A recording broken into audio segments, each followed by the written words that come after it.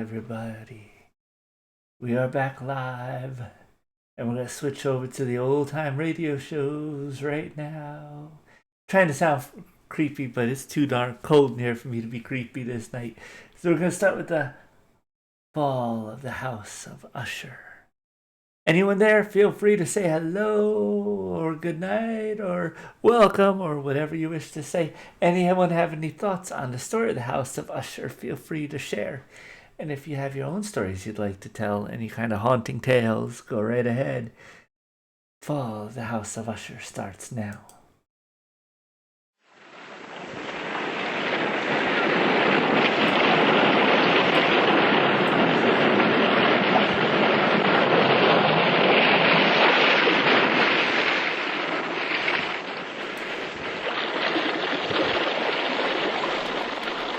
The weird circle.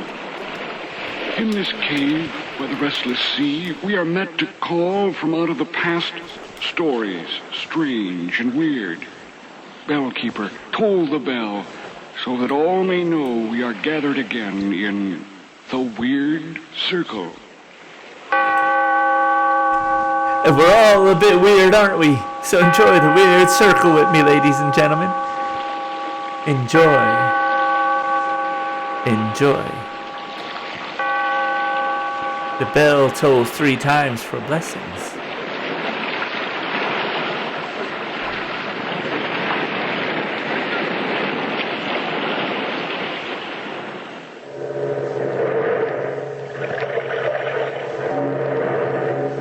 Out of the past, phantoms of a world gone by, speak again the immortal tale, the fall of the House of Usher.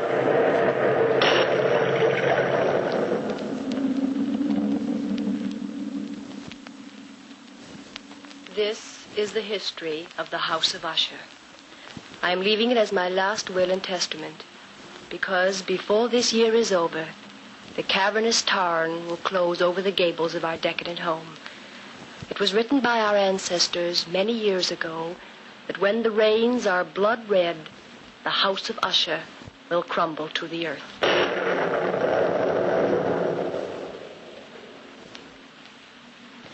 There are 3 members of the Usher family living, 2 in direct descent, the Lady Madeline and her twin brother Roderick. I was engaged to marry Roderick long before I knew my cousin. It is the custom for the Usher family to intermarry.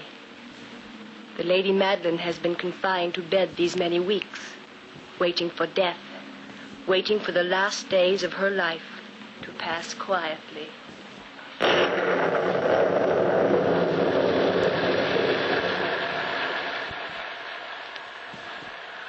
I've so little time left, Roderick. I must see Charles before I die. Charles Wilson is tied up in London on business. He can't come down here every time you've a whim to see him. Oh, this is no whim. It's just a matter of days before I... Don't be impatient with me. Sister, please. Afraid of the truth, Roderick? You've always been afraid of me. I can read your mind so easily. Look at me, brother. Let's not argue again. You've always wanted me to die. You've waited for it year after year, praying and hoping that I die, leaving you free to inherit the house and the fortune. But you'll be fooled. Look. Look at the rain. This isn't you speaking, it's the fever. Fever or not, the rain is turning red, isn't it? Yes, it seems that way at times. Each day it will be redder and redder and darker and... Madeline. Afraid, brother? Are you afraid of blood-red rains? The doctor said you should have rest and quiet. You weaken yourself when you're excited. Where's Dina? I don't know. I'm not her keeper. She's downstairs, probably, buried in that romantic nonsense that she reads. Every girl likes to read romantic stories, Rod. Heaven help her when she becomes your wife. Call her for me, will you? The doctor's orders were that you're not to be disturbed. Call her, Rod. Do as I say. For your own good, I'll get even with you someday. Dina. Dina. Dina. Madeline. Dina. Did you call me Lady Madeline? Yes, Dina, child. Come here, my dear. Is there something I can do for you? Yes. I want to see Charles Wilson before I die. I told you he was busy, Maddie. Tell Talbot to hitch up the coach and four, Dina. Go to London tonight. Tell Charles I must see him right away. Bring him back with you. I'll not have Dina go out in this weather. But Roderick... Dina, please go. Don't listen to Rod. Do this for me. I will not have strangers dragged into our family secrets. Charles Wilson is no stranger. He's the only one who knows the secret of the house of Usher. I don't like leaving you, cousin. The doctor will be here shortly. Hurry, my dear, and bring Charles back. I forbid it, Dina. If I don't see Charles tonight, I'll be buried alive. Not able to live. Not able to die.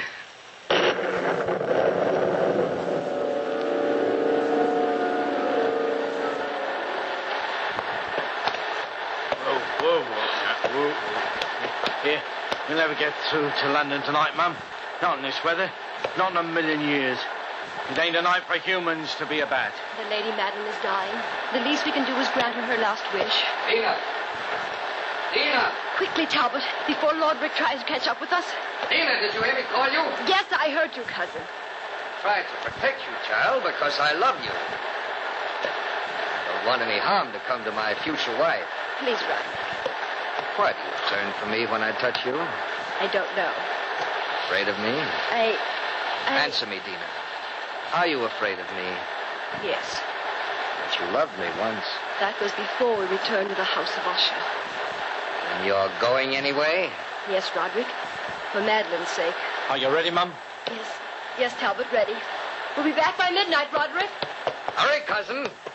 Or else the Lady Madeline might not live long enough to get her last wish. Ooh, that sounds like a threat, don't it? Did she leave, Roderick? Yes. Madeline, why don't you confide in me? Why must you call in strangers when you know how it humiliates me? I can't trust you, Roderick. Ever since we were children, you've kept one secret from me. What is that secret, Madeline? That's one thing you'll never wheedle out of me. What is that secret, Maddie? Leave me alone, brother. I'm ill. You're dying, Madeline. You know you're dying. The secret won't do you any good. Now, what is it? Please, Roderick.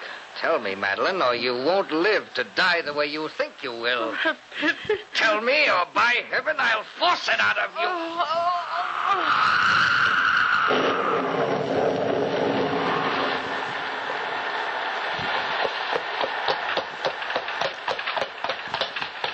Whoa there, whoa, boy. This is his house, Mum. Thank you, Talbot.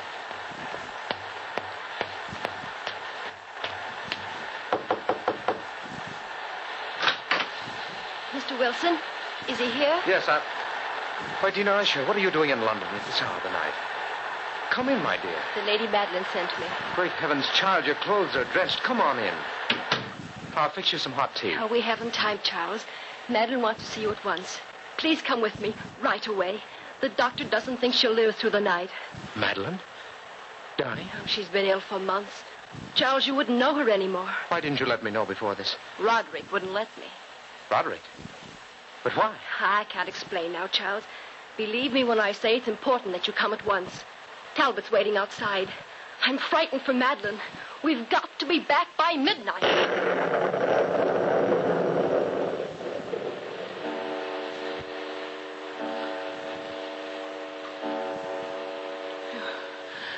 You came in time, Doctor. Lady Usher, you shouldn't allow your brother to excite you. There's a cruel streak in him at times. Surprisingly like my grandfather. What time is it? Midnight. Here, drink this. It will give you strength. I can't move. Lean against me. There. Dr. Bain, you've attended all my family, haven't you? Yes, Lady Usher. You've been closer to us than almost anyone. If I ask you for an honest answer, would you give it to me? That depends on the question. How much longer have I to live? Years, my dear. No, Doctor. I want an honest answer. Please. It's imperative that I know. I don't know, really, my dear.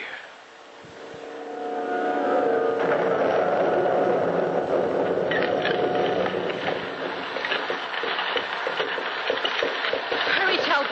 Please hurry. I'm going as fast as the horses can go, Mum. Giddy up. Giddy up. Faster, Talbot. We won't accomplish anything at all if you lose self-control, Dina. Oh, I'm sorry, Charles, but I've the most dreadful foreboding. Foreboding? Why, I thought Madeline and Roderick were as close as brother and sister could possibly be. They were until about a year ago. What caused the change? Well, I'd been living at the house of Usher for about 4 months when Roderick suddenly became, nervous, jumpy. He'd lock himself up in his room for days. He was morbid, frightfully morbid. Sounds like a depression of spirit. Oh, it went deeper than that. Madeline fell ill at the same time. And then, the horrible reddish rains began to fall. Red rain? Dina, really? Oh, you'll see. The first day those rains began to fall, the rift between Madeline and Roderick widened. Until now, their hate is a living thing. It fills the house. They seem to be battling constantly for possession of each other's soul. Charles, look. Look ahead. There's the house. And the rain. Look at the rain. Yes. Red rain.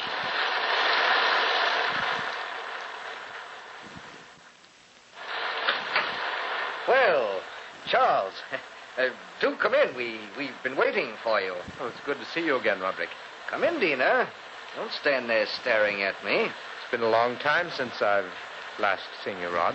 Yes, a long time. Let me take your coat, Charles. I'll hang it up. Thank you, dear. My sister's waiting, Charles. You'd better go right up.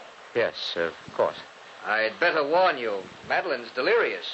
She doesn't quite know what she's saying sometime. Rod, why don't you come up with me?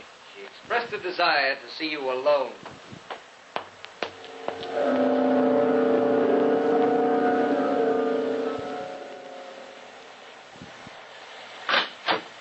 Charles. Oh, Charles, I'm so glad you came. I had to see you alone. Madeline, don't try to sit up. You'll only weaken Sit yourself. over here, Charles, next to me. You're the only person I can trust, and you must promise to do exactly as I say. Of course, of course. Remember what I told you years ago. Remember about Roderick and me. I told you then that he and I were more than twins. Well, that was just childish fancy. Oh, I wish to God it were. But those suspicions have all been proven these last few months. Roderick and I are only one person, not two. We have two earthly bodies, but we share one soul. When Charles and I were born, our shoulders were attached. The day of our birth, we were separated. Well, that doesn't necessarily mean you share one soul. I've never been able to feel anything for myself. His thoughts are my thoughts. His tears are my tears. His weaknesses are mine. Don't you understand, Charles? Are you sure of this, Madeline? Positive. His mind has the initiative. He doesn't respond to my emotions. Because I had none. None. I'm cold without him. Don't you see my earthly body is wasting away? But my soul is not my own. As long as he's alive, Charles, the power of his life will keep me living. Madeline, Lady Madeline, you mustn't even think of it. Oh, it's true, though. I'll have a living death. I'll be buried alive. Unable to live. Unable to die. Madeline. That's why I called you here. Promise me now, Charles. You'll never allow my coffin to be sealed. Keep my body in this house. You must rest, Madeline. Stop talking. Do you of death. promise, Charles? Promise. Yes, of course I do. Don't tell Roderick, Charles. Ever. He'll seal me in my tomb alive. Madeline, my dear. Every mortal is entitled to his own soul. If I can't rest in death... Oh, if I can't rest in death, I'll return from the grave and take him with me.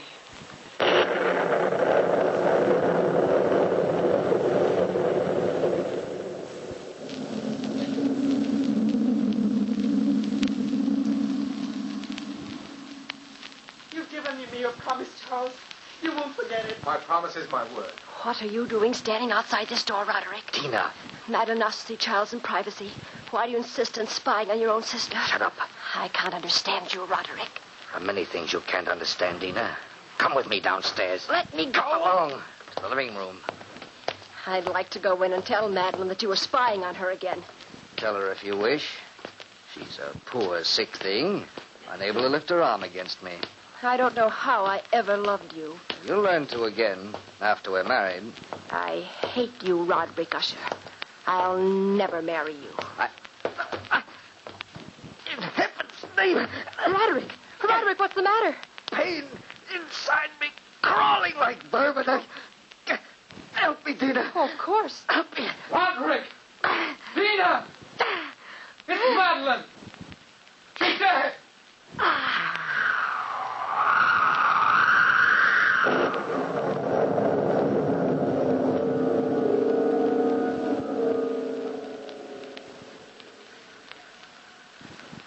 Here I am, Madeline, beside your bed. You're dead, Madeline. Dead. Two people fought for the possession of one soul, and you've lost. You'll try to drag me to the grave with you, but you're weaker than I, Madeline. You'll never return. Never. And that was her last request, Doctor. It's a peculiar request, Mr. Wilson. I know it is, Doctor, but it was the Lady Madeline's last wish. Oh. Roderick. What are you doing here? Taking a last look at my beloved sister's face. Oh. Doctor, I'm not quite sure that the Lady Madeline is dead. Look at the flush of life in her cheeks. Stop speaking like a fool, Charles. Look for yourself, Roderick. What are you trying to do, frighten me? No. I've asked the doctor to verify her death. In cases of this kind, Mr. Wilson, death from catalepsy, the deceased often retains a lifelike flush, but it's merely symptomatic. Nothing supernatural about it. Of course she's dead. Isn't she, Doctor? However, if you feel the slightest doubt... No doubt at all. I'd suggest delaying the burial for a week or two. As her nearest of kin, I want the funeral held at once. She'll be laid to rest in the family catacombs beneath the house. Roderick, I gave her my word. Your word isn't valid. You're not one of the family. But it was my word of honor. Don't mix in family affairs, Charles. But the least you can do is grant her last wish, Roderick. This is nonsense. The dead are best buried. But, Rod, your own sister. No.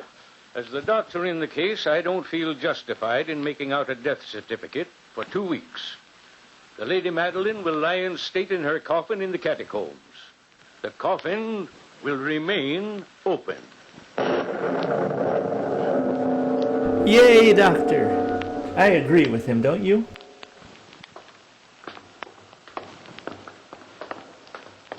For 30 years, these catacombs have been unused. Look at the walls, Dina. Time has encrusted them with niter. It's cold in here. Cold and damp. Let's take the coffin this way, Talbot. Watch out, Charles. Don't fall. Be careful.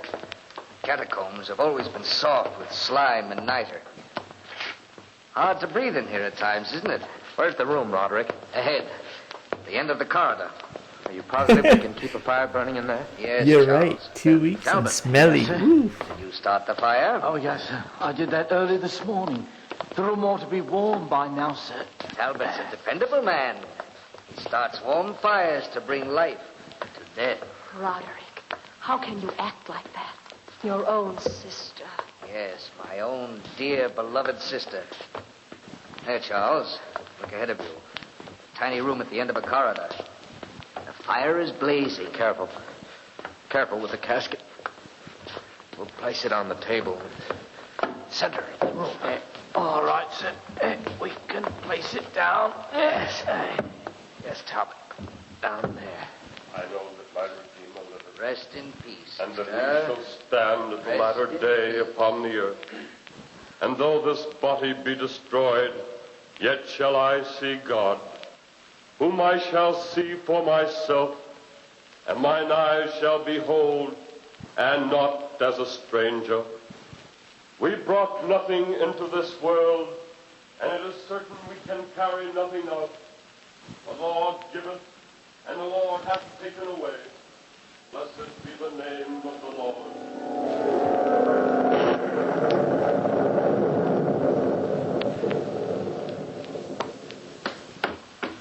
Talbot? Blessed Talbot? Yes, be ma'am. his holy name. Why, Mum, what are you doing up at this hour of the night? I can't sleep.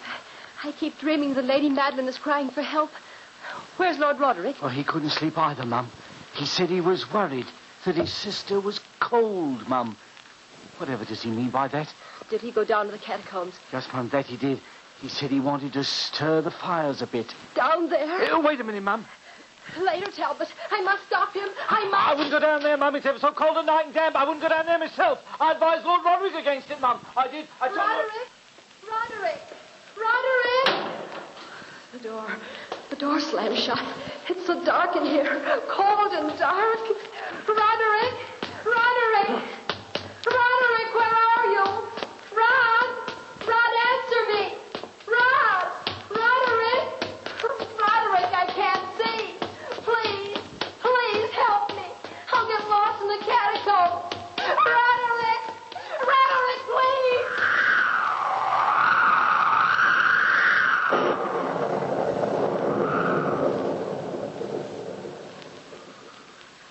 I don't like these goings-on at all, I don't. People dying and not getting themselves properly buried. It ain't normal. No, that it ain't. Talbot. What are you up to, Mr. Wilson? Don't nobody sleep proper in this here house? Where are Miss Dina and Lord Roderick, Talbot? Well, I was sitting here as nice as you please, sir. But where is Miss Dina, Talbot? Well, yeah, that's what I'm getting to. I was drinking this here cup of tea when Lord Roderick comes in a little past midnight. Or was it a little before midnight? Where is he? Well, I'm getting to that. He comes in and he says he wants a flame. Yes? Yeah. He says, as calm as you please. He wants to go down and keep his sister from getting cold. And Miss Dina? Well, as for her, she came down a little later and said she dreamt that the Lady Madeline was calling to her. So she follows Lord Roderick to the catacombs. It ain't proper, sir. It ain't proper.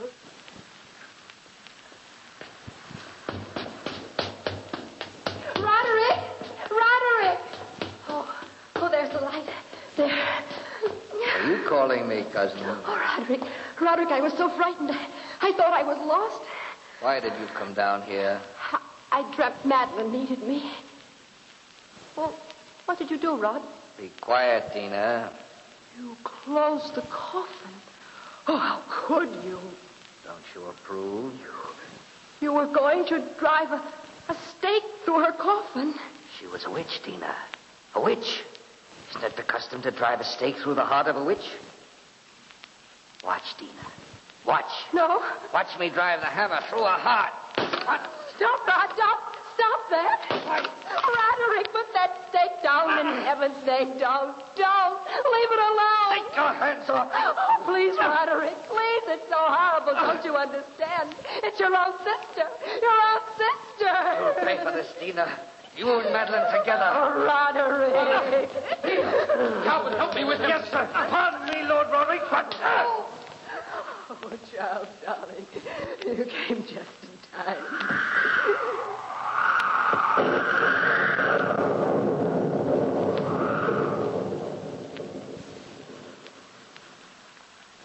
He looks like he was dead, sir. Lying there on the sofa. No, he's beginning to stir. Keep bathing his face in cool water, dear. He'll be all right.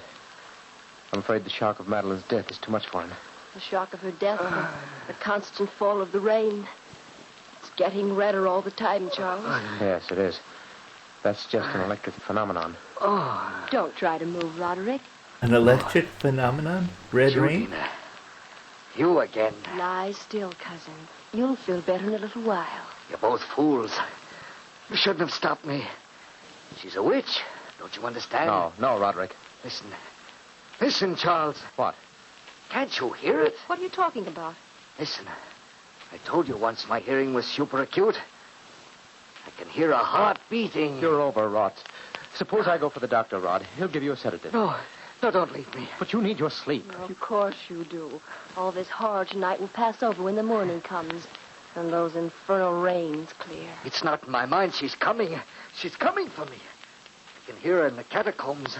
Listen, Charles, listen. Roderick, please believe me that you're simply overwrought and emotional. I've got to get out of here. I must leave at once.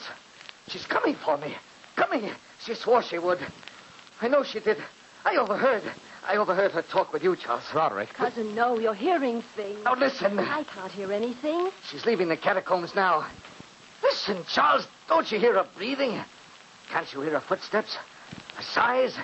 She's in the hallway, Charles. In the hall. Help me, Justin. Help me, Charles. Roderick. She's coming closer. Faster. Her feet are on the stairs. One by one, she's coming up those stairs. Listen, you can hear her now, can't you? You can hear her now. Charles, look out the window. The rains are blood red. She's outside the door. Listen. Listen, cousin, listen. Madeline! No, sister. No. Leave the house of Usher, Charles. You and Dina, leave this cursed house at once. The rains are blood red, and I've come to reclaim my soul. Madeline. No. No. And you, Roderick, you will be soulless forever.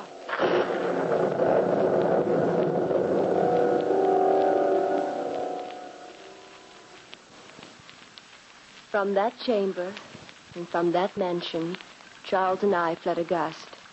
The storm was still abroad in all its wrath as we crossed the park to the highway. The moon above the house of Usher was blood red. And Charles held me close as we walked on and on into the night.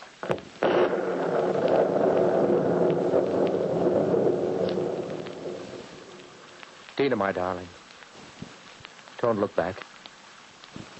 The house has crumbled to the ground. Crumbled into the cavernous tarn. Charles. Little Dina, you'll always be safe with me.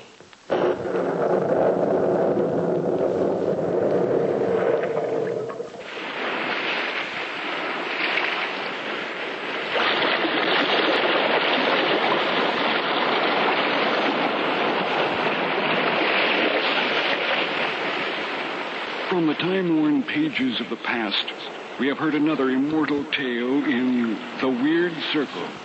Bellkeeper, toll the bell. Be here in this lonely cave by the restless sea once again next time for another immortal tale in The Weird Circle. How did you like that one? It's weird. Just as the rain sound started, it started raining outside my house. Really heavily, too. It was like, woo! It was like, oh. Boris Karloff on Inner Sanctum Mystery. Brought to you by the makers of Trotter's Tales.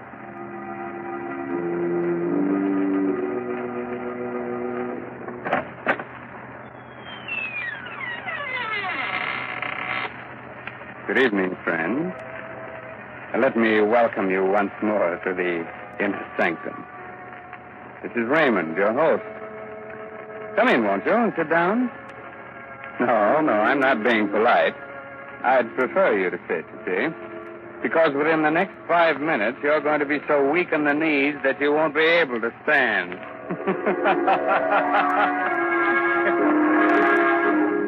Inner Sanctum Mysteries again has the pleasure of bringing you the famous star of radio, screen, and stage, now featured in the current Broadway success, Arsenic and Old Lace, Boris Karloff.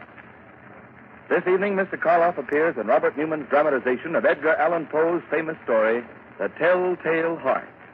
Presented for your entertainment by the makers of Carter's Little Liver Pill, the best friend to your sunny disposition.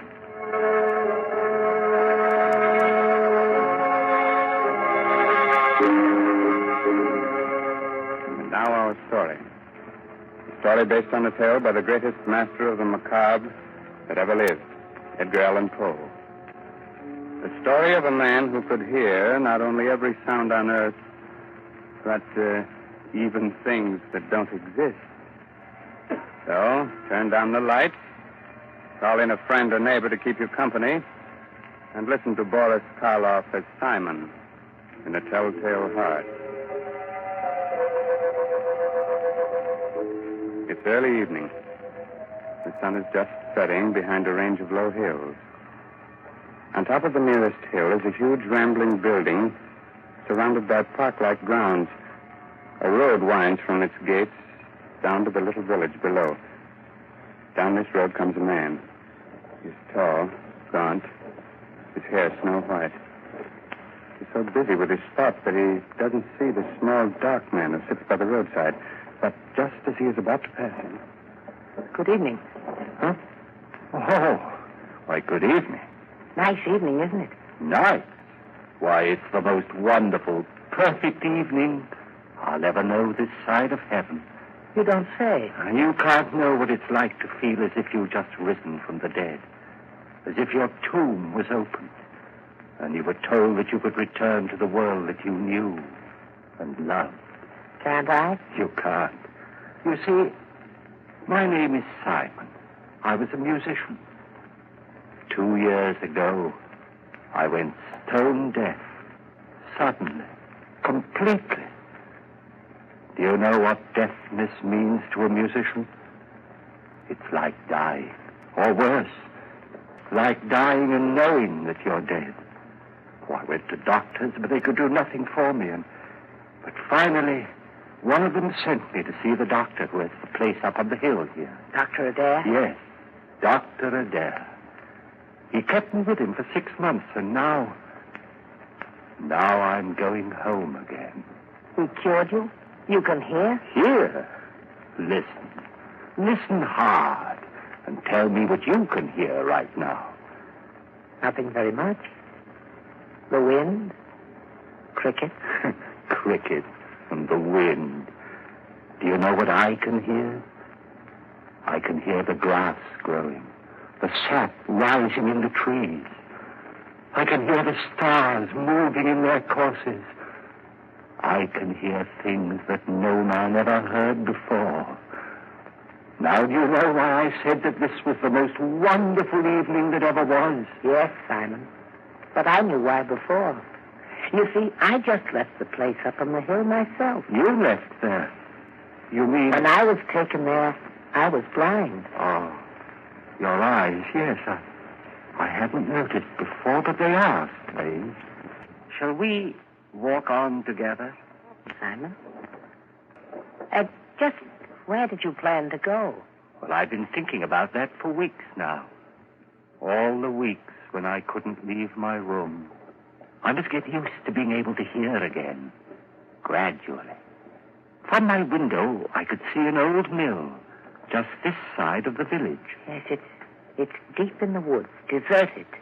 There's moss on the water wheel, and the door hangs open by one hinge. You mean that you can see it from here? My eyes have become as good as your hearing. You thought of going there, living there? For a while, until I was ready to return to the world. Oliver, why don't you come with me? Then when we are both ready, we can go back together to the world. Yeah. I could do that. Think of what it's going to mean, how much we're going to be able to help people. You with your sight and I with my hearing. Help them? Yes. Yes, of course. All right, Simon. We'll go to your old mill.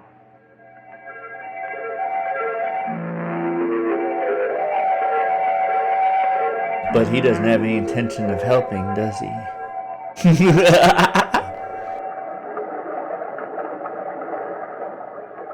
This way, Oliver. Up this path. What? Someone's coming. The farmer, he seems to be looking for something. Good evening. I'm looking for my cow. Have you seen her? Well, what kind of a cow is she? A brown and a white one with a crooked horn. Wait. I hear her. She's grazing in a field on the other side of the woods. Hear her? That's almost a mile from here. I have good ears. Good? You must have ears like a fox. But that field, that's the squire's. How did she get there? You think someone took her? Who would? Well, it's the squire's land, but he's the richest man around here. Why should he have taken my cow? Wait a minute. Let me see. Yes. Yes, I do see someone with your cow. He's just leaving her. You can see that? Right through the woods? I have good eyes. Who is it? What's he like? Is he tall, wearing a brown jacket? Yes. I knew it. It's the squire. He's trying to steal my cow. I'd better go get her. Thank you very much. Perhaps I'll see you both again. Perhaps. We'll both be staying around here for a while there in the old mill. Why did you tell him that, Oliver? Did you really see the squire taking his cow? I saw what he wanted me to see. What do you mean? He hates the squire because the squire's rich and he's poor. But what? Never mind, Simon. Shall we go on to the mill? Here we are. And it's just the way I knew it would be. Quiet, peaceful, no noises, just sound. And even those are dulled by the waterfall. Yes, it's just the way I knew it would be, too. Dark, dank. The home of the rats and spiders. We'll be happy living here with them. Happy with rats and spiders? Why? Because they're like me. Rats see in the dark, and spiders spin webs. I don't understand you, Oliver. Must you always see the worst, the most evil side of everything? Always. But why? Don't you love people? Don't you think that this is a good world? A good world when I was blind for more than 2 years? But whose fault was that? What difference does that make? I was blind. And did anyone care that I was? No.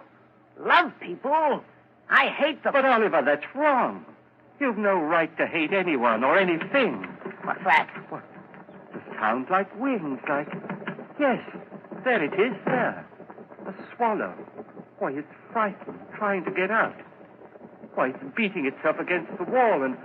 Oh, poor thing, it's hurt itself. Fallen to the ground. I'd better catch it. Is it badly hurt? No, I don't think so. Oh, just this one wing. Let's see. Perhaps we can put a splint on it, heal it. Do you think so? Here, Oliver. But be gentle. It's still terribly frightened. I will. Oh, Oliver! What are you doing to that bird? Doing... Blood, you've crushed the swallow, killed it. Why, so I have. You killed it deliberately. You think so? I told you we all have some badness deep inside us. Even you. Here you are ready to believe the worst of me, that I'd wantonly crush a harmless little sparrow to death and... Simon. What is it? I don't know, but there's something in your face. Something that wasn't there before. I don't know what you're talking about. I'm going up to bed. Simon! Simon, wait! It wasn't he that was blind. It was I. Why, he's bad, evil, clean through. He's like one of the spiders he loves so much, lurking here and spinning cunning webs to catch innocent people in. And what he saw in my face just now, there was something there. Something that wasn't there before. Death. Why did this have to happen to me? I was so happy just a little while ago. I loved everyone, the whole world. And now I have to kill him. And here I am, friend, Raymond, your host in the inner sanctum, who also loves everyone. So, Simon has decided he must murder his companion. Not because he wants to, but in order to keep him from spreading the hate and evil he seems to love. That's a charming idea. But if Oliver's eyes are as good as he says they are, good enough to see death in Simon's face, how will he be able to do it, Quite a problem, isn't it? Well, Raymond, everyone has problems. It's the answer that counts. It certainly does, Mr. Hurley, in a mystery drama. Yes, and in a domestic drama, too. If you don't believe it, listen to what Agnes Vale says to her husband at the dinner table. Oh, Bob, you haven't said a word about the cake, and I baked it especially for your birthday. After 30, no one wants to be reminded of birthdays. Oh, that's silly. Besides, a person's only as old as they feel. Well, if that was the case, I'd be about 60. You mean 90.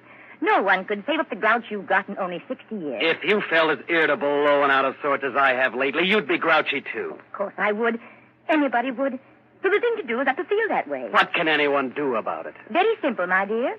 Try Carter's Little Liver Pills. Right. And when you don't feel good, try Carter's Little Liver Pills. They do the work of calomel but have no calomel in them, for they are simple pills made of vegetable drugs. They wake up the flow of one of our most vital digestive juices. When this vital juice flows at the rate of 2 pints a day, it helps to digest our food and bring back the glorious feeling that goes with regularity. Then most folks feel like happy days are here again. But be sure you get the genuine Carter's Little Liver Pill.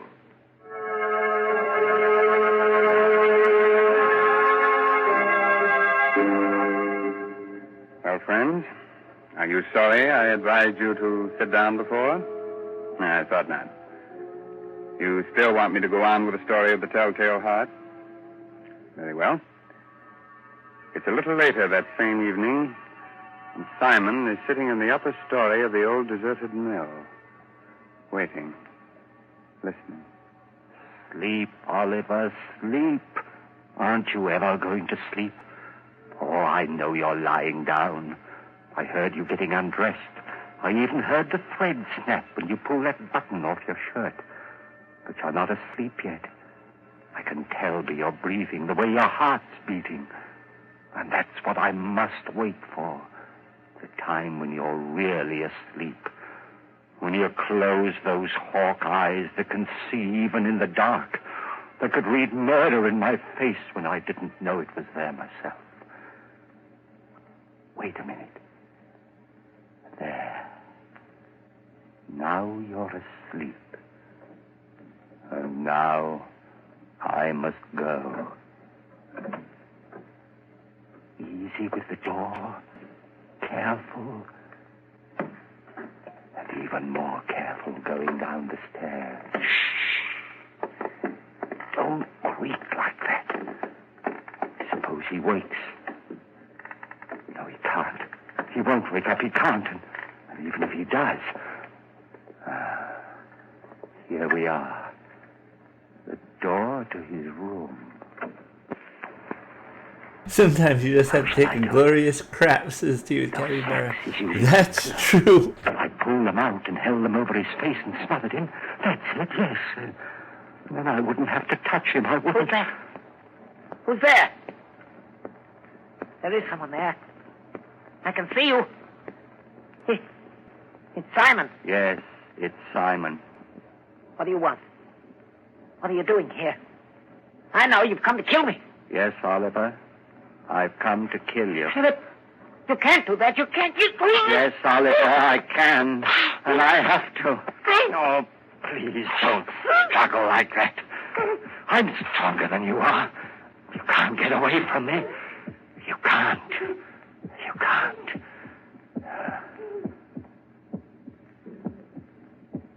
That noise. Hear it? It's your heart. Beating, pounding, driving the blood through your veins. It's beating more slowly now. Slower and fainter. Running down like a tired clock. And I'm not going to let you go until it's stopped. So don't struggle. Don't struggle, please. Just a few seconds more. I can hardly hear it now. Just a faint, throbbing murmur. And now, even that's gone. Yes, it stopped. And you're dead. Oliver, listen. I didn't want to do it. I didn't, but I had to. You were only interested in hurting people. That's why I had to do it. And that's why I'm not going to give myself up or confess that I killed you, because I could still help people. You understand, don't you? That's why I must get rid of your body, hide it somewhere.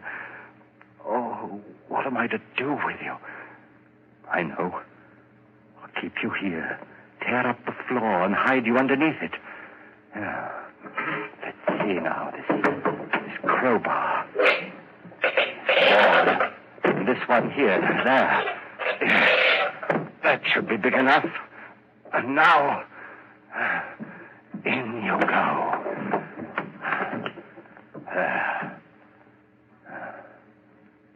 Goodbye, Oliver. Goodbye. Just put these boards back. Nail them down again with the same rusty nails. And it's done. Now I'll spread this dust over the cracks. No one will be able to tell what I've done. No, not even with your eyes.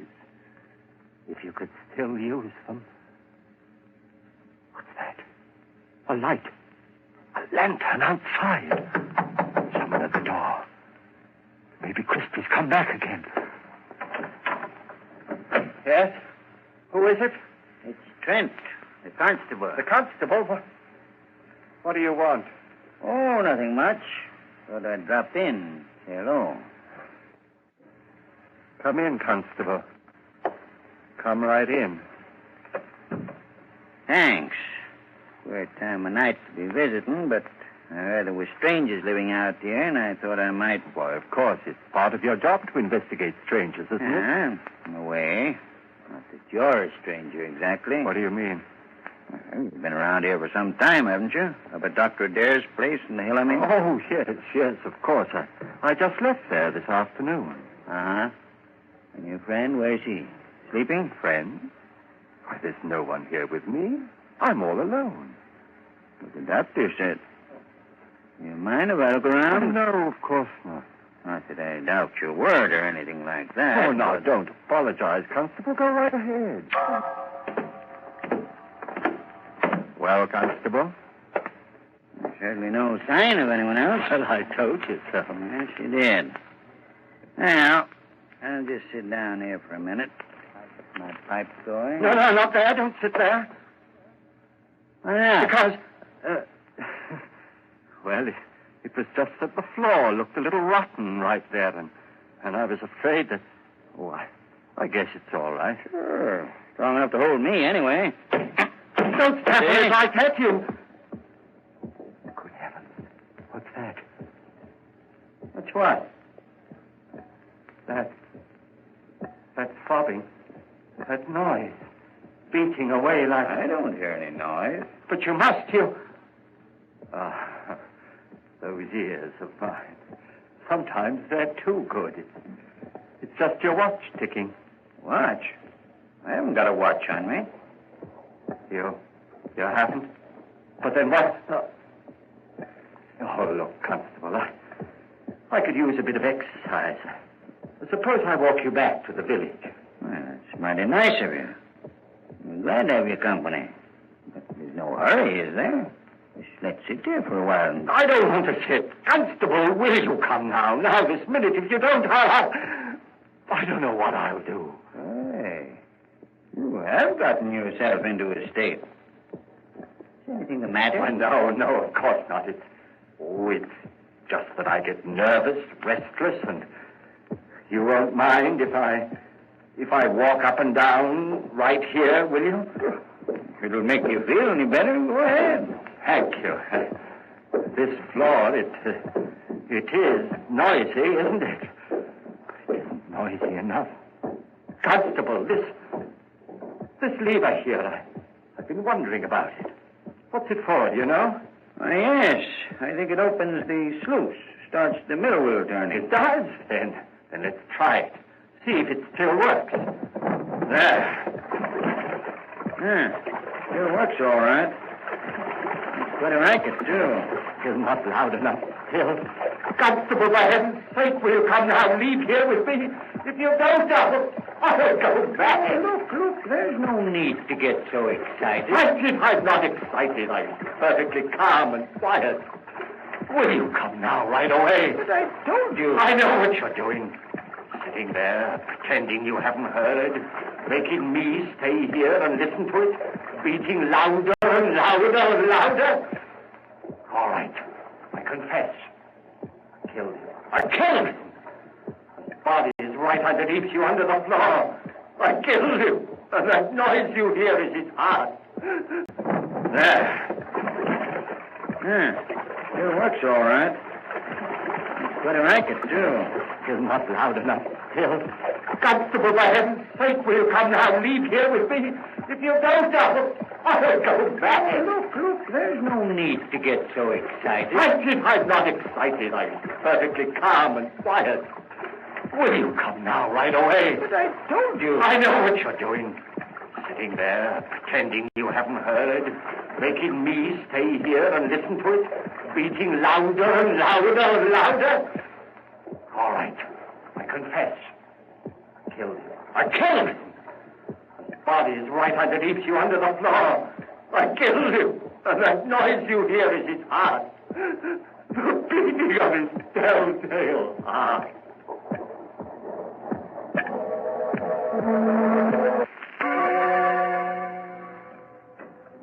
Hello, Dr. Adair. Oh, Constable, hello. Well, did you find them? Yes, Doctor. I'm glad. Some of my boys will be bringing the other one, Oliver, along in a little while. Bringing him? What's the matter with him? Well, sort of. They were in the old mill by the river. Simon had evidently tried to kill Oliver, but he hadn't done a good job of it. He nailed him up underneath the floor. And when we got him out, he was unconscious. He's still pretty weak. I see. Bring Simon in, will you? Sure. All right, Simon. In here. Yes, Constable. Now, turn him around so that he's facing me. That's it. Well, hello, Simon. Hello, Doctor. Simon, why did you run away from here this afternoon? Run away? I didn't run away. I left. What need was there for me to stay when I was cured? Oh. And what you did, or rather tried to do to Oliver? That was wrong. I know it was wrong, but I had to do it. He was bad, Doctor, bad. He hated everyone, wanted to hurt them, and I couldn't let him. You know, it's strange, Constable. Two men, both mental cases because of a sudden affliction. But while Oliver's blindness made him hate, Simon's deafness filled him with love for all mankind. Deafness? You mean he's deaf? But when you talk to him, he answers you. Yes, he reads lips. That's why I had you turn him around, so he was facing me. But he's stone deaf. He will never hear again. What's that you're saying? Deaf? But I'm not deaf. Why, there's no one can hear better than I. No one. I heard everything when I left here. Things no man has ever heard before. The song of the swan. The breathing of the fish. Why, I even heard the beating of Oliver's heart. After I'd killed him. Yes, Simon, of course. I'm not deaf, I tell you. I'm not. I'm not.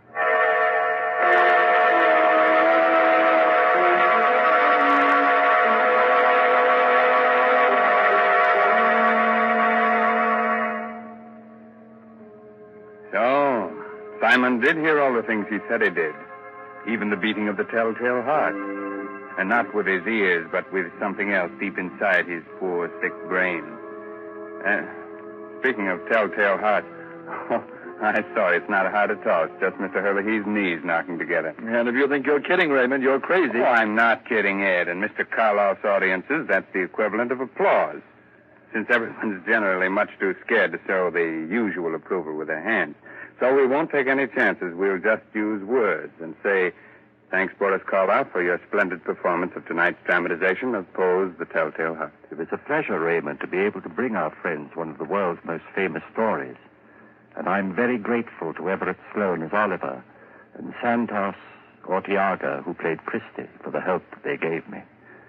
So now I suggest that you listen to Ed Hurley, who has some helpful advice for which you may be very grateful. This is Raymond again, your host, getting ready to close that door to the inner sanctum and say goodnight until the same time next week. In the meantime, if you care to do a little bloodthirsty reading, try this month's Inner Sanctum novel, I'll Eat You Last, by H.C. Brandon. In case you've already read that, why not try some of the other stories by the author of tonight's mystery drama, Edgar Allan Poe? According to all critics, this writer has quite a future. Oh, good night. Pleasant dreams, huh? Inner Sanctum Mysteries will be on the air again next Sunday night, same station, same time, with another chiller for thriller fans. So be with us then. This is Ed Hurley, speaking for the makers of Carter's Little Liver Pills and reminding you When you don't feel good, try Carter's Little Liver Pills, the best friend to your sunny disposition. This is the Blue Network of the National Broadcasting Company.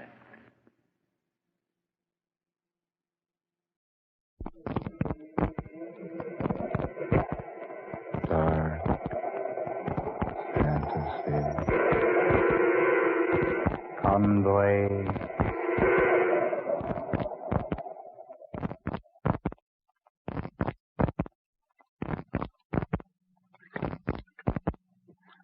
Weary days. Hot and stink. 9 days.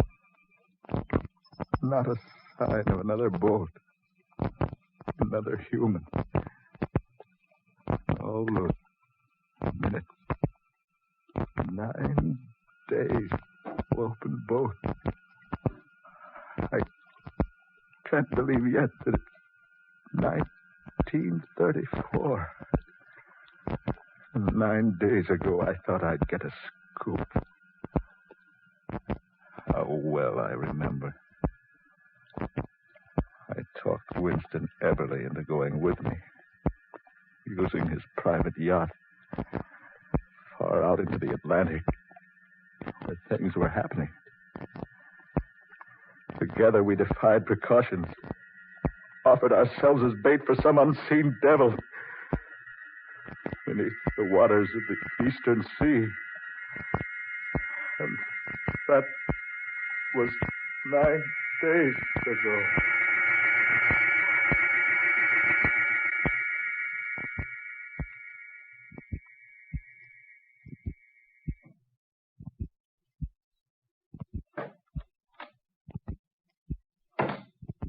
Well, I've been on deck an hour.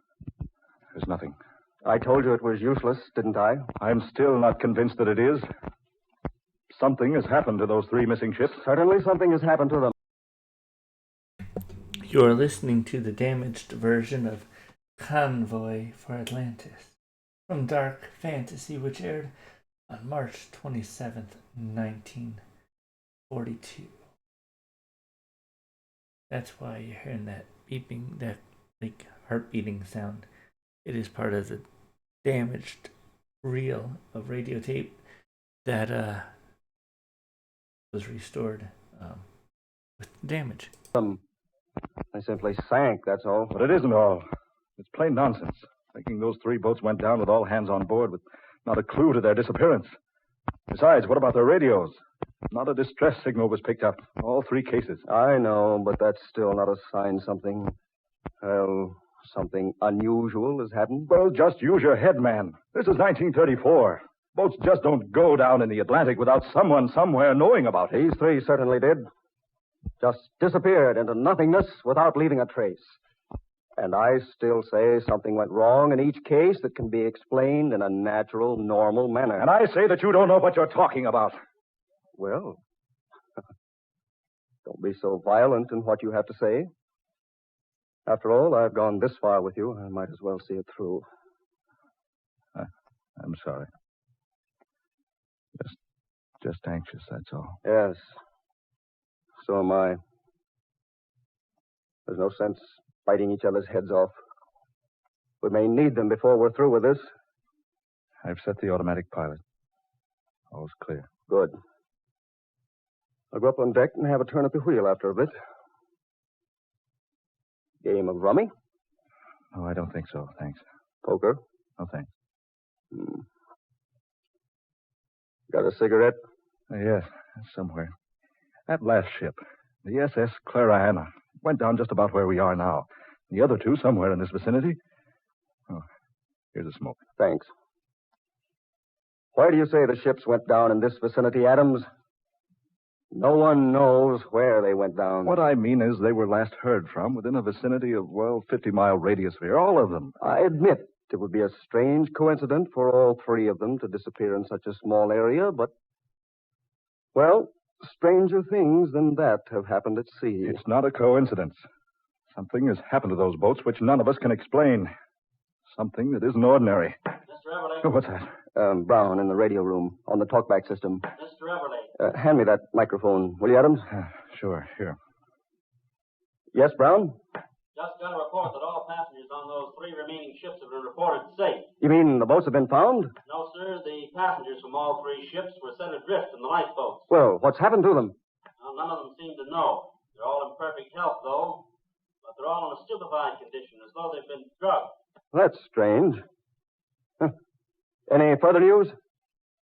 No, sir, none. I just picked it up from a news broadcast from the States. Thanks, Brown. Now, what do you think, Everly? Strange. All hands from all 3 ships set adrift in the lifeboats, and none of them knowing what happened to them. And all of them in a drug condition. That doesn't make sense. No one could drug 3 boatloads of passengers. Through the drinking water? Half of them don't drink water when they're aboard. Still, they were drugged. But how, man? How? That's another mystery I'd like to clear up. Then perhaps you can. What? I say. Where did you come from? Who are you? My name is Siegfried. How did you get on board? Where did you come from? One question at a time, if you please. I came on board in the same manner I boarded the other boats lately. The others? The 3 others. You're responsible for what happened to those boats? Yes, I am. But how? Why? I needed them for my own purposes. You destroyed them? I sent them to the bottom of the Atlantic. I repeat, you destroyed them? Quite the contrary. I used them to a very good advantage. What do you mean? Would you like to know? I certainly would. Then I shall be glad to show you if you wish.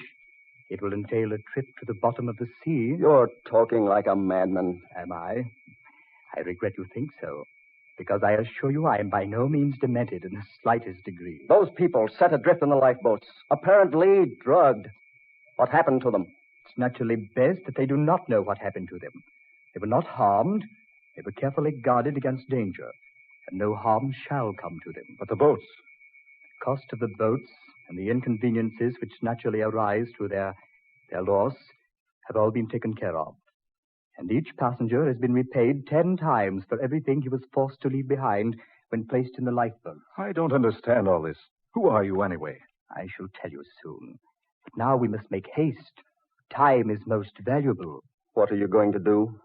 You told me you wished to see what I did with the 3 boats. I'm ready to grant your wishes and to take you to the depths of the Atlantic. But, You see, I need your boat. My boat? Yes. I've come to take it. I welcome you to go along with me, if you wish. But where? What are you going to do with the boat? I've already told you I need it. Together with the others, I have use for it.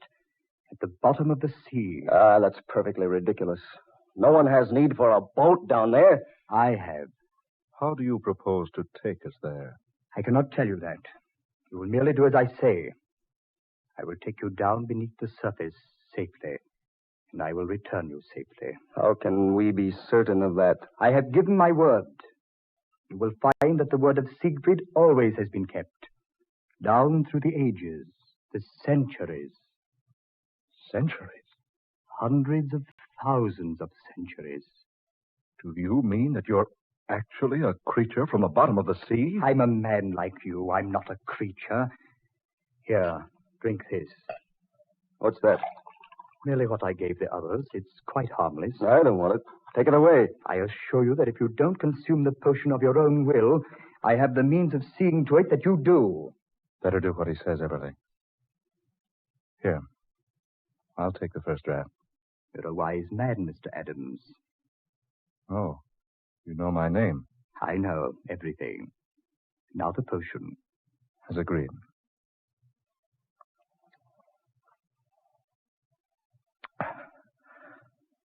All right. Now, Mr. Eberly, for your radio man and mechanic have already been set adrift. They will arrive safely ashore within a few days. None the worse for their experience. Mr. Eberly? No. No, I won't take it. Take it away. Get away from me. Too late to change your mind now. You will drink all of this. No, I don't want it. I give you one more opportunity. No, I refuse. I'm no fool. I won't take it. Very well, then, Mr. Eberly. There. What have you done to her? I told you I had the means of compelling you to take the mixture. Now it's well with both you and Mr. Adams. I shall take your boat and the two of you along with it.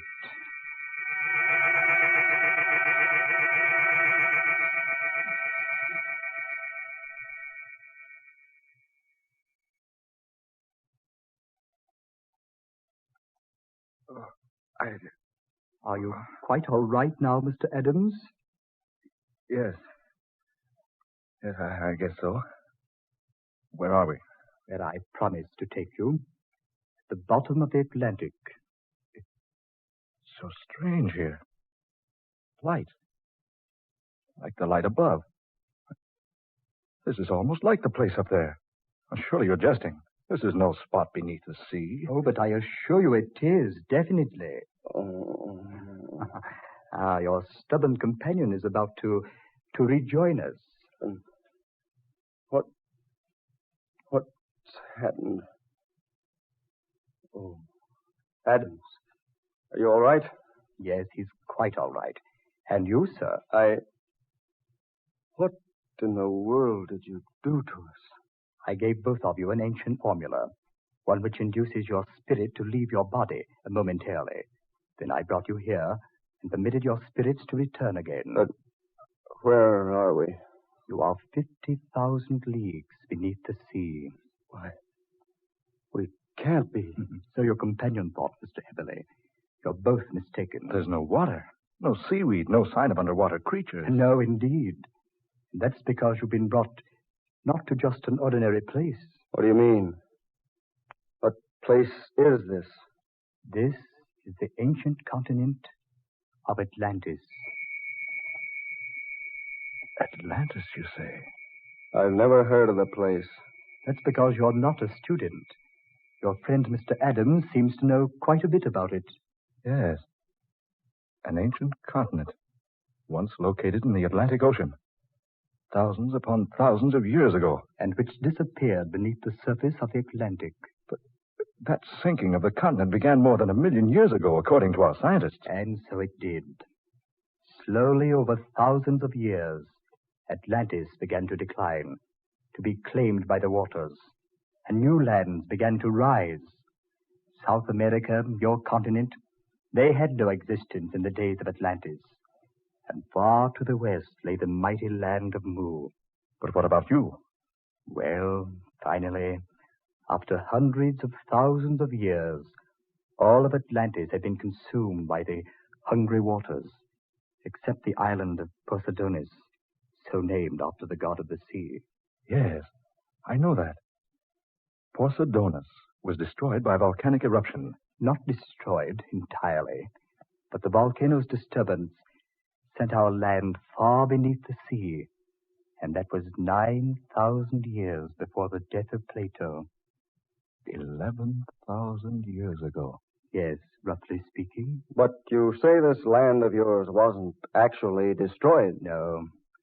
There were in our land wise men from Greece, and together with our wise ones, they foresaw the volcanic disturbance and the sinking of Poseidonis. Yes.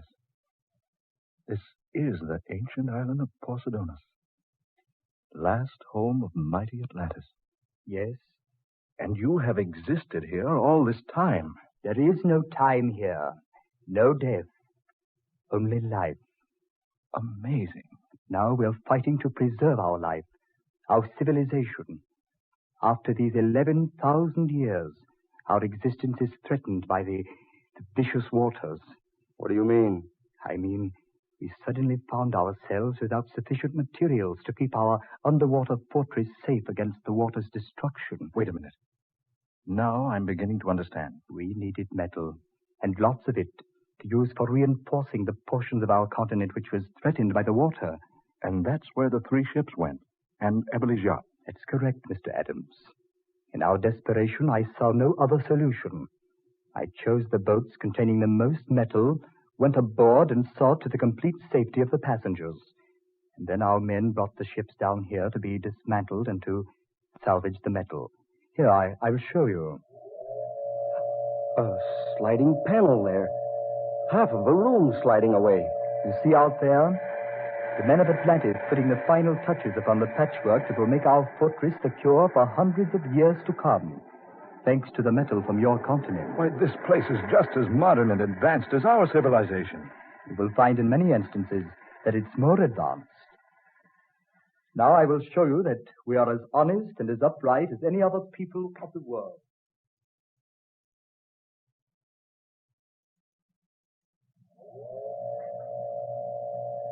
This is the treasure room of Atlantis. Harvey, look. Jewels, gold and silver, treasures of every sort here. The room is completely filled with valuable treasures. Each passenger on those boats we confiscated received a portion from our treasure room, enough to more than repay him for whatever loss he suffered, and the boat owners were paid double the value of their vessels. When you return to the surface above, you will be given a portion likewise in payment for your yacht, Mr. Eberle. I've never seen quite so many valuables together in one place in all my life. Oh, come now. I've shown you the explanation of what has been happening. It's time we refresh ourselves, and time you were preparing for your return journey.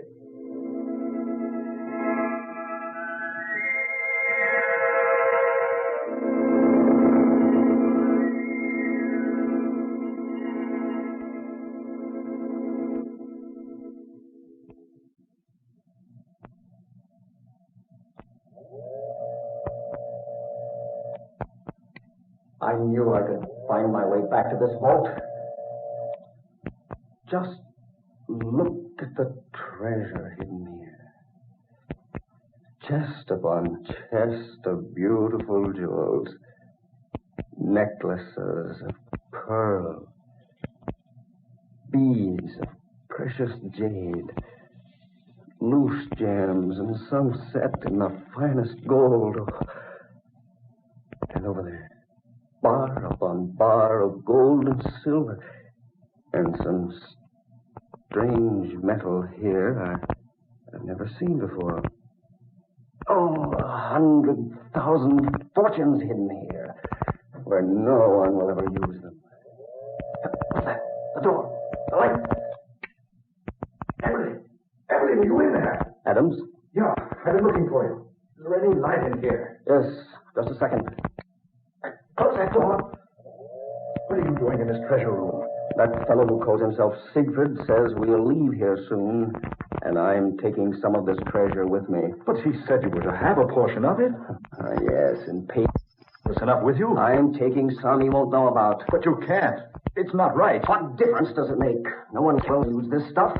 Might as well take some of it where it's as gems as I can. I know I have the 11,000 years. I see that. He's about in his 11,000th childhood, I'd say. Here, hold these diamonds. But I don't want any part of this. I'll take care of getting them away from here. Eberle, I advise you not to do this. Listen. You came you. You could not conquer the worldly desire to steal our treasures. You'll never use them. Nonetheless, they still belong to us. Why not let us take them where they'll do us some good? They're useless laying here. I had intended to give each of you enough of the treasure to make you wealthy me from doing so. Look here, Siegfried. Those are loves to Adams have known better than 10,000 years ago in vice. Till the same greed and sin and iniquities included all evil. And so I gladly send you back where vote to pay for your... You get that before you reach the safer torture.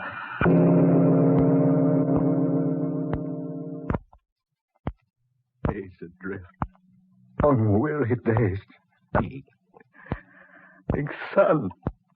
More food. Unconscious in the bottom of the... Moving.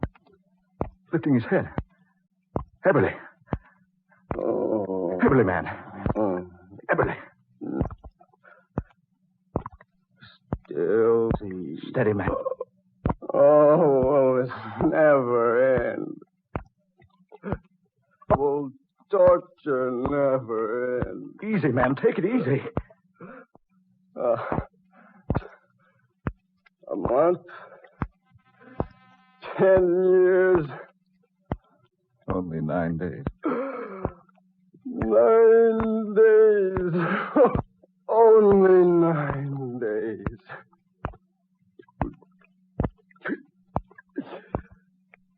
I can't stand it, Harvey. I can't stand it any longer. Save your strength, man. I'm going mad. I can't stand it. There in the bottom of the boat. The chest of treasure in payment for my yacht. Eberly! Eberly! What good will it do now? We'll be dead when we reach shore. Oh, we'll be dead. Steady. But nobody else will get it. What are you going to do? There won't be left here for anybody else. I'll see to it that no one else gets his hands on it. Eberly! He cheated us out of the rest of that treasure. Eberly, don't jump! No one else will get this. Eberly! I'll take Eberly!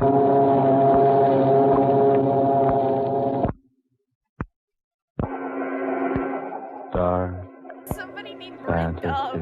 Damn. God, Roblox is loud. You have heard Convoy for Atlantis, tonight's original tale of dark fantasy by Scott Bishop, originating in the studios of WKY and based upon an idea suggested by Ken Wright. Ben Morris was Harvey Adams, Murilo Schofield took the part of Winston Eberly, and Garland Moss was Siegfried, ruler of Atlantis. Next Friday, Dark Fantasy will be heard over most of these stations 25 minutes earlier. Listen for The Thing from the Darkness from Oklahoma City.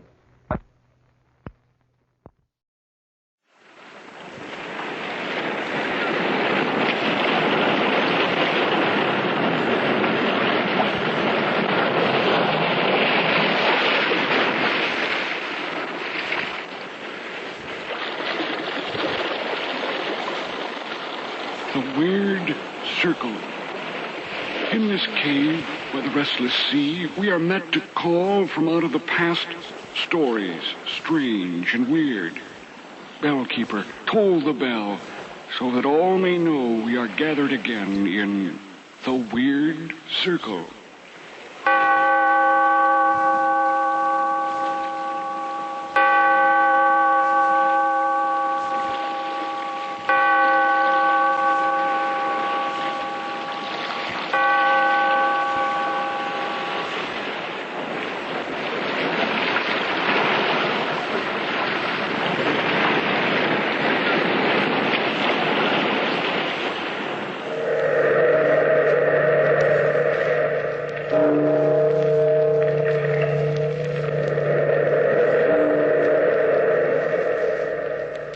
Out of the past, phantoms of a world gone by, speak again the immortal tale, the Cask of Amontillado.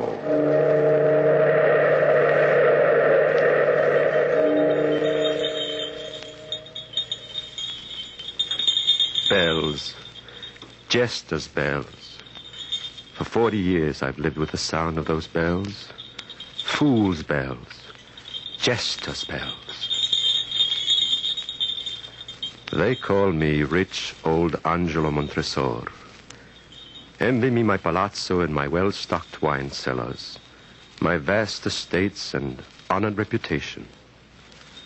Little do they know that all I possess is dust and ashes, for I am a man who longs for death.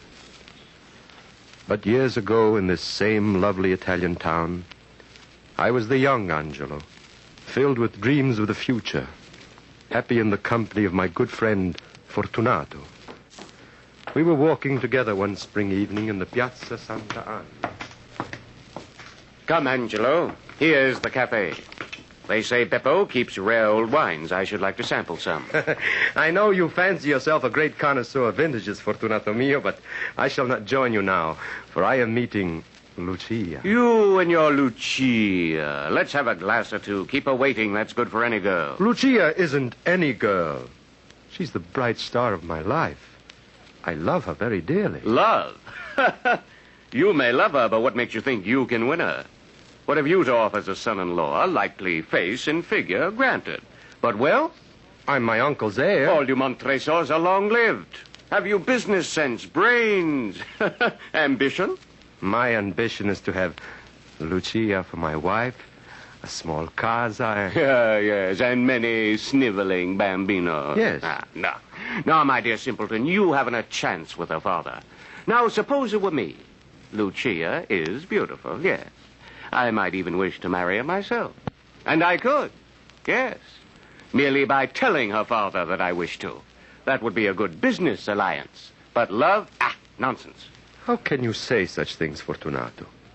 Why do you brag so? I'm not bragging. I shall always get what I want. I am a leader of men, whilst you are a love-lorn loon.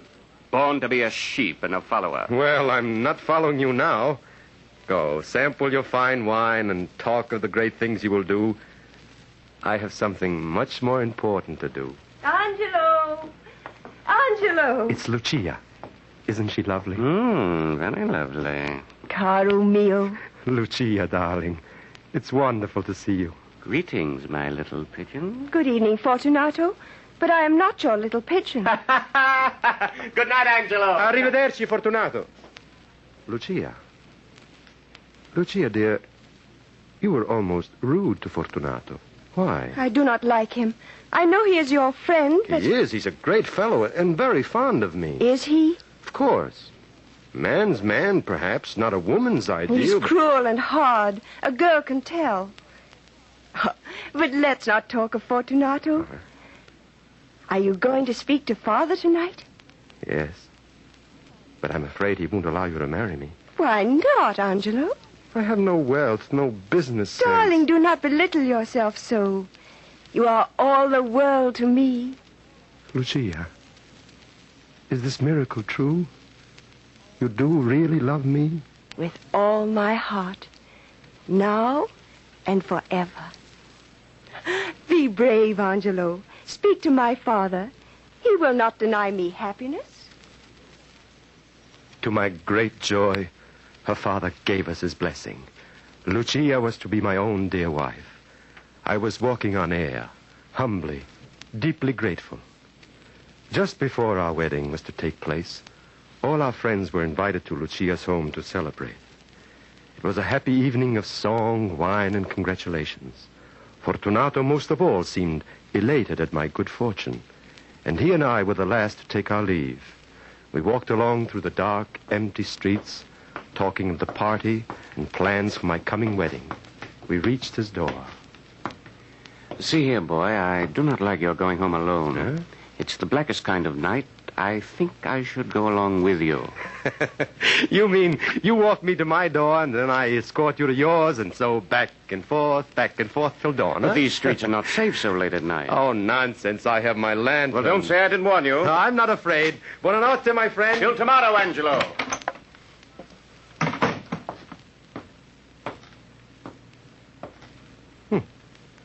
That's funny. Fortunato's worrying over me. It is pretty dark. What's that? I keep imagining I hear things.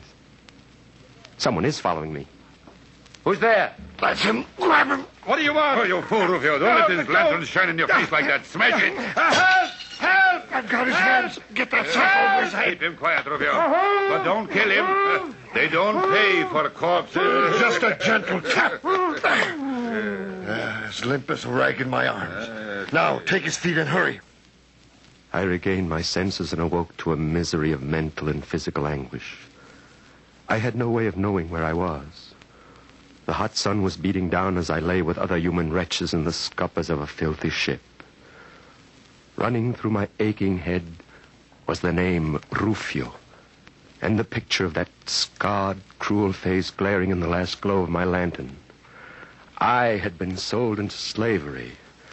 I, Angelo Montresor, lashed and beaten on endless marches over burning sands, and on into the barren mountains, where in our misery and pain we were put to hard labor in the stone quarries.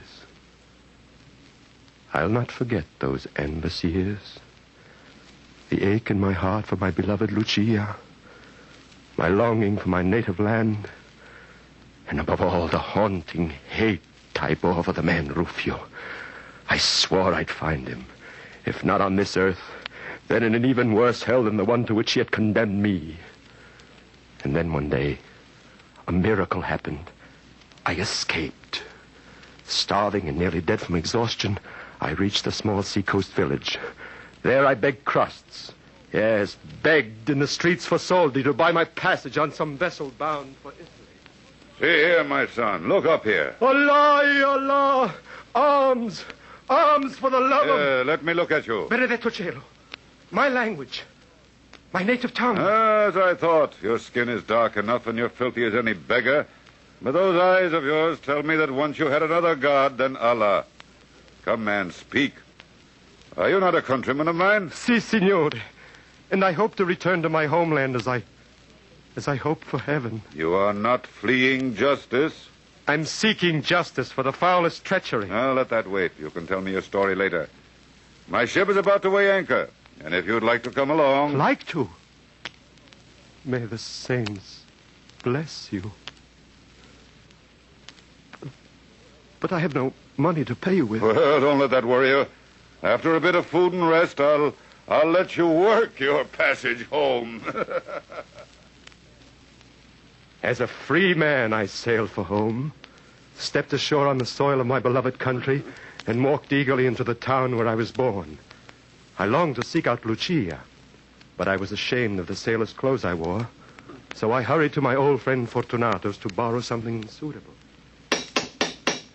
Is Signor Fortunato at home? No, sir. Only the Signora is in. His wife? Si, Signor. Good old Fortunato married? Why, this is wonderful news.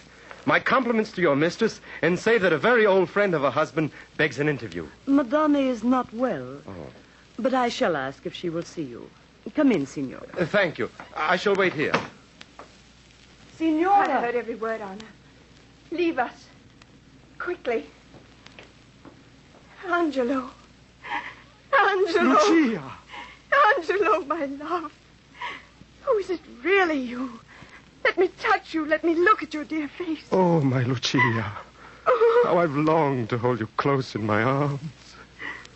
But now you and Fortunato... Yes, Angelo. It was my father's wish that I marry Fortunato. Oh. When they told me that you were dead, I died, too. I became a thing with no heart, without any will. Oh, Lucia. Fortunato was your friend. I thought it would bring you nearer because we could talk of you. But he's never allowed me to mention your name. Oh, Angelo, he is so cruel. Fortunato? Cruel to you? Oh, my darling. What shall we do? I love you so. And I have loved only you. And always shall. But, Angelo, there's something I must beg of you. Implore you to do. Lucia, beloved, what is it? When Fortunato comes, if he seems rude to me, say nothing. Do nothing. It would only make him more cruel. Oh, there he is. He must not know that I have told you. Act, Angelo. Act for my sake. We must seem carefree and gay. Carefree and gay. Fortunato, come in here. A miracle has happened. Why, hurry, see. Here is a long-lost friend. What are you babbling about? Who is this? Dio Possenti, Angelo. But you were killed. No, old friend, not killed. Oh, well, heaven be praised. We've mourned you all these years. What happened? Where have you been? Well, that night I left you at your house, I was followed and set upon by two ruffians. Santa Maria. And to think I let you go home alone. Oh, I blame myself. Have you any suspicion as to... Suspicion? Yes. Absolutely none. Through all the years of torture, I try to think, who did this to me? What hidden enemy? Or perhaps, Angelo, a false friend. Be still, Lucia. This is man's talk. You will serve us best by getting a bottle of my favorite Lacrima Christi from the cellars. This should be a celebration. See, He says this is man's talk. What's wrong with him, man? If I was her, I would have. Oh, I don't know what I would have done, but this is man's talk. I don't think so. That ain't right. Not these days, anyway. Fortunato, though I do not know one bottle from another. She has a fear of my wine cellars, hates to go down there.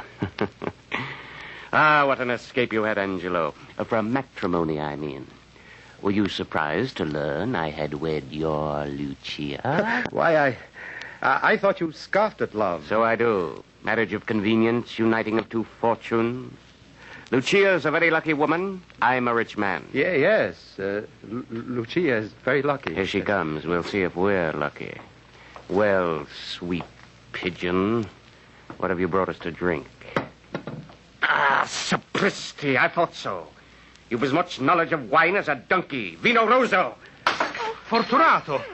Why, there's wine all over Lucia's dress. And it may make her more cheerful, even if it is only on the outside. Lucia, are you all right? Pay no attention to her clutching at her heart, Angelo. That's a gesture she's fond of. But she's not well. Lucia's always ailing, aren't you, my sweet? Shall I get another bottle? No, I'll fetch the wine myself. But wait. Perhaps I shouldn't leave you two childhood sweethearts alone together. In those rags, Angelo, you are no romantic hero. And as for Lucia... Lucia, what is he doing to you? Oh, my darling, I can't believe it. Fortunato, one so good a companion, a gentle friend. My dearest, in those lost happy hours so long ago, I warned you that Fortunato was cruel and hard, not to be trusted. And I believed you wrong. Oh, my Lucia, come away with me. We'll seek a new life together. Oh, no, Angelo. I am Fortunato's wife. What of our love? Our love that has sustained us during all these years. That love will never die, my darling. But there can be no happiness for us on this earth. Our love can be a love fulfilled only after death. Oh, Angelo. Angelo.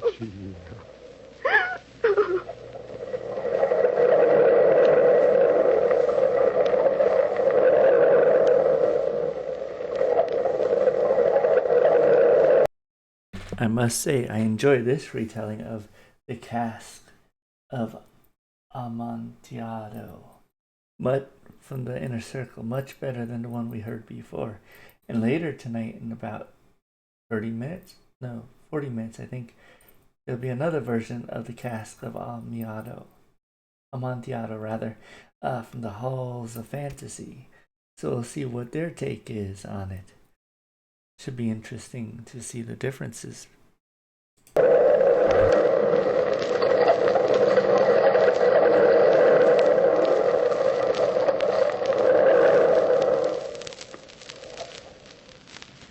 I hardly know how I left Fortunato's house that day, nor remember how I took up my lonely life. My uncle had died, and I was now the owner of the Montresor fortunes. Months passed.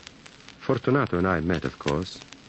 I was unable to understand his treatment of Lucia, but I didn't blame him for my tragedy. He had thought me dead. Seeking forgetfulness, I often wandered to the waterfront. The wretched hovels were usually silent and dark. But one night I saw a glimmer of light and heard angry voices. I was about to pass by when I heard a familiar voice. I paid you to kill him, Rufio, you dog, and in order to gain more money, you sold him into slavery. How dare you? Signor Fortunato, that meant death, a slow death. Well, he didn't die. Angelo Montresor is home and alive, and you must do your work again. Oh? So you have come to pay me more gold for a second killing? Yes. Signor Fortunato, I hate shedding blood, but I do love money. You are a rich man. Surely you don't wish Montresor to learn of your friendly efforts? Blackmail, eh? Persuasion. For my silence, 1,000 lire? 1,000 deaths! Take that! For your silence. I couldn't move or cry out. I hardly breathed.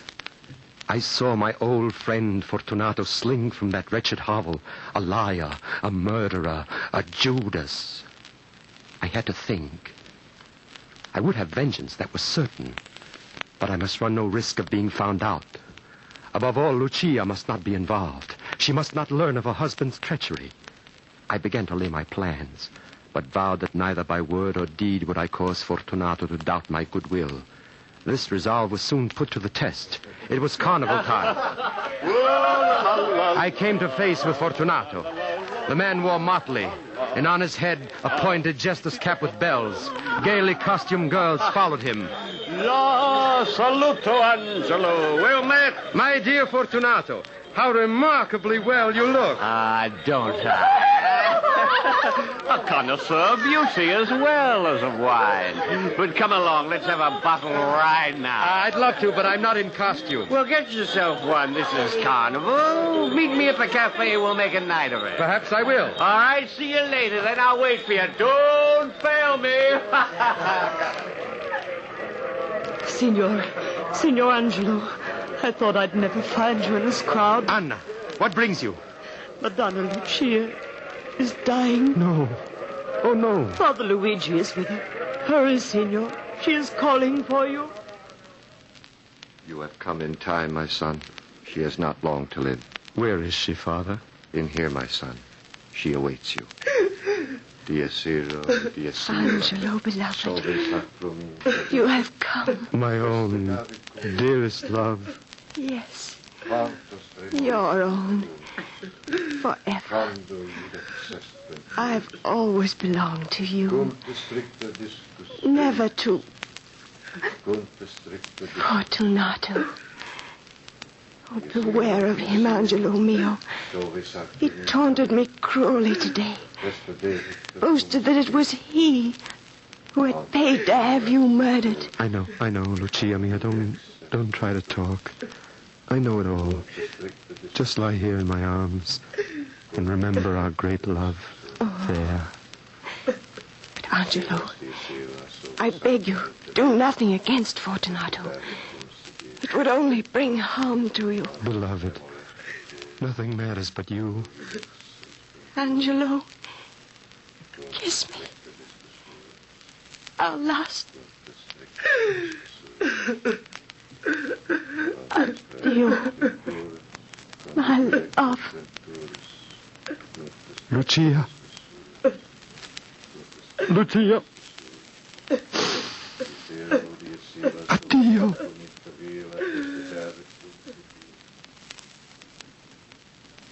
Lucia died in my arms, and my heart died with her. But my mind was keen. At last I was determined that the plan I had made would be carried out.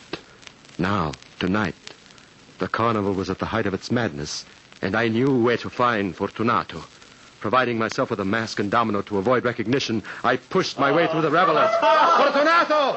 Fortunato! Who called? It is I, Angelo. I didn't know you in that gay disguise. What's the secret? Where can I find Lucchese? Lucchese, why? Well, some time ago I ordered a cask of Amontillado. Ah, that nectar of the gods. And when I got home just now, I found it had been delivered. You jest? In the middle of the carnival? Yes.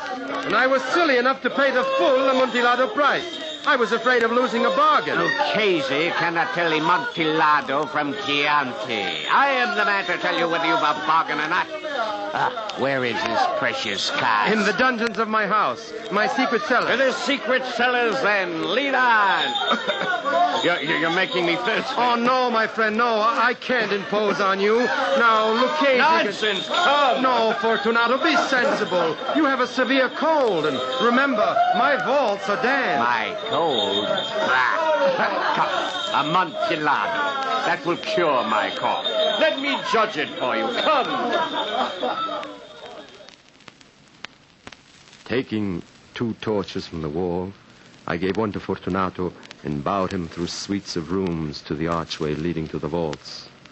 Down long, winding stairs, we stood at length on the wet earth of the Montresor catacombs. Fortunato's step was a bit unsteady, for he had tasted much wine, and his bells jingled as he walked. the cask. Oh, much further on, beyond these newer coffins. Oh, it's cold here. We'd best go back. Your health is precious, and you are a man of importance. I cannot be responsible for your illness. Enough. I shall not die of a cough. True. I do not mean that you should. But stop a moment. Here in these bins is wine. A drink of this Chateau Lafitte will drive out the damp. Here you are. Break off the neck and warm yourself. Fair bacco. A cheerful spot for a drink with all these coffins and bones, eh? I drink to the buried that repose around us. And I drink with you to your long life. These vaults of yours are enormous. Yes. We're below the riverbed now. Beyond these casks and coffins are the inmost recesses of the catacomb. I can wait no longer. Where is this Amontillado? In there. Through that grill door, an iron door? Looks like a dungeon. So it is. It's the dungeon where the old Montresors kept their precious captives, and where now I keep my most precious vintages. I can hardly see my torch burn so dimly. Oh, that's just because the air is foul in here. But look, there's the great cask. I'll hold your torch. There. Here's a flagon. Go in and sample it to your heart's content. At last, the Amontillado. I have not tasted it in years.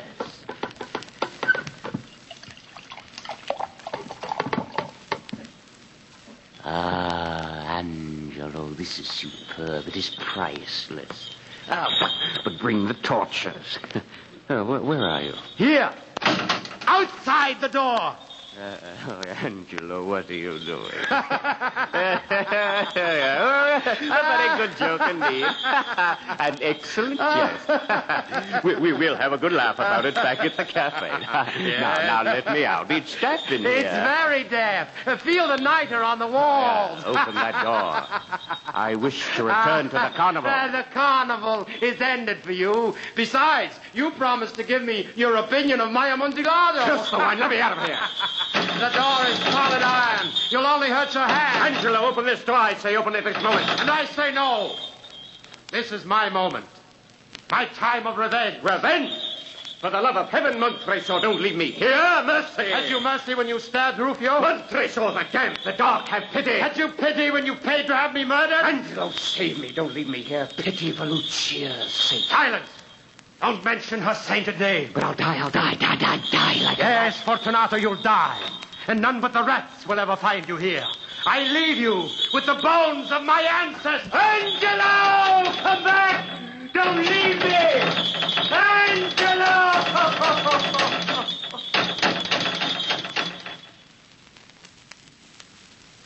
The hideous tinkle of those jester bells. 40 years I've lived with the sound of those bells. Fool's bells. Jester's bells.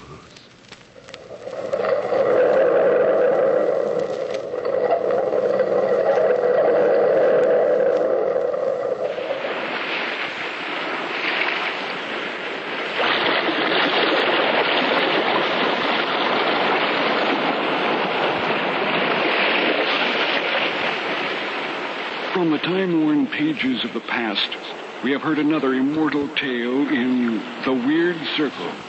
Bellkeeper, toll the bell. Be here in this lonely cave by the restless sea once again next time for another immortal tale in The Weird Circle.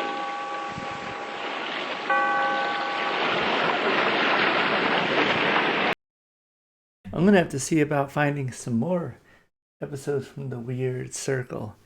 They have some very well-made, really well-made program. Really well acted and well written, it sounded like, and well produced. Especially for something that took place in 1944. Wow. All right, well, we're going to switch on to another Edgar Allan Poe story called The Sleeping Death, which was done by Dark Fantasy. on 6/12, is that June 12th? Is that 1942? Ooh. Then The Oblong Box from The Weird Circle by Edgar Allan Poe, of course, from 1945. Don't have an exact date on that one. And then you'll hear another version of The Cask of Amontillado from The Halls of Fantasy. That one produced much later than the one we just heard, as it was produced in 1953 from The Halls of Fantasy. But is the production as good? You'll have to listen to find out.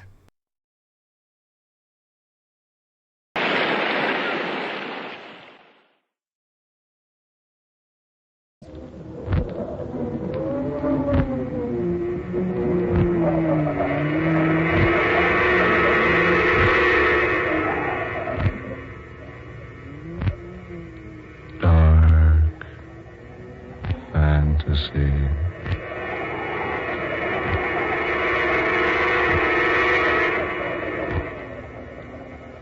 I hope the sound is okay. Sleeping dead.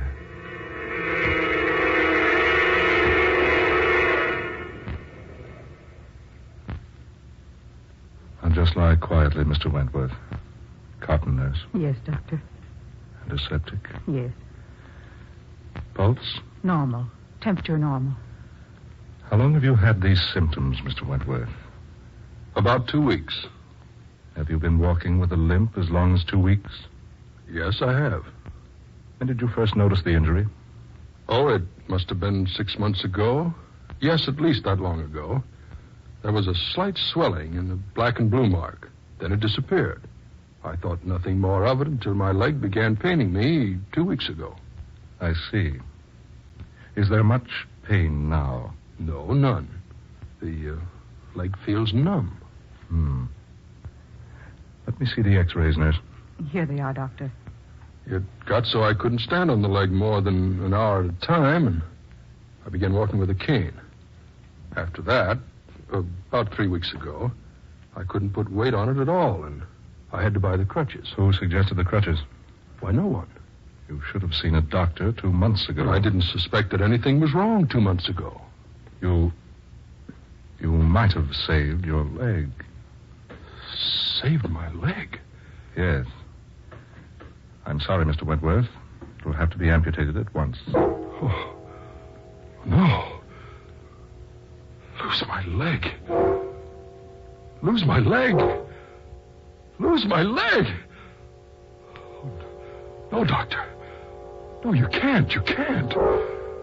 I'm afraid, Mr. Wentworth, it isn't a matter of can or can't. None of us have any choice in the matter now. Oh, but doctor... Naturally, I can't compel you to undergo the operation. The choice is up to you. But if you refuse, I cannot take your case or be responsible for your life. My life? Yes. Unless that limb is removed instantly, I'm afraid, Mr. Wentworth, the poison in your body will never stop until it has reached your brain. It's that bad, then? It's more serious than I can tell you, yes. Very well, doctor. Do what you think is best. Oh, no. What was that, nurse? Nothing, Dr. Mason. Nothing. Prepare this man for surgery. Yes, doctor. Have you any people you wish to notify, Mr. Wentworth? No, no one. No one who would care. You have no living relative, do you? No. What makes you ask? I didn't think so. I mean, we want to be sure relatives are notified in cases such as this. No, there's no one. We'll perform the operation at once. There's just one thing I don't understand. Yes, what's that? I don't know how I got here. You fainted. You were found unconscious by one of my assistants. He saw that you needed medical attention, so he hurried you here. Your name, doctor? Mason. Dr. Clarence Mason. I see.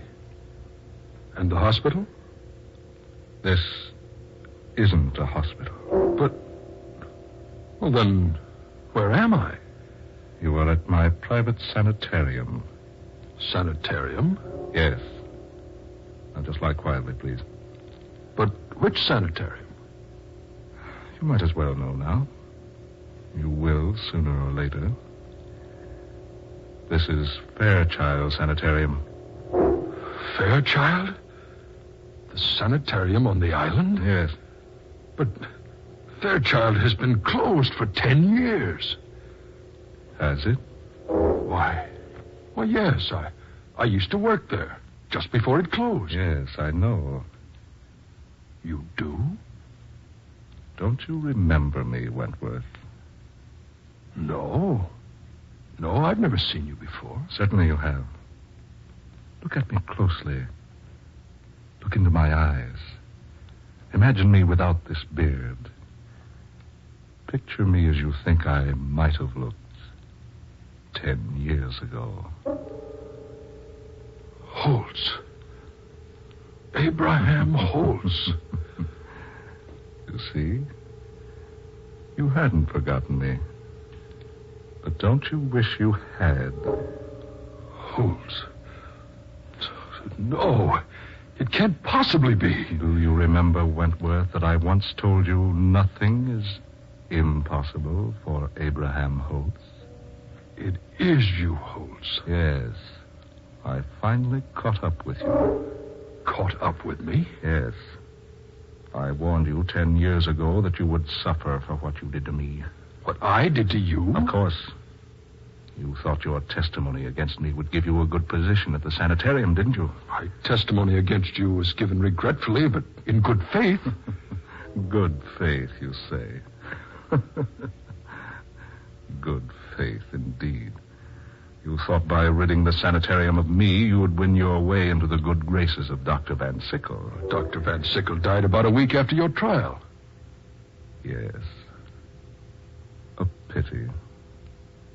And strange, wasn't it? What do you mean? That the man who swore out the charges against me didn't live 200 hours afterward. You?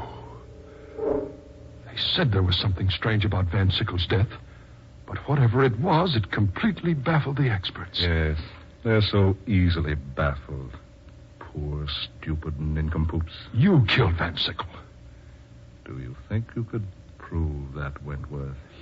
You were supposed to be in the penitentiary at the time. Yes, and so I was. What? I was in the penitentiary. I am now. Now? Now, you say? Yes. Yes, indeed. Did you forget? My sentence was for life. I could hardly serve a sentence like that in 10 years. You escaped? In a sense. What do you mean? I haven't the inclination to explain it to you now. Suffice it to say, it has been impossible from the first to imprison the one whom you first knew as Dr. Abraham Holtz. How could you be in prison and here at the same time? Mad. You're mad. Completely. Well, that is probably what the doctors would say, yes. But I repeat, their plain, out-and-out stupidity is as amazing as it is alarming. I'm getting out of here. Out of here? Well, yes, of course. Go right ahead. You bet I will. I'm going to get out of here so fast Well? Something delaying you, Wentworth? My leg. I can't move it. What have you done to me? I've merely made it a little inconvenient for you to leave. You devil. I think that's what you said, Wentworth, in the courtroom when you testified against me 10 years ago. Remember? Remember what you said, Wentworth? I do. I remember quite distinctly what you said. You've asked me to testify in this court just what my reaction has been to the practices of Dr. Abraham Holtz. Well, gentlemen, when I first came to Fairchild Sanitarium, Dr. Holtz was apparently a normal, capable, practicing surgeon with a very extraordinary ability. But then he began to change. Yes, change. He ceased to be human. Yes, he became more like a devil. That's it. He became more like a devil.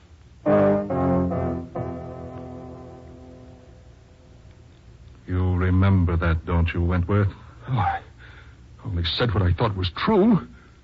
You did cease to be human. You treated me and the rest of the interns like we were beasts. You were like beasts to me. Suddenly everyone became beast-like.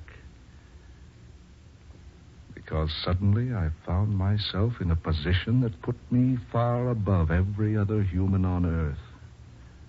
Made all mankind to me like beasts are to man. What do you mean? Found yourself in a position? Sometime, Wentworth. Sometime soon, perhaps. You'll know. Ah, the electric warning. Someone has just entered the front door of the sanitarium. I must leave you now, but first... What are you doing? While I am gone, you must rest. Get away! Get away! Get away! An injection of this Wentworth to quiet you. No. No. Keep away from me or I'll...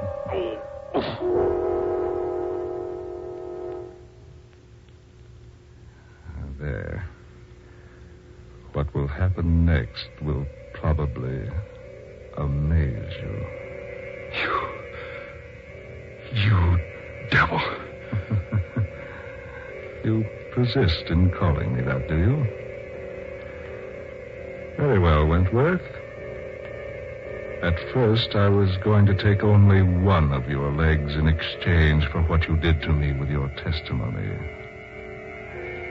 Now, I shall take them both. No. No. No.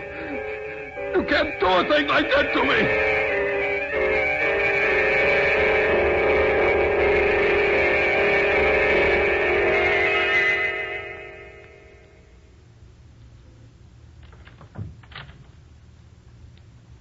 Is Dr. Mason here?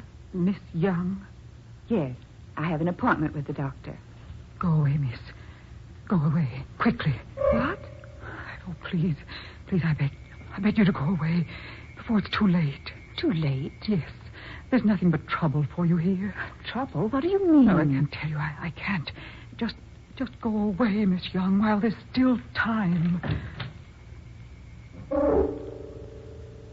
Perhaps, nurse, Miss Young doesn't wish to go away. Dr. Holtz. Oh, please. Quiet. You will go take care of the patient in surgery, nurse. Yes, doctor.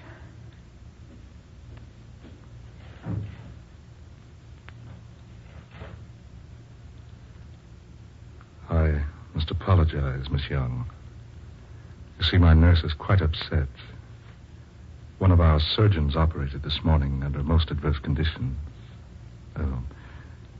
A death resulted. The nurse has been quite upset about it all day because, well, to be quite frank, the surgeon was her brother. I'd warned him an operation would be fatal to the patient, but he went ahead anyway while I was away from the sanitarium. When I came back, I did everything I could to resuscitate the patient, but I was just minutes too late.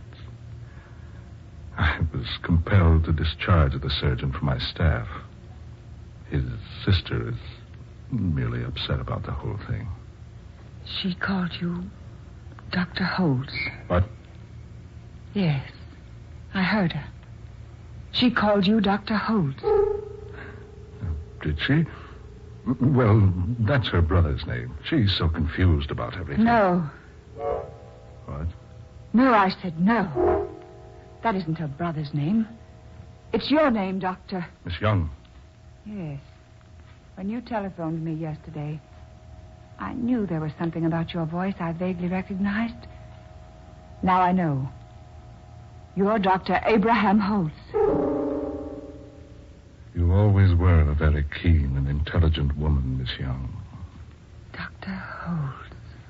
It's nice to see you again, Linda. You escaped from prison. In a way. You lured me here. Pretended you needed a supervisor for your sanitarium. I should have known better. Yes, Linda, perhaps you should have. What do you want? I thought perhaps we could have a good laugh together over my court trial. Laugh? Yes, just so. You remember, don't you, that it was partially your testimony that sent me to prison? You had a fair trial. Are you so very certain I did? Of course. You had every opportunity to explain your devilish actions, but you refused. Devilish actions? Yes. You were a devil. That's what he said. Just a few moments ago. Who? Wentworth. Paul? Yes. And both of you called me a devil when you testified at my trial. Where is Paul now? You will see him, my dear. Much sooner than you expect. What do you mean? I have great plans for you, Linda. Yes, for you and Wentworth. You were supposed to serve life in prison. Life. Life, you say.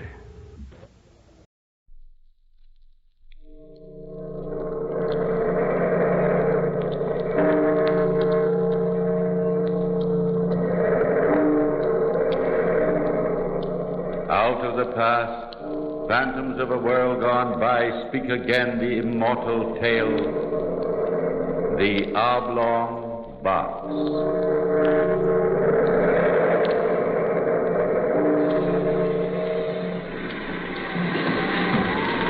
There, Captain. There she is. Hand me your glass.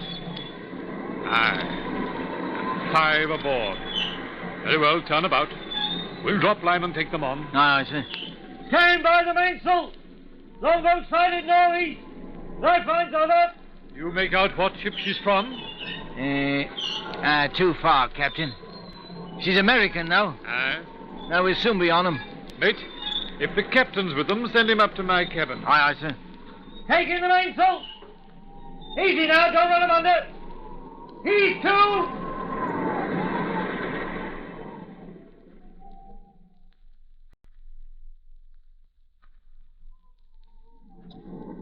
That's about all, Captain. We'd been at sea in the longboat for 2 days when you sighted us. Just about done in. My friend here, Mr. Allen, was the only passenger to survive. You say you're from the packet ship Independence, eh? Aye. What cargo were you carrying? Cotton, a little hemp, and some timber. I see. And that was all? Aye. Did you happen to pass some drift, Captain? We did. Nothing you just spoke of. Would you care for a little more grog, gentlemen? Oh, thank you. And you, sir? Yes. Yes, please. No, we passed nothing adrift that you mentioned, but we did hoist aboard something rather strange, you might say. It may not have come from your ship, though. Could only make out the port of embarkation and the date. Charleston, South Carolina, August the 2nd, 1881. That was our port. That was our date of sailing. Captain, what was it you took aboard? 2 bodies. Passengers, I suppose. A man and a woman. Rather unusual, though. The woman was in a coffin. An oblong box. You seem startled, Mr. Allen. I am. And the man? That's the strange part. He was lashed to the coffin by an inch-thick rope. Oh. From your reaction, Mr. Allen, I presume you know something about the box? Yes, I'm afraid so. Then, Mr. Allen, suppose you relate the entire story. Very well. To tell you the truth, Captain, I'd intended telling no one. You see, as Captain Hardy told you, the dead man had been a friend of mine. I'd hoped the sea would keep its dead. The man whose body you found tied to that oblong box was an artist from New York. His name was Cornelius Wyatt. As I remember, Wyatt had been married only a few months when I met him quite by accident. It was at our port of sailing, Charleston. I'd been on board only a few minutes when I heard his voice calling me by my first name. I was quite surprised to see my old friend. Edgar Allen, hello there. Wyatt! Why, heavens, man. How are you? Huh? Oh, it's good to see you. How long has it been? Oh, a good year since I saw you last, at least. Let's see. Yes, since 1877. All the places to meet you. Now, tell me, Wyatt, is your wife aboard? My wife? Well, yes. Good.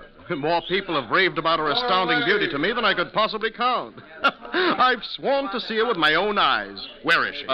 I'm sorry, Edgar. I'm afraid that would be impossible. You see, she's ill in her cabin. Oh, what a shame. Well, then, later, I'm sure No. Really, I think she'll remain in bed for the rest of the trip. Her health wouldn't permit it. Oh, come, Wyatt. You wouldn't cheat me of this chance to meet your beautiful wife. The CL do her good. Or is it because you're jealous of such beauty, huh? Please keep such remarks to yourself. My wife's appearance should be of no concern to you. Oh, but, Wyatt, I was only joking. I meant no harm. Your humor is not appreciated, Mr. Allen. Well, forgive me. I assure you I meant no harm. I beg pardon, sir. You Mr. Wyatt? Yes? That there box of yours, you're having it shipped in the hold? Confound it, man. How many times must I give these instructions? My cabin, you understand? It must be put in my cabin. Must I tell the captain himself? Sorry, sir, but there's hardly any room for such a large box in your... I don't care how little room there is. That box will go into my cabin if I have to move it there myself. Well, sir. Sorry, sir. Confounded fools. Must I beg them to carry out my instructions? Is that the box? Excuse me, Mr. Allen. The clumsy fools may drop it. I'd better watch them. I'll see you later.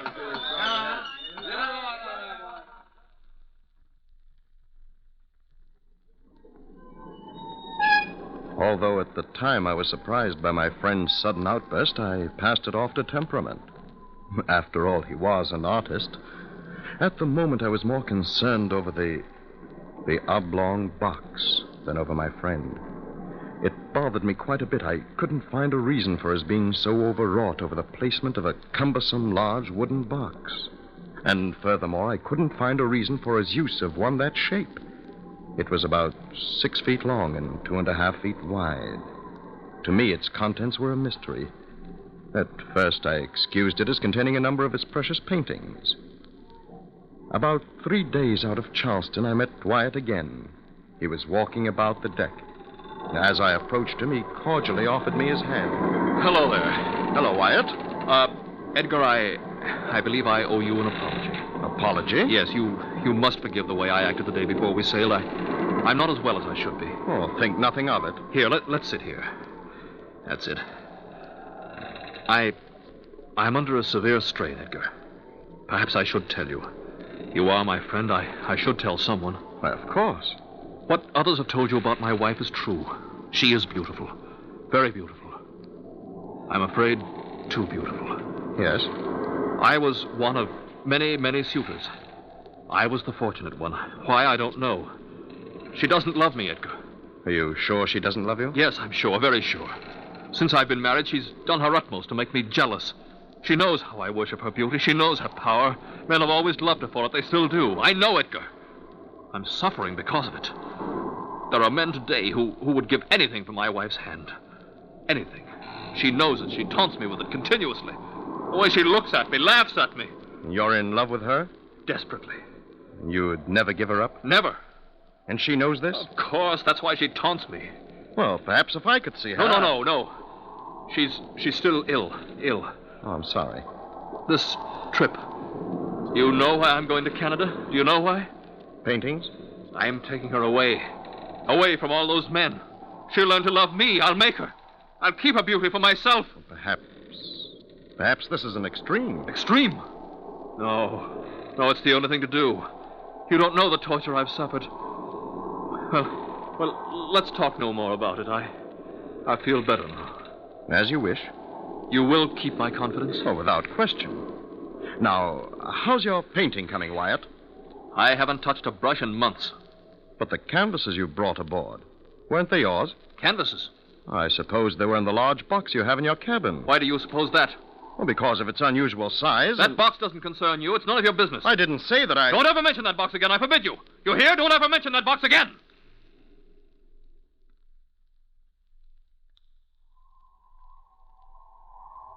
Perhaps I've been too hasty, Captain. Perhaps the man just isn't well physically. Well, the box, it could contain something unimportant. I think I was overly curious, that's all. I've known him for a long while, you know. He's always appeared perfectly normal before. And everything's been all right lately? For the past few days, yes. He's been perfectly cordial. Then I think perhaps it's best we pass over the entire matter. There's probably some logical, some simple story behind what's happened. Here, more port? No, thanks. I think it's best I be getting back to my cabin. Looks as though there's an unhealthy storm brewing along the coast. I'd best get back. Oh, I noticed it getting a little rough. Will it hit us? I can't tell yet. Well, good night, Mr. Allen. Perhaps you'll join me at dinner tomorrow night, eh? Thank you, Captain. I'd be... Listen. What? Shh. I thought I heard... Listen. Again. Nothing. I hear nothing. The wind, that's all. The events have made you a little nervous, I suppose. No, wait. I'm sure I heard something strange. Groaning or something from out there. Open the door. It's probably the ship's cat. Captain, here, quickly! The passageway's black. The steward probably took the lantern to... Listen. Again. Hear it? Oh, yes. Yes, I do. It came from the darkness down there to the end of the passageway. Well, somebody's in trouble. Who has the stateroom at the end of the passageway? I think Wyatt. The first two are empty. Well, come along. Pull your cabin door closed. I'll get a lamp. The darkness... No, I know my way. We may need the darkness. Very well. Stay close. The first two, you say, are empty? Yes. And this one you believe is Wyatt's? It should be. I'll stand here a moment. I'll listen again. A knocking. Tapping. I'll try this latch. I'll open it as quietly as possible. There's no light under the door. Stand back. Easy now. What? Blast it. It's locked from the inside. Well, someone is definitely in there. I'm going to knock. Now listen closely. Someone is in there. You heard it? Hello in there. Is that you, Wyatt? This is Ellen. Anything wrong? Hello there. No answer. I don't like this. Open the door, Wyatt. It's the ship's captain. I'll be forced to break in. Here, help me. Help me as I count three. Go on. 1, 2. Ready now. 3. Where are you, Wyatt? Wait. There's a lantern by the port. I'll strike a light. Stand here and... Empty. The room is empty.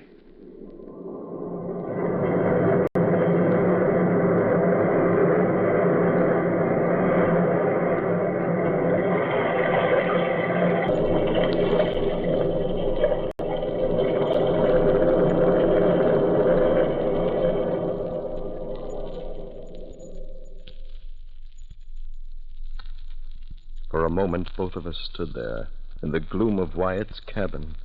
We were sure somebody had been there but a moment before. We'd heard them. And now the cabin was apparently empty. The door had been locked from the inside. Nobody could have left the room without our seeing them. Then suddenly Captain Hardy pointed to the right wall of the cabin. There, in the dimness of the gloomy shadows... Alan, this cabin and the one beside it are adjoined.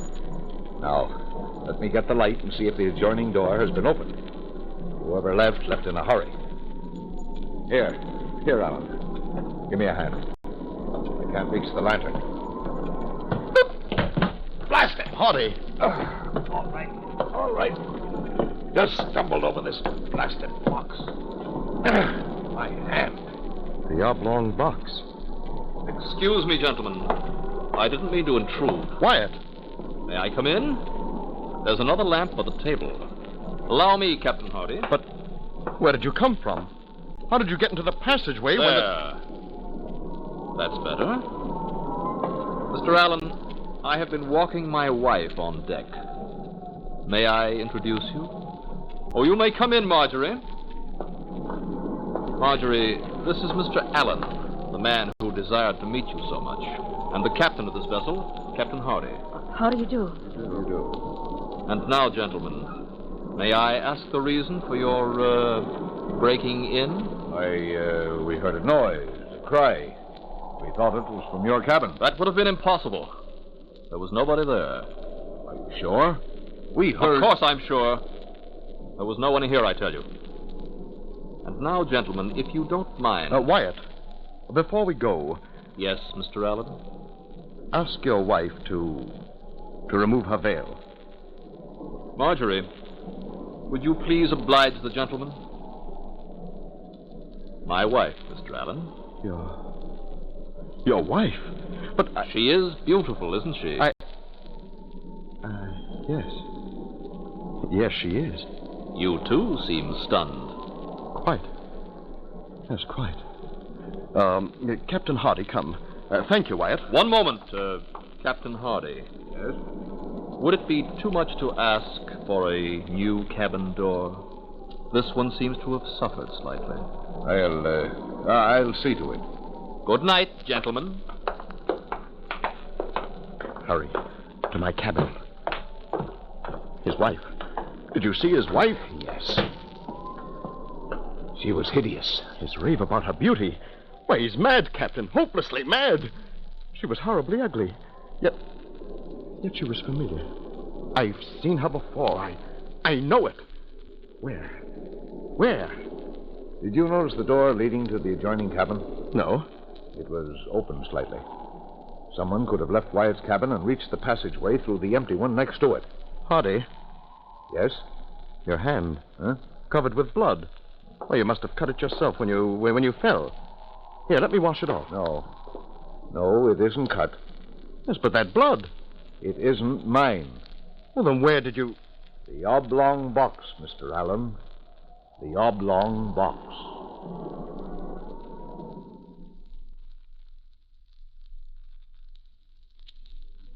What was behind this terrible mystery, neither of us knew.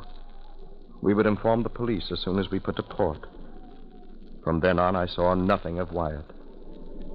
2 days passed since the incident in his cabin. On the second day, Captain Hardy warned all the passengers of what was in store for us. We were forbidden on deck, confined to our cabins. We were being blown out to sea by a furious hurricane wind. On the fateful night, I was lying fully clothed on my bed. The sea was sickening. The ship was yawing terribly with each plunge. I was expecting the worst at any moment. Then suddenly, above the roar of the terrible gale, I heard a strange sound coming from the passageway before my cabin. I was a little bewildered at first. For a few moments, I sat there on my bed, wondering. And then... Edgar! This is Wyatt! Do you hear me? What is it? I need your help, Edgar! I need your help! Go back to your cabin, Wyatt. You hear? Get out of the passageway. It's dangerous. The ship may... Please open the door. You must. You must help me. You're my friend, Edgar. Please. Very well. What? Good heavens. My box. I've got to get it on deck. I've got to. The ship may break in two at any moment. Please help me. I can't manage it alone. Please. Well, you must be completely insane. The storm is too high. It's suicide, I tell you. You'll be blown overboard. Just to the door. You don't have to go on deck. I have some rope. I'll lash myself to the stays. I'll be safe. Please. Yes, but your wife. You can't leave your wife alone now. Go back to her. Snap out of it. Just up the stairs. Please, Edgar. You're my friend. Please, Edgar, please. Very well. To the top of the stairs. The other end. Take the other end. That's it. Go on. I have it. Hurry, it's heavy. All right. Here. This way. All right. Up these stairs. I've got it. Here. Don't drop it, Edgar. Don't drop it. All right. All right. A little further, Edgar. Just a little further. Now. There. This is as far as I go. Oh, thank you, Edgar. Thank you. You don't know what this means. Now, go back to your cabin. I can't. I must get my box on deck. Then I leave. No, please. One other favor.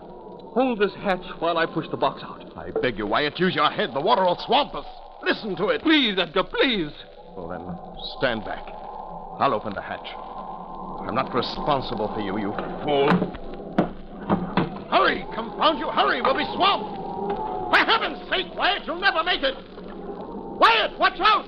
Come back, you fool, come back! I've got to close it! Come back!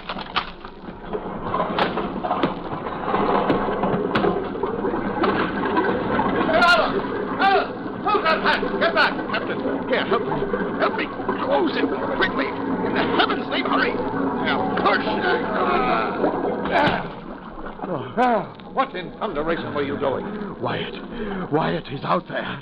He took the box. Good heavens, he's done for. No, it's too late to help him now. I'm afraid we're going to have to abandon ship. She's breaking. Starboard lightboard, they make for it. Yes, but Mrs. Wyatt, she's below. She'll be killed. I'll get her first. The starboard boat, Edgar. The starboard boat. Mrs. Wyatt, to the boats. Mrs. Wyatt, we're sinking. Come on. Where is he? Hurry this way. Run. No, wait, please, listen. In the name of heaven, woman, come on, quick. No time to lose. Good Lord. Mrs. Wyatt. Mrs. Wyatt!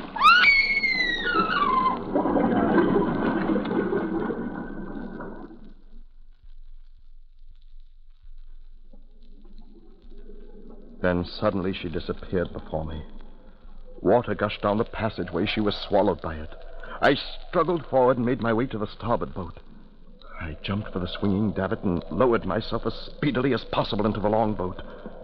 Captain Hardy joined me with 3 others of his crew. And then, just as we pushed out from the trembling mass of wreckage, I saw it. Hardy did too. Standing to aft, I saw Wyatt. He was binding himself tightly to the oblong box. He stood there for a moment. I thought, laughing. Then in one brief instant, he was gone with the ship. Into the sea. And, that's all? Yes. I see. Would you gentlemen be so kind as to follow me? This should prove rather interesting. This way, gentlemen.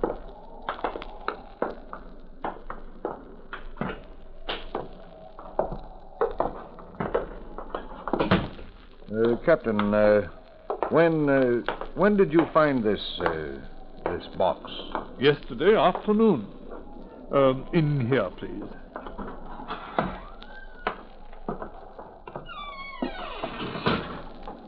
Mr. Allen, hand me that lantern. And watch the stairs, please. They're rather sharp here. Lead on. Ordinarily, we would not have bothered with a floating body. It's generally some poor wretch from a wrecked vessel. However, due to the box and the peculiar circumstances, I thought it best to hoist it on board. Yes, but the decomposition... Oh, the salt water helped preserve them for a while. I thought we could reach New London safely with them. However, since we were blown off our course by that wind, it will be a good day and a half before we reach land. I'm afraid I shall have to commit them both back to the sea. Mr. Allen, swing that door open, please, will you? Over there, in that corner. Yes. Yes, that's the box. Captain Hardy, would you kindly hold the lantern while I lift this blanket? Certainly. Is this the man you call Wyatt? Poor devil. Hardly recognizable. Yes, that's Wyatt. And now, Mr. Allen, if you would give me a hand with the top of this box. It had been firmly nailed. However, we pried it loose when we took it aboard. Just pull at that end carefully.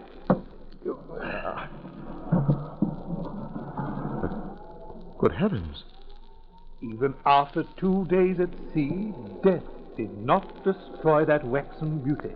It's almost impossible. Still so beautiful. You notice the wound over the heart? Yes. Mr. Allen, that was the beauty Mr. Wyatt talked of. Why, of course. This must have been his wife. But wait, the other Mrs. Wyatt. Oh, yes, of course. I knew I'd seen her somewhere before. The maid. Their personal maid. Yes, now I remember. She tried to tell me something before she drowned. Wyatt murdered his real wife. If only we had done something sooner. Murdered his wife? How could he? Why? Insanely jealous. Terribly jealous. To die with her would be better than to live with her and her beauty. He planned to murder her on that trip when I saw them stowing that box. Remember the groans? She was murdered that night. The blood, it was fresh. Remember the tapping we heard as he nailed her in this coffin. Hardy, I think we'd better leave. Yes. Yes, Wyatt. Your wife is very, very beautiful.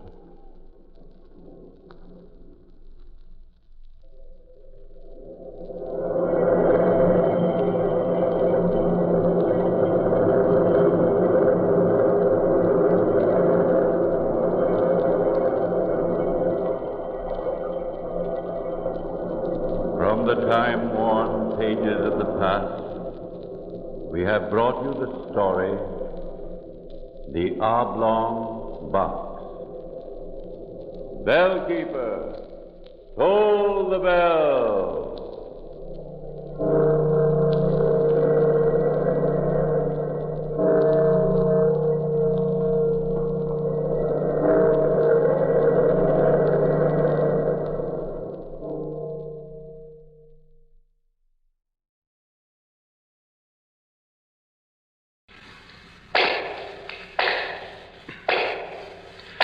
The Hall of Fantasy.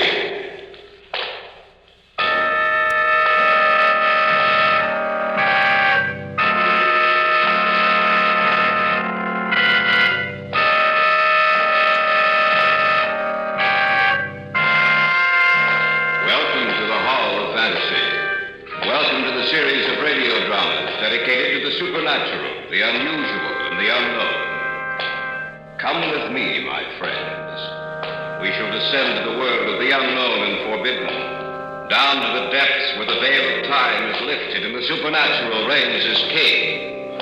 Come with me and listen to the tale of the Cask of Amontillado.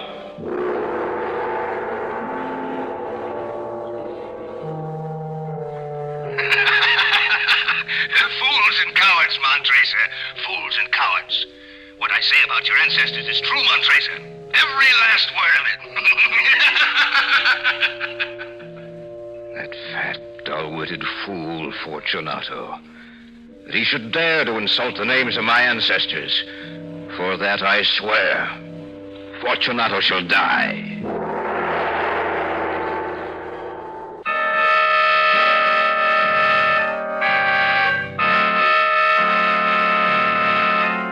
And now for our story, a radio adaptation of Edgar Allen Poe's tale of The Cask of Amontillado. As my story begins, it was carnival time in Venice, a time of feasting and merrymaking. Fortunato and I had been celebrating with all the rest. Perhaps we'd indulged our taste for wine too greatly that day, but that was when it began. The day was almost spent, and we were standing in front of my house watching the crowd. Ah, yes, my friend. The carnival has been a great success. True, Fortunato. Did you know that it was one of my ancestors who made the plans for the carnival over 4 generations ago? What? Oh, come now, Montracer. You're not serious. It's no joke, Fortunato. It's in the records of the family for any who wish to see. I cannot believe you. He was one of the foremost swordsmen of his age. In fact, all the male members of the family were renowned for their ability with a foil. Even you, Montracer? Yes, my friend, even Montracer. With those spindly legs, you a swordsman? Take care, Fortunato. What? You dare threaten me? How do you like it, Montracer? How do you like the point of my rapier at your throat? Fortunato, please. And you fancy yourself a great swordsman. It's so funny, Montracer, to look at you all white in the face, so frightened, so brave. I do not know about your ancestors, Montracer, but you certainly have made this carnival the funniest in a long time. A great swordsman. I bid you a brave farewell, Montracer. It was then that I began to hate Fortunato. He turned and disappeared into the crowd. Though he was gone, the echoes of his fat, laughing face remained in my brain. A great swordsman. I went into the house and thought to see no more of him that night. Little by little, the remaining hours of the carnival wasted away until finally I heard the great bell striking midnight, marking the end of the celebration. I sat in the library reading, but the printed words refused to be silent and rearranged themselves into a likeness of Fortunato's face. So brave, Montresa. So brave. My mind was playing tricks on me. That I knew. But of a sudden, a shadow fell across the pages. Montresa. Fortunato, how did you get in? Don't be alarmed, my good Montresa. One of your servants was so kind as to allow me entrance. What do you want? Oh, come now, Montresa. You wouldn't refuse a good friend the hospitality of your house, would you? I forgot. It's past midnight. The wine shops are closed. Yes, quite true, Montresa. So I came to you. May I offer you some wine? Well, I hoped you would. Yes, I imagine you did. Here, Fortunato. Many thanks, Montresa. There's nothing like fine wine. That's why I like you so much, Montresa. Why? Well, no matter what you are, your wine cellar is filled with the finest of wines. Thank you for your compliment, Fortunato. But there's one wine you do not have. That is? Amontillado. Someday I hope that you will procure some Amontillado. Amontillado is the rarest wine in all of Italy, Fortunato. But for your friend Fortunato, you might perhaps get some. We shall see, my friend. Now you were about to leave? Yes, Montresa, I shall leave. But before I do, pour me another glass of wine. I drink to the great swordsman in your family. You needn't lie to me about your family, Montresa. I know them for what they are. And that was? Fools and cowards, Montresa, all of them. What you say of my ancestors should be well tempered with thought, Fortunato. Oh, it was, Montresa, it was. Fortunato, if you... No matter. You're drunk. You're not responsible for what you say. Drunk? I never drink enough to muddle my brain, Montresa. I mean what I say. Just the same. I'll excuse you this time. Why, excuse me. What I have said is the truth. I think perhaps you'd better leave. Yes, my friend, I shall leave. But before I do, however, may I ask if you're going to the party tomorrow night? Yes, I am. Why? Merely asking. Of course, Rosita will be there. Yes, I know. Lovely girl, Rosita. Yes, I know. I shall be going. Do. I shall accompany you to the door. No need, my friend. I'm steady enough to make it myself. I'll see you tomorrow night, Montresa. Yes, tomorrow night. Oh, and what I said about your ancestors still holds true, Montresa. Oh, and Montresa, don't forget the Amontillado.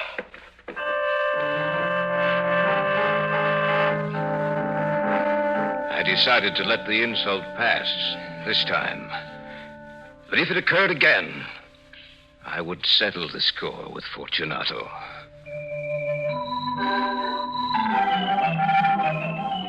The next night, I was with Rosita at the ball.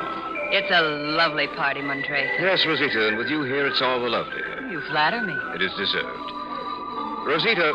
Yes? I've been observing you closely of late, Rosita. Indeed. Yes. And do you find me pleasing? Well, you know I do. I was wondering... Oh, well, here you are, Montresa. Out in the balcony. I thought... You thought you'd lost me, huh? Well, listen, it'll take much more than you to outwit me, Montresa. I wondered where you were, Fortunato. Oh, indeed, Rosita? Well, of course, I do not doubt it. Montresa is such a terrible boor. Do not make excuses, my friend. The whole family were boors, and therefore you cannot help it. Can you, Rosita? It's true that I... Forgive me for bothering you, Rosita. I have come looking for you in the hope that I may have the next dance, Rosita. But I promised it. Don't let me worry you, Rosita. Dance with Fortunato. Are you sure you don't mind? Only too sure. Montresa doesn't mind. How could such a dolt as he mind anything? Shall we go, my dear? Goodbye, Montresa. Enjoy yourself. Never did I think he would go so far as to insult me before Rosita. To deliberately interfere between Rosita and myself, I knew then that Fortunato would pay for his insults, for I hated him more than anyone else on earth. It was then I swore that Fortunato would die.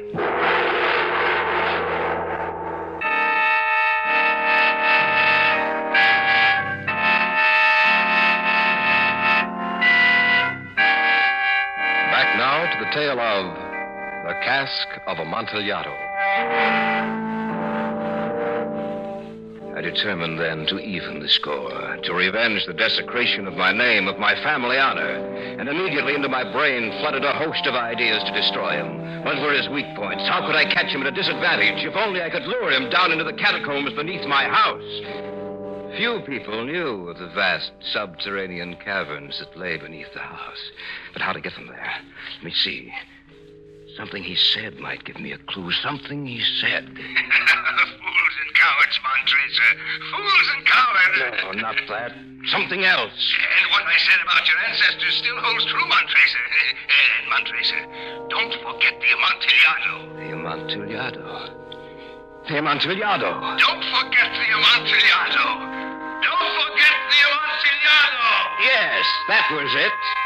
The Amontillado. The cask of Amontillado. Wine drinker, was he? A connoisseur of fine wines, eh? That was it. That was the way to accomplish my revenge. Amontillado, the rarest wine in all of Italy. Fortunato would die for a glass of Amontillado. Yes. Fortunato would die for a glass of Amontillado. Accordingly, a few days later, I sent him a message saying I would like to meet him at his favorite place of entertainment with wine merchants in, of course. I waited anxiously for his answer.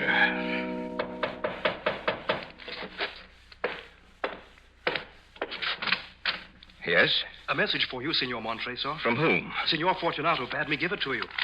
Thank you. Good.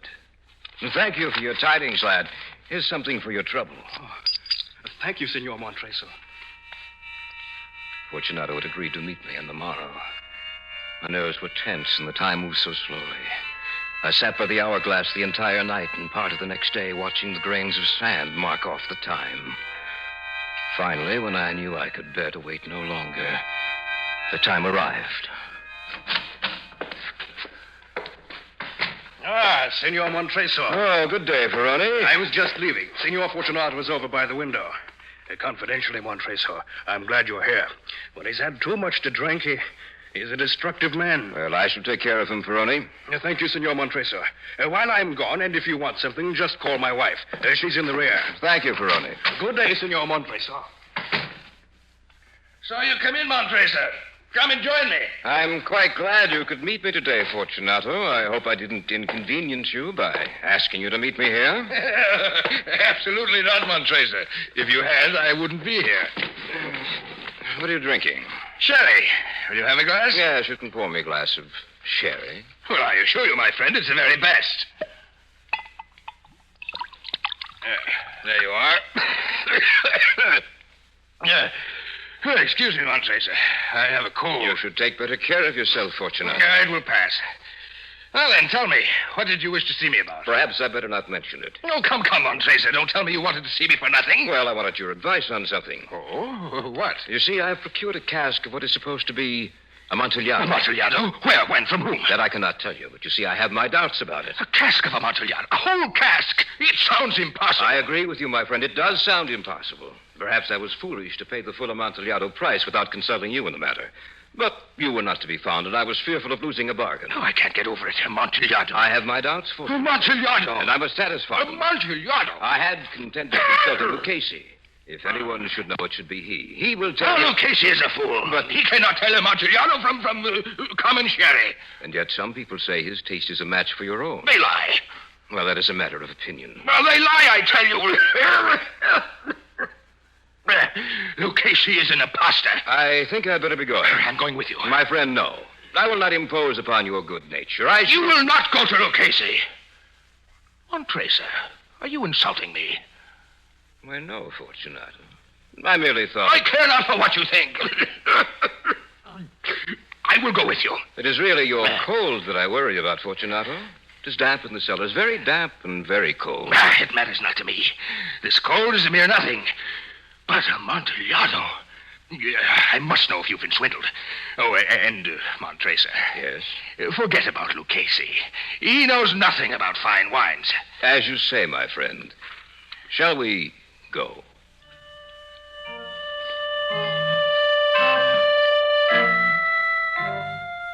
When we reached the house, there were no attendants present. I'd made sure that we'd be entirely alone. Before we go downstairs, my friend, let us fortify ourselves against the cold and dampness with some wine. The catacombs will undoubtedly make your cold much worse. Yeah, a capital idea, Montracer. A little sherry, if you please.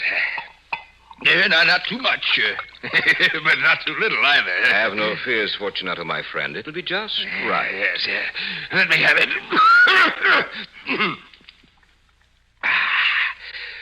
It makes me feel better.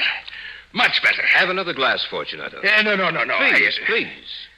Well, on second thought, Montracer, yes, I will have another glass. I thought so. Here you are, Fortunato. Many thanks, Montracer. Drink heartily. Who knows, you may not be alive tomorrow to enjoy it.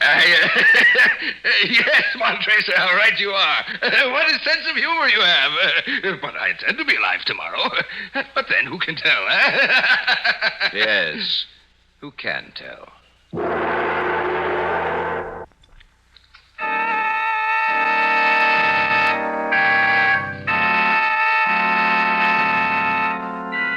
And now back to our story, featuring Carl Grayson and Richard Thorne, entitled The Cask of Amontillado. We finished the wine and sat talking for a few minutes. Then, seeing his eagerness was at its height, I led him to the archway that led down into the vaults. We passed down a long and winding stairway. At length, we came to the foot of the descent and stood together on the damp ground of the catacombs of the Montracers. Here we are, Fortunato, in the catacombs of the Montracers. Yes, but the cask of Amontillado, where is it? It is farther on, Fortunato. The walls of this place are so dirty. I'd hate to be caught down here. How long have you had that cough? It's nothing. Let us proceed. No, we'll go back. Your health is precious. You'll be ill, and I'd be responsible. We might even become lost. Besides, there's always Lucchese. Enough! The cough is nothing. I shall not die of a cough. True, Fortunato. You will not die of a cough. I had no intention of alarming you unnecessarily, Fortunato, but you should use the proper caution. Now, there's a bottle of wine on the rack here.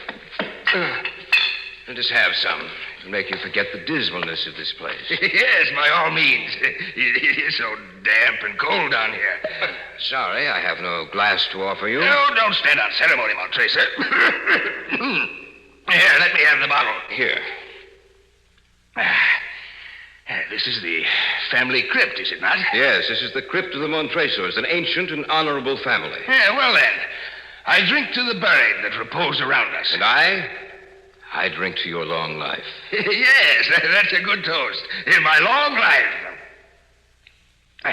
You know what, Tracer? These vaults are extensive. What would happen if we were to be lost down here?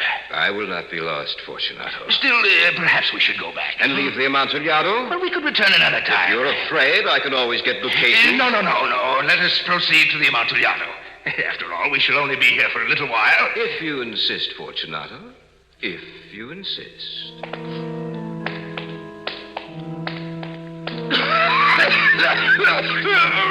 His coughing grew worse, but I said nothing. I could see that he was not quite so enthusiastic about finding the Amontillado. We passed through a range of low arches, descended, passed on, and descending again, arrived at a deep crypt. Hey, Montracer. Where is the Amontillado? The Amontillado? Oh, yes, in the crypt, Fortunato. I can't... where? In that low crypt ahead of you. Why, it's just tall enough for a man of my size. Yes, isn't it? But, I do not see the cask of Amontillado. Oh, but you will, Fortunato, you will. You wouldn't want to turn back now, would you? A man of your courage. I will not have it said that Fortunato is a coward. Now then, just where is the Amontillado, Montracer? Lift your torch a little higher, Fortunato. You'll see it. Where? Just inside this niche, Fortunato. Just inside. Why did you... Why did I hide it here?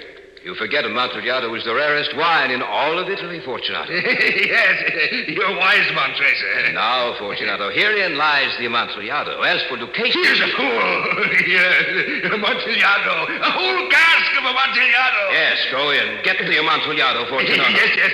The Amontillado. This rock is in the way. Put your hands up high and push, Fortunato. No, higher. That's it. That's just right. Montrese, what are you doing? Just chaining you, Fortunato. But Montrese, the Amontillado. Now, Fortunato, dance. Dance with Rosita. You should have seen the look of terror on his round face. He could barely move.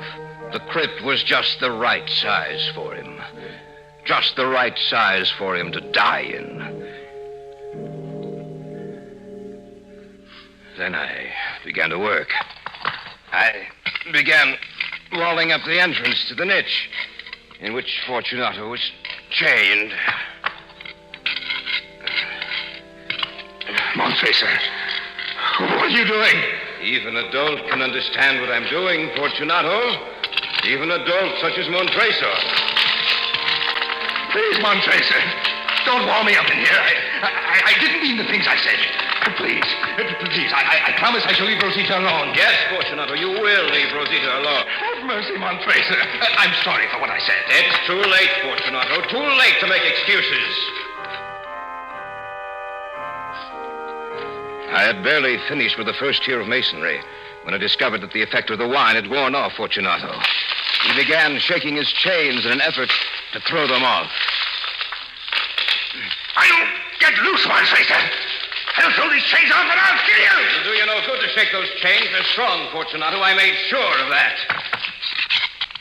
Montrese, look, I'll give you anything you want. Rosita, money, 1,000 lira. Anything at all, anything. No, Fortunato, I find this payment enough. Montrese, please have pity on me. Pity, Fortunato? You ask for pity? I have no pity for you. For the love of heaven, Montrese! His head was twisted over his shoulder, watching me as I piled brick upon brick. With each stone I put into position, his eyes took on a look of increasing terror and torture. I beg of you. He made little sounds in his throat. I continued my work. I had finished laying the 7th tier of rocks before I paused to rest. The wall was almost upon a level with my chest. Help me, someone! Help me! Montrese is mad. Montrese is trying to kill me. Help me! Anyone at all! You may shout all you wish. No one can hear you. Yes, but someone will know that you took me here. Saw me. Yes, but they'll find me even if I'm dead. And you'll be punished. Few people know of these catacombs, Fortunato, and those who do are my friends. Yes. This is a very good joke indeed, Montrese. Who would have thought that you had such a sense of humor? But don't you think your little joke has gone far enough? We will have many a laugh over it as we drink our wine, eh? I will have many a laugh over it, Fortunato. I don't think you'll be able to laugh. Montrese,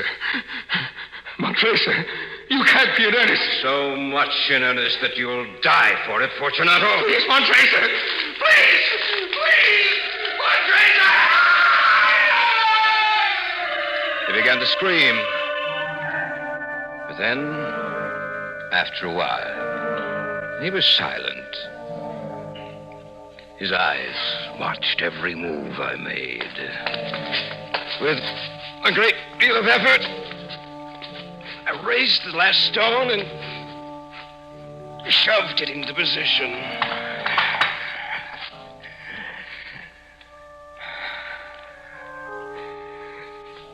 I waited for a few minutes and then called to him. Fortunato?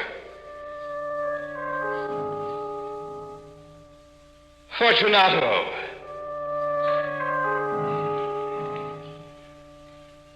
Dear me. Where is Fortunato?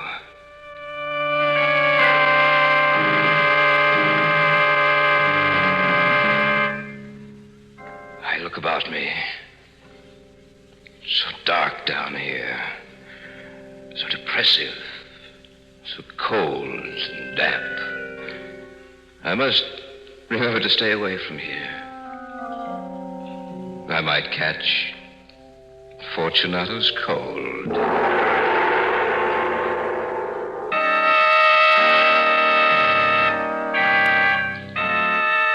So runs the tale of the Cask of Amontillado. This week's story was based on the tale by Edgar Allen Poe. Featured in the program were Richard Thorne as Montracer, Carl Grayson as Fortunato, Janice Jeffries as Rosita, and Paul Condillis as Ferroni. Original music moods were created and performed by Harold Turner, sound by Wayne Dickinson and Lloyd Knight. Your announcer is George Bauer. These programs are directed by Leroy Alliger, written and produced by Richard Thorne.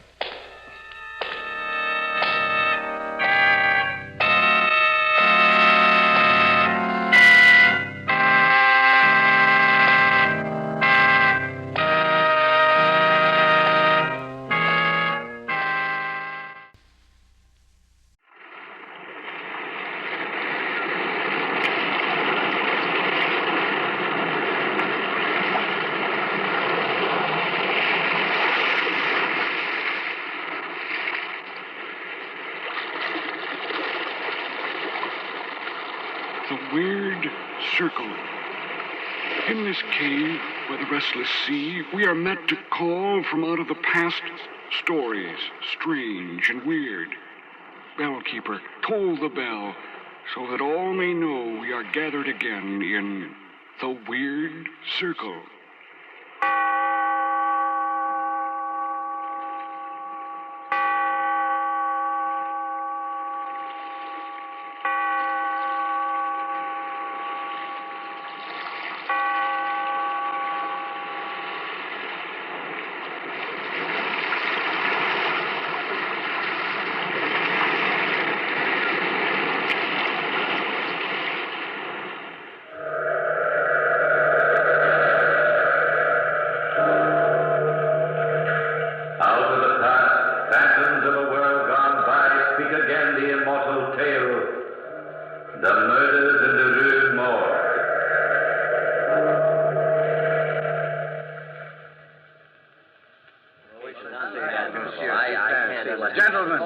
Gentlemen, please, may I have your attention? Very well.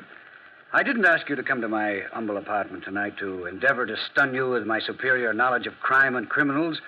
I've asked you here only to prove to you that the murders in the Rue Morgue present no great insoluble mystery. Monsieur Dupin, if you think the case is so obvious, tell me, who is the murderer? He will be here shortly, Monsieur le Prefect of Police. Here? Who is it? The murderer here? Gentlemen, I give you my word as a man of honor that he will be here in my apartment at precisely 10 o'clock this evening. How can you be so sure? I have asked him to come. It is exactly 9 o'clock now, gentlemen. And in the hour remaining to us before we meet the murderer, I shall explain to you as simply as I can how I managed to arrive at my conclusion. Yes, do, Monsieur Dupin. I'm always interested in guesswork. Guesswork, my dear fellow? This is not guesswork. No? Now, gentlemen, let us retrace the case. The story begins, if I'm not mistaken, with Madame L'Espanaye and her daughter Camille on the afternoon of December 16th, 1841. Well, of course, you're correct so far anyway, Dupin. I bow, Monsieur le Prefect. Madame L'Espanaye and her daughter Camille entered the Bank of France at precisely 2:45 in the afternoon to transact important business. Ah, Madame L'Espanaye, I've been waiting for you. So good of you, Monsieur Le Bon. Have you met my daughter, Camille? I don't think I've had the pleasure. How do you do, mademoiselle? How do you do, Monsieur Le Bon? Are you quite sure, Madame L'Espanaye, that you wish to withdraw all this money at this time? Quite positive. But 4,000 francs is a great deal to keep about one's household, Madame. I'm quite aware of the danger involved, Monsieur Le Bon. But if the bank keeps this withdrawal quiet, nobody else need know that I have a sum of money in the house. Well, things do get about, Madame. There's no use inviting unnecessary danger. The danger is my problem, Monsieur Le Bon. I think we'd better let the matter drop at that. Have you any protection against possible thievery at home, Madame? No, monsieur, but Mama and I have protection enough. We bolt and lock our doors. It's absolutely impossible for anybody to enter the house unless he should break the door down. But does any male protector live in the house? My husband died many years ago. Madame misunderstands me. I'm only asking these questions for your own good. 2 unprotected women living alone in a large house can invite trouble. That is our problem. If Madame insists. And I do insist. Very well, Madame. I have the money here. I myself will see you both home to ensure safe delivery. But let me warn you now. The minute you arrive in your home on the Rue Morgue, the Bank of France resigns all future responsibility. We understand, Monsieur Le Bon. We understand perfectly. Interesting that it's all. Very interesting indeed. I mean, he must have something. So, gentlemen, the first step in this little tragedy was completed. Madame L'Espanaye and her daughter insisted on taking the money home from the bank. Monsieur Le Bon drove them in his carriage to their house, the large, bleak house, number 12, Rue Morgue. When they arrived there, Monsieur Le Bon looked about for the gendarme who was in charge of that particular block.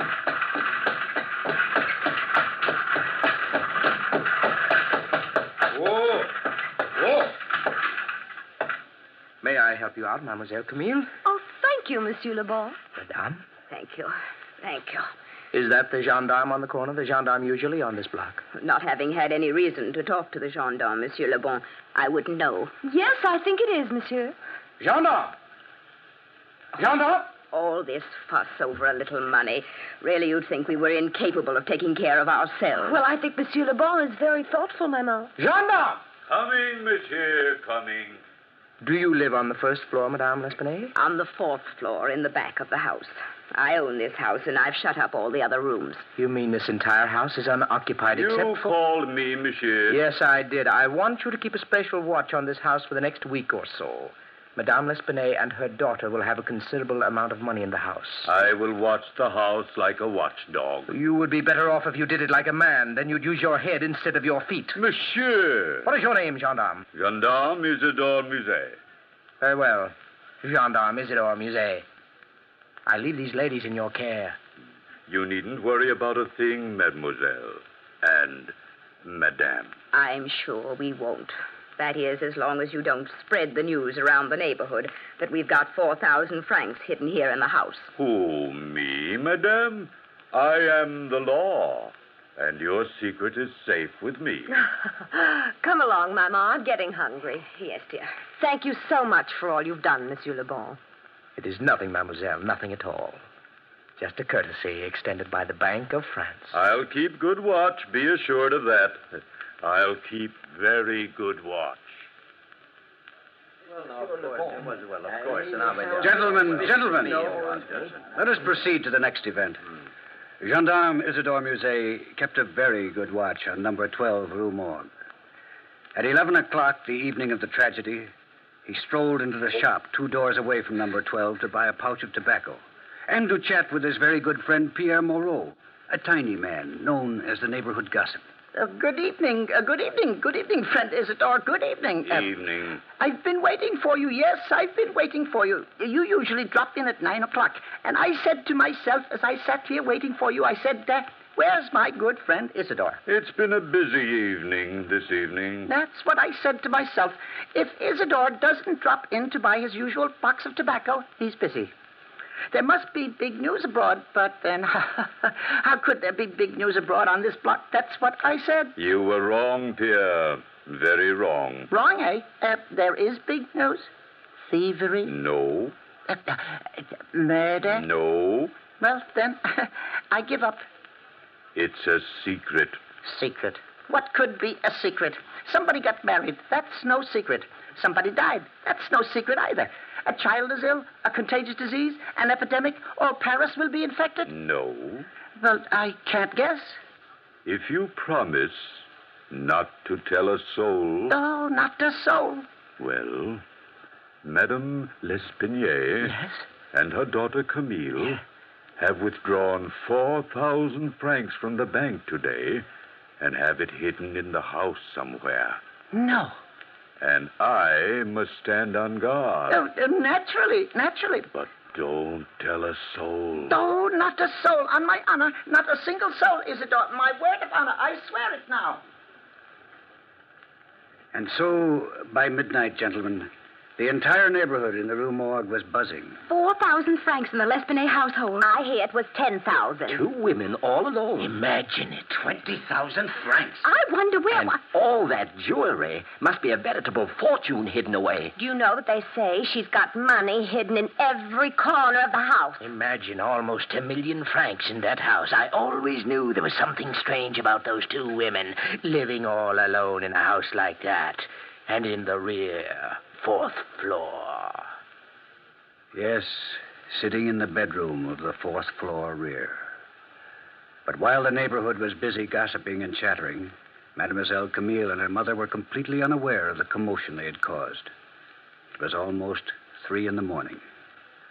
Camille had just finished undressing, and her mother was sitting in front of the mirror, brushing her hair, so that they didn't notice the window opening in back of them.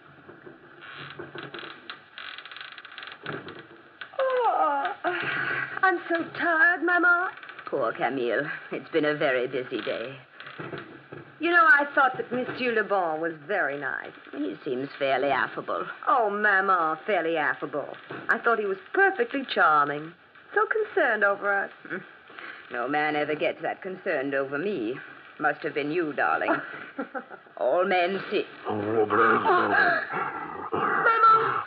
Mama, look in the mirror. Stay calm, Camille. Don't Mama, move. he's got a razor in his hand. Don't move, Camille. Mama, quick. Let's hide. He's coming closer. Where, Camille? Where shall we go? Into the closet, Mama. Quickly, Mama, into the closet. Close the door. Mama, he'll break the door down. He'll break the door down, Mama. Watch out, Camille. He's breaking it down. Help me, Mama.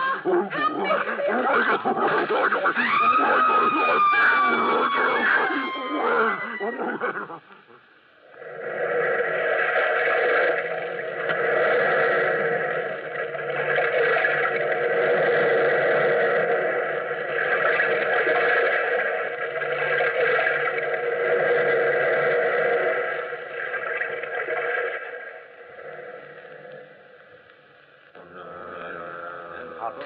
Terrible. How awful. Quite right, gentlemen. Simply ghastly. We fully realize that this is a horrible atrocity, but we must remain factual. While all this was going on the 4th floor of number 12 Rue Morgue, the gendarme Isidore Musset, the little tobacconist Pierre Moreau, Monsieur Le Bon, who, strangely enough, was in the neighborhood at that very moment, and a passerby, a sailor, all 4 were attracted by the screams of the 2 women and immediately tried to break into number 12 Rue Morgue. Now stand back, everybody, while I break the door down. Stand back. This is the gendarme's job. Break it down, Isidore. Break it down. Up. Follow me, everybody. Up these stairs to the 4th floor. Down right behind you, Isidore. Right behind you. On the next flight. Keep going. Wait a minute. Wait. Listen to that. He's speaking Italian. No, it's Russian, Isidore. No, Italian, Pierre. I think it's Polish. How would you know Polish, Monsieur Le Bon? Have you ever heard Polish spoken? No, but listen again. I think it's Dutch he's speaking. Dutch, Polish, Italian, Russian. And none of you know what you're talking about. He stopped speaking, hasn't he? Yes, probably escaped. Yes, probably. I wonder. Try the door. Can you open it, Isidore? No, it's locked. I think we're too late. I'm sure of it, sailor. I warned you about the gendarme. Well, let's break the door down. 1, 2, 3.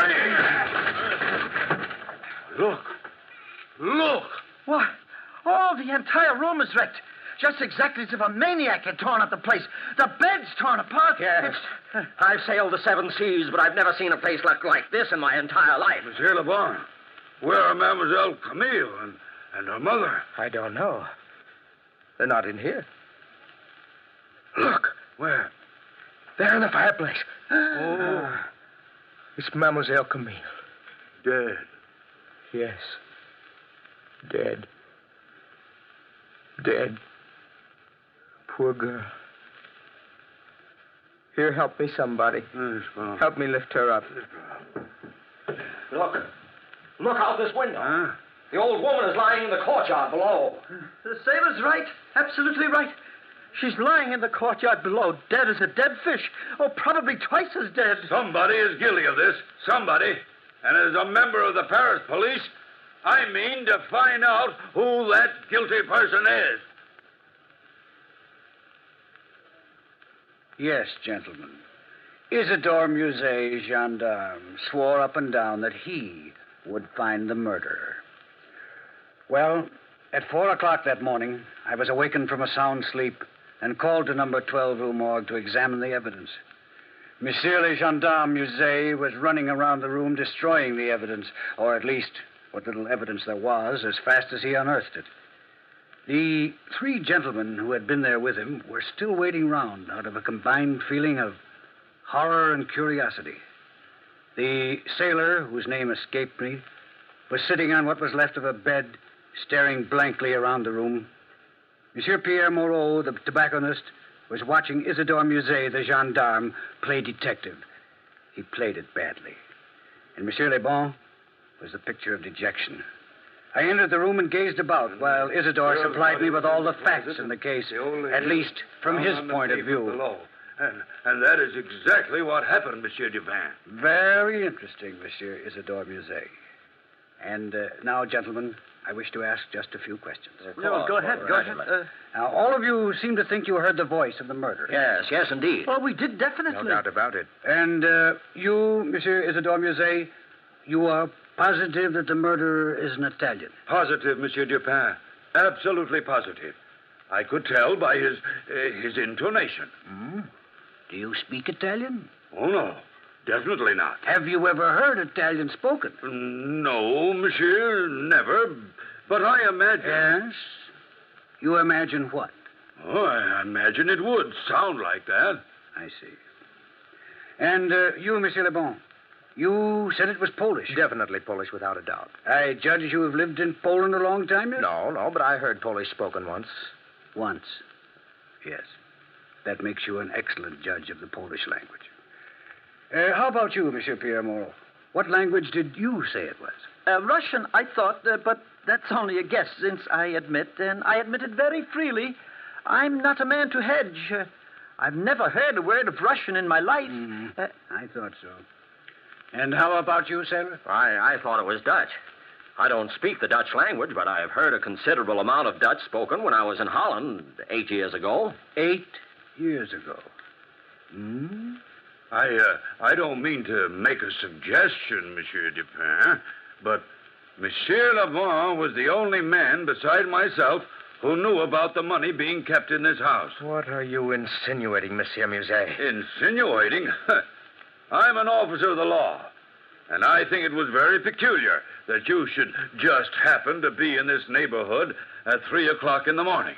Don't you live in this neighborhood, Monsieur Lebon? No, but I've good reason to be here. Oh, so? Suppose you tell us. Well, I was worried about Mademoiselle Camille. I was rather attracted to the young lady. And, well, I had a feeling that there would be trouble over the money. Well, I was in the corner cafe having some tea until about 10 minutes before the murder occurred. And then you strolled by the house on your way home, correct? Quite correct. My tobacco store is open all night. All tobacco stores are open all night, Monsieur Pierre Moreau. I was just walking by. I didn't steal the money. But naturally. Nobody stole the money. It's in the safe behind this wall. Huh? Are you positive, Monsieur Dupin? Perfectly obvious that the money hasn't been touched. These murders were far too cruel to be instigated by man's greedy desire for financial reward. Here, let me open the safe and show you. I happen to know an interesting combination that will open any safe. I should have been a thief. So, there. That ought to open it. Oh, it did. Naturally. Now, look.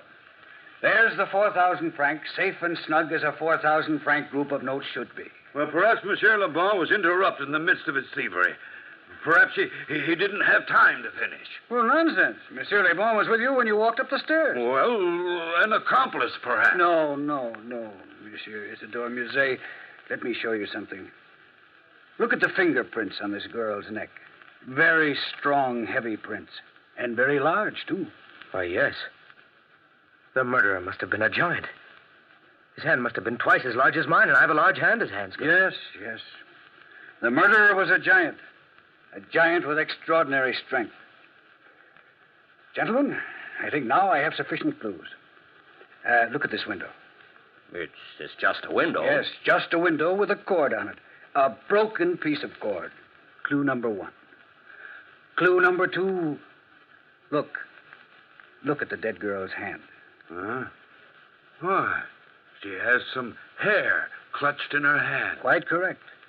And with this cord and this hair, I can find the murderer. Gentlemen, go home. Go home, get a good night's sleep, and I'll hand the murderer over to the prefect of police very soon. Monsieur Dupin, don't forget to mention that I helped you. I'm due for promotion soon. That's very extraordinary. I don't care, man. And so, messieurs, that is the story. And you have the fact. A piece of cord and some hair.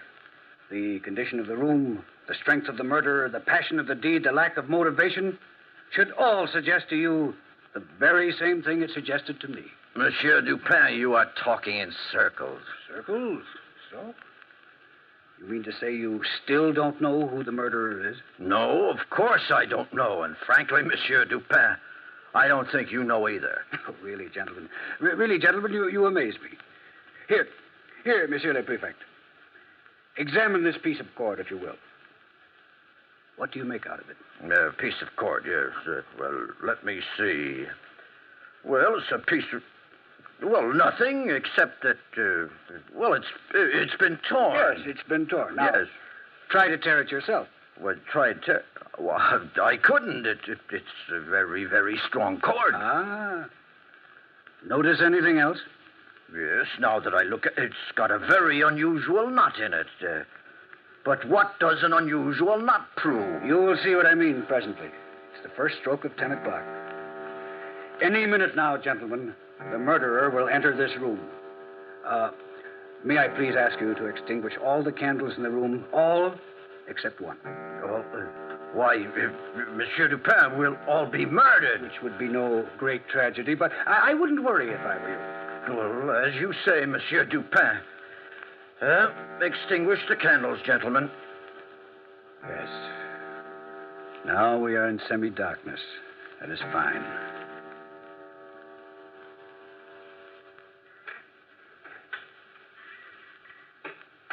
Listen, gentlemen. The downstairs door to my pension has opened and closed. The murderer is now downstairs. He is walking up the stairs. Now listen. Yes, listen. For the love of heaven. Quiet. He is coming closer. Gentlemen, are you ready to grab him when he enters? Yes, Monsieur Dupin. That is good. He is standing outside my door now, Monsieur le Prefect. Ready, gentlemen? Yes.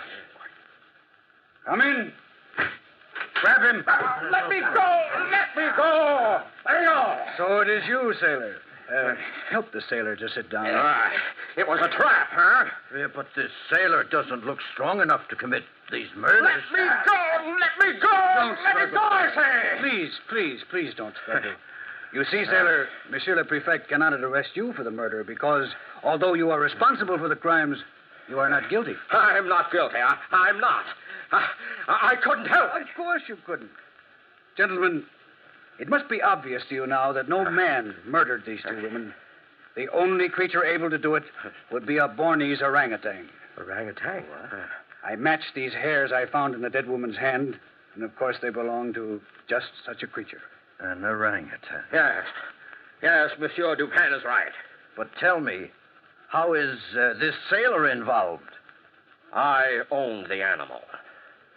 Dupin put an ad in the paper saying my orangutan was captured. Oh, that's why I'm here, to claim it.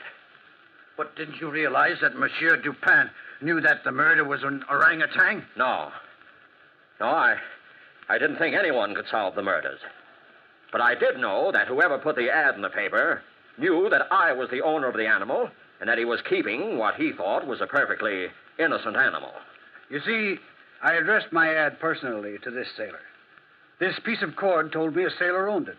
There was a sailor's knot in the cord, and the knot was peculiar to those tied on Maltese vessels. Therefore, when I put the ad in the paper, I asked the sailor from the Maltese vessel, I checked on the name of the vessel from the sailing data in the paper, to come and get the beast. Well, naturally, I came to pick him up. Ah, now I see. One question I must ask, sailor. How did the orangutan get hold of a razor, and how did he manage to escape? I had the animal locked in my quarters. I captured him in Malta and brought him to this country to sell to the zoo. They're very smart, you know. For last night, when I entered my room, he was trying to shave with my razor. When I tried to chain him up, he escaped. He ran out into the streets, saw the light in number 12, Rue Morgue, climbed up the lightning rod to the ladies' apartments. Well, you know the rest. Indeed we do. Well, gentlemen, if you have any other problems you wish settled, call on me. Just call on Monsieur Auguste Dupin. Incidentally, if you'd like to see the orangutan, you'll find it safely locked up in the zoo.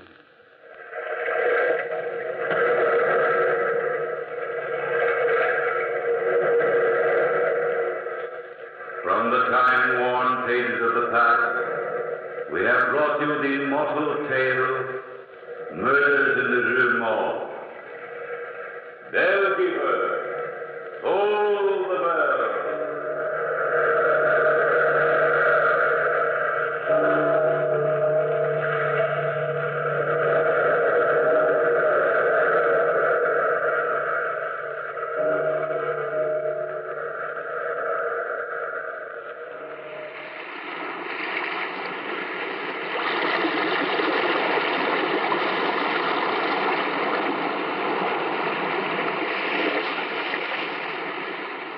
From the time-worn pages of the past, we have heard another immortal tale in The Weird Circle.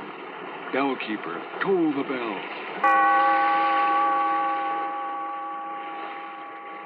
Be here in this lonely cave by the restless sea once again next time for another immortal tale in The Weird Circle.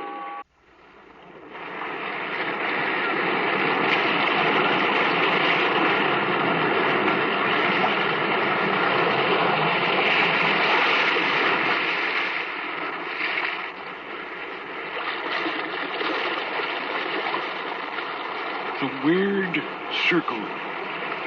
In this cave by the restless sea, we are met to call from out of the past stories, strange and weird. Bellkeeper, toll the bell, so that all may know we are gathered again in the Weird Circle.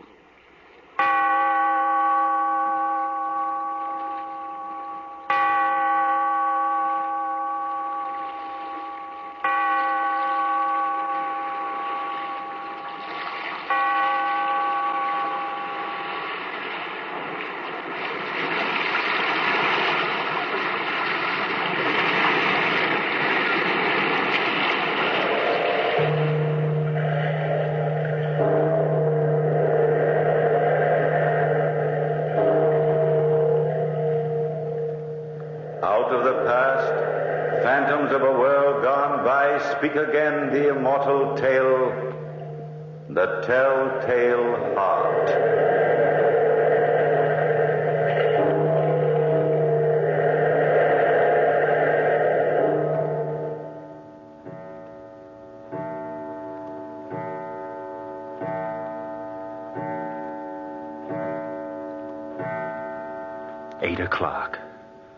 $8 in the evening. House is quiet. Deathly quiet. My uncle and I have just finished our meager repast in the dining room. Listen. Yes, that's my uncle, walking up and down overhead, pacing the floor. He senses it, too, my nervousness. Every night after dinner, he leaves the dining room and goes upstairs to the second floor, where he paces up and down. And suddenly, His heart begins to beat louder and louder. You can't hear it, but I can. My nervousness has sharpened my senses. Yes, I can hear things no one else can hear. Confound my senses. The footsteps. They've stopped. Now he'll walk down the circular stairway and join me here in the parlor. And I'll have to look at him, watch him. That eye. I've nothing against him. But his eye, that huge, distorted eye. If the eye offends thee, pluck it out. Pluck it out. Tortures me at night. I lie in bed and shut my eyes. But that horrible thing peers at me, embedded in my senses. That eye glistens and shimmers. It haunts me. Kill. Kill. I've nothing against him. My uncle. My only relative. The eye. Pluck out the eye. The eye. He's coming, yes, now down the stairs. Sniffing as he blinks. The swollen lid covers that eye. Uncle. Is that you? Is it me? Of course it is. Who else would it be, Charles? I don't know. Now for a nice hour of relaxation. Will you join me in a cigar, Charles? Here, take this one of mine. Thank you, Uncle. Sit down here. I'd prefer sitting back here, Uncle. Oh, nonsense. I can't see you over there, and you can't see me. Come, sit over here. I'd much prefer to stay here. Do you dislike my company after all these years, Charles? No, Uncle. All right, I'll join you. But why are you staring at me like that? The eye. Look at the eye. Staring at you. Red and swollen hideous. A pale blue film covers it. Kill. Charles? Yes, Uncle? Come, light up your cigar. Here's a light. Now, that's better, my boy. These cigars have a rich, fragrant aroma. A very rich, fragrant aroma. It lulls a man's nerves into a peaceful state. It leaves the mind free for contemplation, doesn't it? Kill. Yes, Uncle. Kill. Nothing like the hours spent meditatively. Oh, blasted visitors. You answer the bell, Charles. Yes, Uncle. I dislike being interrupted like this. It's bad for my digestion. People should know that. Good evening, Mr. Holscomb. Well, good evening, Charles. I hope you and your uncle don't mind a nice neighborly visit. I'm sure we don't, Mr. Holscomb. I'm glad. I was all alone this evening and felt the need of a nice, friendly chat, so I dropped over. Good evening, Mr. Woodward. Good evening, Mr. Holscomb. How are you this evening? Feeling surprisingly fit. Man of my age has no right feeling so healthy. Bad for the doctor's income, but I feel like a man of 20. Just as fit physically and mentally as Charles here. Thank you, Mr. Holscomb. Well, won't you join us for a little while, Mr. Holscomb? I'd love to, yes, indeed. I'd enjoy it. Can't be for long. I'm retiring early, but a short visit would be appreciated. Thank you, Mr. Woodward. Mind if I light up my pipe? No, not at all, Mr. Holscomb. Charles, get him an ashtray before he scatters the ashes all over the carpet. Yes, Uncle. Here you are, Mr. Holscomb. Thank you, Charles. Well, what's this? Well, as any idiot can plainly see, it's a knife. Yes, a knife, Mr. Woodward. It's a strange-looking knife. Belonged to our ancestors. Charles, what's it doing down here off the hook on the wall? I took it down from the wall to clean it, Uncle. Clean it? Well, old knives are supposed to look old. Clean it. Clean it? I'll put it back. Be careful, Charles, my boy. I knew of a young man exactly your age who took a family heirloom down from the wall one night and well, blasted if it didn't slip and cut off his right arm.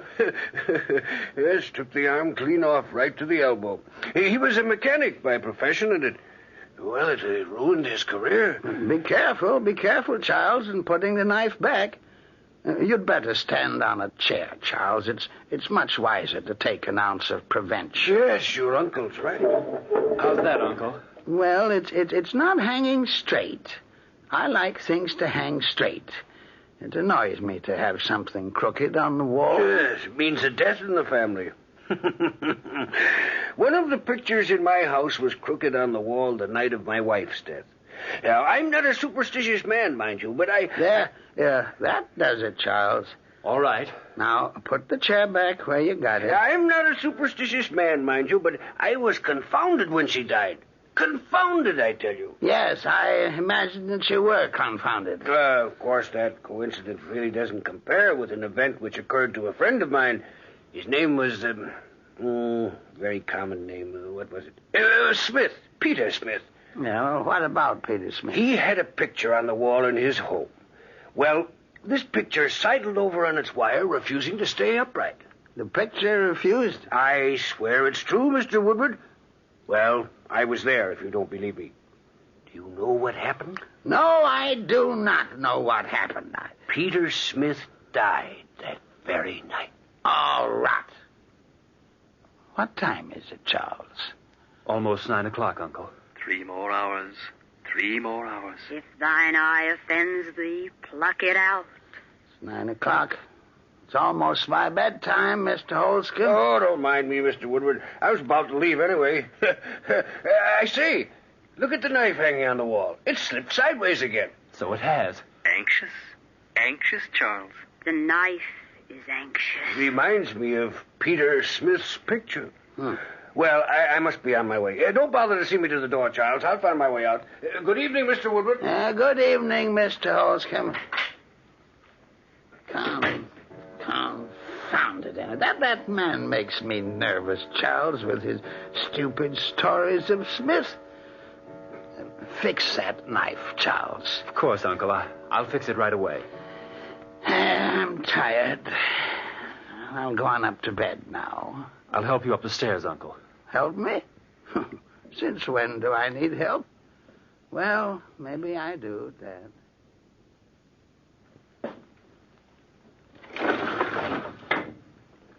Anything else you want of me besides opening this window, Uncle? No, nothing, Charles. I'd better take this chair out of your way. Oh, the chair isn't in my way. In case you should awake during the night and want to get out of bed.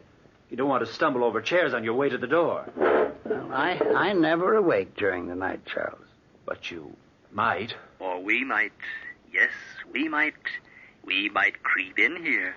I might, yes, I might. Oh, I might do anything, my boy. I also might not.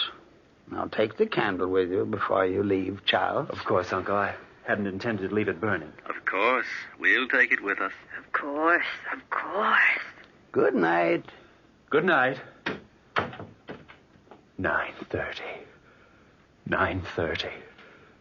I must be clever. I must think everything out very carefully. Yes, carefully. Must wait till midnight. Yes, till midnight. Why must I wait till midnight? Why? That's the plan. The clever plan. Clever. Walk down the stairs and wait in the parlor. The room will be dark. And I'll wait. He'll be asleep by midnight. Clever. Then at midnight I'll creep up the stairs with a knife. And if the eye offends me, pluck it out. It must have meant me. Of course, it's all so clear. Clear and clever. First thing to do is get the knife. Go into the parlor, stand on the chair, and get the knife. Be careful, Charles. Careful with the chair. You pull up the chair and stand on it, but be careful. I'm always careful. Now I've the knife. What do I do next? What is the plan? Sit and wait. The doorbell. Could it be at this hour? This isn't Part of my plan? No, not part of my plan. Get rid of them, whoever they are. Get rid of them. Oh, Mr. Holscomb. Sorry to disturb you, Charles, but I left my pipe here. I looked all over my house for the blasted thing before I remembered I'd left it here. Well, it must be in the parlor. Don't bother yourself. I'll get it. It's no bother. Why, you're trembling, Charlie. Did I frighten you when I rang the bell? Well, I wasn't expecting you. No, not expecting you. Expecting you. I read of a man in the paper who died of fright when his doorbell rang. It was just the other day I read it. Very amusing article, too. But, oh, here's the pipe. Imagine my leaving it behind. Yes, imagine it. Thanks again, Charles. What's this knife doing down here again? It slipped. Slipped again, did it? Well, well, well. Just like the picture at Peter Smith's. Let me know if anything happened. Of course. Of course. Of course. Good night, Charles. Good night, Mr. Holscomb. Now, the plan. The plan to wait. Wait. Wait for midnight. For midnight. Yes, for midnight.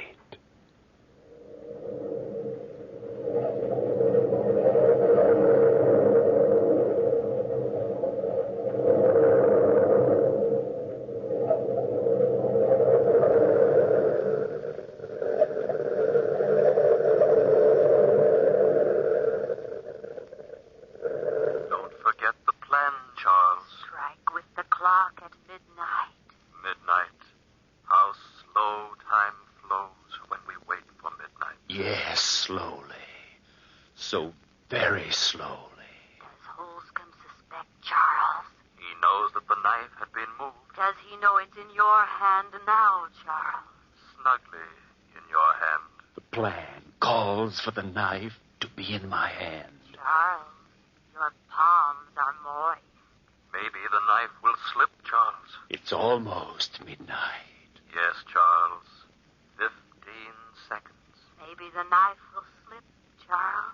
It can't slip. It belongs in my hand. Where is the lantern, Charles? You've got to see, you know. I have it. It's ready. Listen, Charles. Listen.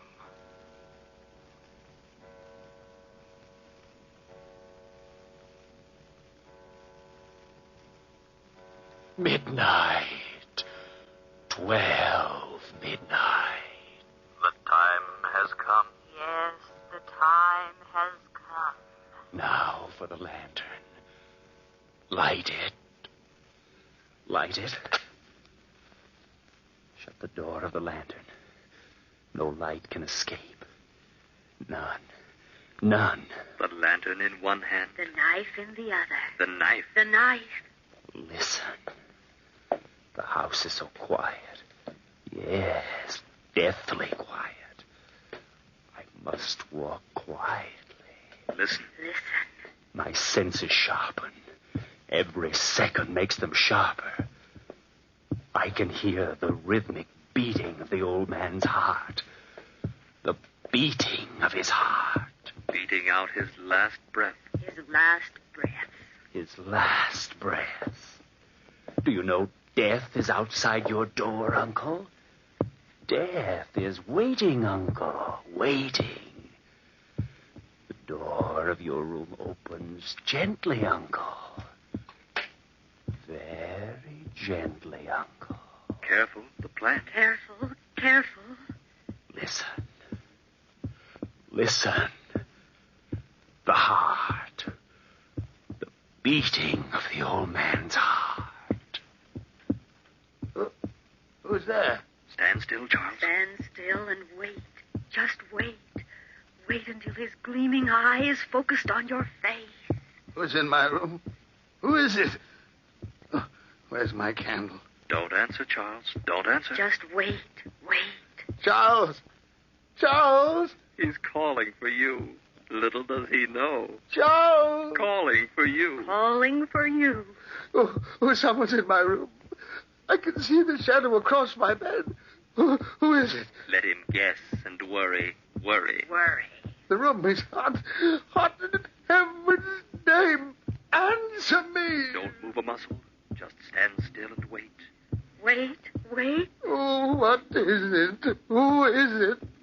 Where is Charles? Listen to his heart. His heart. Listen to his heart. Now it's panic. Later, it will be the forewarning of death. Oh, somebody help me. Now raise the lantern. Slowly, Charles. That's it. Focus it where the eyes should be. Then slowly open the door of the lantern and let the light shine in that eye. If the eye offends thee, pluck it out. The eye. No, not the knife. Not the knife. Listen to the heart beat its last beat. He's dead. He's dead. And I'm free of that horror. Free of the eye. Of the scorpion eye. The horrible scorpion eye.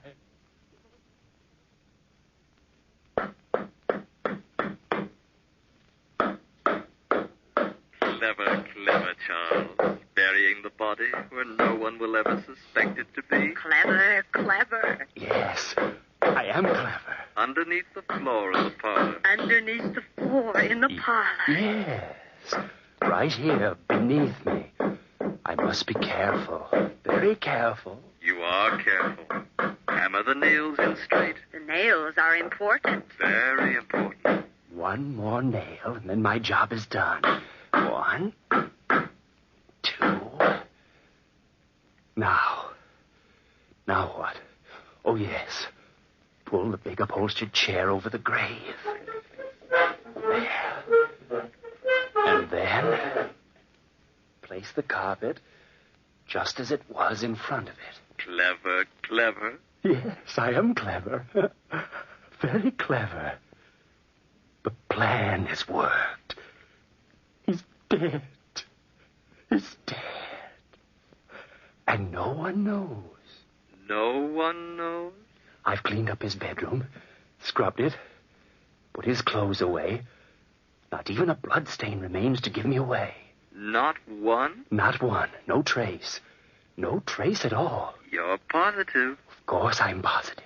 Clever, Charles. Of course I'm clever. Today I'll tell the neighbors my uncle left for the country. Will they believe you? Of course they'll believe me. Believe you? And tomorrow, early tomorrow morning, I'll say I'm leaving to join my uncle in the country. It's so easy. I'll disappear. Disappear completely from the world. Forever from that eye.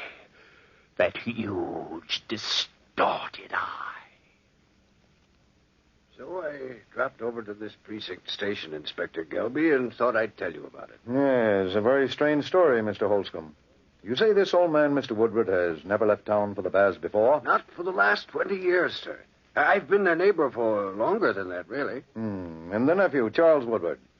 How did he seem this morning? Very much the same as usual, perhaps a trifle more chipper. Said he was looking forward to joining his uncle at the baths tomorrow. And you're positive this scream you heard last night came from the direction of the Woodward house? Absolutely. I was standing at my window at the time, looking out. It must have been a little past midnight. Suddenly I saw a gleam of light from Mr. Woodward's bedroom, and then the scream. Scream last long? No, but I'm positive no unimportant explanation is behind the scream. It sounds fishy enough, Mr. Holscomb. Certainly no harm in investigating it. The boy is innocent. He'll be glad enough to allow us to search his uncle's bedroom.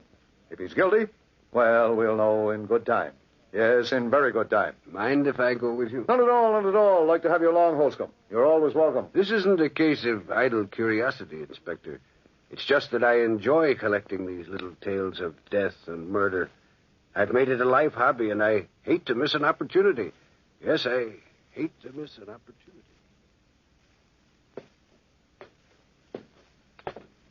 Search the house, Inspector, if you don't believe me. My uncle's room is right at the top of these stairs. Oh, thank you. Thank you very much. My uncle will be very amused by all this when I tell him. Oh, it's not that either. I nor Mr. Holscomb suspect anything, you know. No, certainly not, Charlie, my boy. Of course not. Yep. This is my uncle's room, as you no doubt know, Mr. Holscomb. Yes, of course it is. Search to your heart's content. Room's in perfect order. If I murdered my uncle mysteriously, there ought to be at least one blood stain on the bedclothes or on the floor. Mind if I undo the bed to look at the sheets? Well, not at all, Inspector. Careful. You are clever, but be careful. The bed sheets are used, but there's certainly no sign of violence here. Well, naturally, Inspector. And the floors. Spotless. Your uncle must be a very neat man. Exceedingly neat. Isn't he, Mr. Holscomb? Oh, absolutely. Well, I'm sorry we bothered you like this, sir. But you know it's better to be on the safe side. Well, I understand perfectly, Inspector. I'm sorry, Charles. Perfectly all right, Mr. Holscomb.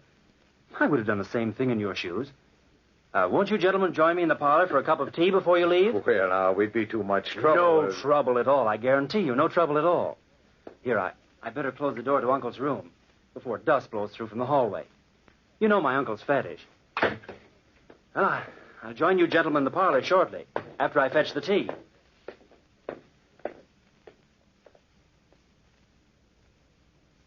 A very amusing story. A very amusing story, Mr. Holscomb. I always thought so, Inspector Gilby. You collect stories of crime, don't you, Mr. Holscomb? Yes, indeed. I found some prize ones in my day. Yes, I imagine you have. He'd enjoy your story, Charles. Yes, he'd enjoy it. Enjoy it. Pass the sugar, Inspector, please. Huh? Oh, yes. Here you are. Listen, Charles. What is it? Listen. What'd you say, Charles? Nothing. I've a very amusing story about a woman in India. I read it in the paper the other morning just as I was eating some very fine orange marmalade. Listen. It's the heart, Charles. The old man's heart. The heart. You can hear it. No, it can't be. What can't be? He denies the truth of my story even before I tell it. What about the woman in India? Can it be the beating of the old man's heart? Well, she murdered a rich uncle of hers. Can a man I murdered return to life? It's getting louder and louder. Louder and louder. Why did she murder him? No known motive. They're playing with me. They're both watching me. Watching you. How did she murder him? Cut him in little pieces and hid him under the flooring in her bedroom. Under the flooring. Making a mockery of a living horror. They know, Charles. They know. They know, Charles. They know. What's the matter, Charles? He looks ill. Ill. Make it stop. They're playing with you. Playing with you. No. Watch him, Inspector. He's... Fools. Don't play with me like this. You can hear it. I can see it in your faces. In your evil, grinning faces. You can hear it. The heart.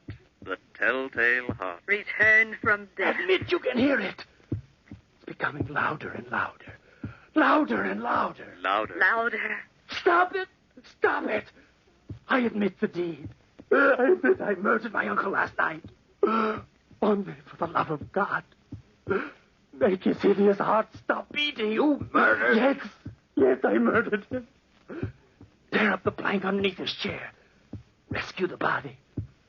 But stop the beating of the telltale heart. Telltale heart. Telltale heart.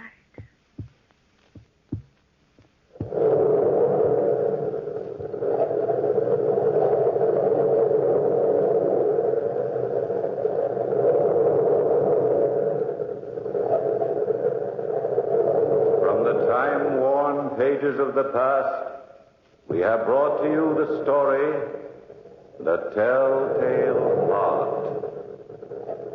Bellkeeper, pull the bell.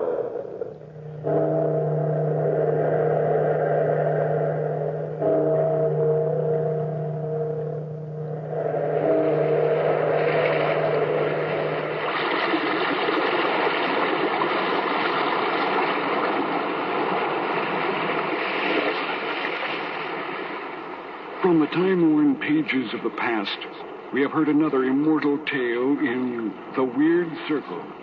Bellkeeper, toll the bell.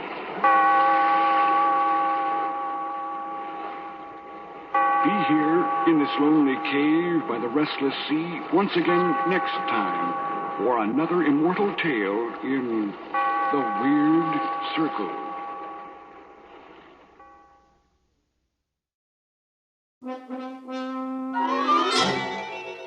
My name is Poe, Edgar Allan Poe.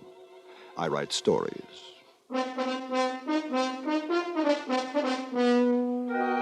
Charges have been brought against me by certain ignoramuses that I have never written a tale with a moral. By way of mitigating these ridiculous accusations, I offer the following unusual history, a history about whose moral there can be no question whatsoever. For you can see the moral in its very title, Never Bet the Devil Your Head. And note, please, that I do not bring in the lesson at the tag end of the fable, as others are wont to do. Very well, here then I denounce my critics and beg no favor other than your close attention.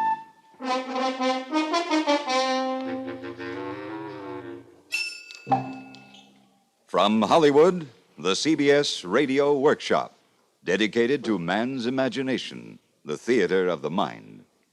The world too long thought of Edgar Allan Poe as a dour misogynist who concerned himself with black cats, gold bugs, pits, pendulums, and murder. Few realized, and fewer would believe, that this man of gloom had a sense of humor. This, the workshop now seeks to prove in William N. Robeson's production of Edgar Allan Poe's satiric story, Never Bet the Devil Your Head, starring John Dehner, with music conducted by Amerigo Marino, and with Jack Johnstone as guest director.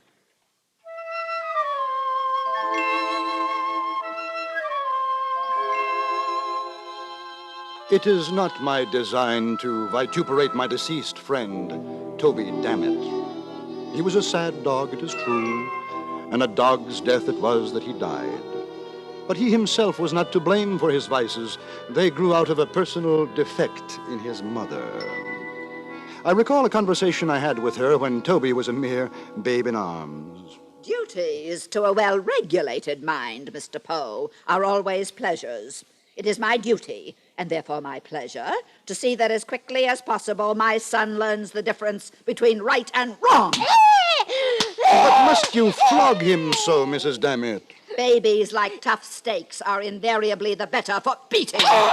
It drives the evil propensities out. But my dear woman, you have the misfortune to be left-handed. I do not consider left-handedness a misfortune. No, you fail to understand me. Madam, a child flogged left-handedly had better be left unflogged. And deign to tell me why? The world revolves from right to left. If each blow in the proper direction drives out an evil propensity, it follows that every thump in an opposite one knocks its quota of wickedness in. Ha! That is a specious argument that does not warrant a reply, except perhaps this. I was all too often present at Toby's chastisements, and even by the way he kicked, I could perceive that he was getting worse and worse every day. At last I saw, through tears in my eyes, that there was no hope for the villain at all, and one day when he had been cuffed until he grew black in the face, and no effect had been produced beyond that of making him wriggle himself into a fit, I could stand it no longer, but went down on my knees forthwith and, uplifting my voice, made a prophecy of his ruin. For the fact is that his precocity in vice was awful. At 5 months of age, he got into such passions that he was unable to articulate. At 6 months, I caught him gnawing at a pack of playing cards. At 7 months, he was in the constant habit of catching and kissing female babies. At 8 months, he peremptorily refused to put his signature to the temperance pledge. No. Thus he went on increasing in iniquity month after month, year after year, until in his youth. Mama, it is my desire to wear mustaches. And furthermore, I'll bet I can grow them. By the bill, book, and candle, by Job's comforter, I'll bet I can.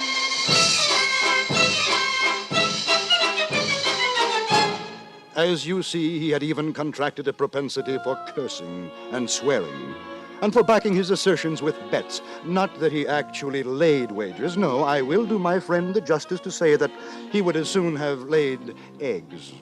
With him, the thing was a mere formula, nothing more.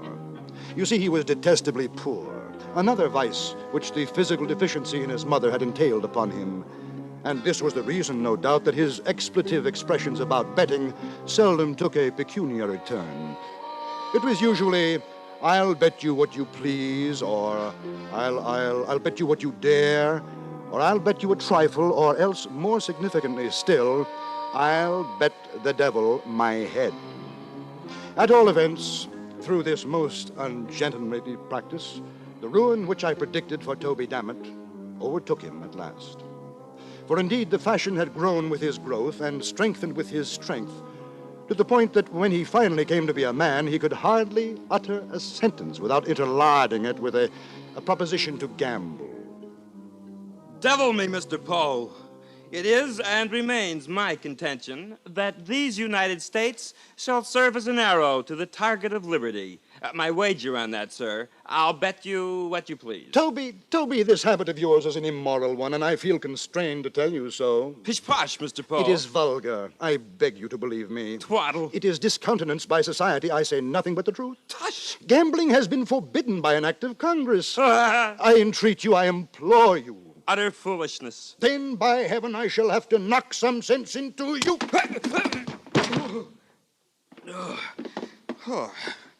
That, sir, was a dastardly thing to do. Should you venture to try such an experiment again, I shall necessarily return in kind, and you will rue the result. I'll bet the devil my head you will.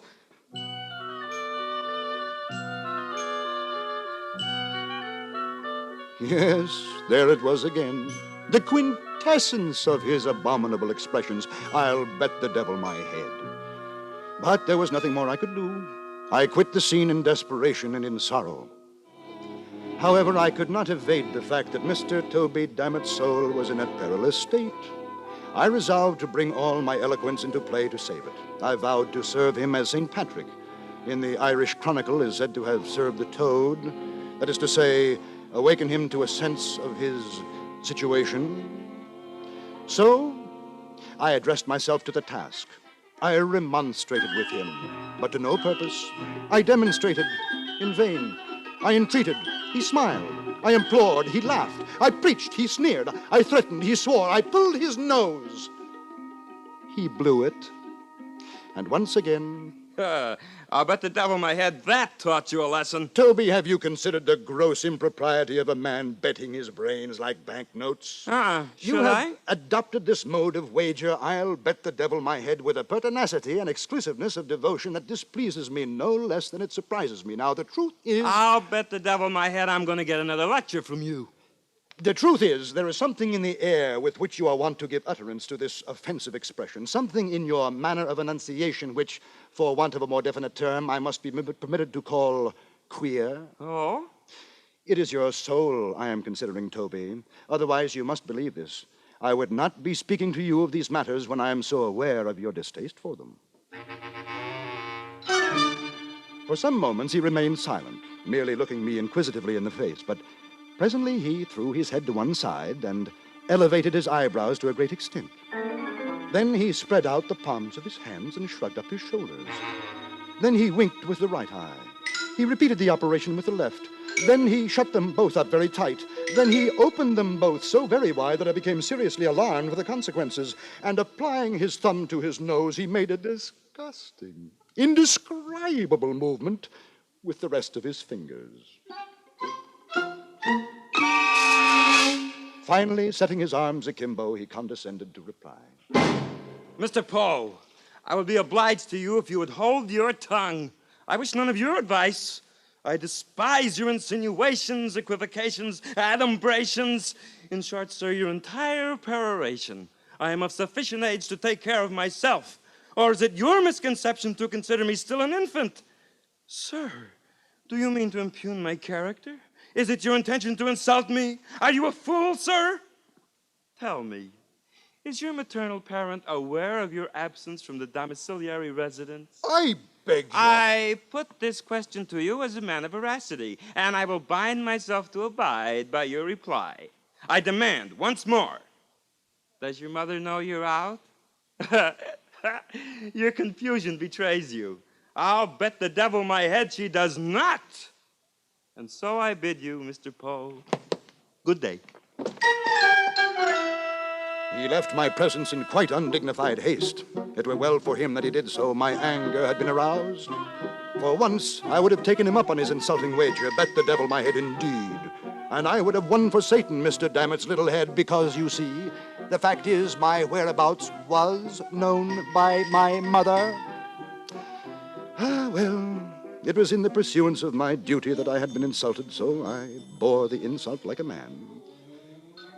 And it now seemed to me that I had done all that could be required of me in the case of this miserable individual. I resolved to trouble him no longer with my counsel, but to leave him to his conscience and himself. But I must confess that although I forbore to intrude with my advice, I could not quite bring myself to give up his society altogether. Worse, I even went so far as to humor some of his less reprehensible propensities, and there were times when I found myself lauding his wicked jokes, but with tears in my eyes, so profoundly did it grieve me to hear his evil talk. Oh, by the great horned toad, Mr. Poe, your aptitude for companionship, without censure or reprimand, has taken a turn for the better. It puts me in mind of the gentleman from New York, Mr. Greeley, who importuned a man of tender years to seek the western shores, remember? Yet, to my knowledge, never made the trek himself. Oh, yes. Unsought advice is like a woman left waiting at the church. Uncalled for. Well, perhaps. Zounds and hellions, sir. I'll bet the devil my head if you cannot agree on that. Well, all right, Toby. Toby, what's to become of you? Oh, your concern is, touching, Mr. Poe.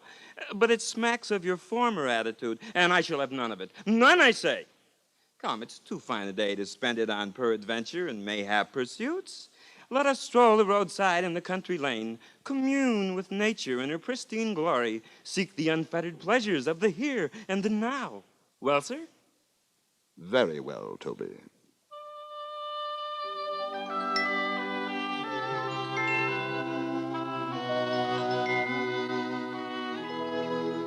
Thus it was that we strolled out together, arm in arm, our route leading us in the direction of a river.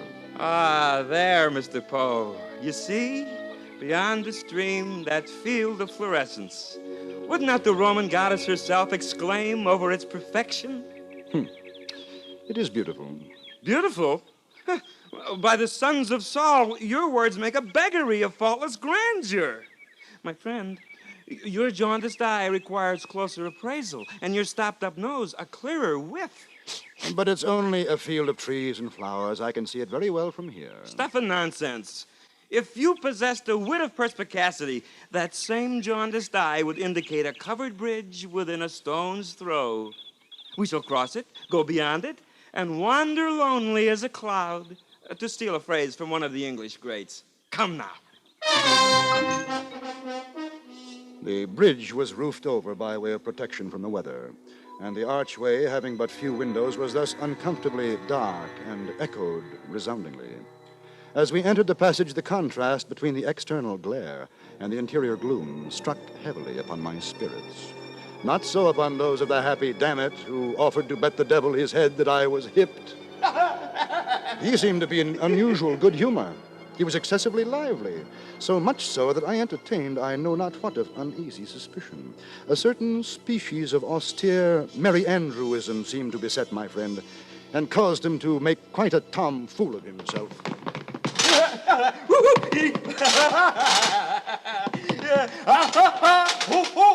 Edgar Allen Poe! Up here, on the railing. I'm a bird. I fly. Nothing would serve him but wriggling and skipping about under and over everything that came in his way, now shouting out and now lisping out all manner of odd little and big words. I really could not make up my mind whether to kick him or to pity him. Antediluvian transcendentalism! Whee! Anti-disestablishmentarianism! At length, having passed nearly across the bridge, we approached the termination of the footway when our progress was impeded by a turnstile of some height. Through this, I made my way quietly, but this turn would not serve the turn of Mr. Dammit. Hold. This mechanism, Mr. Poe. Are we cattle to be impeded in this manner? It's merely a turnstile. I passed through it without It's any... merely a turnstile. Well, me, I defy it. How can you defy an inanimate object? By leaping over it. Not only shall I leap over it, but I shall perform a buck and wing at the apex of my jump. Oh, but Toby, it's nearly 5 feet in height. A bagatelle. Ah, you're a braggadocio. You cannot do it, and you know you can't. No? I'll bet the devil my head I can. You hear me? I'll bet the devil my head. I was about to reply, notwithstanding my previous resolution, with some remonstrance against his impiety, when suddenly I heard, close at my elbow, a slight cough, which sounded very much like the ejaculation. Ahem. I started and looked about me in surprise.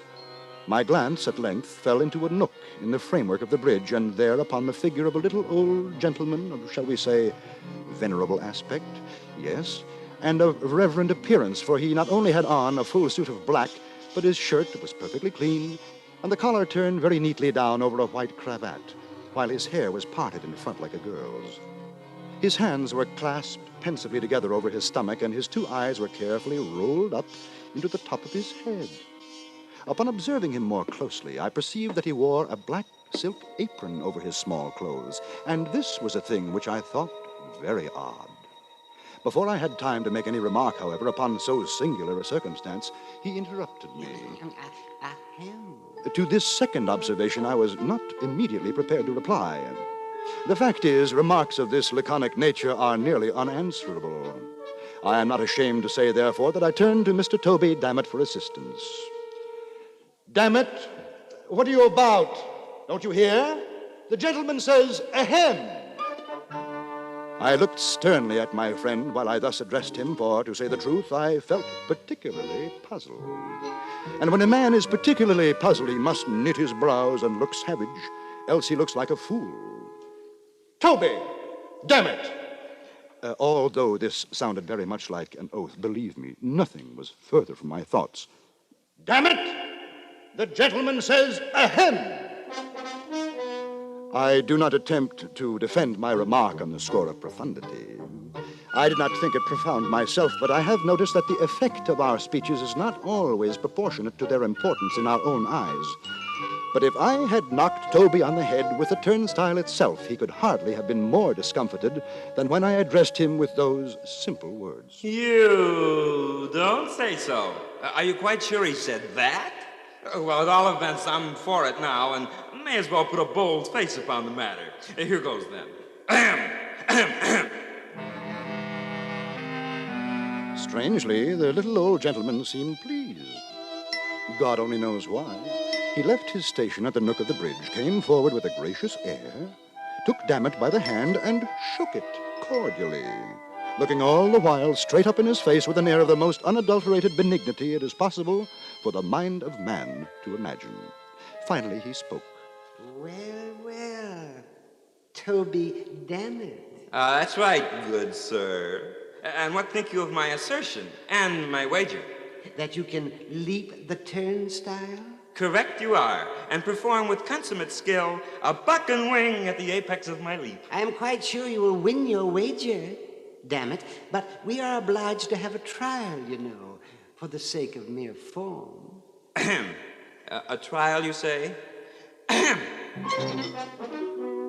My friend took off his coat with a deep sigh and tied a pocket handkerchief around his waist.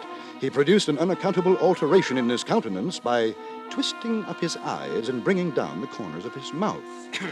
I did not express myself aloud, but I thought this is quite a remarkable silence on the part of Toby Dammit, and is no doubt a consequence of his verbosity upon a previous occasion. I wonder if he has forgotten the many unanswerable questions which he propounded to me so fluently on the day when I gave him my last lecture. Him!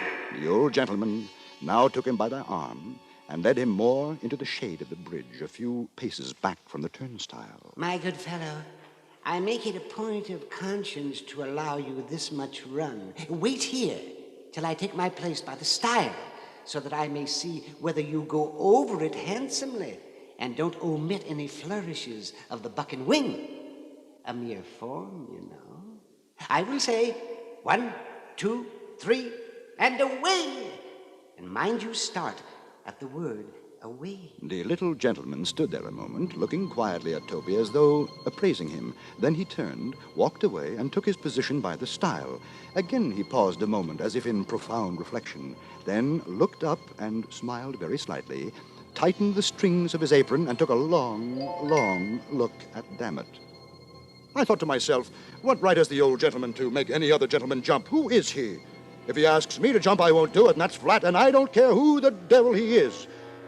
The devil, he...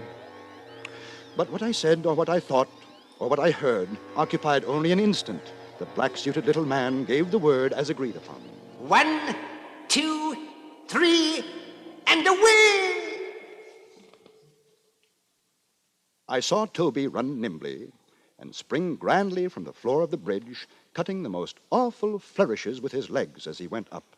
I saw him high in the air, buck and winging it to admiration.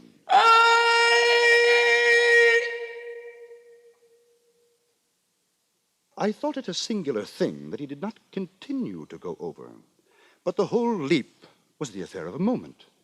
And before I had a chance to make any profound reflection, down came Mr. Dammit on the flat of his back, on the same side of the stile from which he had started. At the same instant, I saw the old gentleman running off at the top of his speed. But ere leaving us, he had caught and wrapped up in his apron something that fell heavily into it from the darkness of the arch just over the turnstile.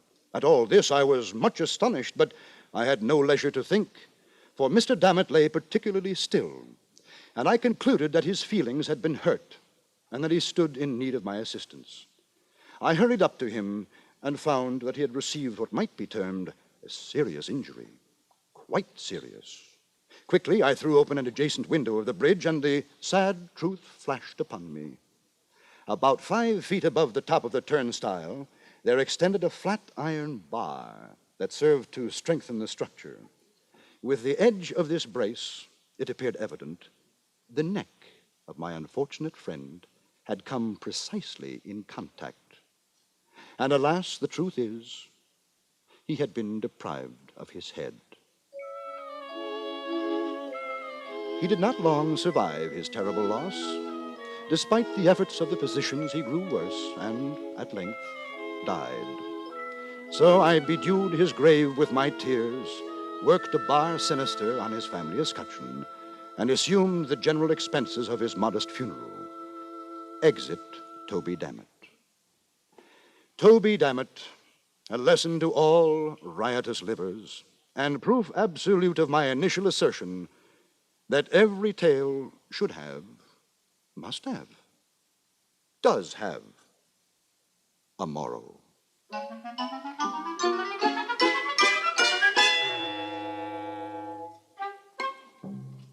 You have just heard John Daner in the CBS Radio Workshop's production of Never Bet the Devil Your Head, under the guest direction of Jack Johnstone. It was adapted for radio by Alan Botzer, with music composed and conducted by Amerigo Marino. Heard in the supporting cast were Eleanor Audley, Leon Ledoux, Dawes Butler, Richard Beals, and Howard McNear. Next week from New York, the workshop will present The Heart of Man, a dramatization of a surgical operation in which the heart itself is the principal actor. Hugh Douglas speaking. This is the CBS Radio Network.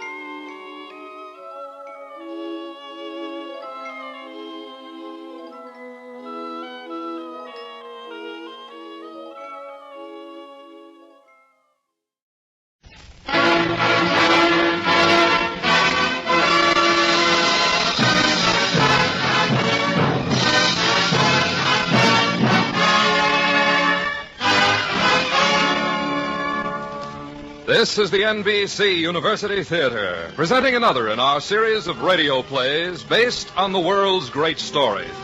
Tonight, The Purloined Letter by Edgar Allan Poe, starring Adolphe Menjou.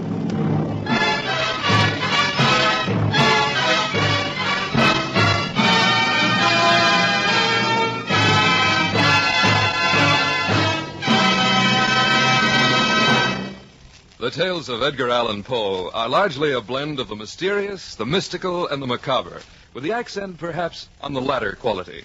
And yet, when he wished, Poe could forget his intense preoccupation with the element of horror and tell a story of pure mystery in such absorbing fashion that he can truly be called the first great writer of modern detective fiction. Tonight we present Adolphe Menjou as Detective Auguste Dupin in the classic story of Parisian intrigue, The Purloined Letter, by Edgar Allan Poe.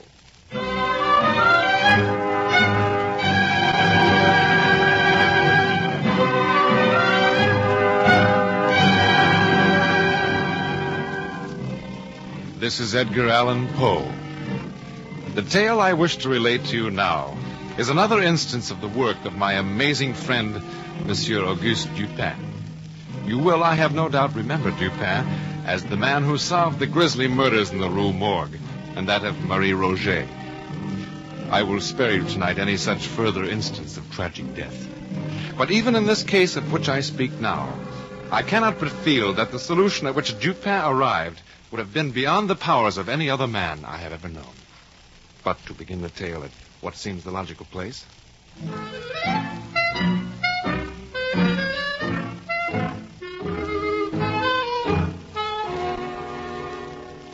My dear Poe, would you mind stirring up the fire a bit? Not at all. This autumn weather gets into one's bones. Ah, that is better. Also, it gives me more light to enjoy the smoke of my pipe. We could light the lamp, but you always say you think better in the dark. Well, light it if you like, by all means. I think we may be having a visitor soon. And besides, why do you suppose I have need to think? Your guess was right about the visitor. Who is it? Well, I imagine it is Monsieur le Préfet. He has not been here for a month. It would take him that long to make up his mind to appeal to me again. And that's why you should be thinking. This affair of the Purloined Letter, it's completely baffling. You think so? Don't you? I'm sure Her Highness the Princess wouldn't share your calmness, nor will Monsieur le Préfet. We shall see. Good evening, Garon. Good evening, Dupin, Monsieur Poe. Good evening, Monsieur le Préfet. Sit down, Garon, sit down. We haven't seen you here of late. Have you come on special business? Why, no, nothing in particular. Well, we shall have a nice chat. Everything going well with our gallant officers of the police?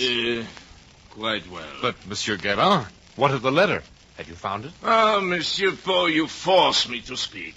I am a tormented man. I am quite at the end of my rope. No success yet? None. And my reputation, I shall lose my office if I fail. There was also a large reward, I believe you said. Tremendous. I would be rich, but I shall never get it. I am not so sure, Garon. I think you might. No. I have done everything. I shall be ruined. Tell me, Dupin, what shall I do? Do? Why, take advice, to be sure. I assure you, Dupin, I am perfectly willing to take advice and pay for it. I would give 50,000 francs to the man who could help me. 50,000, eh? My personal check. Well, then, let us consider. We will take this case back to its very beginning and examine it. It began, we will recall, the princess.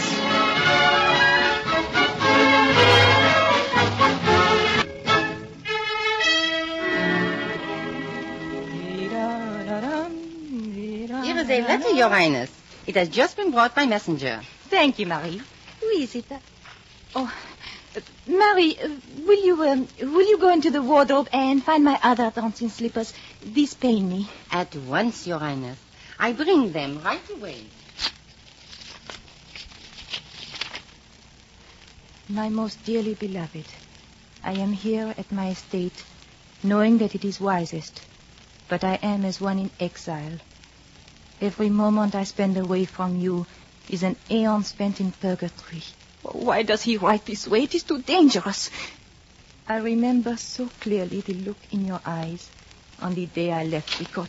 Perhaps Philippe Your Highness... and de Leon. Yes, my dear wife. Has something happened to upset you? Why, no, only you startled me. As I predicted, Your Highness, the princess is not yet ready.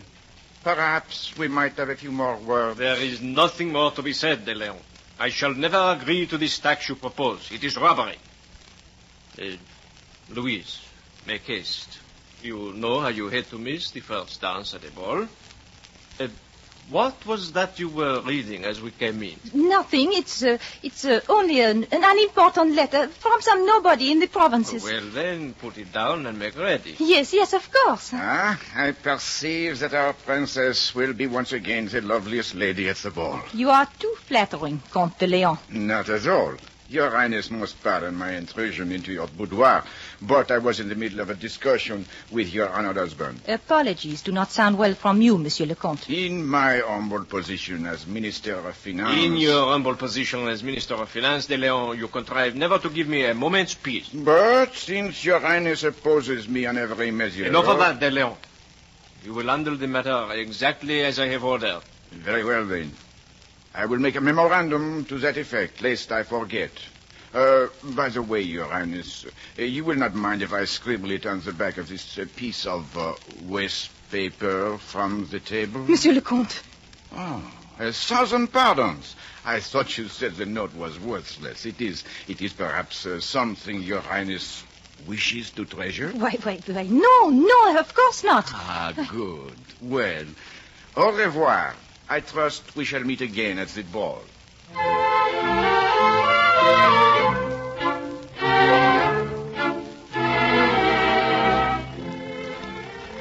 Your Highness is enjoying the party? And why should I not be? That is for Your Highness to know. De Leon, I demand that you return to me that letter. Letter? What can Your Highness mean? The letter you stole from my boudoir an hour ago. Oh, that letter. Au contraire, Your Highness, I shall treasure it. In future, you might suggest to a certain gentleman that he learn to disguise his hand when addressing such missives. One has eyes, after all. I shall accuse you to my husband as a thief. I doubt it. You could have done so in the boudoir, while His Highness stood right there. Ah, no, Your Highness, you must not call me a thief. That is an ugly name for a man who merely watches his opportunity. Opportunity of what? It is possible that your husband's mind might be changed in the matter of this new tax. He will never agree to it. I say he might, if you were to suggest it to him. Your scheme will fail. My husband knows that I feel as he does in these matters. He will know that something is wrong. Something? But he will not know what. It would be a pity for all parties should he find out, n'est-ce pas?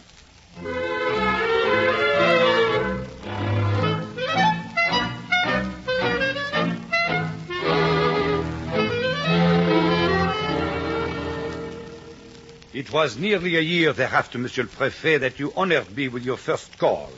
Monsieur Poe and I had been sitting here talking of political events, the significance of which we did not at the time understand. You arrived and told us of the purloined letter.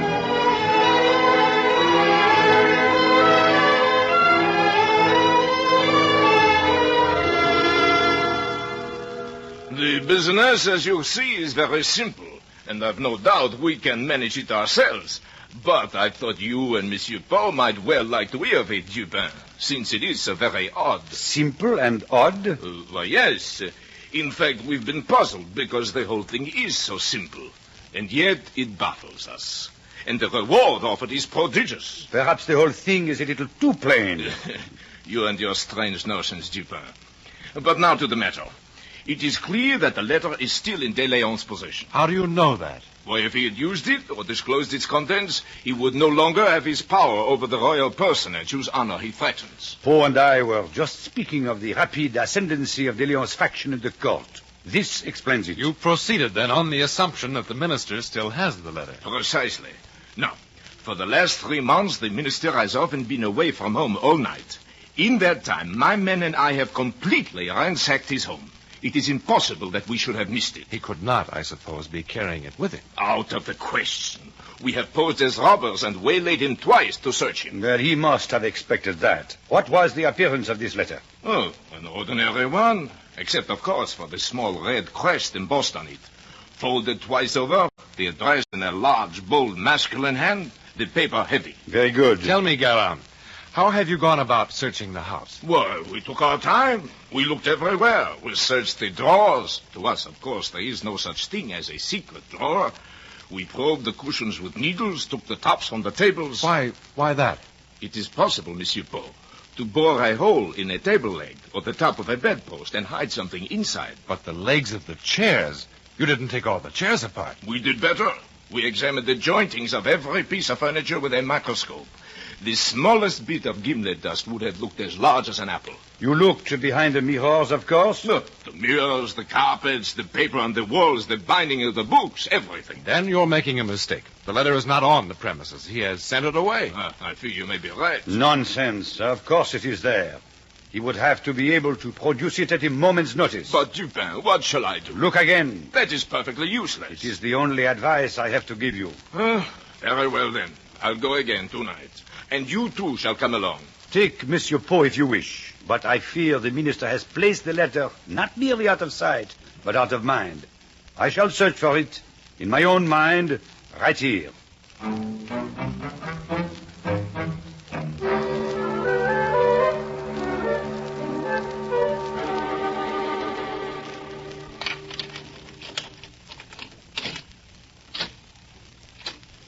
Softly now, Monsieur Poe. The servants sleep at a distance, but we must take no chances. Of course. The library is here. Is that you, Jacques? Oui, Monsieur le Préfet. Find anything new? Some few parcels, Monsieur. I was just coming to them. Well, get about it. Oui, Monsieur le Préfet. Come, Monsieur Poe. You and I, we shall re-examine the pages of the larger books on these shelves. Well, let's begin then. Can't you open that lantern another inch? Impossible. We must have secrecy. Besides, could you not see a letter if it were lying in a book? I should like to be able to look around. One does not need to see to search. Jacques, the parcels. Nothing in the first, Monsieur le Préfet. Your men are indeed skillful. I had forgotten there was anyone in the room but ourselves. Oh, look out! These, Monsieur Poe, I beg of you to be careful. I'm so sorry. The book slipped out of my hand. Again, I must remind you how important it is that no one realize we are here. That's strange. What is it? This book I just dropped. It's a book of his own verses. Whose own verses? The Comte de Leon. I didn't know he was a poet. Bah, the Comte de Leon is a fool. What makes you say that? And what is a poet if not a fool? I tell you, if de Leon were really clever, I should have had him a long time ago. It must be through sheer idiocy that he escapes me. The devil take him and his foolish verses.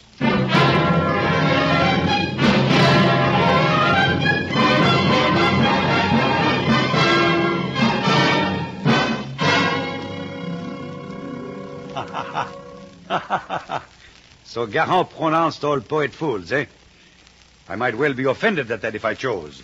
I regard my own poetry as being quite as good as De Leon's. The poetry surprised me, frankly. Somehow I'd always had the impression that De Leon had written a learned text on differential calculus, that he was known as a mathematician, not a poet.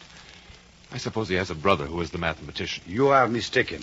De Leon is both poet and mathematician. A very versatile mind. But I'm really puzzled, Dupin. If Garand and his men really searched the whole place the way we did that room last night... I assure you that they did. But they have considered only their own ideas of ingenuity. How do you mean? I mean that all this boring and probing and looking through microscopes is only an exaggeration of their usual tactics. Our friend Garand has the mind of a mathematician himself. And this mind naturally considers the minister a fool because he is renowned as a poet. Then he must think the same of you. Perhaps my doggerel has not come to Garand's attention. Which reminds me, will you walk with me to the bookseller at the corner? There's a little book of verse I have been meaning to get. The next corner? There's no bookseller there. My dear Poe, are you totally blind? The sign over his shop fills half the street. Look for yourself. Oh, that's odd. I must have passed along here a dozen times and never noticed that sign. Of course I'll walk with you. Hello, what is this? Children. Oh, they seem to be after that small boy. Why, this is the small son of my concierge. Pierre, come here. Mr. Poe, make them go away. Now, come now, Pierre. They'll not hurt you. But they call me a thief because I have all their marbles. Have you stolen them? But of course not. It is a game, monsieur. One holds marbles in his hand. The other guesses whether the number of marbles is even or odd. If you are right, you win one. If you are wrong, you lose one. And you won all your friends' marbles at this game? Oui, monsieur. And now they say I cheat. I do not see how it would be possible to cheat.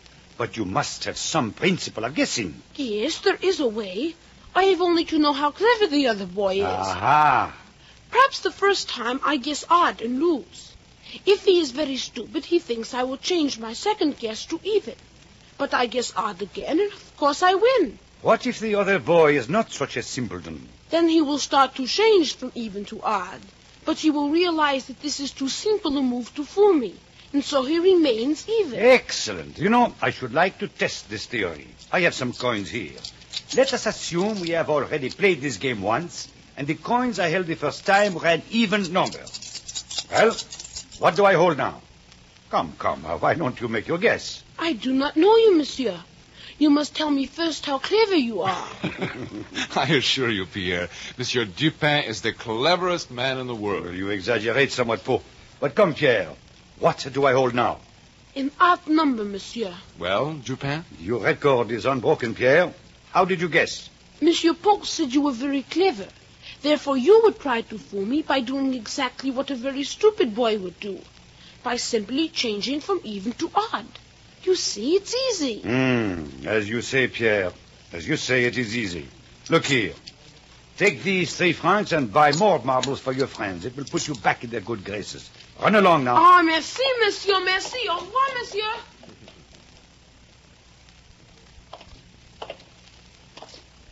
Now, there is a child who does just what Garand cannot do. He thinks not of how he would do a thing, but of how his opponent would do it. Well, that's all very well, but what if you fail to measure your opponent's intellect correctly? Ah, that is exactly the point. Garand begins with the assumption that De Leon is merely a poet and therefore a fool. Whereas, we know that the minister is both poet and a mathematician. Consider now, as a mathematician, he understands the mathematical mind of our friend Garand. But as a poet, De Leon would have enough imagination to hide it somewhere else. But where and how? Well, perhaps he has concealed it by not concealing it at all, by making it so obvious that... Monsieur Poe, wait. You have walked right under the bookseller's sign without seeing it again. Oh, I'm sorry. Well, then, suppose we go in, Dupin. Well, never mind the bookseller. I must leave you now. But I thought... have you a pair of dark spectacles? Dark spectacles? Yes. Here you are. Excellent. And now, mon ami, farewell. But where are you going? I have just recalled a most urgent appointment. I am going to play marbles, Monsieur Poe, with the Minister of Finance.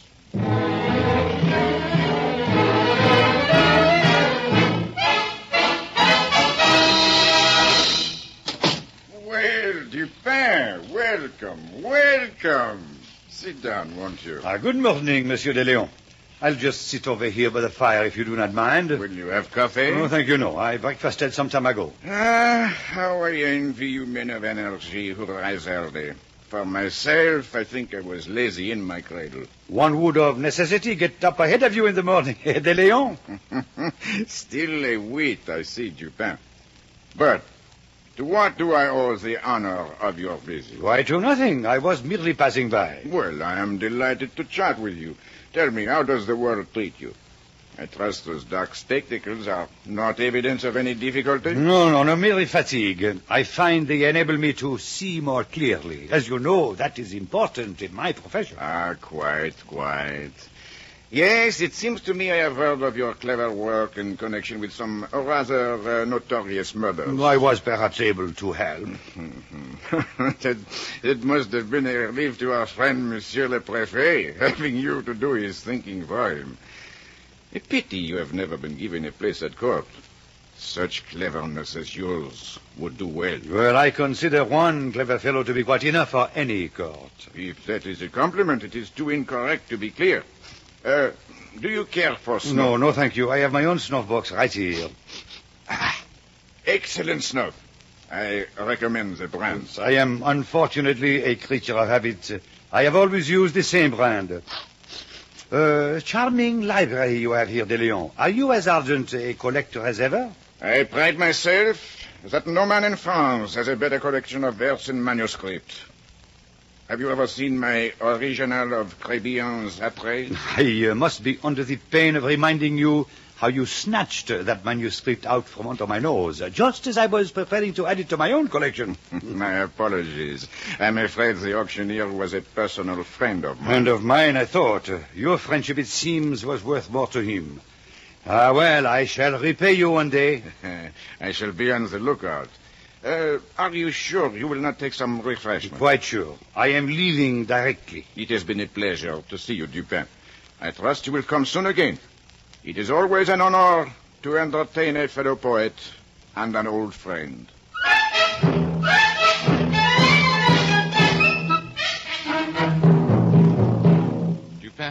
Dupin, you've been sitting with that pile of writing paper for an hour. What on earth are you doing? Merely amusing myself, my dear Poe. I wish your amusement didn't call for the burning of so much sealing wax. I'm quite stifled with the odor. I shall be finished directly. No, by the by, if you are not occupied tomorrow, mon ami, I wish you would stop by the minister with me. I must return there. This morning, by the merest accident, I left a gold snuff box on his library table.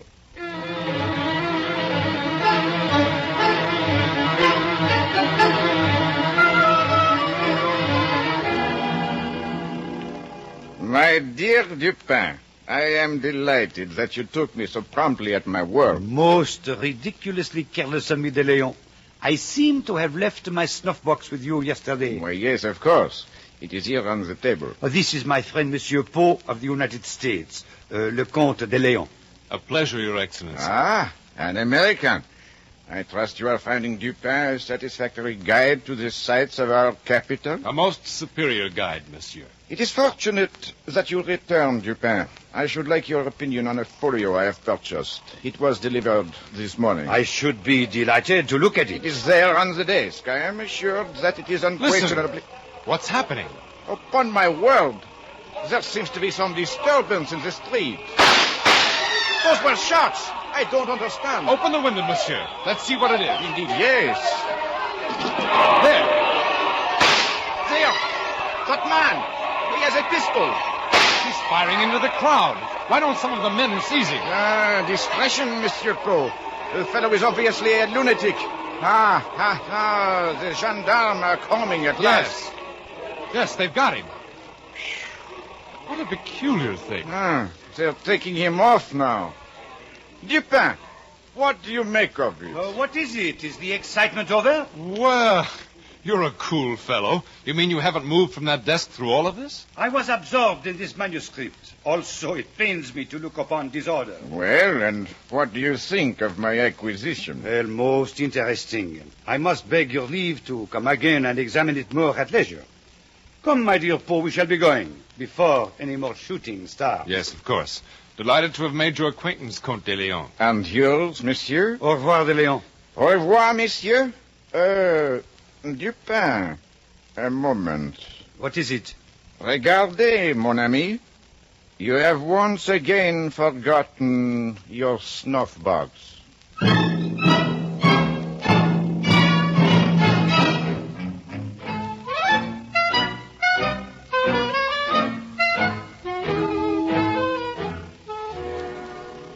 Dupin, I am desperate. You have accomplished nothing by these visits to Delaware. Softly, softly. You recall my saying, my dear Poe, that our friend Garand here would surely have found the letter had the minister's reasoning been anything like his own. But you know I did everything. My reputation is at stake. One moment, monsieur. I was convinced that de Leon would reason quite differently, after the fashion of the child Pierre with his marble. Please, Dupin, this is serious. Assuredly. And so de Leon had to find a method of concealment that would not occur to Monsieur le Préfet. And it was you, my dear Poe, who convinced me that de Leon had concealed the letter by the very artistic means of not concealing it at all. You mean the bookseller's sign? Exactly. It was right under your nose, and for that very reason completely escaped your eyes. But how did you... Under cover of your spectacles, I let my eyes wander about the room. And just under the mantelpiece, I saw hanging a cheap little pasteboard rack of the sort one puts visiting cards into. Did you happen to notice it, Garand? Why, no. Not that I remember. Just so. And for that, I must remind you of the 50,000 francs you spoke of a while ago. Here's a check. Would you mind filling it up for that amount? What is this? I cannot see that Well, you... there is much that you cannot see, Garand. This rack I spoke of, in it, with several cards, was a letter of most conspicuous unimportance. I am not interested in unimportant letters. And the minister knew it. This letter bore a large black seal instead of the small red one you described. The handwriting was feminine instead of large and bold. In short, it was so completely different that I was convinced it was the very same. What? What's that you say? Have you written that check yet, Garand? Yes, sir. Here it is. 50,000 francs. Thank you. And here is the purloined letter. Mon Dieu! It is the letter. This is unbelievable. I shall be rich. Well, control yourself, Garand, control yourself. The next day, my dear Poe, when you and I returned to the minister's under the pretext of retrieving my snuff box, I had the dummy letter you saw me making. While that disturbance was going on in the street, I made the change. It was lucky for you that the lunatic came along when he did. Quite so. By the by, Garand, I believe you are still holding that fellow. I wish you would let him go. I cannot go about without a valet. Your valet? You mean that lunatic is your valet? You use your eyes even less than I had supposed, my dear Garand. You have seen Barty 20 times. You could at least have recognized him under the circumstances. Gentlemen, I seem to be feeling a little indisposed, and I must return the letter to the owner at once. You will pardon me. Au revoir, messieurs. Au revoir. Not a bad fellow, really, Poe. So much for the purloined letter. But listen, Dupin. Very likely De Leon doesn't yet know it's gone. That was my object. A pity I will never know his thoughts, though, when he is reduced to opening the false letter I left in its place. Why? Did you put anything in it? Why, it would have been insulting to leave it blank. He has read the Greeks, I know. We have often discussed them. So I just wrote, by way of signature, the line from Aristophanes. An eager, meager servant of the muse. We poets, mon ami, we understand each other at the last.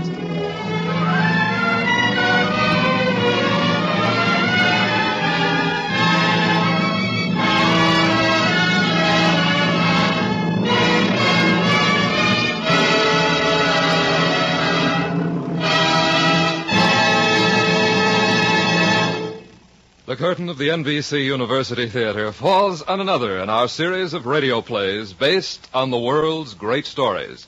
Tonight's adaptation of the Edgar Allan Poe story, The Purloined Letter, was written by Clarisse A. Ross and starred Adolphe Menjou in the role of Auguste Dupin, with John Newland as Poe, David Wolfe as Garand, and Theodore von Els as De Leon. Adolphe Menjou may soon be seen in the Warner Brothers picture, My Dream Is Yours. Others in tonight's cast were Howard Jeffrey, Alma Lawton, Bill Shaw, Byron Kane, Francis Pascoe, and John Ramsey Hill. We invite you to listen again next week when the NBC University Theater will present Gulliver's Travels, a radio play based on the famous stories by Jonathan Swift, starring Henry Hull.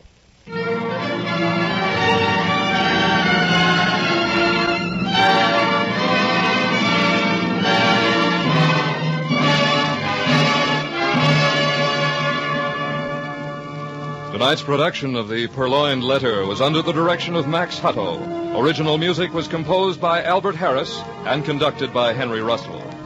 Productions of the NBC University Theater are currently being used in conjunction with a course in American and British fiction under a college by radio plan at the University of Louisville.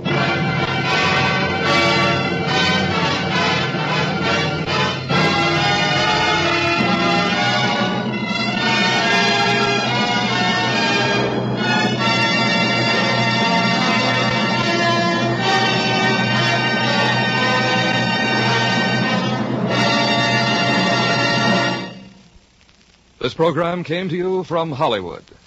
This is NBC, the national broadcasting company.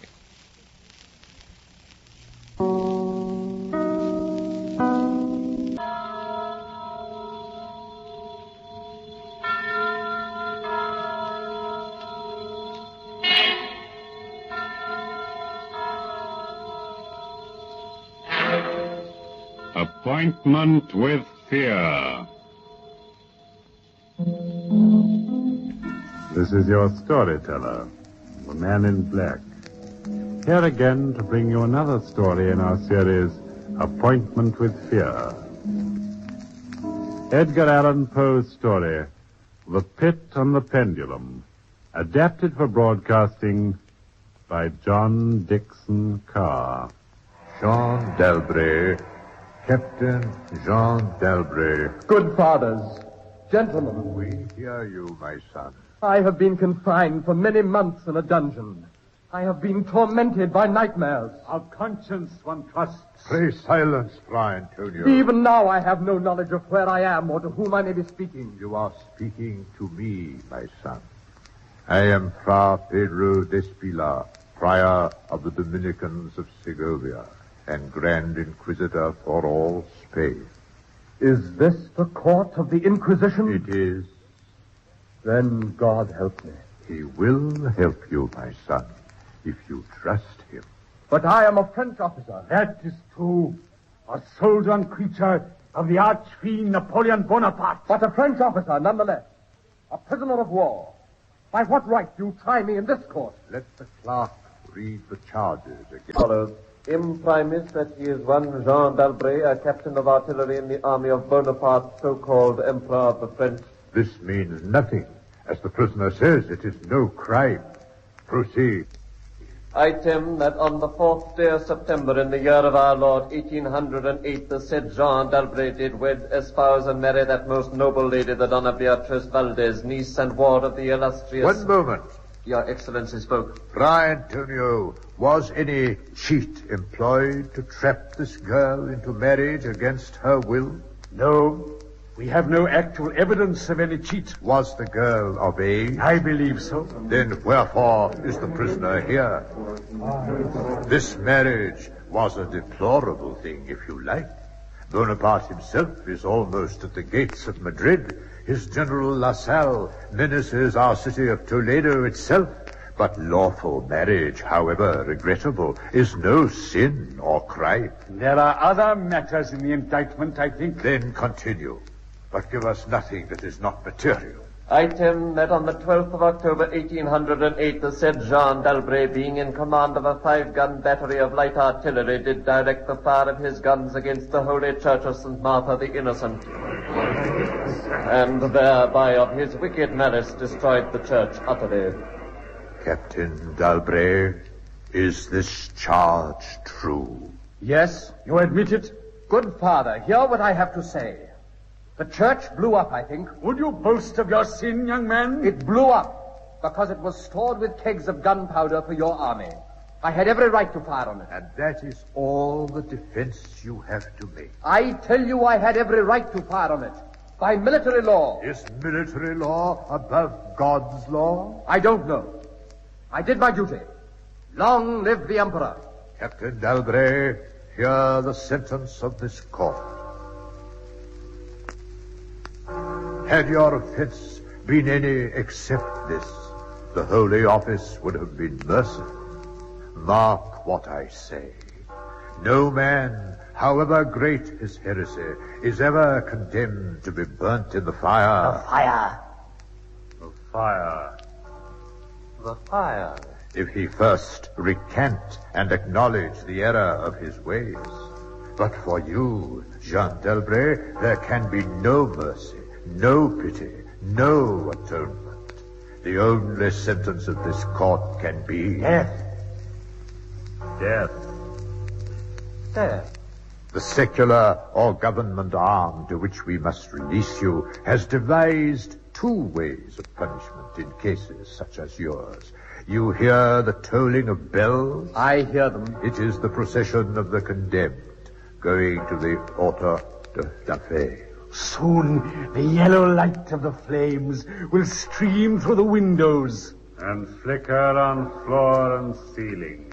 Nunc et in hora mortis in manus tuas, Domine. Most of those condemned, out of mercy, will be strangled before they are burned. It cannot be so with you, Jean d'Albret. You must die in one of 2 ways. Either with the direst of physical agony... A slow fire of green wood.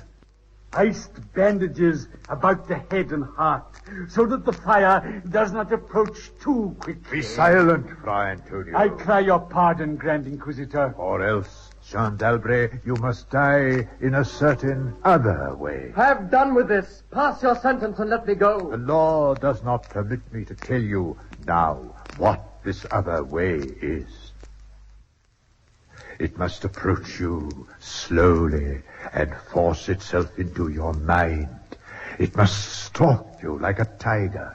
It must bring you face to face at last with the King of Terrors. The sentence of this court, therefore...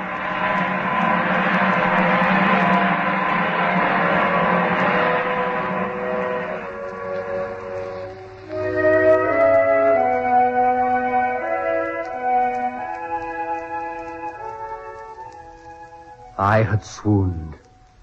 Yet still I will not say that all of consciousness was lost. In the deepest slumber, no. In delirium, no. In a swoon, no. In death, no. Even in the grave, all is not lost.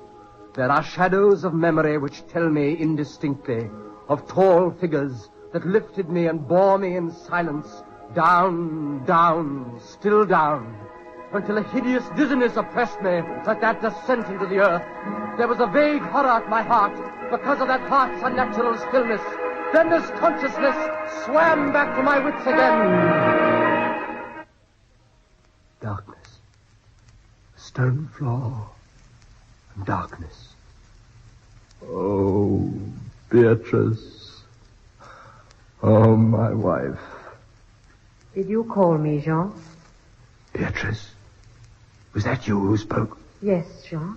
You, here, in the dungeons of the Inquisition? I am not really speaking to you, my poor Jean. I am only in your imagination. Am I mad, then? No, but your brain is fevered. You only think you hear me. I hear you clearly, as clearly as I once heard you. In the little church near the Ebro, where we were married. Yes, I destroyed that church, Beatrice. I had to. It was my commanding officer's order. I know, Jean. Be comforted. There are those who care. It is completely dark. There's hardly any air. I dread to get up, and I dread to stretch out my hand. Suppose they have buried me alive.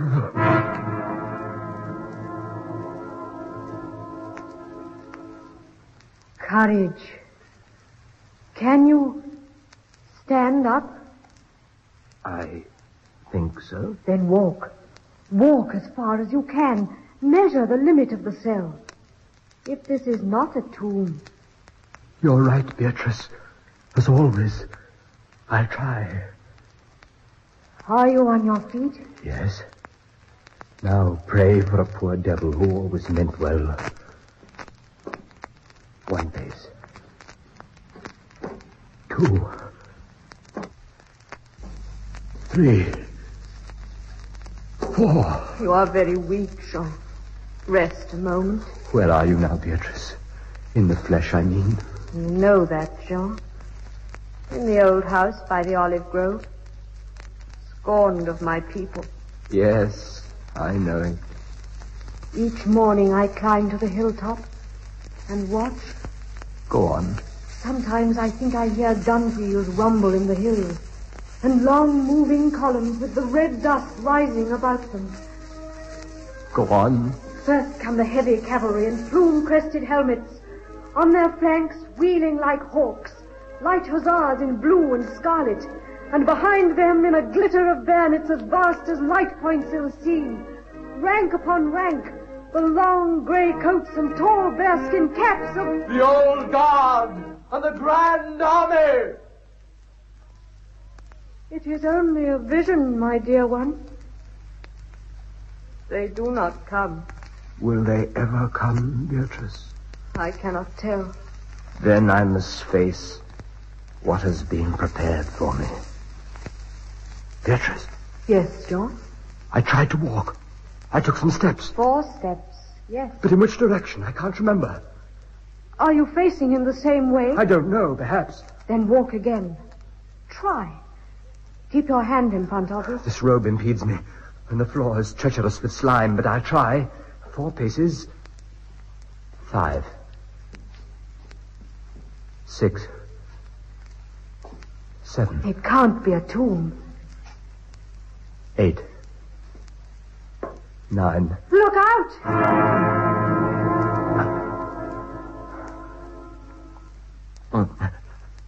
I'm all right. I fell on my face. The robe tripped me. What is it? My hand is in front of me, lower than my face. But I feel nothing. Nothing, Jean? It's a pit. A circular pit. And I fell on the very edge of it. They would have made you walk into it. Yes. There's a loose fragment of rock just inside the edge. If only I can dislodge it. Listen.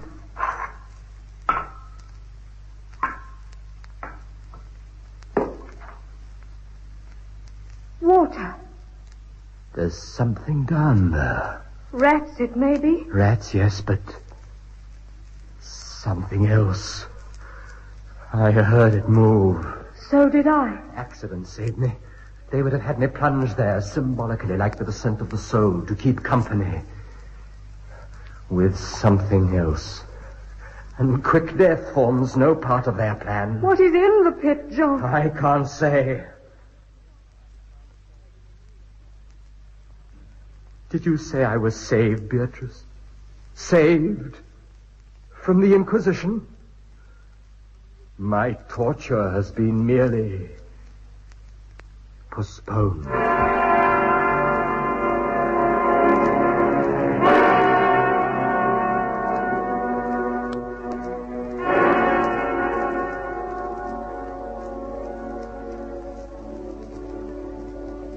A deep sleep fell upon me. A sleep like that of death. How long it lasted, I know not. But when I opened my eyes once again, I could see. Yes, see. My prison was large and lofty. Its walls formed of massive iron plates bolted or joined together. A wild, sulphurous luster, I could not trace its origin, lit up the dungeon and the circular pit. And the crudely daubed skeleton figures painted in evil colors on the iron walls. Skeleton figures, demon figures, gargoyle figures. Their colors a little blurred, as from the effects of the damp. And I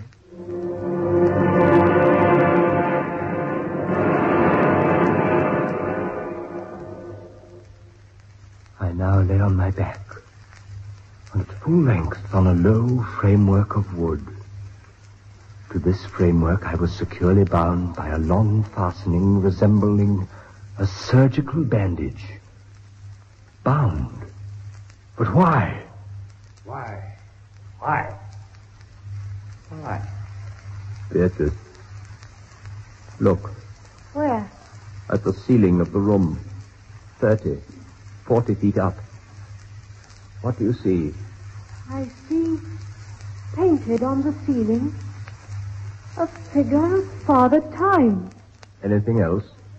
But Father Time carries no scythe. He carries instead what looks like a gigantic pendulum from an ancient clock. About one thing I swear I am in my right senses. I saw that pendulum move. A painting cannot move. Yet I swear the pendulum did. It swung a little back and forth, just like a real pendulum. Try not to trouble your brain. Father Time is not like those other paintings daubed on the walls, the imps and devils and skeletons. That pendulum is real. Beatrice, take care! Take care of what? You are not looking at the pendulum now. Take care of the rats! The rats from the pit. I see them. They're swarming out in dozens. You can see their eyes glitter. One of them ran across the hem of your dress. Did it, John? What do they want? They have caught the scent of the meat in the dish beside But you. they'll not get it. Tap, you vermin! Move your hand above the plate, John. Move. Beatrice, where are you going? I can hardly hear you. You are sending me away, Jean. I sending you away? My poor loved one. You can't bear to see the rats running about my feet, can you? These No, I'm not here. Beatrice! It is true, Jean. You are sending me. Yes, it's true. In a cell swarming with vermin, there are others I had rather see here. I had rather see.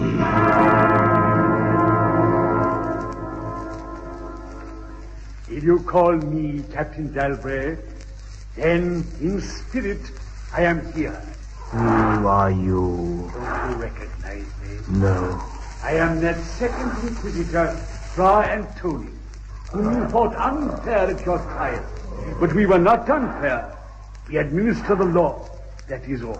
Go. I command you. Go. Not until I have first told you what you already guessed. Which is? As the Grand Inquisitor said, there are two forms of death for such as you.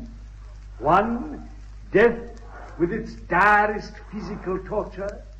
The other, death with its direst mental torture. And I have been condemned to the second? Your guess is good. Listen. Do you hear anything? Yes. I hear something. Turn your eyes upwards. Look at the ceiling. The pendulum. Aye, the pendulum. It has descended. Only a foot or so as yet. As you notice, it is not really a pendulum. No? No. Its underside is a crescent formed of razor-sharp steel. You mean? A ponderous weight, Captain Dalbray. Its movement is slow now, but soon it will take on momentum. It will swing wider and wider, 30 feet perhaps. Presently, as it swings, you will hear it hiss. And with each broad movement, it will creep a trifle lower. The steel is directly above me. Yes, above the region of your heart. Lie still and look up at it. How long before? You need have no immediate fear. It will not be too soon. But how soon? Who can tell? In the name of pity, give me some answer. Hours, perhaps days. Oh. Its motion can be arrested while you sleep. It's beginning to swing wider. I can't take my eyes from it. Its glitter fascinates you. See how it shines in that wild light. And this is your utmost refinement in cruelty? The law, Captain Dalbray, is never cruel. And now, still in spirit, I leave you to your meditation.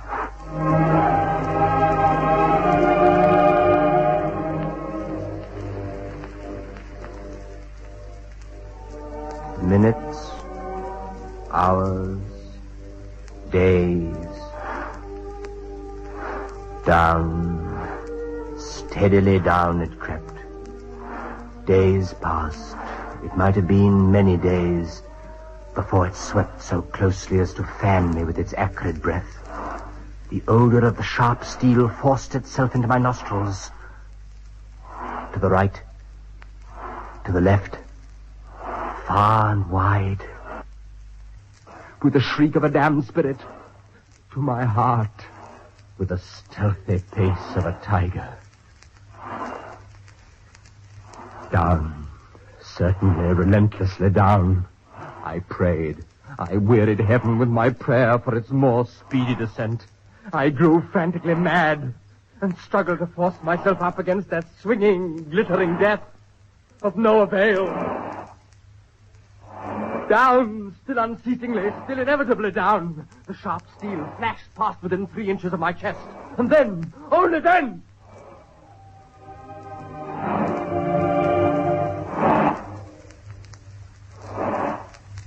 I heard you calling, Jean.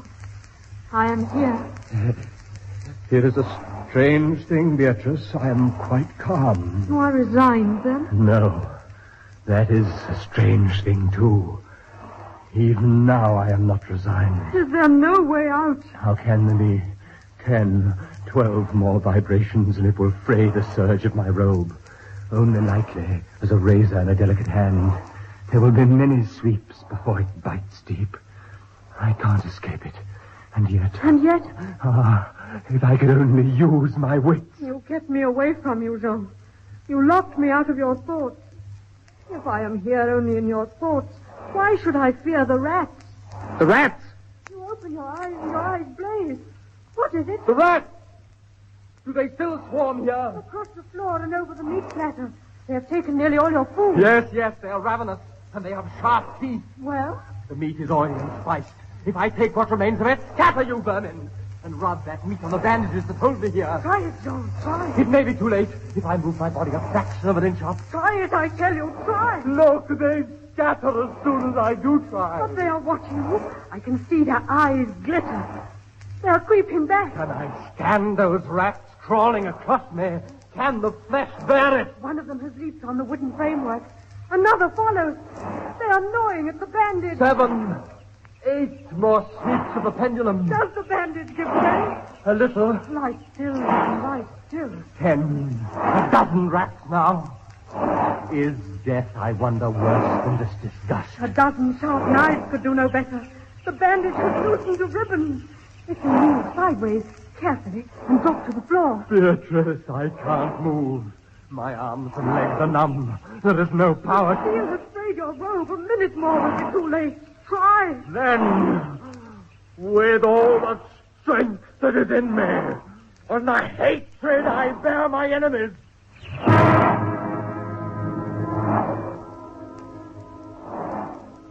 Free! A second time. Free. See, Jean. The pendulum stopped.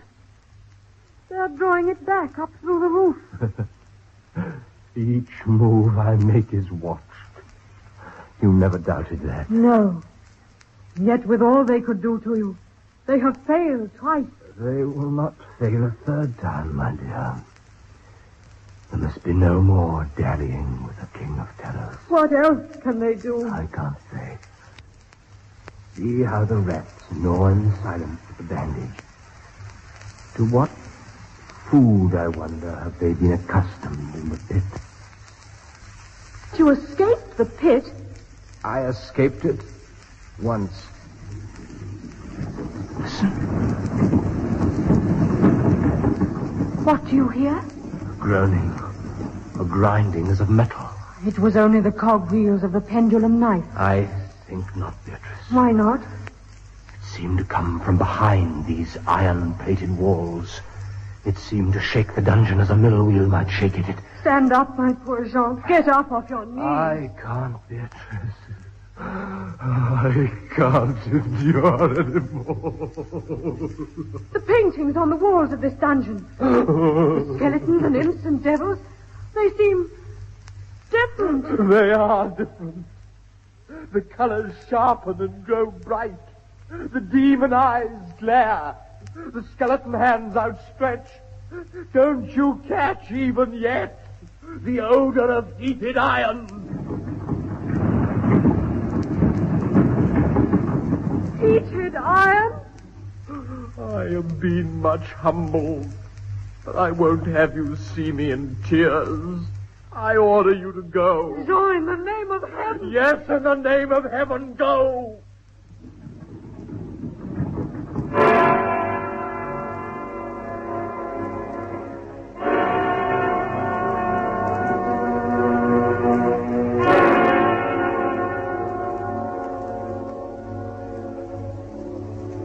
A suffocating heat pervaded the prison. A deeper glow settled in the painted eyes that glared at me. I could draw no breath of air into my lungs. Against the loom of that fiery destruction, the thought of the pit and its coolness came like balm. I staggered to the edge of the pit. I looked into it. The enkindled walls and roof lighted to it to its depths. Yet for one wild moment, even then, I refused to believe the meaning of what I saw. Does the pit please you, Captain Dalbray? You again? Do you find its contents pleasing? Not the pit. Merciful God, anything with the pit! And how shall you avoid it? Look! The dungeon has changed its shape. That is true. The walls are closing in. It was formerly a square, and now it is flattening slowly towards the center to force me into the pit. Of course. It will force you along with me. Again, apparently you must be told, Captain Dalbray, that you are speaking only to your own sick fancy. I am not here at all. Farewell. And now, flatter and flatter grew the red burning walls, with a swiftness that left me no time for thought. I shrank back, with the closing walls pressed me resistlessly onward. At length, for my seared and writhing body, there was no longer any inch of foothold. I tottered on the edge of the pit. Ah! There was a discordant hum of human voices. There was a loud blast as of many trumpets.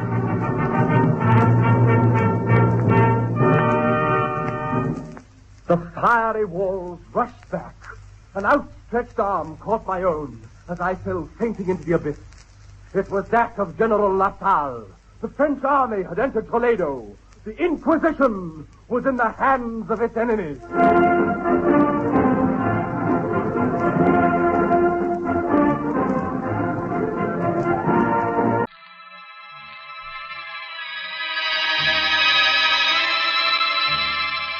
Mystery in the Air, starring Peter Lorre, presented by Camel Cigarettes.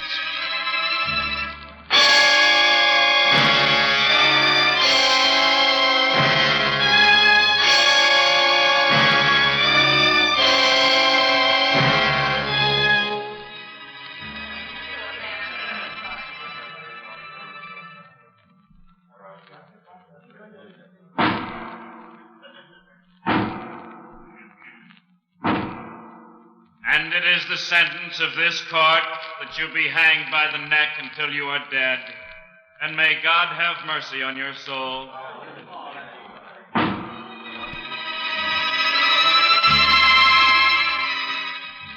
No, I neither expect nor solicit belief for this wild story. I would be mad to expect it yet. Mad I'm not, and very surely I do not dream, but while there is still time, I don't know why, I feel compelled to report a series of mere household events and their consequences. These events have terrified, have tortured, have destroyed me. Perhaps some are more calm, more logical, but certainly far less excitable than I will be able to explain them. I cannot. I can only tell you the facts, and that I have to do today because tomorrow I die.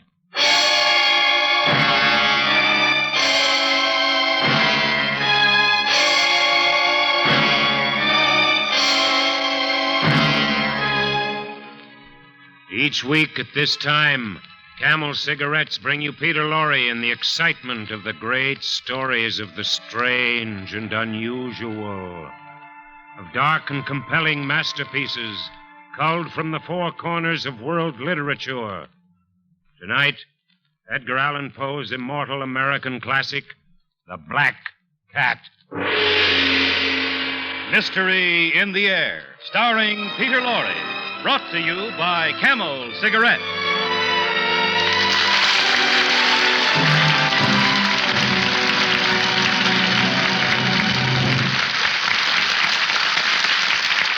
Experience is the best teacher. Try a Camel. Let your own experience tell you why more people are smoking Camels than ever before. Give your T-Zone the experience of enjoying a Camel. And see if you don't join the millions of other smokers who say, Camels suit my T-Zone to a T. Your T-Zone, that's T for taste and T for throat, is your true proving ground for any cigarette. See if Camel's rich, full flavor isn't a delightful experience for your taste. If Camel's cool mildness isn't more than welcome to your throat. Try a Camel.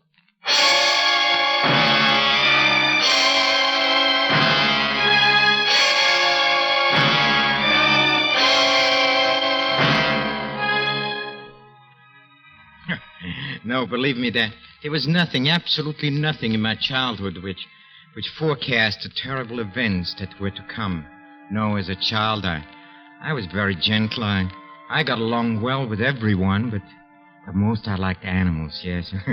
All kinds of animals. And then I married quite young, and I was very happy to find that my wife shared my feelings.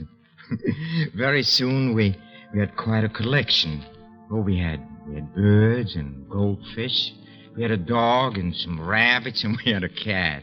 I'll never forget the day my wife brought it home. Hello. Get home, sir. Charles, look. Look what I brought. Oh, look at it. Oh, the little kitty. Where did you get it, darling? Oh, the poor little thing. Some dogs were chasing it, and I just rescued it in time. Yes, it was look. so frightened. Yes, but it isn't frightened anymore. Oh, it seems to love you, Charles. Then that's not strange. All animals do. Yes. Nobody's going to hurt you, kitty, no. How about some milk, huh? Yes. There, you see? Oh, you must have been very hungry. Yes. Hey, what's your name, huh? I don't suppose he has a name. He is so young. I don't think he belongs to anybody. Well, then we have to give him a name. You mean we can keep him? Keep him? What are you talking about? He has no home. We can't turn him out in the streets, can Oh, we? Charles, I was hoping you'd let him stay. Of course, but he must have a name. Yes, let's see. Oh, yes, black. Yes, all black. Beautiful.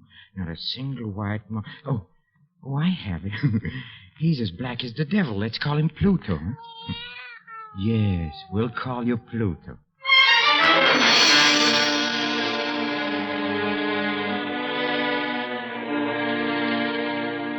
Well, Pluto grew up to be a remarkably beautiful cat, and of all the animals in our house, he became my favorite and my playmate, yes, and until it all changed, yes, and as the years went on, my character suffered a radical change, and everything changed. Huh? Why? Well, I'm ashamed. I hate to admit it. Through intemperance, yes, through intemperance. And then as drink became more and more necessary to me, I became more and more moody and irritable.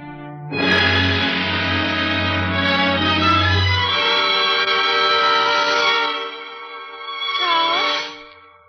Where are you going? I don't have to tell you where I'm going. Oh, Charles, what's happening What to do you mean, what's happening to me? Well, you never used to go out every night to those vile Please places. stop nagging. Stop it. I go out because I can't stand listening to you. Nag all day long. I don't know what's come over you. There, see? Why don't you learn from Pluto? It's only a cat. He doesn't ask me where I'm going. Yeah, that's right. You never do, no. Come here, Pluto. Yes, I like it. Come here. Be careful, Charles. Don't pick him up like that. I'm Don't, you're not hurting him. I never hurt him. Ouch! He bit me. You devil. I'll show you. Don't, Charles, don't. I'll show you, beast.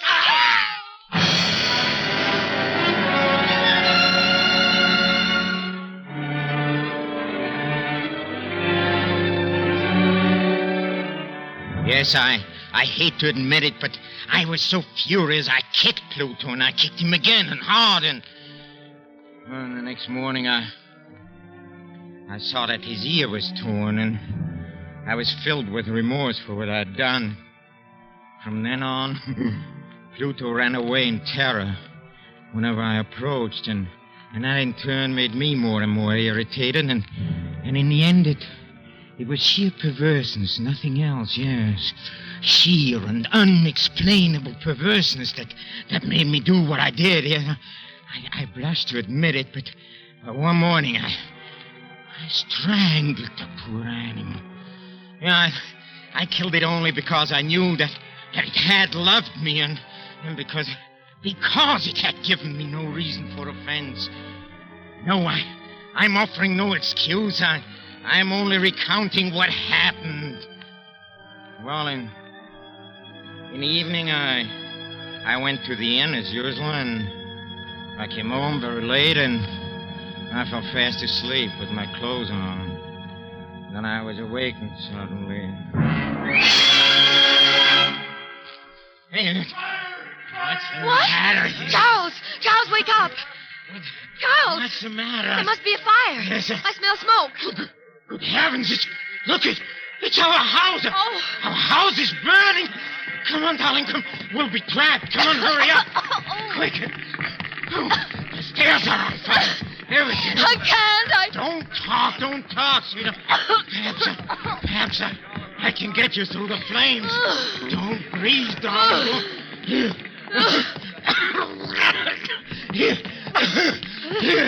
Here's the front door. Here.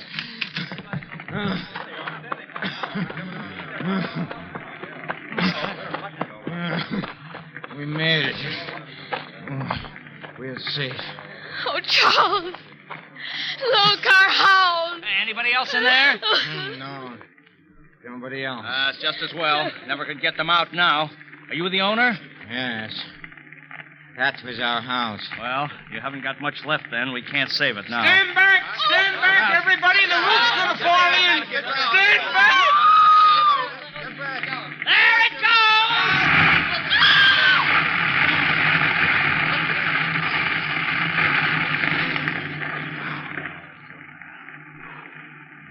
Well, it's down now. Funny, nothing is left but that one wall in the middle. Look at it. What about it? Well, look at it on the wall. Hey, that is strange. What are you talking about? What's strange? There on the wall. It's still standing. Marks on the plaster. Marks? What marks? What's the matter? You blind? Right up there on the wall, that black figure.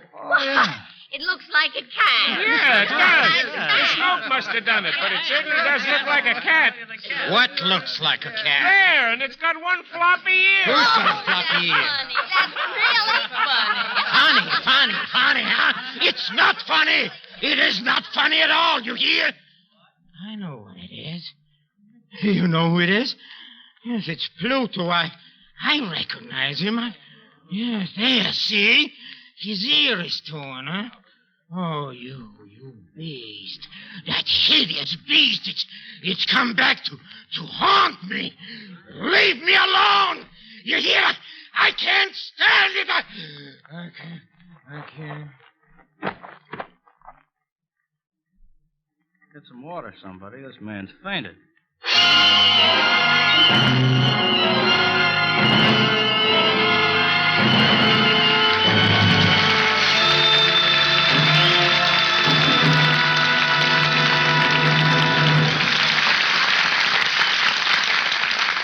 In a few moments, Mr. Peter Lorre will bring us the climax of tonight's Mystery in the Air when Camels present Act 2 of The Black Cat. Ask a champion the secret of his success, and no doubt you'll get the same answer every time. Experience is the best teacher. Take Rose Gould, for instance, featured aerialist of Ringling Brothers and Barnum and Bailey Circus. Miss Gould says it took experience to teach her that famous 75-foot dive into space. Mildred O'Donnell, diving champion, thanks experience for her crown. Yes, they all learn from experience, just as smokers everywhere learn from experience about cigarettes. Back in the days of the wartime cigarette shortage, millions of smokers tried brand after brand, smoked whatever they could get. And that experience made people experts in judging the differences in cigarette quality. That was when so many people discovered that Camels suit their T-zones to a T. That Camels give them the rich, full flavor and the cool mildness they've always wanted. As a result, more people are smoking Camels than ever before. experience is the best teacher. Try a Camel yourself.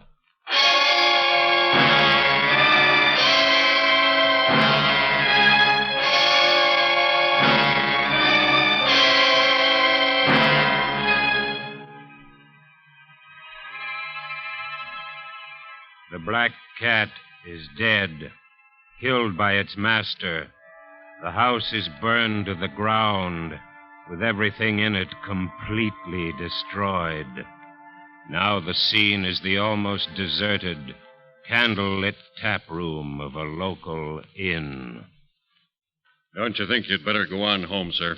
It's getting late. Home, huh? You should see the terrible place where we're living now. Yeah. Yeah, I heard you. Lost everything in that fire. Lost everything, yes. I lost everything.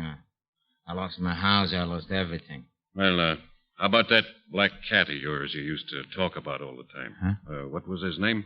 What was his name? Pluto. Oh, yeah. Yes, Pluto's gone, too.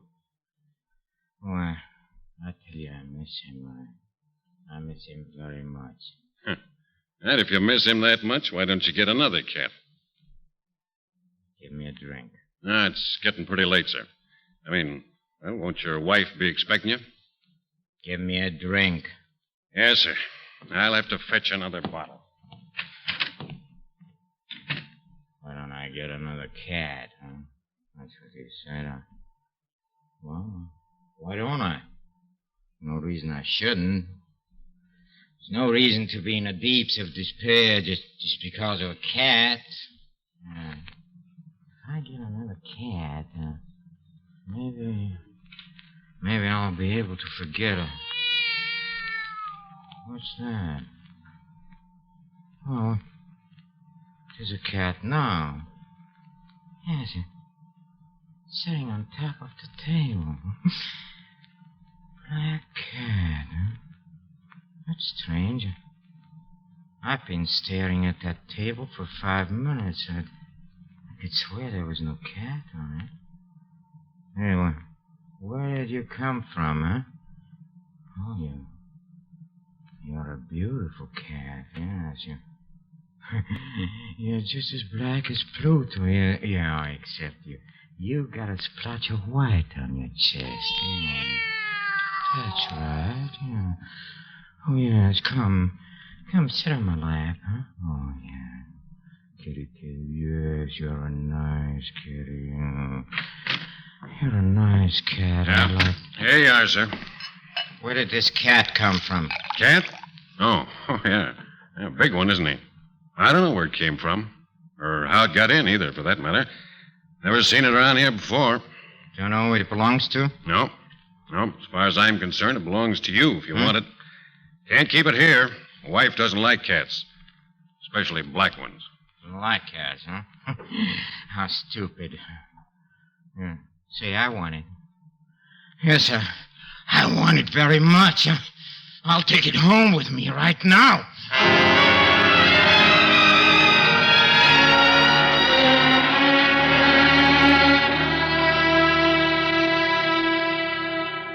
Charles, this is such a wonderful cat.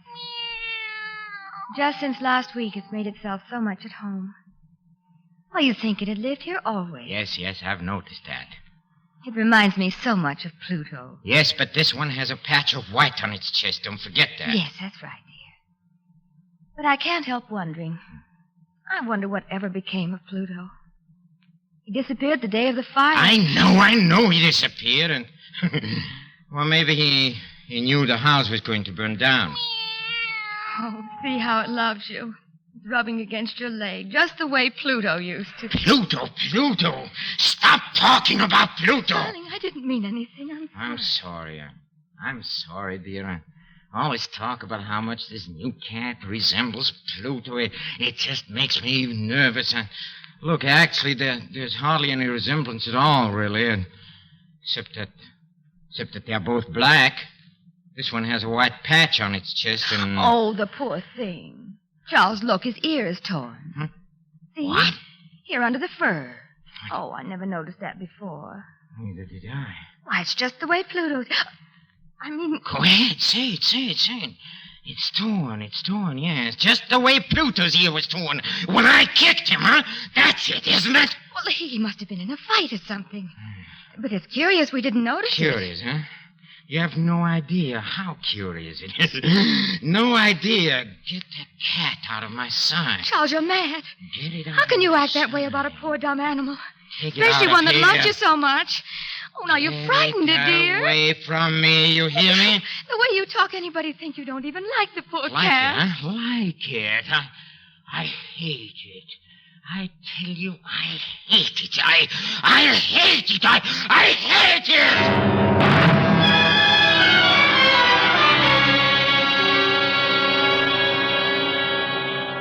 Yes, in a short time the cat had been with us. I'd come to look upon it with unutterable loathing. Why, I don't know, yet the more I hated it, the more affectionate it acted toward me. Wherever I went, it followed.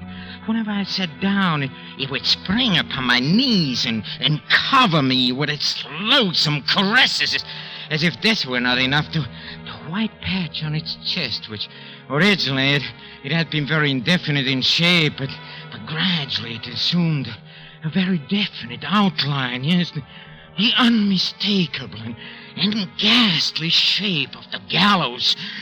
A terrible engine of horror, of agony, and of death. I longed to destroy the beast, but I was prevented by an absolute, unreasonable dread. I was sure I was losing my mind.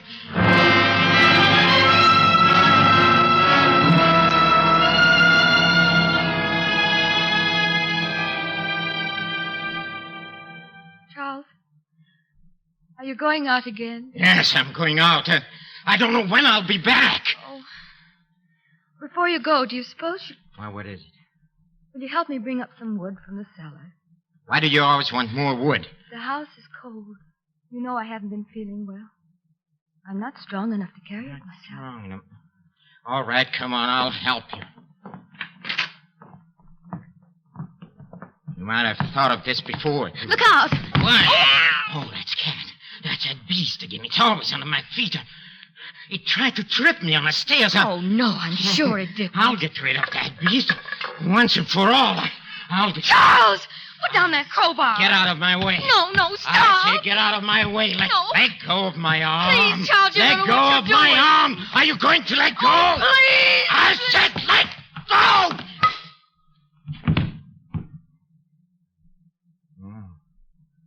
Why didn't you let me go?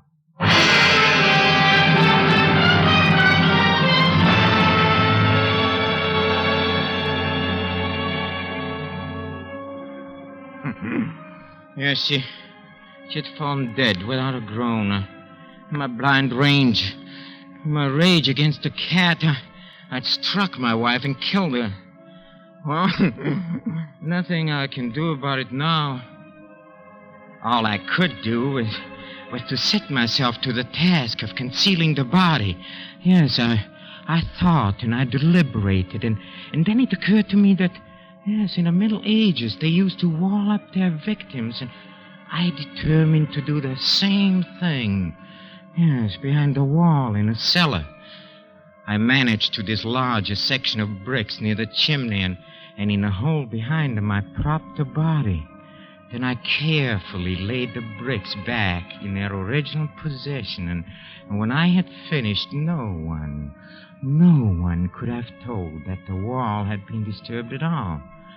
Well, I could say to myself triumphantly, here at least, my labor has not been in vain. My next step, then, was to look for the beast that had been a cause of so much misery, but then I became aware that it had completely disappeared. 3 days passed, and still my tormentor did not appear. Oh, it's impossible to describe or to imagine the deep sense of my relief. For the first time in months, I slept, yes. I slept. Even with a burden of murder on my soul. Yes, some few inquiries were made about my wife's whereabouts, and the search of the house was conducted, but nothing was discovered. Oh, I finally could look upon my future secure.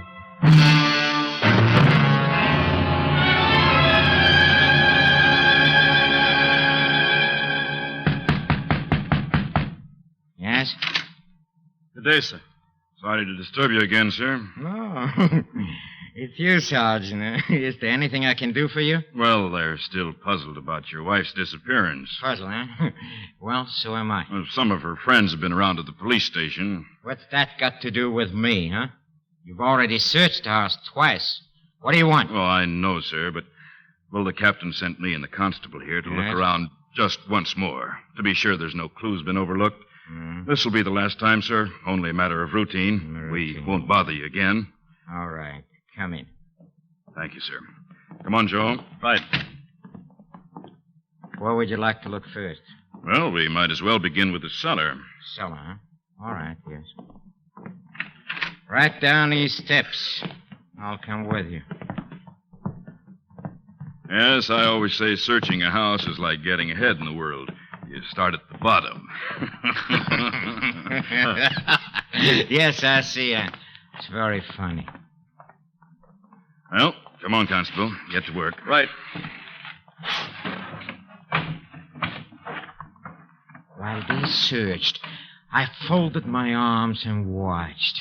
As before, they discovered nothing, but as they were about to depart, the glee in my heart was too strong to be restrained. I burned to say but one word, yes, just one word, by way of triumph.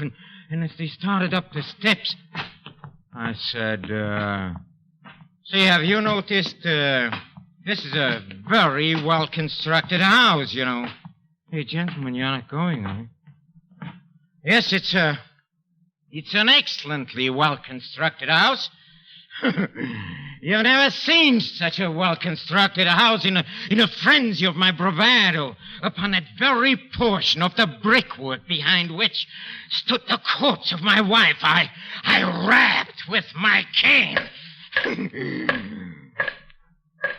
But may heaven deliver me from the arch-fiend.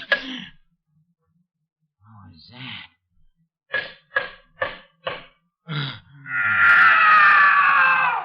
Mother of mercy, what was that? Wind, probably. Wind? That's not the wind. Came when you hit this wall here. Whatever it is, it's behind these bricks, Sarge. Here, take this crowbar and knock that wall down. Right. Wait a minute, you... Keep quiet, you can't you. do this. Wait a minute. Where are you going? Upstairs. You stay right here. Hey, this is new plaster. It hasn't even had time to set yet. Pull it down. Right.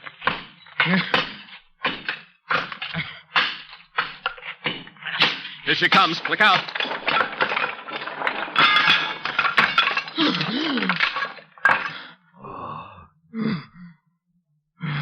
There's what we're looking for, all right. His wife's body. What's that horrible-looking thing sitting on her head? It's the cat. How did that cat get in there? I know how it got in there. Yes, I know. I must have walled it up in a tomb, and I never knew it, no. Look at that red mouth. Those burning eyes. You hideous, you beast, you monster, you are the devil. You made me a murderer. Now for 3 days you've been in there, waiting to send me to the gallows. Well, the hangman will get me. Yes, I hope you're satisfied. I hope you're satisfied.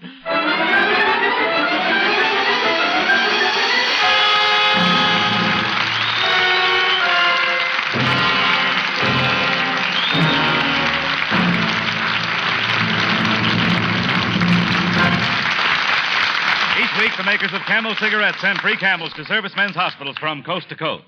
This week, the Camels go to Veterans Hospital, Tuscaloosa, Alabama, U.S. Army McCornack General Hospital, Pasadena, California, U.S. Naval Hospital, Houston, Texas, U.S. Marine Hospital, Baltimore, Maryland, and Veterans Hospital, Dayton, Ohio. When 3 leading independent research organizations asked 113,597 doctors living in every state of the Union, what cigarette do you smoke, doctor? The brand named most was Camel. According to a nationwide survey, more doctors smoke Camels than any other cigarette. Next week, Mystery in the Air, starring Mr. Peter Lorre, brings you an adaptation of one of our star's greatest motion pictures, Crime and Punishment, based on the book by Fyodor Dostoevsky, with a special musical score composed and conducted by Paul Barron. Mr. Pipe Smoker, here's proof for you. Proof that Prince Albert is a satisfying smoke. More pipes smoke Prince Albert than any other tobacco, naturally. Prince Albert is a mellow, mild tobacco with a rich, full flavor. Choice tobacco specially made for smoking pleasure. Specially treated to ensure against tongue bite. Crimp cut to burn slow, smoke cool. See if one pipe full of PA doesn't convince you that Prince Albert is your favorite, too. Beginning 2 weeks from tonight, Thursday, October 2nd, Camel's comedy quiz, The Bob Hawke Show, will be heard at this time over these same NBC stations. This is NBC, the national broadcasting company.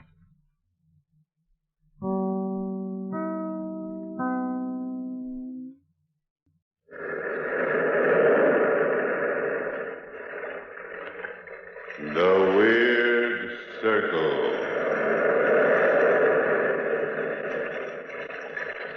In this cave by the restless sea, we are met to call from out the past stories strange and weird. Phantoms of a world gone by speak again the immortal tale, narrative of Arthur Gordon Pym.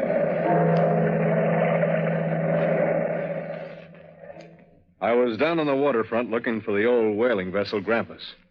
Captain Bernard was in charge, and though I hadn't seen the old captain in more than 10 years, I still felt he was a pretty good friend of mine. I could remember him telling Dad and myself some pretty wild tales. I drank it all in, main rig, compass, and anchor. Maybe I never would have seen the old captain and his son Weston if I hadn't been visiting some friends in Boston. I was reading the shipping news one morning, and there it was. Benjamin Bernard. Experienced whalers wanted to man vessel Grampus, sailing July 13th, 1 a.m., 1881. Well, I packed my digs, slung them over my shoulder, took a lungful of salt air, and, 6 hours before sailing time, I was looking for the ship. It was dark as I walked down the waterfront, and I stopped the stranger. Yeah, Bud? What do you want? I'm looking for a whaler known as the Grampus, and I think I'm lost. There it is, right in front of you. What's the matter? Can't you read? Yeah, it seems that way. Thanks, fella. Do you happen to know if Captain Bernard's on board? Yeah, he's there. You shipping out on her? I'm looking for a job. I'm pretty green, but I'm an old friend of his. So. I'm an old friend of his, too. I was out in his last voyage.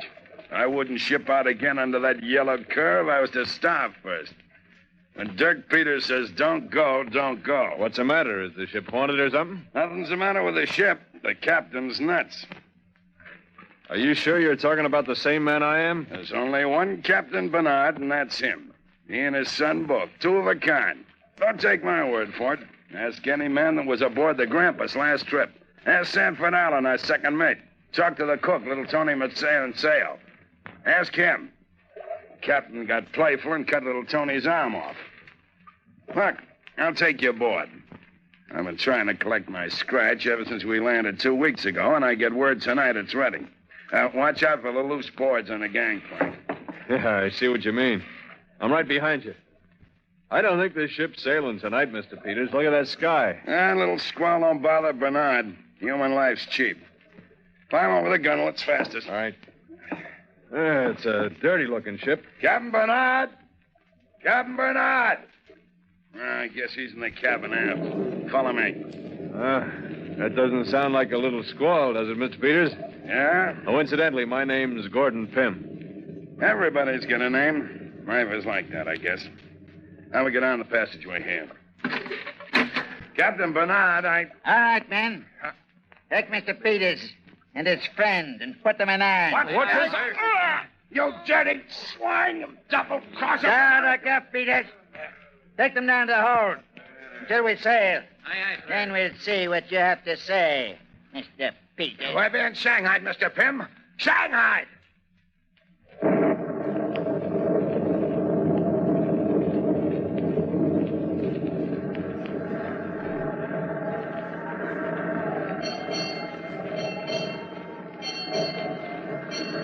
Four in the morning.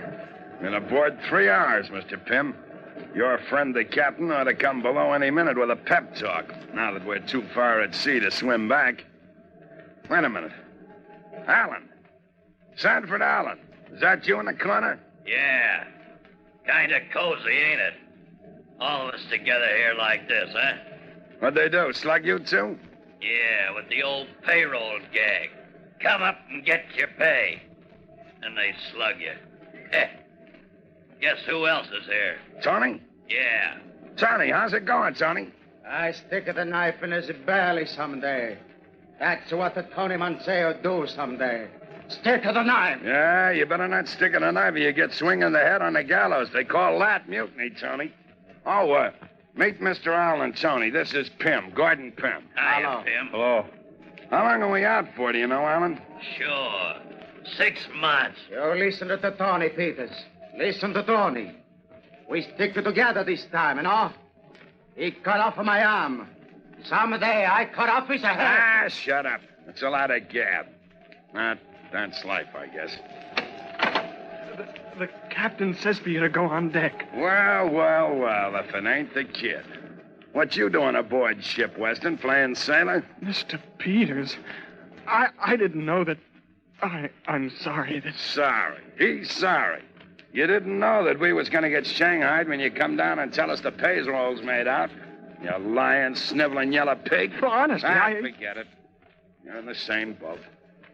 Oh, here's a friend of yours, Weston. At least, that's what he says. Friend of mine? I have no friends. No friends at all. Watch out, Mr. Manceo. Don't touch me. Tony, not touch you. I don't want to get my hands dirty. We don't want no dirt in our food, huh, Tony? I can't help what Father does. I never wanted to be a sailor anyway. You know that, Mr. Peters. You know that.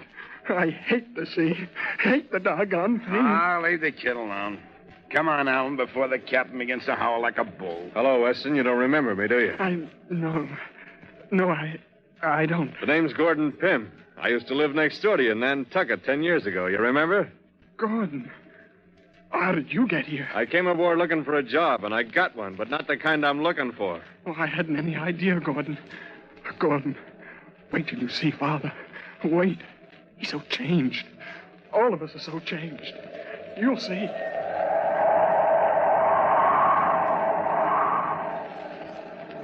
We walked slowly up to the deck, and we lined up. 2 lines, 10 men. 10 of the toughest, dirtiest-looking men I've ever seen. Captain Bernard kept moving his hand back and forth, sort of a nervous habit, and then started to stand muster. He didn't recognize me, and I didn't mention our old friendship.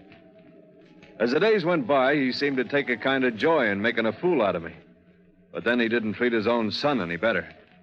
As for Peters, he hated him and wanted to get something on him. But Peters was smart and stayed out of trouble. He was the only man who wasn't flogged during those first 40 days at sea. One night, we called the 10-man crew to a secret meeting and advised them never to try and talk to the captain. Well, a storm was brewing on the 42nd day of the journey, and I was called into the captain's cabin. I opened the door. You called for me, Captain? Yes, Mr. Pym. I called for you. Shut the door behind you. Instead of standing there like an idiot.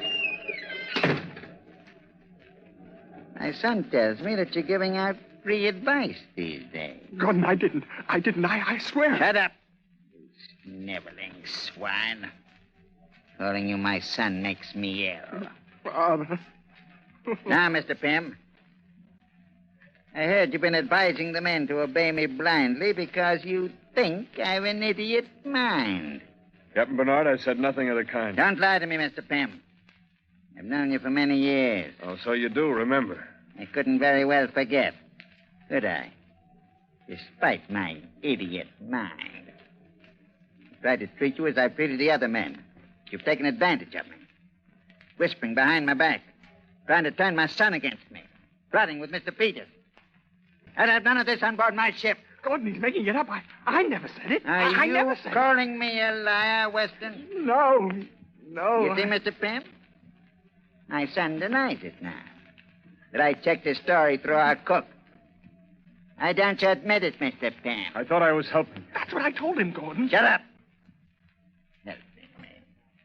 Since when have I asked for your help? Answer me, Mr. Pym. Answer me. Well, you didn't, sir, but... But what? What did Mr. Peters say to you about my idiot mind? He said nothing at all, sir. Nothing, is it? No, sir. Tell me the truth. It is the truth, Captain Bernard. Liar. I'll cut your lying tongue out with my own hands. What did Peter say? Nothing, sir. Nothing. Leave him alone, Father. He's telling the truth. Don't hurt him. He's my friend. My only friend. The only one I ever had. I'll leave him alone.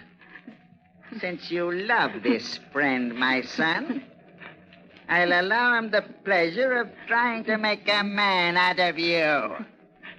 Mr. Pym, you'll take this sniveling son of mine and tie him securely to the mainmast. No, Father. For 48 hours. No. Then, when he's securely tied, you will report to deck for 40 lashings until I get the truth about Peters out of you. Yeah, but it's suicide for a man to be tied to the mainmast in this weather, If anything Captain. happens to him, Mr. Gordon, you'll pay for it with your life. So be sure he's tied securely.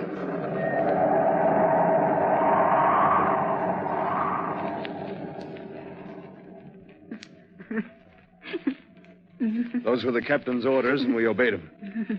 The wind was screaming through the sails like an insane witch on a broomstick, but Weston and I climbed to the cross trees of the mainmast.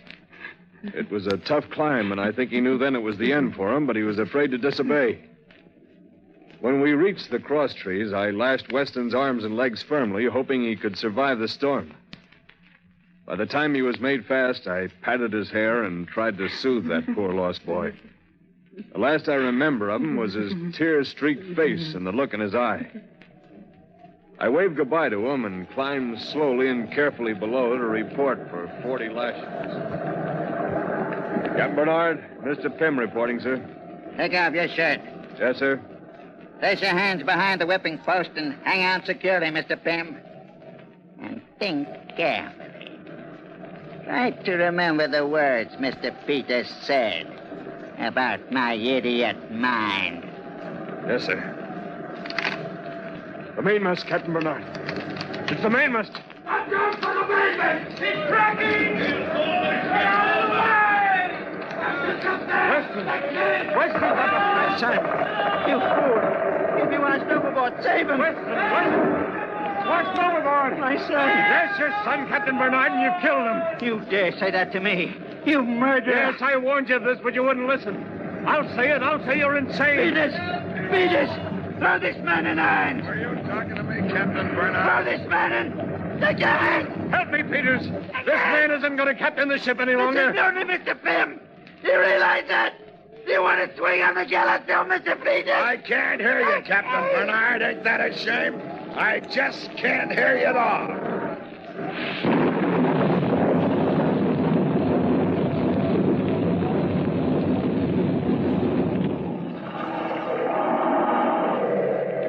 You'll swing, Willie. Ah, shut up. Here. I'll tie this gag around your mouth. That'll keep you quiet. Crew's coming topside. Storm's let up for a little while, and the course is set. Do they know, Gordon? I thought we'd tell them when they got here. We gotta work fast. This calm ain't gonna last, and we won't be able to steer no course at all with the mainmast gone. What's this special meeting about? Look, Allen. Look at the captain. Peter. Look at him. Did you? Yes, Mr. Allen, it's a mutiny. Are you with me? I cut his head off, no? Shut up, Tony. I ain't getting mixed up in no mutiny. Is this your idea, Gordon? Yeah, that's my idea, all of it. If any man swings around here, it'll be me, so listen to me. You should have asked us, Gordon.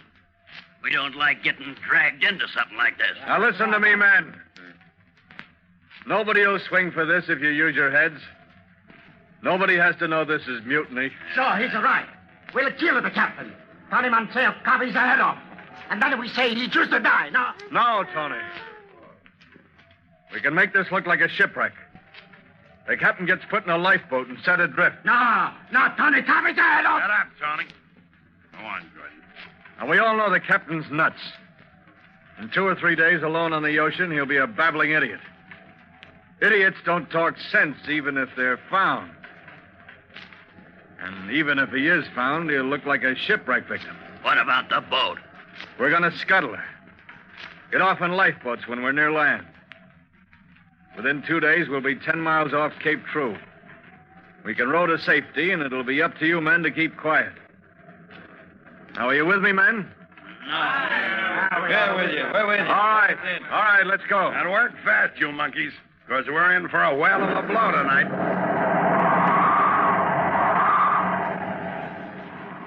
I was so smart. Smarter than anybody. You could see it then. I had the whole thing planned perfectly from beginning to end. We lowered the captain in a lifeboat, gave him some biscuits, a compass, and a jug of water. But I didn't figure on the storm that was to come. But the storm broke soon after in all its mad, screaming fury. We couldn't control the Grampus. She was like a wounded animal, and I thought for a minute she'd sink by herself that night. There were 8 men left then, being the kid and the captain was gone. We had to lash ourselves to the deck to keep from being swept overboard. But during the night, 4 of the men were lost. It seemed to me that the ocean was fighting back the mutiny. Water poured into the ship. The entire belly of the ship was waterlogged, and only the top deck was riding above the ocean. There were 3 lifeboats on the Grampus before the storm, but we lost them during the night. And then, toward morning, Allen screamed out, "You blasted fool, Gordon! We can't scuttle the ship even if we want to now." "What do you mean we can't scuttle it?" "It didn't sink, did it, Mr. Peters?" Ah, shut up. The hold of this boat is filled with empty oil casks, isn't it, Mr. Peters? Yes, Allen. I forgot about that. Well, what's the difference? Difference? You landlubber. Them empty oil casks is full of air. They'll act like a balloon and keep this rotten whaler from sinking. Is that true, Mr. Peters? Yeah, it's true. Oh, we can set the ship on fire. What good'll that do? We're burnt alive. Hollyman saying, "Oh, set the ship on fire." There's no lifeboat. Yes, trap. Ah, shut up, Wally, and let me think. Just gonna have to set tight and wait. Wait for what, Peters? Wait and pray we get saved. Maybe a ship will pass by. You'll hang, Peters, if we're saved. You and Gordon will hang. I had nothing to do with the mutiny. Me and Tony's free and clear. Ain't we, Tony? Yeah, nothing to do with the non-mutiny. Just wait. Wait. Wait and pray.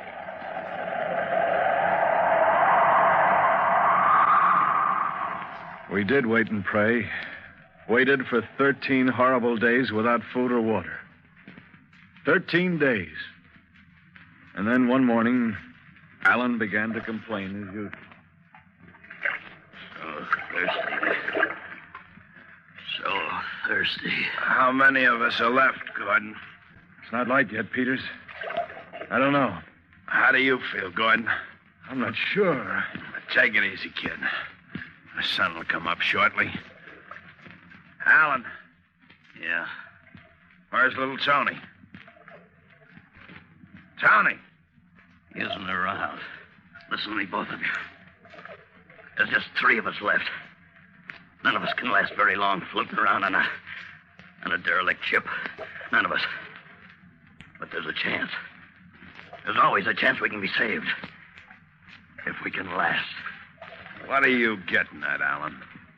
One of us will have to die so the others can live. One of us must. No, Allen, if we all die here first. Maybe you won't, but I will. You were the ringleader, Gordon. You started this thing. You'd hang if we got to land, so would you, Peters. But I'd be free. I got a knife. Put that knife down.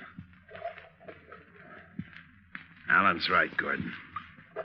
If any of us is going to live, one of us has got to die. Oh, Peters, no. It's better to die Shut than... up, Gordon. I know what I'm saying. Allen's right. It's 2 against 1. Yeah, 2 against 1. We're going to choose for the privilege. There are 3 pieces of wood. Take them, Gordon. Hold them in your hand. The man who gets the shortest stick is the victim. Is that level with you, Allen? Sure. All right. Put your knife right here in the middle. Okay. There it is. Okay. Choose, Allen. This one. It's short. It's my turn now. There. Yours is the long one. Whose is the shortest, mine or Gordon's? Let's see. Gordon? Yeah. It's you, Allen. No, I won't. I'm the one that should live. I'm innocent. Give me that knife. Let go of it, Allen. Oh! You double crook. Take that, Peters. And that. Now I get the knife. And no, Peters, you. Oh.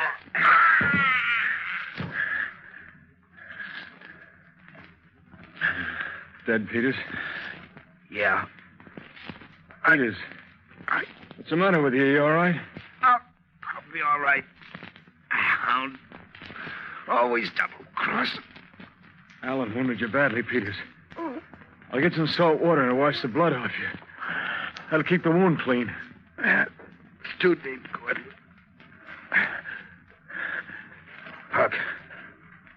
Look ahead. Look, good. I see the outline of land ahead. Land! No, it's just a mirage, Peters. You think it's land? No. Look straight ahead. You're right. Land. Land ahead. We'll be saved, Peters. Peters. Peters!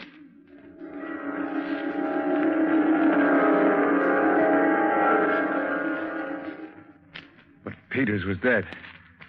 Peters and Allen lay side by side. I climbed over the gunwale of that ship and started for land. I don't know how I ever made it. I couldn't swim 4 miles in good condition, yet I swam 4 miles after 13 days of no food or water. I climbed out of the water, wet and tired, and fell exhausted on the beach.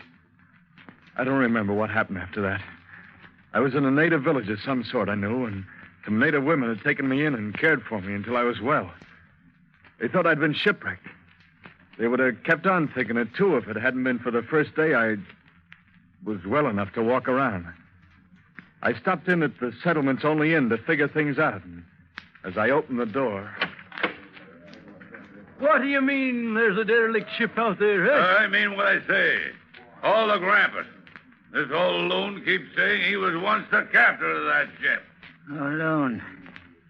I'm crazy, huh? You men think I'm crazy. But I'll prove I'm sane. There was no shipwreck. It was mutiny. Mutiny. And my son was killed. He did it. Yes, he did it. Mutiny. And he did it. There he is. Right there.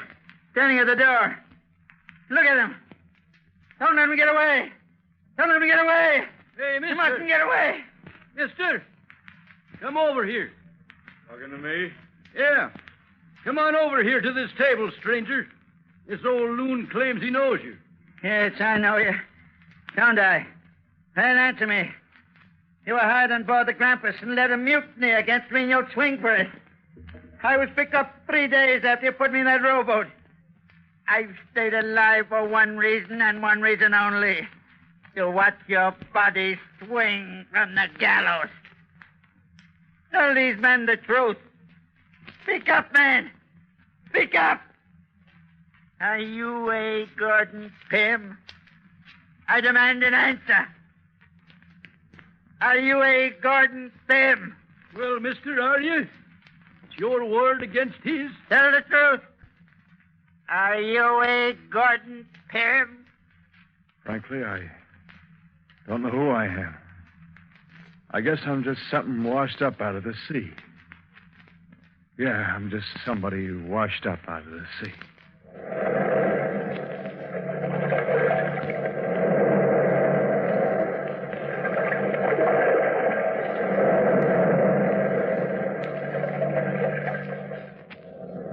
From the time-worn pages of the past, we have heard narrative of Arthur Gordon Pym. Bellkeeper, toll the bell.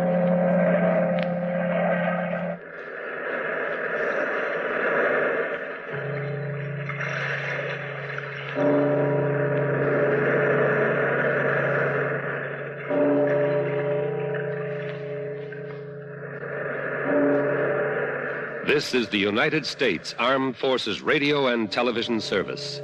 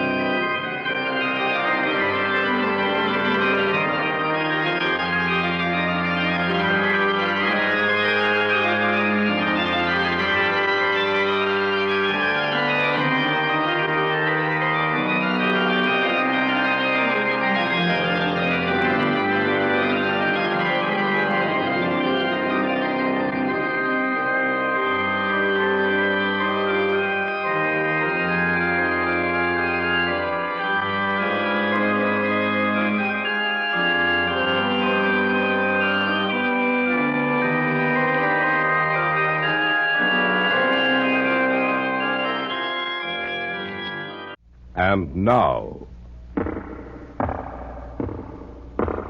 the Hall of Fantasy. Welcome to the Hall of Fantasy. Welcome to the series of radio dramas dedicated to the supernatural, the unusual, and the unknown. Come with me, my friends. We shall descend to the world of the unknown and forbidden, down to the depths where the veil of time is lifted, and the supernatural reigns as king. Come with me and listen to the tale of The Telltale Heart.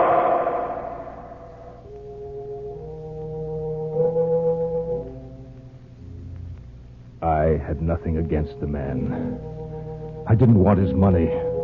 And those who say I did are crazy. He was always agreeable and liked me. But there was one thing about him that bothered me. That eye of his. That pale blue vulture eye. Why did you do it? That voice. It's always with me. It's always with me. Why did you do it? Why did you do it? Listen. Can't you hear it?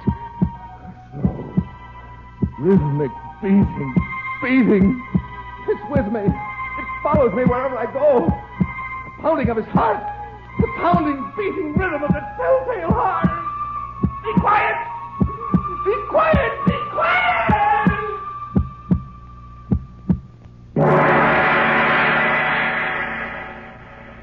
In just a moment, the Hall of Fantasy will present The Telltale Heart.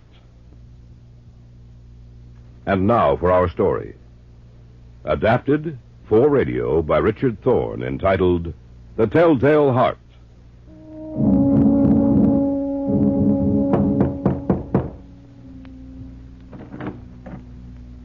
Yes? There was an advertisement in the paper. I'm here to answer it. I see. Won't you come in, please? Yes, thank you. Are you the one I'm supposed to see?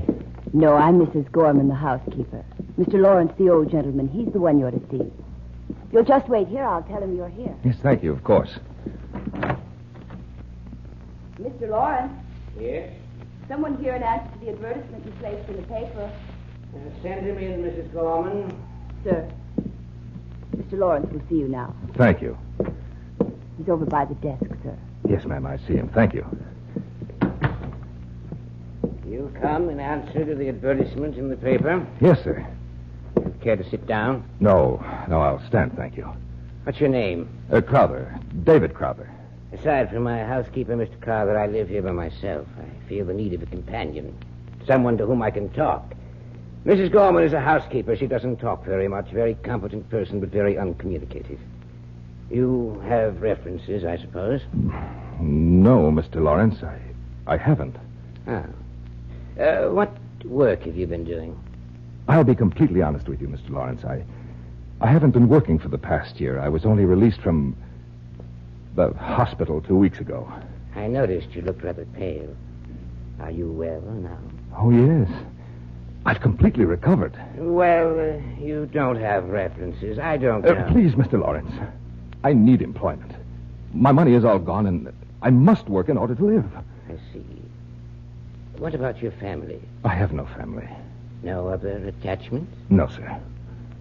I'm going to take a chance on you, Mr. Crowther. Thank you, Of sir. course, your salary won't be too large. But you'll have a roof over your head and plenty of food to eat. When can you start? Tonight, if you like, Mr. Lawrence. Excellent. You know, Mr. Crowther, David, if I may call you that. Yes, sir. I have the feeling that we're going to get along quite well together.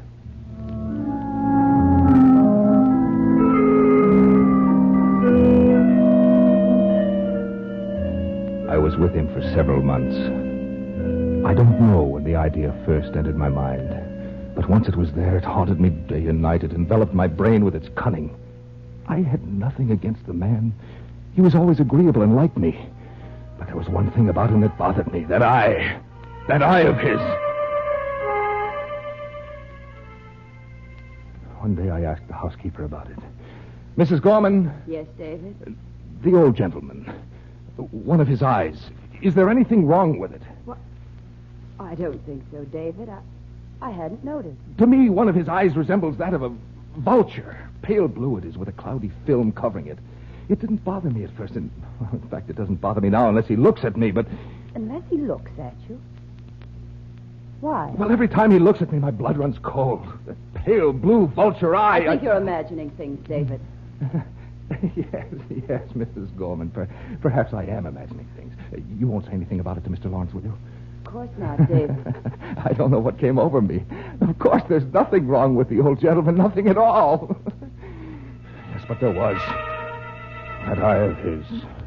That pale blue vulture eye. Little by little, I began to hate him with all my heart.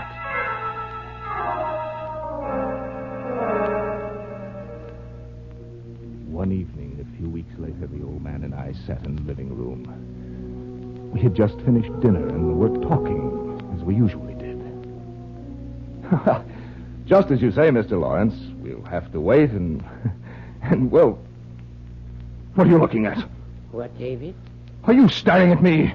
No, of course not. Yes, you are. Don't look at me like that. I'm not looking... Don't look at me! Turn it away, turn it away, turn your eye away. David, what's wrong with you? Nothing's wrong with me. Only your eye. It's like a vulture's.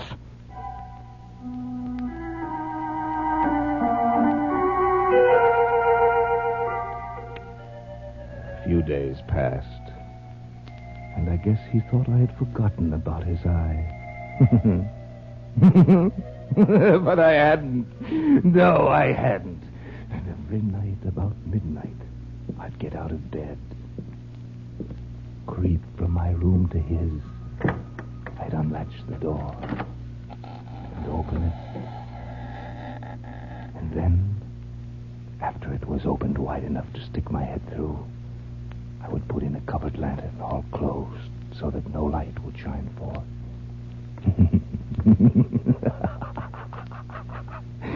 And after I had my head in the room, I would undo the lantern so that only a single ray of light darted out.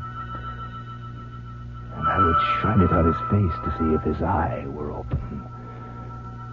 But no, it never was. Not then. I found the eye always closed. And you see, that made it impossible to do my work. For it wasn't the old man that bothered me, but his eye. His evil eye. And unless his eye were open, I couldn't do it. But I knew that one night it would happen. Yes, it would open, and then I could do it. Then I could kill him.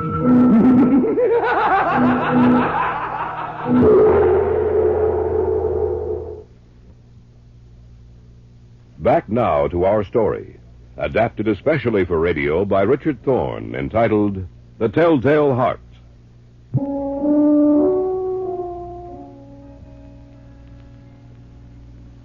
And so I waited. I went out of my way to make him comfortable. I made sure that I never mentioned anything about his eye to him. And every morning I would go into his chamber boldly and ask him, "Well, Mr. Lawrence, did you sleep well last night?" Why, yes, David, I did. You didn't hear anything? Any noises? No, not a one. I'm glad of that. Why? Did you hear anything? No, not a thing.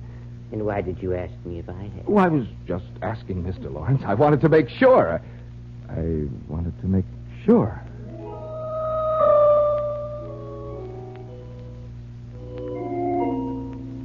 And he thought everything was all right. He was a fool. Just like all the others. Well, how could he know?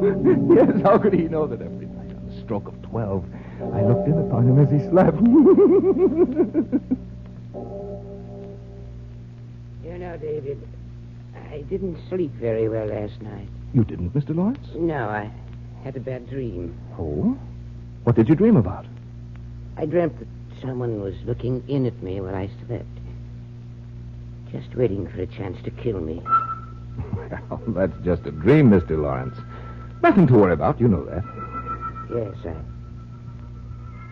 I guess it was just a dream. Because the only people here are Mrs. Gorman, myself, and neither one of us would hurt you. You know that, don't you, Mr. Lawrence? Yes. I'm glad you're both with me, David. It's just the same. I can't seem to get rid of that feeling. It frightens me. Don't worry about a thing, Mr. Lawrence. No, don't worry. I'll take care of you.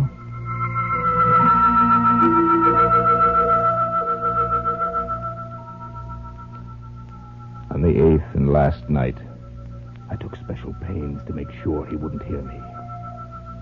A watch's minute hand moved more quickly than did mine. I crept out into the hallway, made my way to his door. His room was all black. Black as coal, black as midnight. I think he heard me, but I knew he couldn't see a thing. The room was too dark for that. I was almost in the room and about to open my lantern when my thumb slipped upon the tin fastening, and the old man was immediately fully awake. He sat upright in bed and whispered, "Who's there?" He said, "Who's there?" I kept still. I didn't say a thing. No, not a thing. And for what seemed like an hour, I stood there and didn't move a muscle. I knew he wouldn't lie down. He was sitting up in his bed, listening for what it was that had made the noise.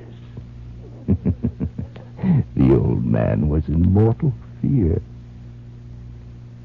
When I had waited a long time and still had not heard him lie back upon his bed, I resolved to open my lantern a little. Yes, just a little, just the tiniest bit. And presently, the tiniest bit of light struggled out. I directed it towards him like the thread of a spider. And finally it came to rest upon his vulture eye. And then I seemed to hear something. I didn't know what it was. I couldn't distinguish it at first, and I racked my mind to think of what it was. And then finally it came to me. Yes, that was it. It was the beating of the old man's heart. Who's in here? I could hear it distinctly. He was so afraid.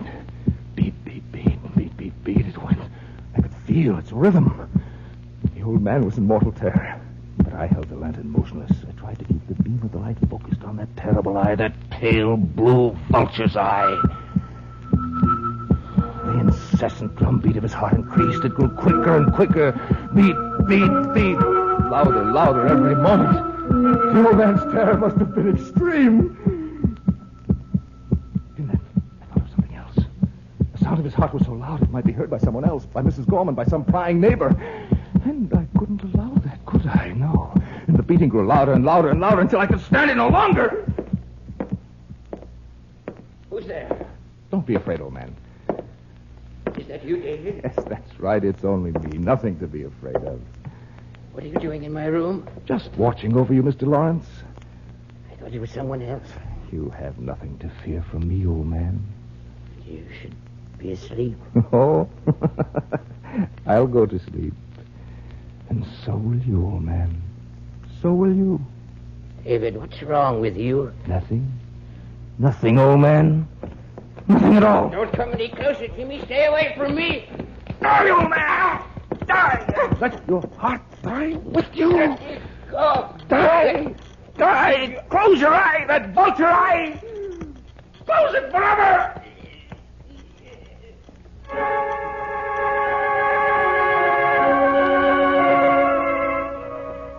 I stood there in the darkness, looking down upon him. He was quiet now. Strange kind of stillness was upon him. For he was dead. His eye would trouble me no longer, and I knew that I had to dispose of the body. And I racked my brain to think of a place, and then it came to me. Yes, I pulled 3 boards from the floor.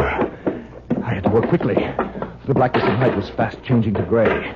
I placed his body under the flooring very neatly, and then I boarded it up again. I did it so well that even I could hardly recognize the spot under which the body was hidden. Yes, his room looked as if nothing had happened. The striking of the town clock made me realize how late it was. Well, The job was over, and no one would ever be the wiser. Who's there? This is Gorman. Just a moment.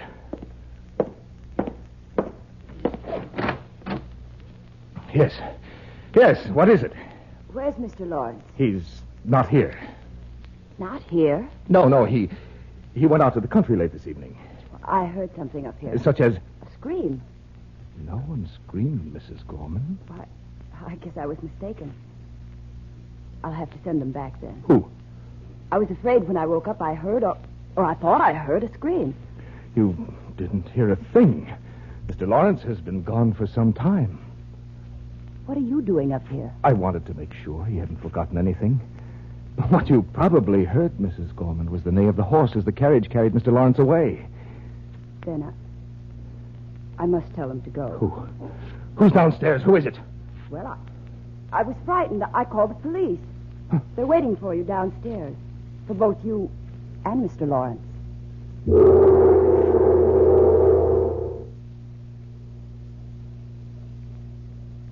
Back now to our story, adapted especially for radio by Richard Thorne, entitled The Telltale Heart.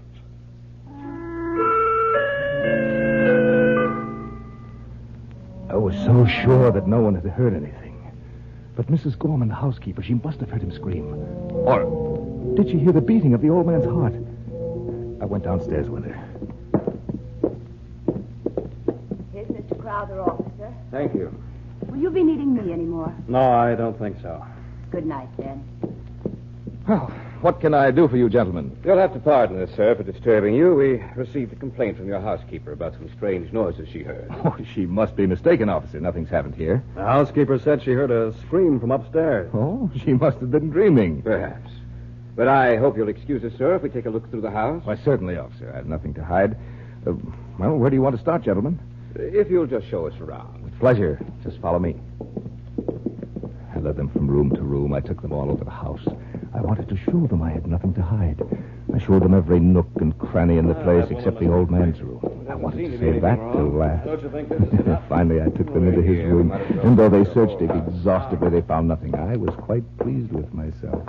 That housekeeper of yours must have imagined she heard a scream from up here. Probably just a nightmare. Well, perhaps what she heard was me. Yes, I had a nightmare, and I think well, I might have been the one she heard. Well, there you are. That's a simple explanation of it. Yeah, I often have nightmares. You know. We ought to go to her room and tell your housekeeper. Don't worry about it, Tom. It wasn't her fault. Yes.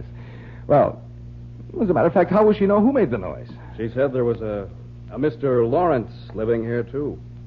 Oh, yes. Where is he now? Oh, he isn't here. Well, that's evident. But where is he? Well, he went out to the country for a few weeks. He left tonight. I see. Sorry to have troubled you, sir. No trouble at all, officer. Well, let's get out of here, Ed. We're keeping this gentleman out. If you gentlemen won't think it presumptuous, won't you have a glass of wine with me? I know how it is after you've been up all night. Oh, I don't know, sir. We're not supposed to drink while we're on duty. Ah, but, Ed, we're almost through. Let's have a glass of wine. When we finish here, we can go home. Yes, do have some wine. All right, it's a pleasure. All right, I'll get it for you. And Mr. Lawrence always kept a decanter and glasses on that table. Did you say kept, sir? A slip of the tongue, officer. The hour is late, you know. Don't mind Ed, Mr. Crowther. He's suspicious of everybody. Yes, of course. Well, that's your job. Well, here we are. I hope you like sherry. Mm-hmm. Always have it at home. Good. There. Now, shall we drink to something, gentlemen?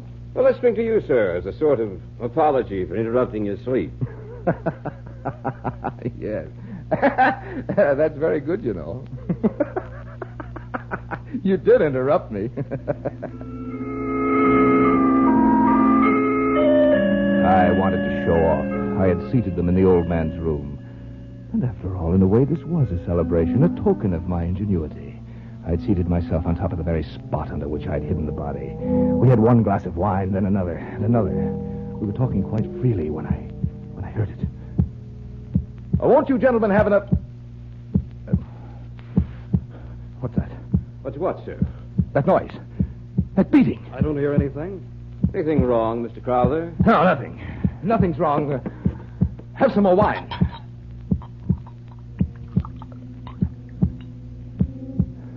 I wish they'd leave. They were getting on my nerves. I had a terrible headache. I seemed to hear a beating in my ears. They began to look at me queerly. And yet that sound increased. There was nothing I could do about it. It was a low, dull, quick sound. Like the beating of a drum. Where had I heard that sound before? They watched me closely. I paced the floor. I didn't know where the sound was coming from. Beat, beat, beat. Throb, beat, throb, throb. Where had I heard that sound before? I knew they suspected. Who wouldn't, with that incessant beating that filled the room that seemed to make the very walls shake with its monotonous beat, that rhythm? Where had I heard it before? Where had I? I knew where I'd heard it before. Beat, throb, beat, throb, beat, beat, beat, yes. I knew where I'd heard it before. It was the beating of the old man's heart. What's the matter, Mr. Crowther? Can't you hear it? Hear what, sir? Perhaps I can push it out. What's the matter with you? What are you trying to do? Stop it from beating. Stop what, sir? Get out of here. Both of you. Get out of here. Get out of here. Can't you hear it? Can't you?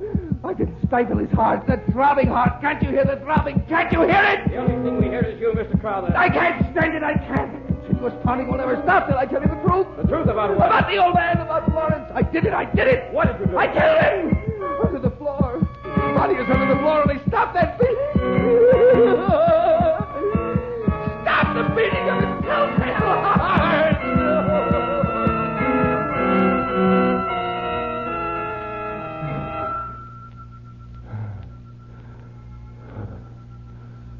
Why did you do it? That voice. It's always with me. Always with me. Why did you do it? Why did you do it? Listen. Can you hear it? Slow, rhythmic beating. Beating. Beating. It's with me. It follows me wherever I go. The pounding of his heart.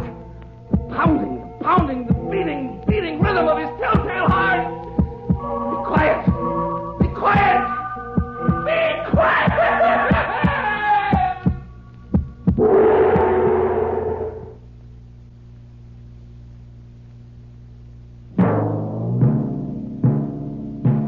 So runs tonight's tale of the unusual, the terrifying, the unknown. Join us again when next we journey down the corridors of the Hall of Fantasy to hear another strange tale of the supernatural.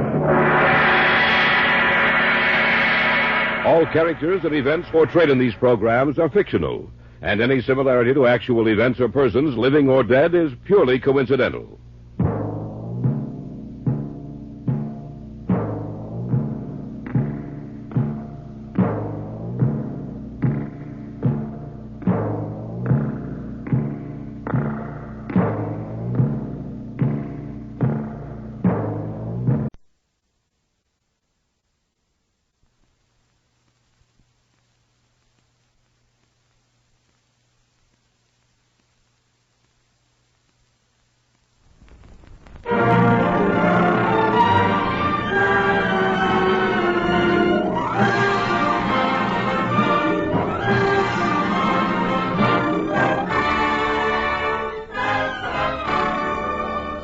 This is the NBC University Theater, bringing you a full-hour dramatization of Tales of Edgar Allan Poe, starring Joseph Schildkraut.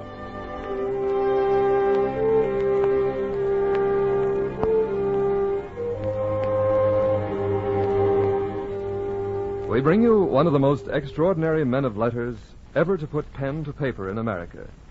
And we bring you 3 tales from his pen. First, Nosology, followed by The Cask of Amontillado, and finally, The Fall of the House of Usher. The author, of course, is Edgar Allan Poe, whose feverish dreams inspired tales both awesome and beautiful, tales which won for him a unique place among the greats of American literature. Here now is Mr. Edgar Allan Poe.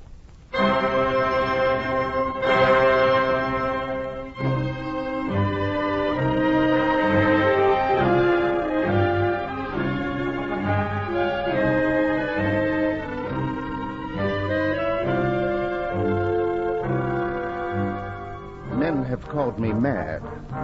Perhaps I am.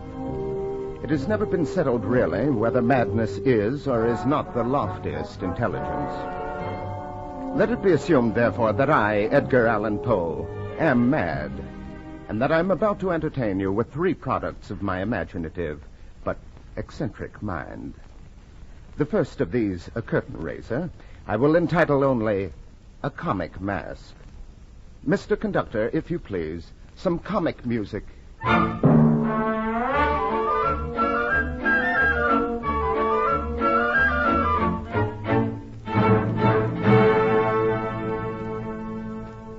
My name is, let's see, I believe it's Jones. Yes, that's right, Robert Jones. I am, that is to say, I was, a great man. I was born at a rather tender age in the city of Fumfudge, latitude 600, longitude 066. Perhaps you've heard of me? No? Oh, what a pity. Very well, I'll tell you about myself. When I was born, my first act in life was to take hold of my nose with both hands and pull vigorously, thus. This caused my mother, who naturally was present at my birth, to remark to my father, Robert, look. Our boy is a genius. My dear, I weep for joy. Believe me, I weep for joy.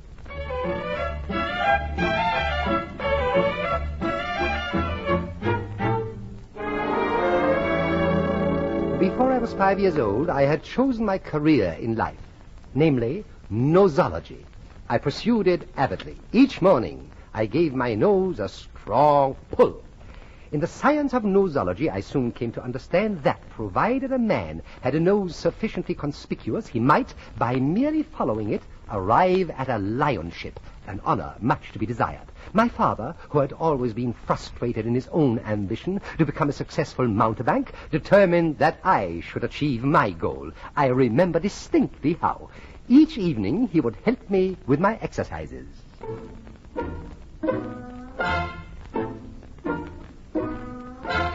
1, 2, 3, tweak. 1, 2, 3, tweak. 1, 2, 3, tweak. Stop, my dear boy. Now remember, these tweaking exercises give the nose plasticity, character. Yes, Father. Bear in mind, therefore, that the tweak must be vigorous and forthright. Thus. Yes, Father. Very well. We'll now practice turning up the nose contemptuously. Now observe closely, my boy. Thus. 1, 2, turn up thusly. 1, 2, contemptuously. 1, 2. Father. What is it, son? Father, I've... Well, what's the trouble?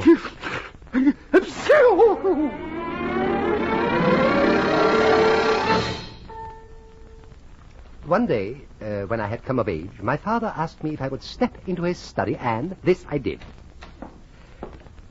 You wish to speak to me, Father? My boy, it's time that you and I had a serious talk. Yes, Father. Now, first of all, tell me, what is the chief end of your existence? Why, Father, to master the science of nosology. That is correct, my boy. And now, can you tell me what is the exact meaning of a nose? The exact meaning. A nose, my father, has been variously defined by some 6,000 authorities.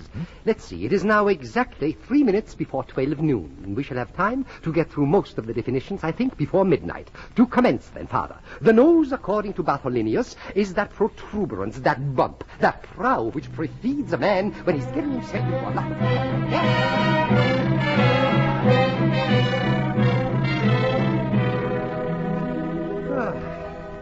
When I had completed the last of the 6,000 definitions, my father drew me to his side and said... My boy? Yes, Father? Your education is finished. Thank you, Father. It's time now for you to go out into the world and scuffle for yourself. Yes, Father. Tell me, my boy, you know what you must do, of course. Why, of course, Father. I must always follow my nose. Exactly, my boy. Exactly.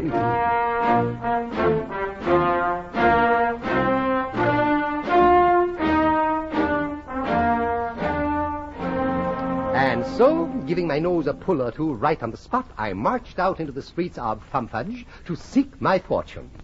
As I made my way up the main thoroughfare, astounded citizens pointed at me with admiration and respect. Is it possible? Unbelievable. Mommy, look, a rhinoceros. Who is he? What is he? Oh!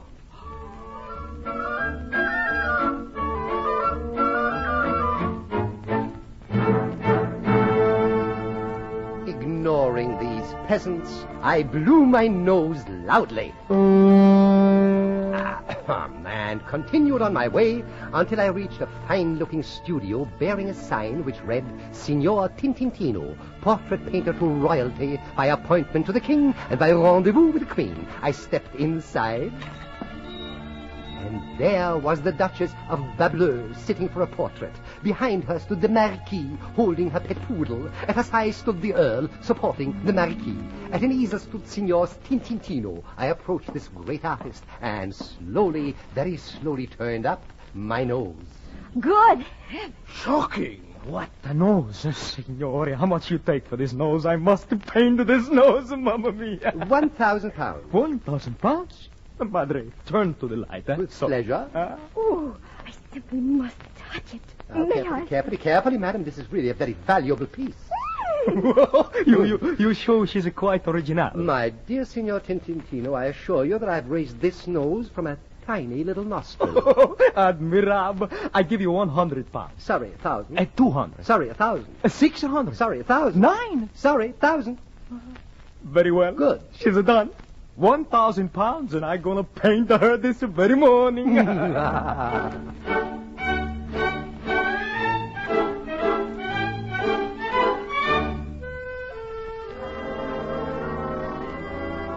This was indeed a stroke of genius. In a week's time, Signor Tintintino's portrait of my nose was hung in the Royal Academy. Overnight, I became a celebrity. I wrote a pamphlet on nosology, and I sent the Queen a first edition, enclosing a reproduction of Tintintino's masterpiece. Why, the Prince of Wales invited me to dinner, and what a dinner! The people who were there, why, every one of them a lion, a giant among men. As guest of honor, I, of course, was introduced around by the Prince. Sir P. Peridot. Your Highness. I should like you to meet Mr. Jones. Not the Mr. Jones, the author of Noses That Made History? Yes, sir, the same. I am honored, sir. You are a man who knows his noses. Thank you. Sir P. is being modest. He happens to be a modern Platonist and a lion among men. He's also a lion among women. Charming fellow, but practically no nose, your princeship, no nose. Here's another chap I should like you to meet. Why, gladly. Sir Delphinius Polyglot. Sir Delphinius? Your Highness. I should like you to meet... Don't tell me, let me guess. Pinocchio. Droll fellow. Yes. And Cyrano. Hardly. Why, then this must be the Mr. Jones. It is.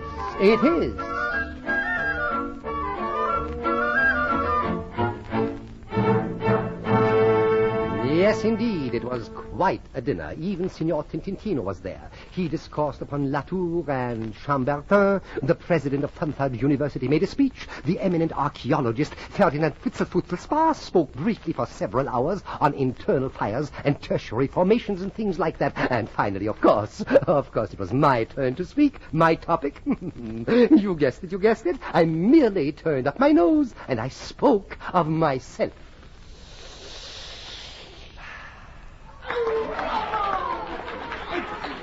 Marvelous. Thank you. Clever man. Superb, absolutely superb. Thank you.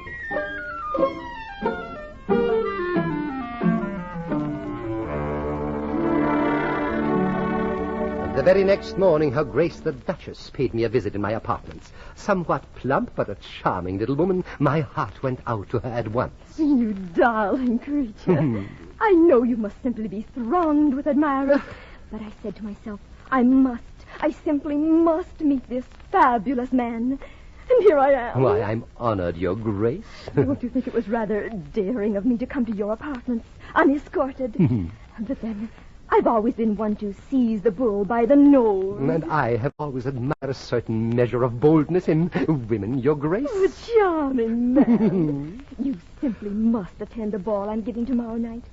You will come, pretty creature. Ball? I'm sorry, I had promised the Queen. The Elector of Bledinoff will be there. The Elector of... I'm not familiar. Not familiar with the Elector of Bledinoff? Why, no. Why, my dear man, he is said to have the largest nose in all the world. Oh, Your Grace. In Europe, at any rate. Certainly not in England, madame. Please, observe. I'll admit it does look rather long. Well, it is rather long. Of course. If you come, we can compare your nose with the Elector's and settle the controversy once and for all. Your Grace, I shall be there. You definitely will come? Why, Your Grace, with all my heart. Oh, no, Mr. Jones. With all your nose. Yes, with all my nose.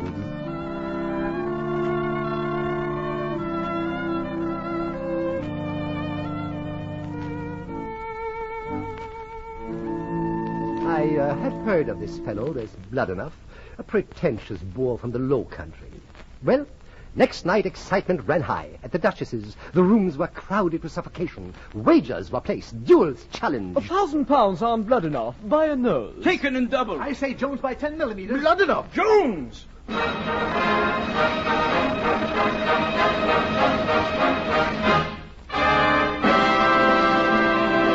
Ladies and gentlemen, may I present our distinguished guest from the Low Country, the Elector of Bledinoff.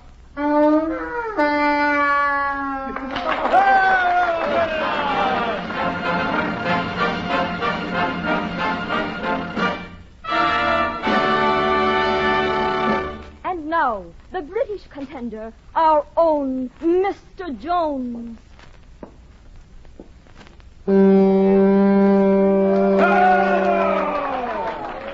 Look, she's going to introduce them. Mr. Jones, the Elector of Bledinoff. You call that a nose? Pah! Gentlemen, please. Your Grace, I sincerely regret this incident, but the mosquito bite which this gentleman dignifies by the title of nose offends me. Tausend Teufel! Sir, may I tell you that you're a baboon? Don und Blitzen! That, sir, I will not countenance. Have at you. Oh, my second will call upon you in the morning, sir.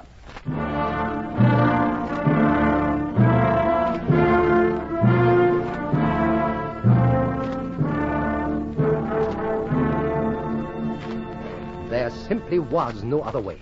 His nose, alack and alas, was bigger than mine. Very well, we met next morning upon the field of honor. Our weapons, pistols at 30 paces. We faced each other. I gave my pride a twist and sounded my klaxon contemptuously. He blew his. A pitiful little blow, and the referee counted off the paces. 28, 29, 30. Fire!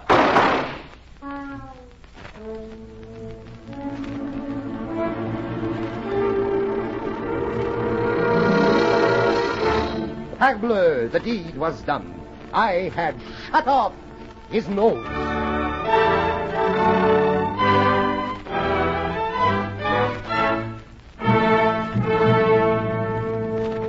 Now there was no one in the entire world with a nose equal my own. Ah, my pride, my joy of a nose. I returned to the palace and discovered that a reception had been prepared. Evidently, news of my victory over Bledinoff had preceded me. I entered and approached the Duchess, but when I reached to kiss her hand, alas, she snubbed me. That's all she said. Your Grace, I don't understand. There is nothing to understand, Mr. Jones. But haven't you heard, Your Grace? I won the duel. I shot the Elector's nose right off his face. Your presence is no longer required. Well, won't somebody explain you, sir? What? Don't. Perhaps you, sir. Noodle. No. But this reception, gentlemen, for whom has it been prepared? For whom, sir? Yes. For whom but the Elector of Bledinoff? What?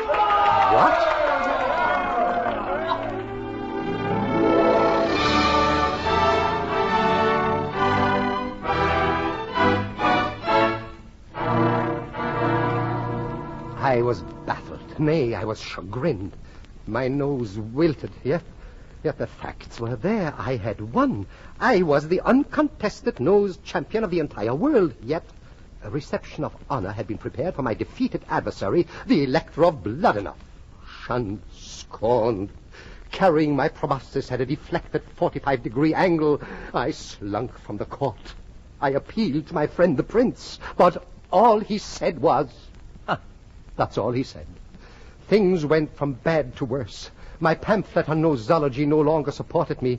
My portrait was sent back from the royal galleries, and finally, in utter defeat, I returned home to live with Papa. I am home, Father. Yes, my son. Father, I am a failure in nosology. I know, my son. But why, Father? Why? Sit down, my boy. Yes. That's better. My son. Yes, Father. You have learned a sad truth about life. Yes, but what truth, Father? You've learned that a man with a nose more conspicuous than others can be a lion among men until he overshoots his mark, as you have overshot yours. Yes, but how, Father? My boy, all men have noses, but the Elector of Bloodenough has no nose at all. And with such, there's no competing. Oh.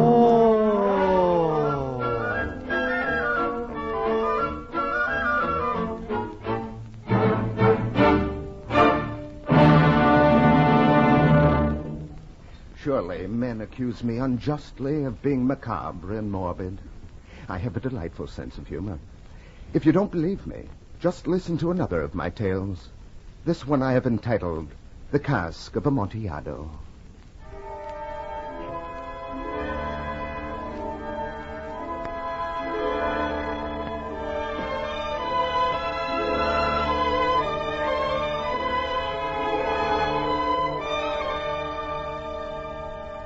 On the coat of arms of my family, the Montresors, is graven Nemo me impune lacessit, meaning, no one harms me with impunity. The coat of arms itself is a huge human foot, done in gold against the field of azure blue. The foot crushes a serpent whose fangs are embedded in its heel. I tell you this only so you will understand why I had to act as I did. And while I'm telling you about it, have a drink. A drink of Amontillado, the real thing, too. I know. I know because I have the word of that connoisseur of wine, Signor Fortunato. My old friend Fortunato. The 1,000 injuries of this Fortunato I had borne as best I could through the years, but when he ventured on insults, I vowed revenge. It was at the height of the carnival season in Venice when I saw him in the crowd, dressed in the costume of a jester. I was genuinely pleased to see him. Hey, Fortunato! Fortunato! I beg your pardon, sir. Hey, Fortunato! Ah, Montresor. Well, my dear friend, I am glad to see you. How goes it, Montresor? Excellently well. I'm having a most wonderful time. I'm in my second childhood, but I haven't seen you in weeks. I was afraid you were avoiding me. Avoiding you? Never. Good. But, my friend, you are luckily met. Oh, come over here in this doorway out of the crowd. Very well. What's on your mind? Listen, Fortunato. Only today I have received a barrel of what passes for Amontillado wine. Not really. Well, I have some doubts. Amontillado? Well, as I say, I have some doubts.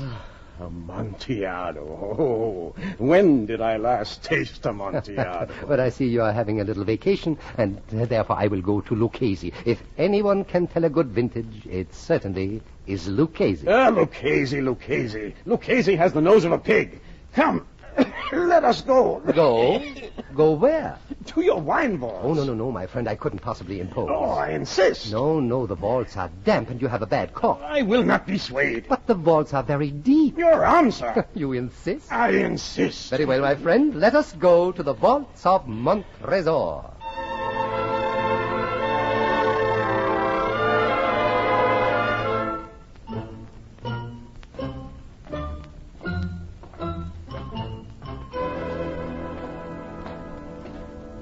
Careful, careful, my friend. These steps are rather slippery. Your vaults are very deep. Oh. Tell me, how long have you been troubled by that bad cough? Oh, it's nothing. Perhaps we should turn back. I won't hear of it. No, I really feel we should. You must be careful. You're a man to be missed, after all. Are you not rich and respected, beloved? By some, my wife. You see, for me it wouldn't really matter, but for you, no. I shall engage Lucchese. Enough. I shall not die of a little cough. Well, if you will not be deterred, at least let me offer you a drink of Medoc. Here, we will select one of these bottles. Look at that dust. 50 years old. Here, drink, my friend. Good. Will you not join me? Very well. I drink to those who are buried here. Buried? Oh, yes, my ancestors used these vaults as a dungeon. Oh, I see. To your long life, my friend. Now come, let us proceed to the Amontillado. One moment. Yes? Do I hear water? Yes, we are under the river now. Why, is the moisture perhaps too much for your cough? I shall survive. Montresor. Yes, what? What is that? Hanging, swinging slowly to and fro in the passageway ahead. Oh, that? Nothing, just a skeleton.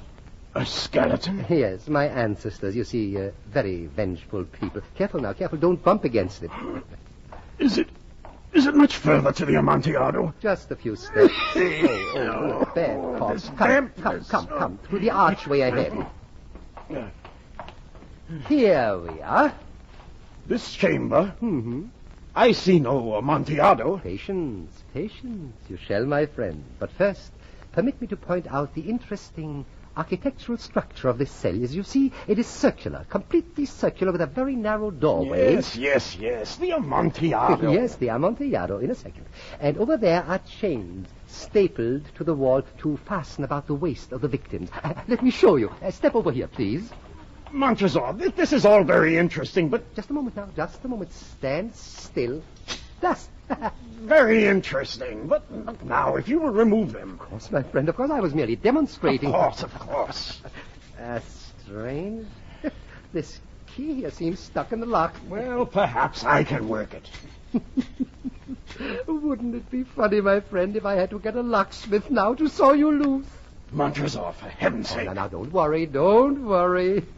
Here, why don't you have another drink of this Medoc? No, the Amontillado. Oh, yes, I forgot, of course. The Amontillado, of course. I'll fetch it. Wait, it's right out here. There. Taste it and drink. Well? It is! Amontillado! Amontillado. Drink up. Now, have some more. No, really. Nonsense. One more sip. Perhaps one. That's better. Oh, it makes the head go round and round. Amontillado. Doesn't it? Nothing like one last drink. Last drink? Before we leave. Oh, but these chains I'm wearing. Yes, I know. I'd forgotten. Oh, wouldn't it be funny if I had to stay here the rest of my life and drink up all of your Amontillado? Very funny indeed. Tell me, you don't mind if I do some work while you drink, eh? No. Go ahead. Thank you.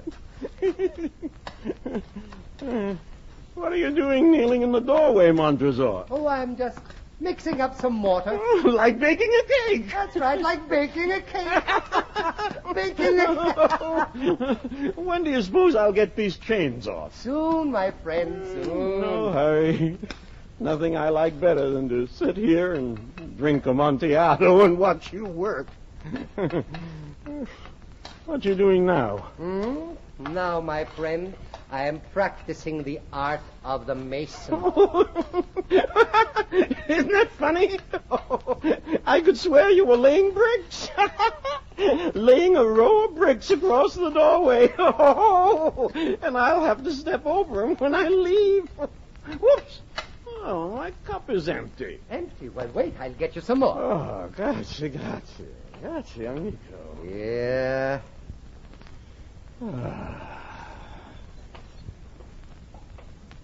Montresor. Yes, my friend? Tell me, why do you build a wall of bricks in the doorway? To protect you, my friend. Oh, but if you build a wall of bricks, how am I going to get out? That is exactly the point, Fortunato. You are not going to get out. Montresor. You see, it's quite simple. In a little while, these bricks will come up to your waist, and then to your chest, and then to your eyes, and then... Please, Montresor. I want to get out of here. No. Montresor! Oh, nonsense. Drink, my friend. It'll do your cough good. Drink! Oh, a very good joke, Montresor. Isn't it? Excellent joke. Oh, we shall have many a rich laugh about it at the Palazzo. Over our wine. Naturally. Amontillado. Oh, yes. Amontillado. Yes, Amontillado. But come, Montresor. Stop playing with those bricks and remove these chains from me. Which chains?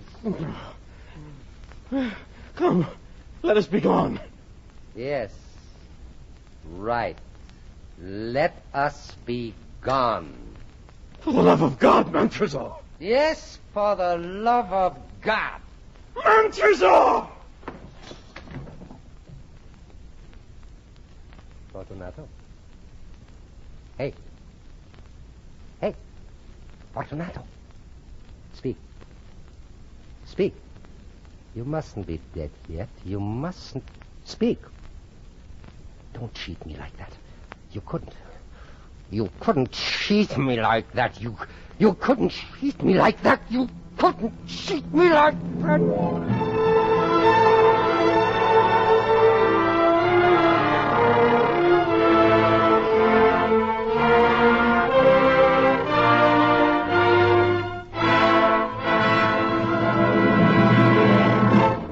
From Hollywood, the NBC University Theater is bringing you Joseph Schildkraut in a radio version of Three Tales by Edgar Allan Poe. Today's broadcast is part of a series devoted to the classic works of Anglo-American literature. If you're interested in supplementing your enjoyment of these productions with home study under college supervision, be sure to listen to the announcement at the close of this program. And now, our intermission commentator, Dr. Harvey Webster, Associate Professor of English at the University of Louisville. Speaking from Louisville, Kentucky, here is Dr. Harvey Webster.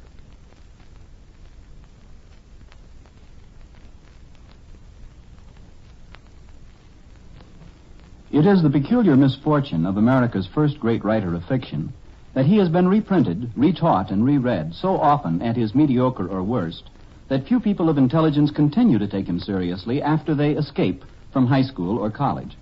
Somehow, Poe's name gets associated with the obvious horror of the telltale heart, with his too many, too unconvincing followers in pulp magazines, with an unhappy, thoroughly neurotic life. This is natural, unfortunate, and wrong. For Poe, at his very frequent and very frequently ignored best, has communicated some experiences more vividly than any other writer of English. His best stories, I believe, are those in which he communicates the pleasure of thinking, of, to quote, that moral activity which disentangles. It is beautiful to watch the minds his mind controls at work. Remember Monsieur Dupin's thoroughly logical explanation of how he knew his friend's unspoken thoughts. Legrand's methodical ingenuity in solving the cipher in The Gold Bug. The clever quickness with which the old man saved himself from the maelstrom. Anyone that enjoys mental activity has liked or will like these stories.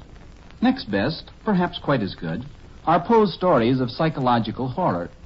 In these, too, the moral activity that disentangles is important, though here the disentangling is of abnormal mental states that are, after all, only exaggerations of what we consider normal.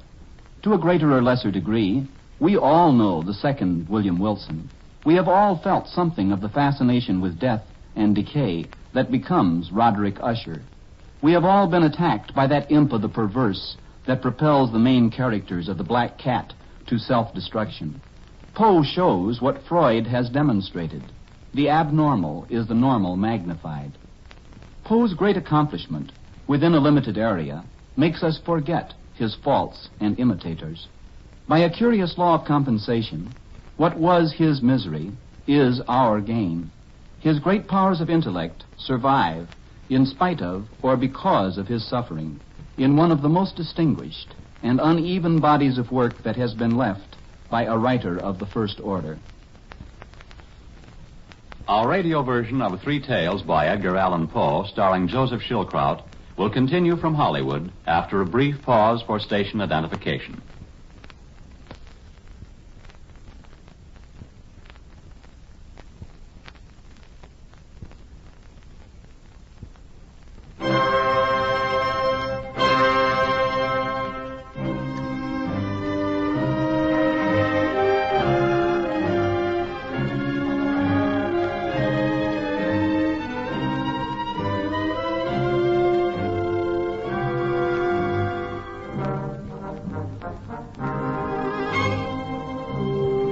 I, Edgar Allan Poe, have found life a long and weird catalogue of miseries from which to select my themes. And of all these, the most awful, perhaps, is to be buried alive. Now, don't deny it happens. The boundaries which divide life from death are at best shadowy. Let me tell you a tale about such an interment. I call it The Fall of the House of Usher.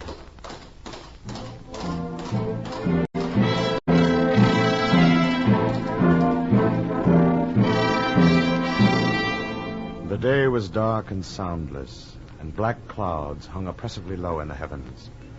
Toward evening, I caught a glimpse of something in the distance, and I spurred my horse toward it. As we approached, I could make out the hideous outlines of the House of Usher.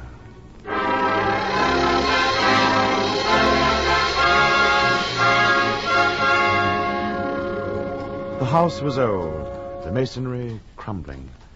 It was built on a rock in the center of a deep tarn or pool of stagnant, rank water. Over all, there hung the atmosphere of a neglected vault, of the gloom of the dead. I dismounted from my horse and walked across the wooden bridge that led to the great door. I felt a vague terror rising inside me, a desire to turn back and ride away.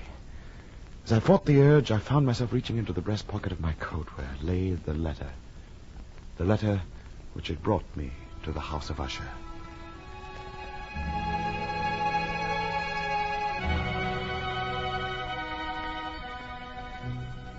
My dear Hugh, this letter will be brief and perhaps somewhat confusing to you because I write from the depths of an upsetting illness. Whatever its merits, please, in the name of our former friendship, do not ignore its plea. I must see you, Hugh, as soon as possible. You are the only friend I can trust in this, my hour of need. I enclose a map directing you to the House of Usher. Your very dear friend, Roderick Usher.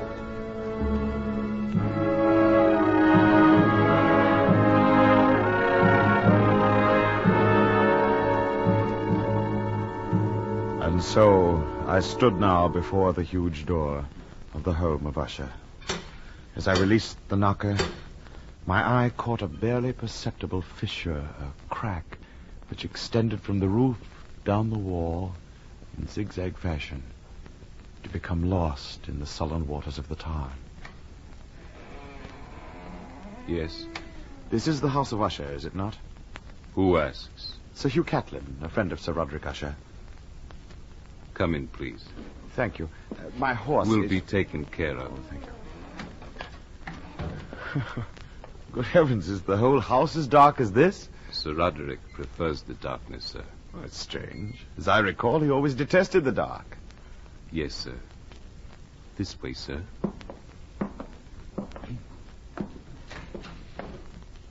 You'll be so good as to wait in this hall, sir. Oh, I'll tell Sir Roderick. Thank you.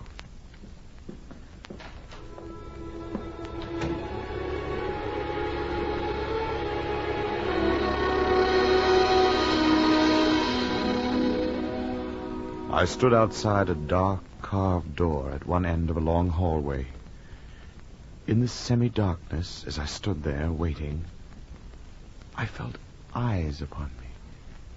And then, as my own eyes grew accustomed to the dimness, I saw, standing only a few yards from me, a young woman in a white, gauze-like gown. For a long moment we stared at each other. And then, before I could speak, she turned and left, singing as she went. I saw thee on thy bridal day, when a burning blush came o'er thee.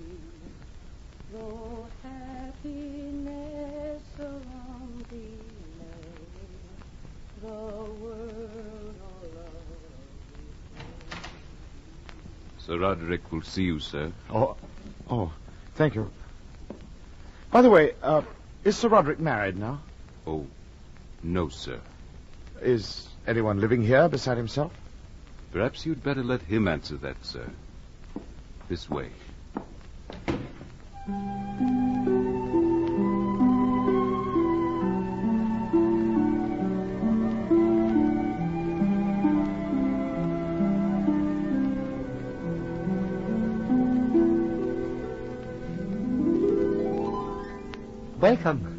Welcome to the house of Usher, Hugh. You're looking well, almost 13 years, isn't it? How are you? I'm fine, Usher. How are you? As you see me. Come. Here, sit down beside me. Well, what do you think of my ancestral hall?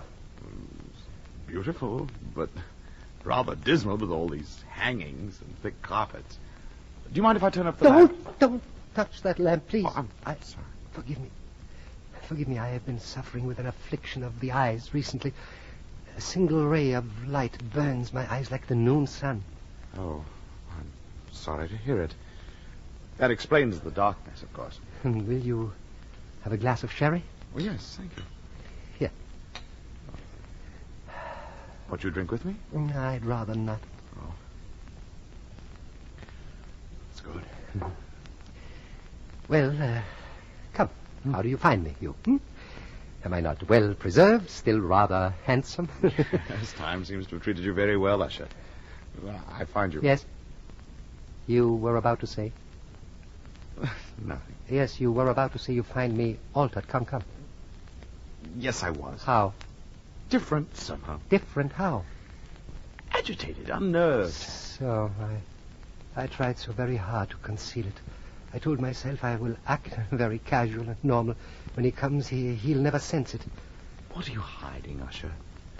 Your letter mentioned an illness. Oh, nothing, just a slight nervous affliction. It'll pass over. Why did you send for me? Because you are the only person I could turn to, the only one who would understand. Understand what? Hugh, do you recall discussions we had once concerning euthanasia? Mercy killing? Yes. Exactly, yes. We spoke of it in school. You always said you were not morally opposed to it in extreme cases. Are you still of that opinion? Why do you ask? Can you not guess? No. Look at me, Hugh, please. Can you not see what's happened to me? Only that you seem highly agitated. Man, friend, are you blind? Can't you see I'm going mad? Oh, nonsense. Oh, no, not nonsense. This is a family affliction. I watched it destroy my father. Fear of lights? Not just light, my friend. Everything. All my senses have become unbearably acute.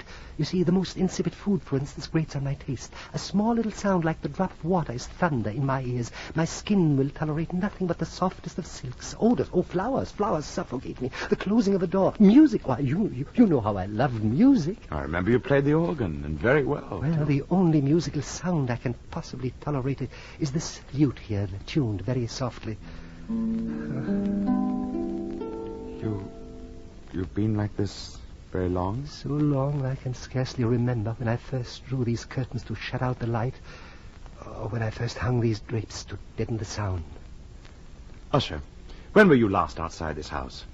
I have not set foot outside this house or seen daylight, my friend, for 13 years. Good heavens, man. What you need is to breathe fresh air and see daylight. No. This morbid atmosphere is enough to induce melancholy in a clown. It's like living in a tomb.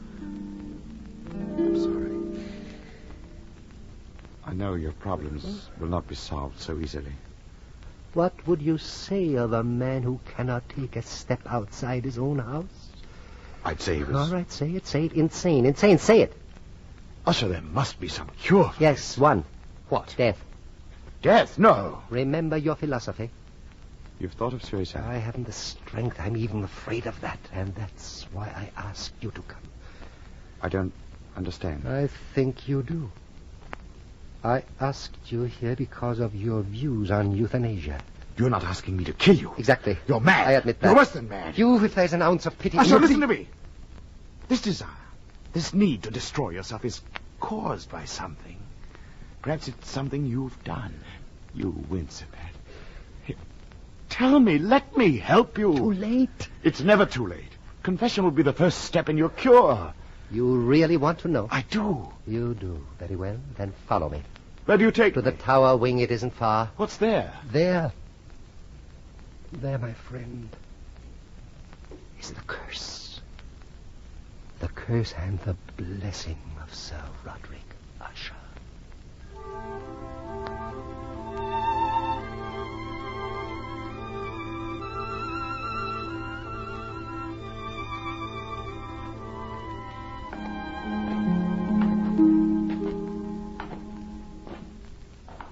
Here. Madeline? Who is it? Dear, I want you to meet someone. There is no one to meet. Come here, dear. No. Please, Madeline. It's all right, really. Hugh, this is the Lady Madeline. How do you do? They're prettier in springtime. I beg your pardon? My violets. They've shrunk. It's the darkness. Darkness always kills living things. Do you find it so in Eulalia? Oh, well, yes, I do. Good. Then I'll sing you a song. By all means. Would you like a purple one? Oh, any color you say. The blue ones last longer. Yes. Shall I sing for you? Do. I saw thee once on thy bridal Oh, come, day, Hugh, come. when a burning glow. Well? Who is she? Isn't she lovely? She's mad. Is this house filled with nothing but madness? I told you we are cursed from birth. She's your wife? No. My sister. I see. Do you? I think I do. How long has she been thus? It came upon her gradually. Please come, let us go down. Yes. You see, Hugh, when I went away to school, she was just a delightful little golden-haired child. Why, she worshipped me always. When I returned, she was a woman and I was a man. Hugh, I swear to you our relationship was innocent, and yet that strange love between... Oh, God, forgive me. Control yourself. For 7 years, 7 long years, I've watched her becoming progressively worse, and then my own affliction began. Usher. Where there's no sin, there should be no guilt. Tell me, Hugh, is it possible that a man can suffer thus for an uncommitted sin? Such things are not unknown. Now you see why I turn to you. But I am no doctor. I don't want healing, I want punishment. No! If men were punished for their evil thoughts, we would all turn on the rack. Usher, let me spend a few days here with you. We'll read and talk as we did in school. I remember your poetry was very exciting. Have you written anything lately? No. Well, then, recite the old ones for me. And play for me. Come, we shall fight this melancholy, you and I, and together we shall triumph over it. Thank you.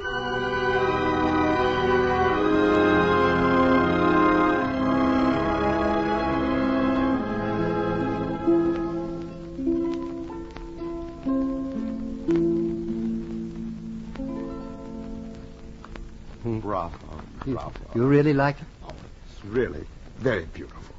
You've improved, really. Thank you. Why do you stop? Because I realized that I just now smiled for the first time in years. You see, you're getting better already. Go on, though. Recite another. Very well. You really want one? Of course I do. All right. I call this one here The Haunted Palace.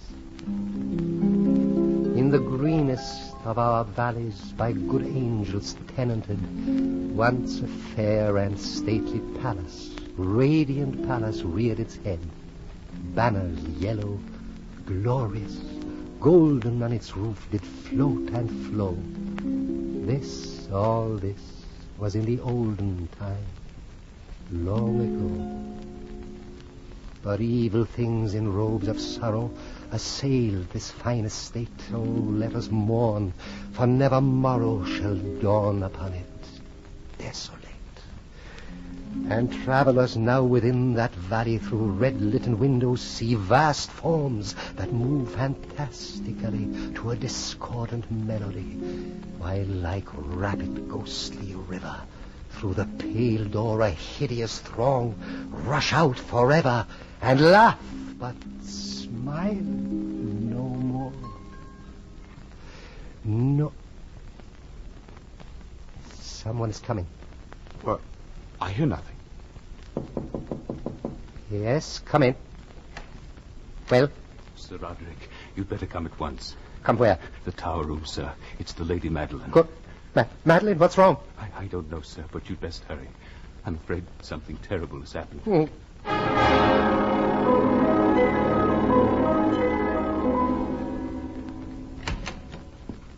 Well, Usher? Why do you stand and stare? She's dead. What? Dead. But that's impossible. Why, only a few days... A cataleptic seizure. She's had them before. This time it was fatal. My dear Fran. Is there anything I can do? Yes. You've only to name it. Please, help me bury her.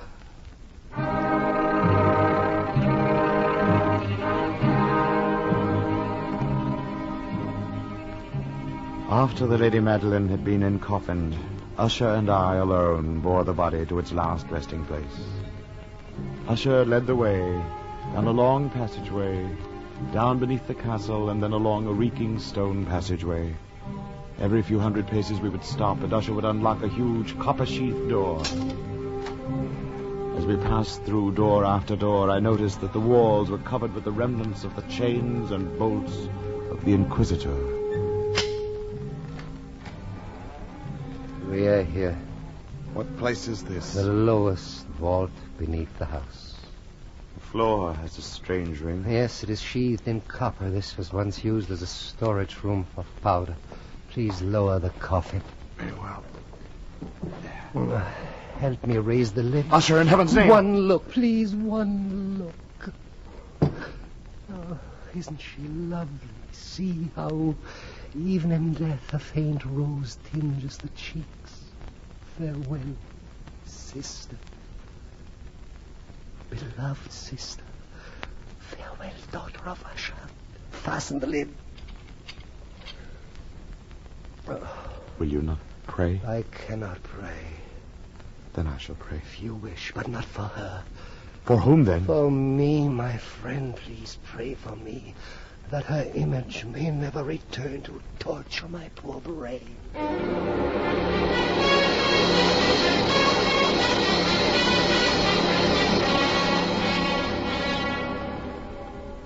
For some days after the burial of the Lady Madeline, a change came over Roderick Usher. He roamed the padded halls of the house of Usher, his head to one side, as if in an attitude of listening. It seemed to me as if his mind were laboring under some horrible, oppressive secret which he was struggling to tell me. His attitude, his listening for some imaginary sound, began to infect me. I found myself doing the same. And as the days went by, I too succumbed to the somber influence of the House of Usher. It was on the 8th day after the entombment of the Lady Madeline. A storm had been brewing. That night I could not sleep. I was overpowered by a sense of impending horror. Then on my door there came a rapping. Who's there? Who is it? Speak up! You, I'm afraid. I'm afraid as no man has ever been afraid before. Usher, you've been living in this morbid house so long you've become like it. So have I almost. Hugh, I hear something. No, I hear nothing. Now, you must relax. Hugh, please read to me, will you? It may take my mind off the storm and off this house. Of course it will. Now, you just sit there. Listen. I'll read from the Tryst of Sir Launcelot, all right? Yeah. Are you listening? Yes, go on, please. Go on. And Ethelred, seeking entry into the hermit's house, uplifted his mace, and striking at the door, made room for his gauntleted hand. And now, pulling sturdily, he ripped it asunder, so that the noise of the dry and hollow-sounding wood reverberated through the What's the matter, Hugh? Why do you stop? I thought I heard something.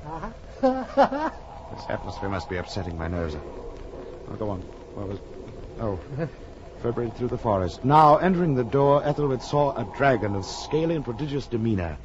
And Ethelred uplifted his mace and struck the dragon, whereupon it fell with a dreadful shriek. Merciful heavens! Usher, did you hear that? Read. You did hear that, didn't you? Read. And now the champion approached the wall of the room, whereon hung a great brass shield, which in sooth tarried not for his coming, but fell at his feet with a mighty and terrible ringing sound. He was... Usher! Usher, did you hear that? Answer me, did you hear that? Hear it? Yes, my friend. Yes, I hear it, and I have heard it long, many minutes, many hours, many days. I have heard it and dare not speak. You know why? Do you know? I'll tell you. My friend, because I have put her living into her tomb. Didn't I tell you my senses were acute? Now I will tell you that I heard her first feeble movements in her hollow coffin. I heard them 8 days ago, yes. And then I heard the rending of her coffin, the grating of the iron hinges of a prison, her poor struggles in that copper archway of the vault. No. And now she comes. You're insane. She comes, no. She comes, I tell you. Haven't you heard the footsteps on the stair? I tell you, this very instant she stands outside that door. There's no one there. I tell you, she stands outside that door. Her hand is on that latch. Don't you see her? Turn that latch. What?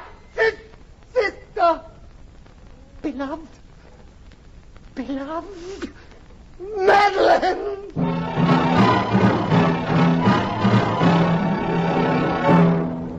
For a moment she stood, trembling and reeling to and fro upon the threshold, blood upon her white robes. And then, with a low, moaning cry, she fell upon her brother and bore him to his death at my very feet.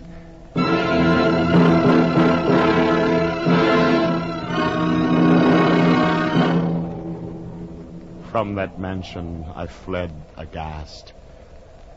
The storm was at its fury as I crossed the bridge. I turned. The radiance of the blood-red moon was shining through the widening fissure that cracked the walls of the house from roof to base. And suddenly there came a fierce whirlwind, and the entire orb of the moon burst into my sight. The mighty walls rushed asunder, and there was tumultuous sound like the voice of 1,000 waters.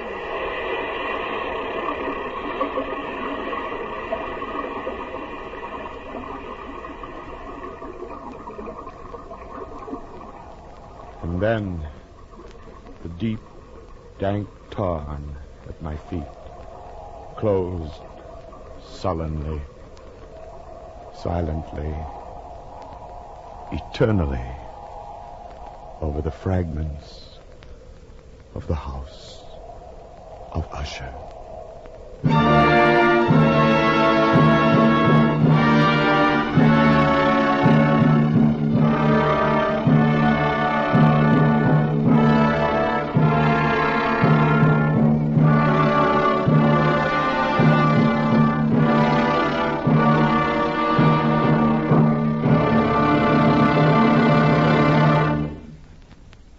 You have been listening to Tales of Edgar Allan Poe, an NBC University Theater production starring Joseph Schildkraut. Next week at this same time, we will bring you another classic of Anglo-American literature, selections from the Pickwick Papers by Charles Dickens. The present semester of the NBC University Theater is devoted to the classics of Anglo-American literature from the time of Henry Fielding to that of Henry James. If you wish, you may learn more about these authors and their works by enrolling in the college-supervised courses now being offered in connection with the NBC University Theater. The University of Tulsa, Kansas State Teachers College, and Washington State College have now completed their plans for offering such a course in the coming months, thus joining the University of Louisville, whose established home study plan is already serving listeners in another area of the nation. For information, then, as to how you may enhance your knowledge through these courses, write to the NBC University Theater in care of the University of Louisville, Louisville, Kentucky, Washington State College, Pullman, Washington, Kansas State Teachers College, Pittsburgh, Kansas, or the University of Tulsa at Tulsa, Oklahoma. I'll repeat that. For information, write to the NBC University Theater in care of the University of Louisville, Louisville, Kentucky, Washington State College, Pullman, Washington, Kansas State Teachers College, Pittsburgh, Kansas, or the University of Tulsa at Tulsa, Oklahoma.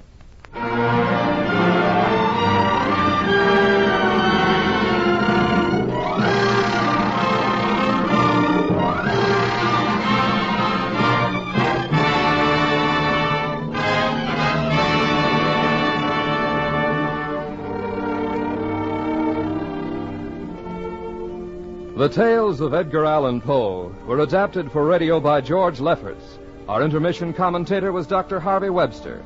Starred was Joseph Schildkraut, internationally famed star of stage and screen, who was heard as Robert in Nosology, Montresor in The Cask of Amontillado, and Roderick Usher in The Fall of the House of Usher, which co-starred Barry Kroger. Lester Sharp was Fortunato in The Cask of Amontillado. Our cast included Stanley Waxman, Georgia Backus, Stephen Chase, Miriam J., Don Diamond, Parley Bear, Tony Barrett, Shep Mencken, Jack Crucian, Margaret Brayton, Lynn Allen. Your announcer, Don Stanley. The original musical score was composed and conducted by Dr. Albert Harris. The director of the University Theater is Andrew C. Love. Next week, be with us again for the NBC University Theater dramatization of The Pickwick Papers by Charles Dickens, starring Edmund Gwenn as Mr. Pickwick.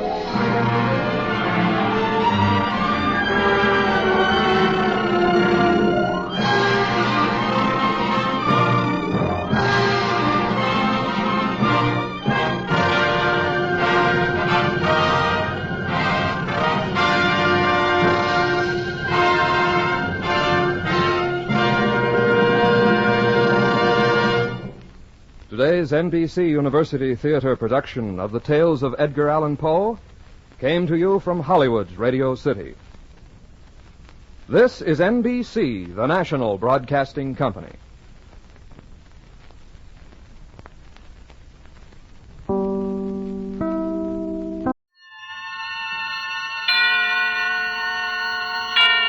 Suspense.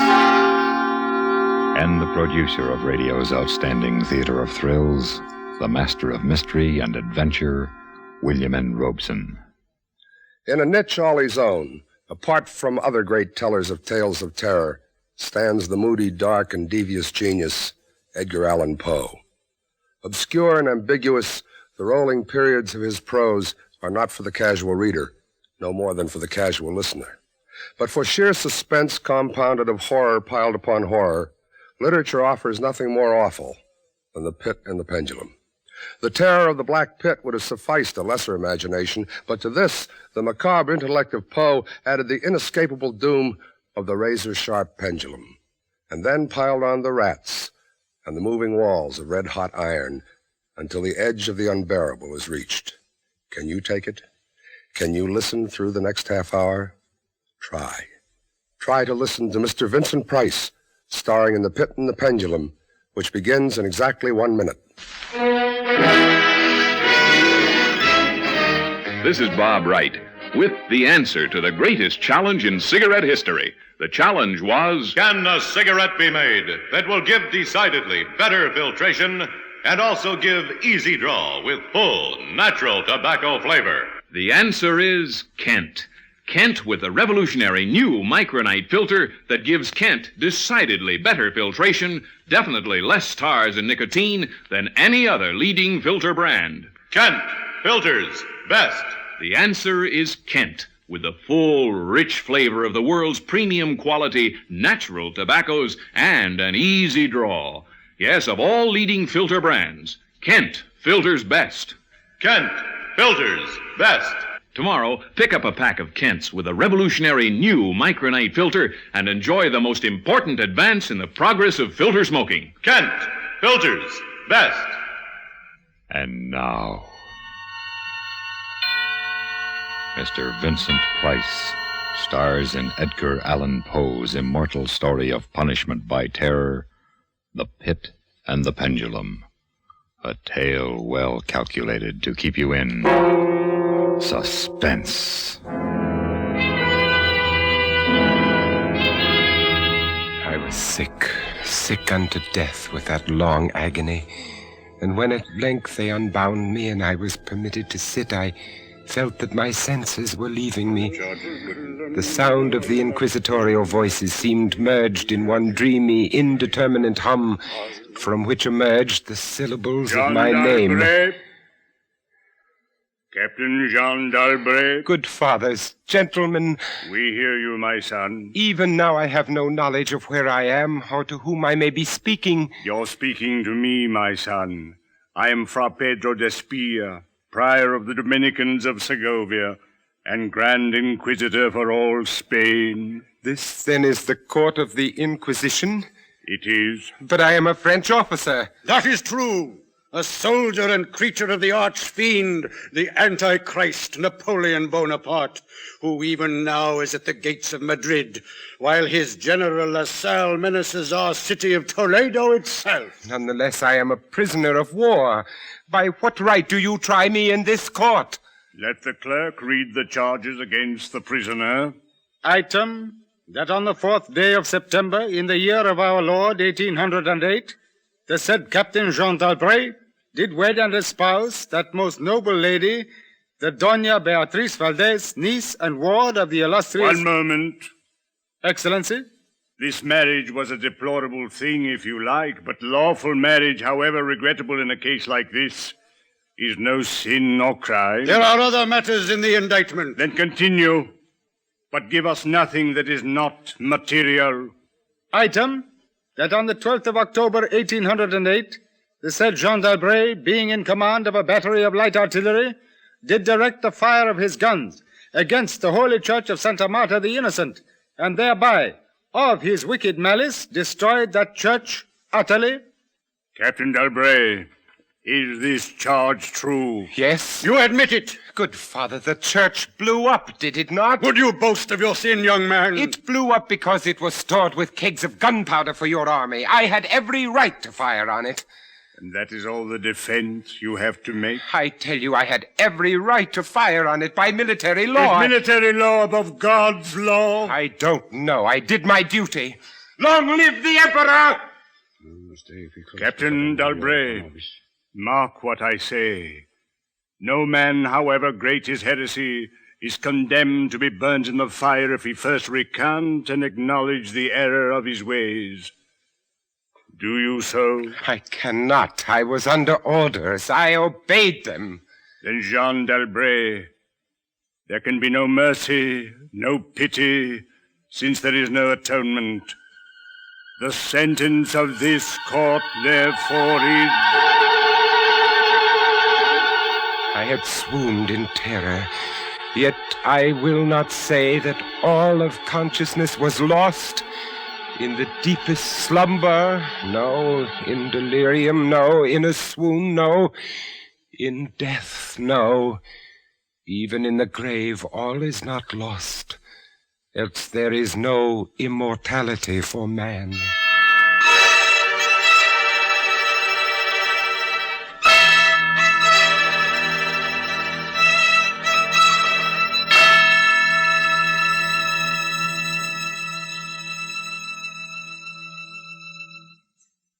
moment, we continue with the second act of Suspense.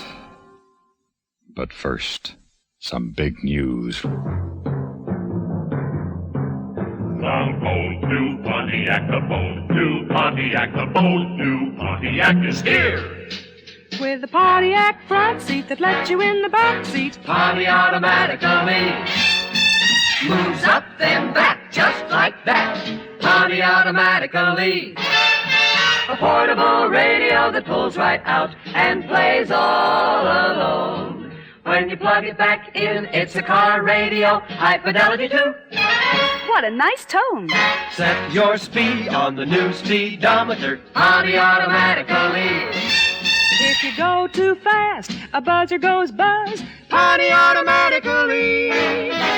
More good reasons you love the bold new Pontiac. Pontiac automatically. The bold new Pontiac is here. And now, Mr. Vincent Price in The Pit and the Pendulum by Edgar Allan Poe. A tale well calculated to keep you in suspense.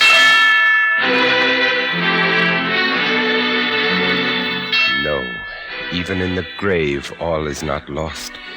There were shadows of memory which told me indistinctly of tall figures that lifted me and bore me in silence down, down, still down, until a hideous dizziness oppressed me at that descent into the earth.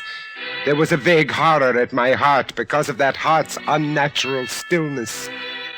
Then, as consciousness swam back to my wits again, darkness. A damp stone floor in darkness. Oh, Beatrice. Oh, my wife. Did you call me, Jean? Beatrice. You here in the dungeons of the Inquisition? No, my poor Jean. I am only here in your imagination. Am I mad, then? No, but your brain is fevered. You only think you hear me. I hear you clearly. You won't leave me. As long as I am in your heart, I shall be here.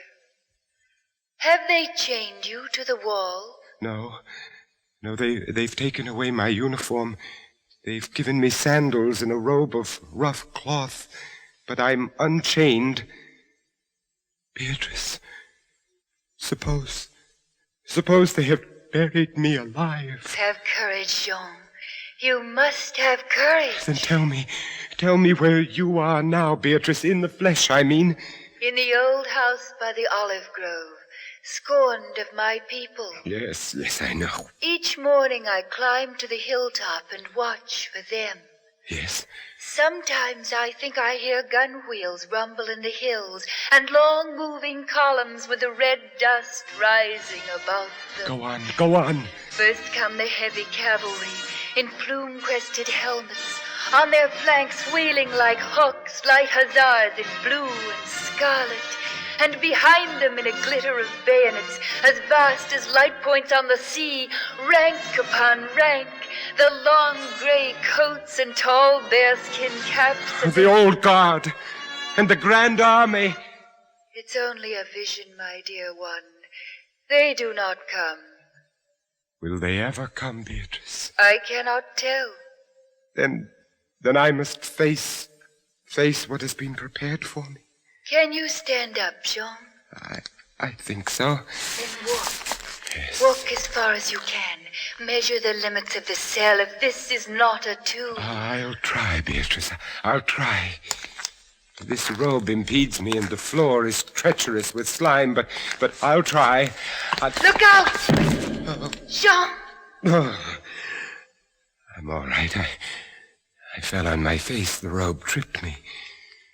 What, Jean?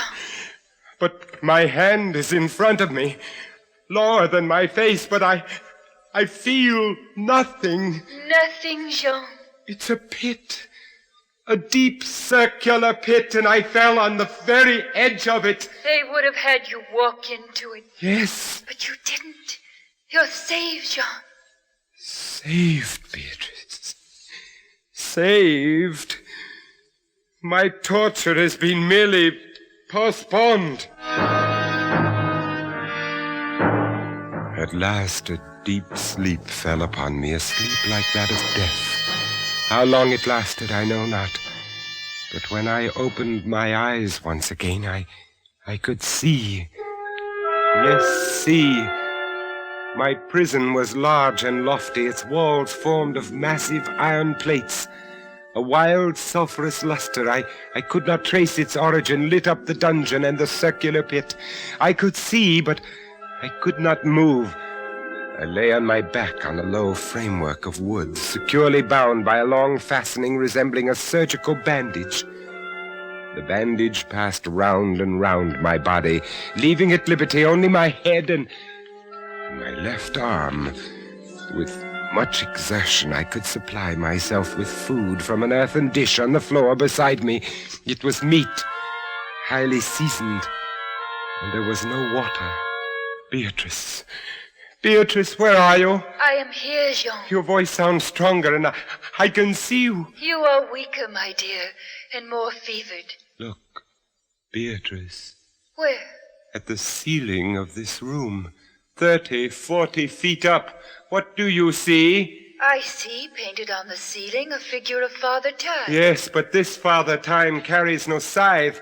He carries instead what looks like a gigantic pendulum from an ancient clock. And the pendulum is moving. The painting cannot move. But I swear the pendulum did. It swung a little back and forth, just like a real pendulum. Beatrice, take care! Take care of what? Take care of the rats from the pit. They're swarming out in dozens. You can see their eyes glitter. What do they want? What do they want? They have caught the scent of the meat in the dish beside you. They'll not get it. Go! Go away, you vermin! Au revoir, Jean. Au revoir. Beatrice, where are you going? I can hardly hear you. You are sending me away, Jean. I'm sending you away. My poor loved one. You can't bear to see the rats running about my feet, can you? Even when you know I'm not here. Beatrice. It is true, Jean. You are sending me away. Yes, it's true. In a cell swarming with vermin, there are others I would rather see here. I would rather see. If you call me Captain Dalbray, then in spirit I am here. Go. I command you, Fra Antonio, go! Not until I have first told you what is in store for you. Which is? Listen, do you hear anything? Yes, I hear something. Turn your eyes upward. Look at the ceiling. The pendulum. Aye, the pendulum. It is descended. Only a foot or so as yet. As you notice, it is not really a pendulum. No? No. Its underside is a crescent formed of razor-sharp steel. You mean? A ponderous weight, Captain Dalbray. Its movement is slow now, but soon it will take on momentum. It will swing wider and wider, and with each broad movement, it will creep a trifle lower. The steel is directly over me. Yes, above the region of your heart. How long before? You need have no immediate fear. It will not be too soon. But how soon? Who can tell?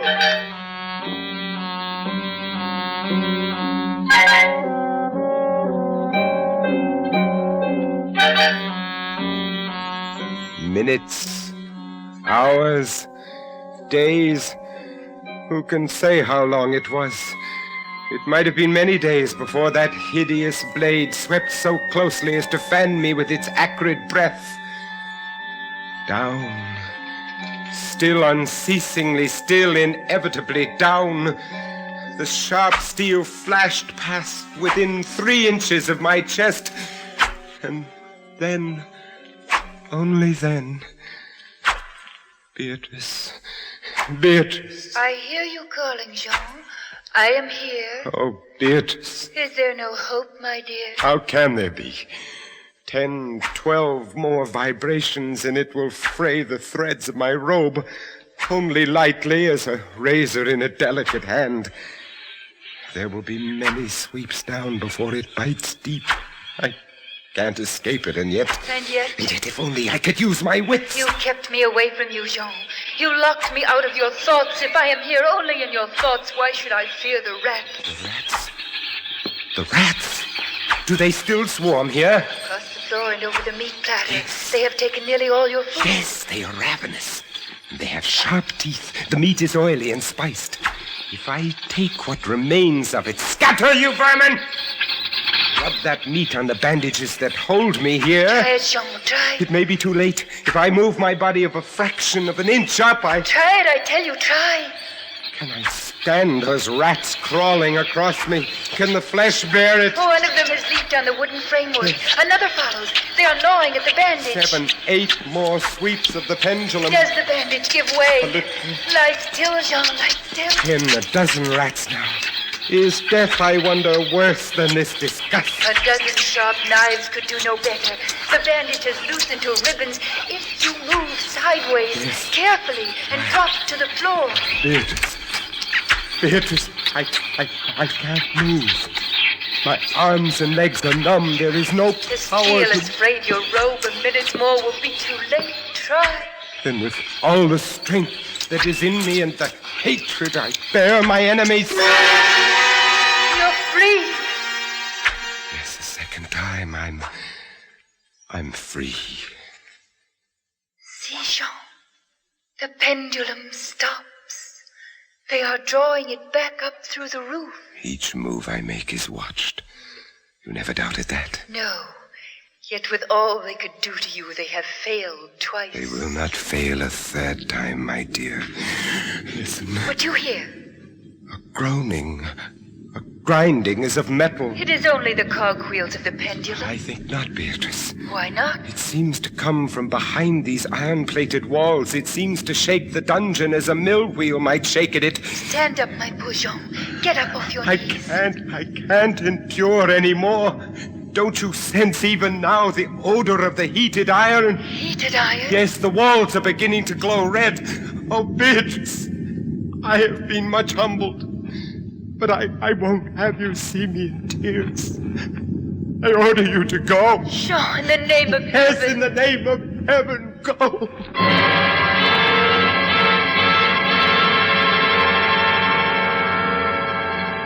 In just a moment, we continue with the third act of Suspense. More families, far more families, use X-Lax than any other laxative. X-Lax is the preferred laxative for one important reason. X-Lax helps you toward your normal regularity, gently, overnight. Today, many doctors recommend trusted X-Lax for youngsters as well as grown-ups. That's because X-Lax gives you the relief you want, the gentle way that nature wants, without upset. When you take chocolated X-Lax at night, it does not disturb your sleep. And X-Lax is so effective that the next morning you'll be well on your way toward your normal regularity. Seldom, if ever, will you need X-Lax the next day. Little wonder that of all the laxatives made today, tablet, powder, or liquid, X-Lax is the most popular. Next time, any time that you or any member of your family needs a laxative, make that laxative pleasant-tasting chocolated X-Lax. Introductory size, only 15 cents. And now, Act 3 of The Pit and the Pendulum, starring Mr. Vincent Price. A tale well calculated to keep you in suspense.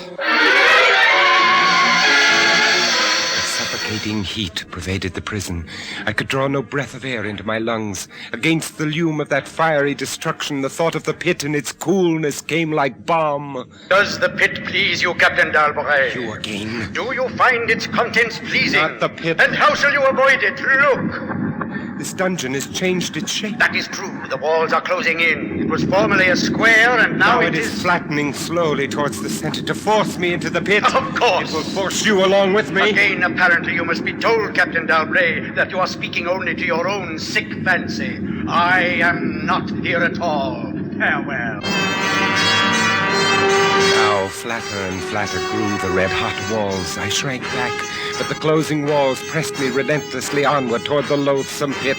At length, for my seared and writhing body, there was no longer an inch of foothold. I screamed once. I tottered on the edge of the pit. I averted my eyes. Then there was a discordant hum of human voices, and then a loud blast of many trumpets.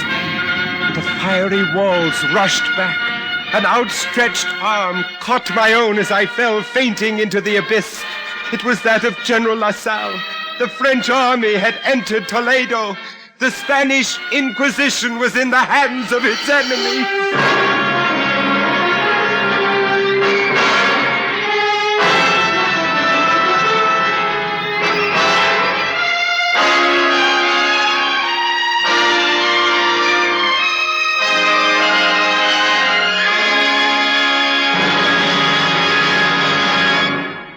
Suspense, in which Mr. Vincent Price starred in William N. Robeson's production of The Pit and the Pendulum by Edgar Allan Poe, adapted for suspense by John Dixon Carr. In a moment, the names of tonight's supporting players and a word about next week's story of Suspense. Here's good news for everyone who appreciates fine music. Heinz Soups offer you the LP Record Bargain of the Year. The best of 57 in classical music by famous RCA Victor. It's a genuine Red Seal LP of $3.98 quality. Yet it costs you just $1 in cash and 4 labels from any of Heinz condensed soups. That's right, just a $1 bill and 4 Heinz soup labels. Think of it, 43 minutes of the world's great music. Highlights from 8 RCA Victor albums, performed by famous orchestras directed by Morton Gould, Arthur Fiedler, Fritz Reiner, and others. Here's the only way you can get this wonderful 12-inch record. Send a $1 bill and 4 Heinz soup labels to Best of 57, Box 57, Rockaway, New Jersey. I repeat, Best of 57, Box 57, Rockaway, New Jersey. Send for yours right away. Supporting Mr. Price in The Pit and the Pendulum were Ellen Morgan, Jay Novello, Ben Wright, and John Hoyt. Listen. Listen again next week when we return with another tale well calculated to keep you in suspense.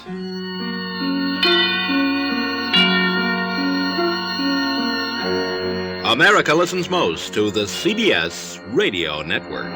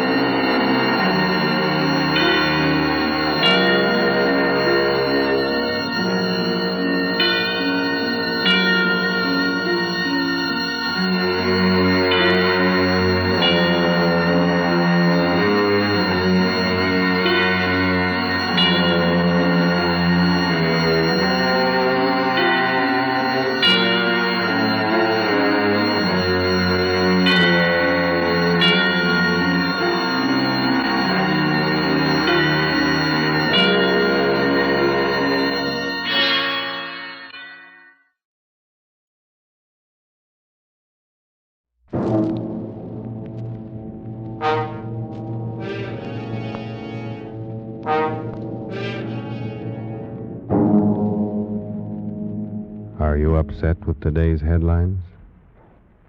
Worried about the high cost of living? Want to get away from it all? CBS offers you Escape. You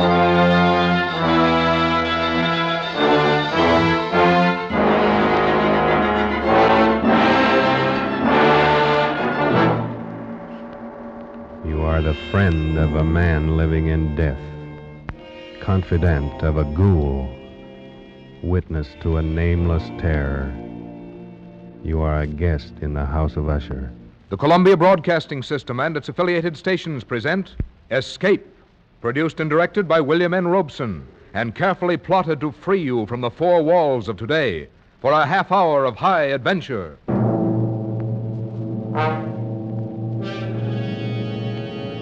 Tonight, we escape to a gloom-shrouded moor and a house where dread holds sway, as Edgar Allan Poe recounts it in his famous story, The Fall of the House of Usher.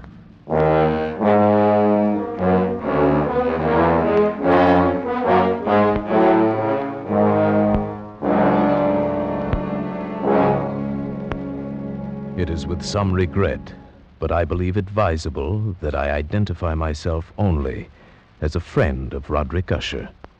Certainly the last and perhaps the only friend of that unhappy man. Having only one sister, he was the last male descendant of the ancient house of Usher. Roderick had been one of my boon companions in boyhood, but many years had elapsed now since our last meeting. And so as I held his letter in my hand, not yet opening it, I reflected with no little sadness upon the devious fates that chart our courses and drive old friends away from one another. But then a sudden feverish and nostalgic curiosity laid hold of me, and with fingers made clumsy by their eagerness, I tore open the letter and read, My dear friend, my need of you has so far outgrown my pride that I'm going to request a favor which I realize full well may involve considerable inconvenience to yourself. For some time past, I have been suffering from an acute bodily illness, call it, a horror which looms over me, a horror grown so great I dare no longer face it alone. And so, in all humility, and for the sake of years gone by, I beseech you to come to me at once, here to the family estate in the north. Should events conspire to prevent your coming, then only God may know the consequences. Your friend in desperation, Roderick Usher.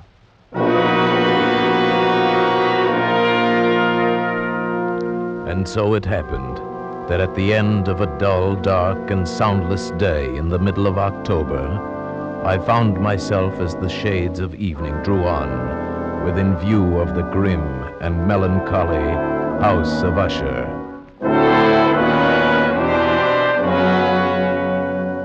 I confess that the first sight of the house, the fungus-covered walls of stone thrusting their crumbling ramparts against the darkening sky, rising out of the sullen, sluggish waters of the black tarn at their base, the bleak and vacant windows staring blindly, the bone-white trunks of decaying trees, these things filled me with a nameless and desolate terror, so that I reined in my horse and sat trembling, half fearing to cross the wooden bridge that led over the waters of the moat and up to the entrance of the House of Usher.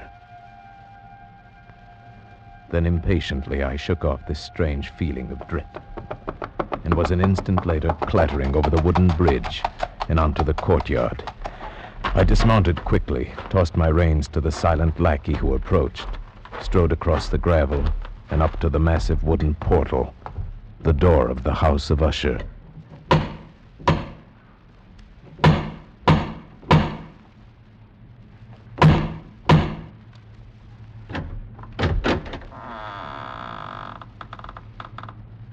Good afternoon. My name is... I know. You're the friend of Master Roderick. Please come inside, sir. Thank you. But may I inquire how it happens you know me? You have been expected for some time, sir. Yes, true. But also I'm a stranger to you and could be some other visitor. That you could be anyone other than the friend whom Master Roderick expects, sir, would be impossible. You see, no one else would ever come to this house. Then I followed his stealthy footsteps through many dark and intricate passages. My earlier foreboding heightened and was made fearful by the somber aspect of the hallways by which we passed. The many unused rooms reaching out with their vast emptiness like some hideous jungle creeper. But at length we stood before the door of the master's studio, and there the servant left me, departed and left me to go in alone. The man across the room, half reclining on the couch, his back turned toward me, did not hear the opening of the door. For the space of several heartbeats, I saw only the deathly pale and ghastly sunken features of a stranger. Then only with difficulty could I recognize, behind that mask, my boyhood friend. For surely, under light of heaven, no man had ever before so terribly altered in so brief a time as had Roderick Usher. Oh, my friend, you've come at last. Thank God, you did come. Oh, Roderick, did you not know I would? Could you not be sure that no long years would ever dim the friendship we shared in youth? So many things have dimmed. Ah, youth.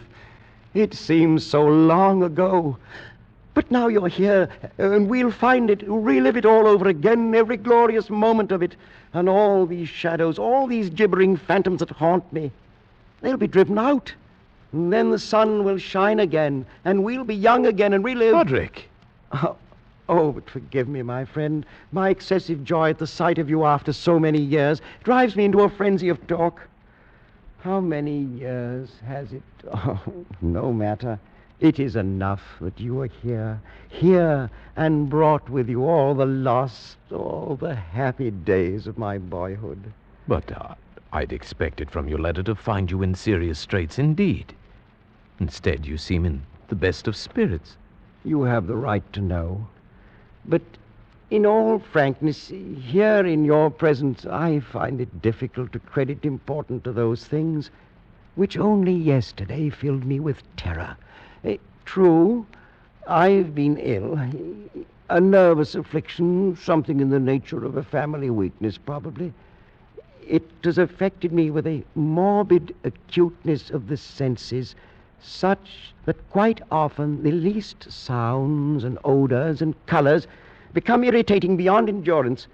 Then I've eaten but little, as you can see. But surely you've retained the services of a physician. A physician? Oh, yes, of course. He calls almost daily, though it is more often Madeline that he attends. You remember my twin sister, Madeline? For her I fear more greatly than for myself. Even today she's taken to her bed, and I have no doubt will never rise from it again. Oh, a tragedy. The sympathies of my heart go out to you. Oh, but leave it for the present. Leave it to dream of all those happy days we left so far behind. Everything will be different now that you're here. Do you remember when we were 12? But the happy forgetfulness which Roderick found in my coming was short-lived, and in a few days he had sunk into a morose torpor, from which only occasionally with frantic difficulty could he reach the joy of our first few hours of meeting. More often his mental apathy was broken by bursts of vicious temper and violent ill humor, fits I could only excuse on the basis of his illness. And that illness began in my mind to assume a most mysterious character. Being unable to divine its true nature from Roderick's hesitant offerings, I took the liberty of questioning the physician a few days later when I chanced to encounter him in a hallway. Yes, she's resting as well as might be expected. But she continues to decline. Is that not correct, Doctor? That would seem to be the case. And the malady, the illness which has stricken her, is it the same as that which affects her brother Roderick? I may venture that it is. Might I inquire the nature of this illness? As to that, I am unable to say. You imply, then, that I have no right to the information? Not at all. I am confessing to you quite simply, sir. I do not know what afflicts Madeline and Roderick Usher.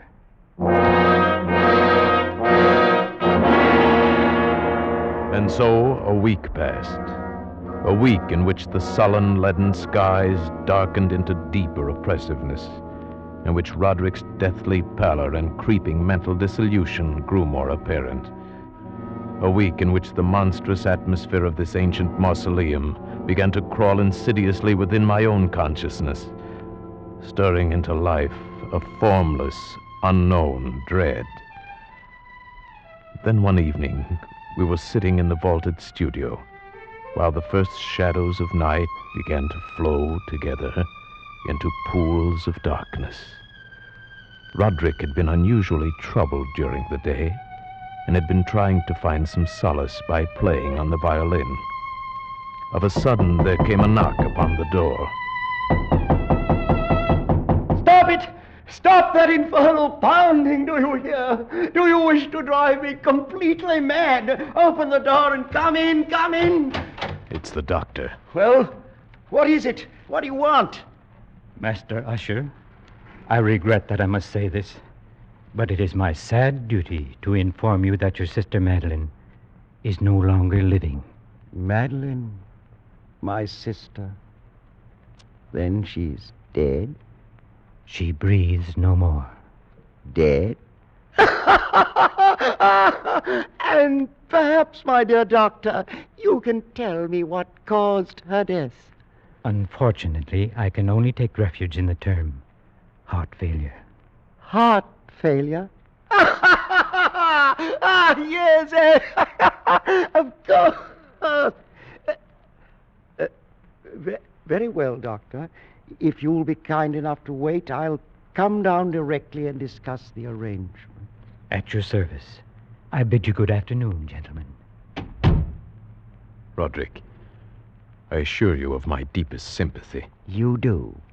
Your deepest sympathy. The doctor regrets his sad duty. Are you fools, both of you fools?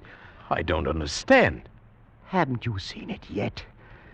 Can you not feel it about you? The horrid, monstrous, brooding spirit of this accursed house. Can't you hear its evil laughter as it lurks in the hallways and grows fat upon the soul? My dead sister. Roderick. Can't you see that it matters nothing to me that she's dead? That I myself walk but a few steps behind her into the same shadows of hell? Can't you sense those hideous tentacles, even now, reaching out for me? For me, who now am the last living, if it be living, the last living descendant of the accursed house of Usher.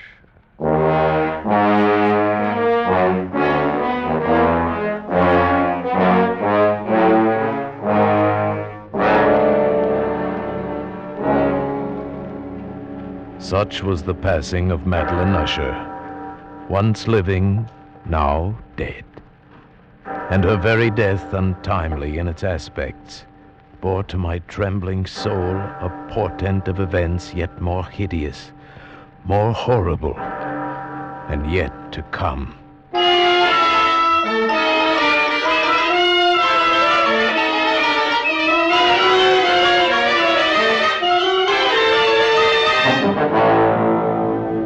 At a later hour of that same sad night, Roderick came into my chamber to voice an intention so morbidly unnatural that for the moment I could only feel that his tottering reason had at last failed him entirely. Then you refuse? But Roderick, this is madness. I tell you, before this night is over, the coffin body of my sister shall rest in the vault beneath this house, and if you will not help me, I shall do it myself. But why? Why? I could not stand to think of her buried out there in the dark graveyard, alone among the dead. Roderick, she too is dead. It's fantastic how little we know of death or of life. The doctor says she no longer breathes. She is dead. She was so lovely, was my sister.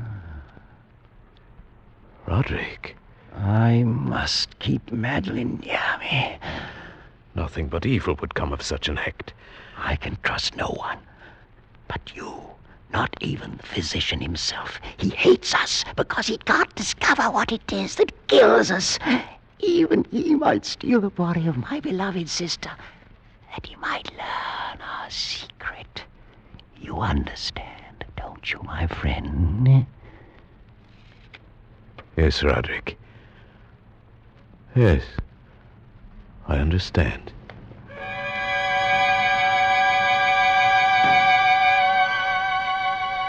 And so it came about. Near midnight, we two alone made our way to an upper chamber of the house. And taking up the black coffin between us, in the shuddering light of candles, we walked the tortuous passageways, slowly descended the curving stairs of stone, passed beneath the moldy level of the earth, forced open a massive and age-rusted door of iron, and stood at last, with our ghastly burden, in a subterranean, dank and musty crypt, underneath the House of Usher. Over here, my friend, on these trestles. Now, a trifle higher with the head. There.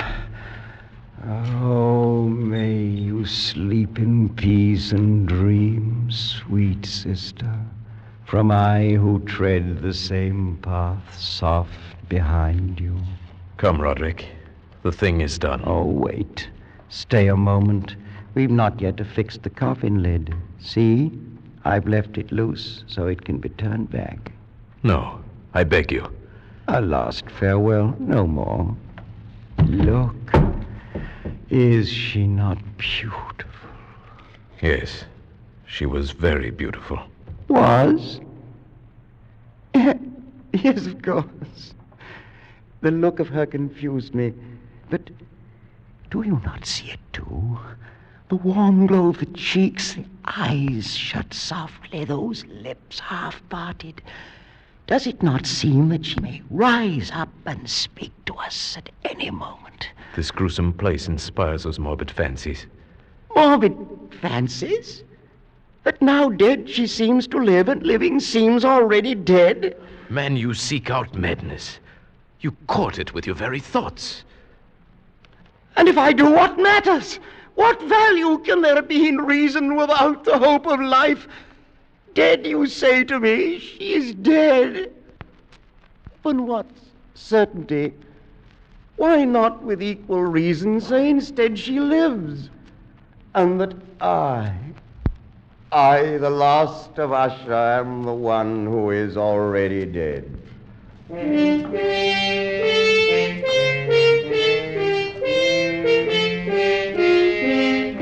I prevailed upon my friend at last to leave that mournful place. And so with grim finality we secured the ebon lid, took up our flickering candles, and departed from the crypt, leaving it alone with its darkness and death. The ponderous portal closed behind us, and then my soul for one brief instant felt the dread and awful meaning of eternity.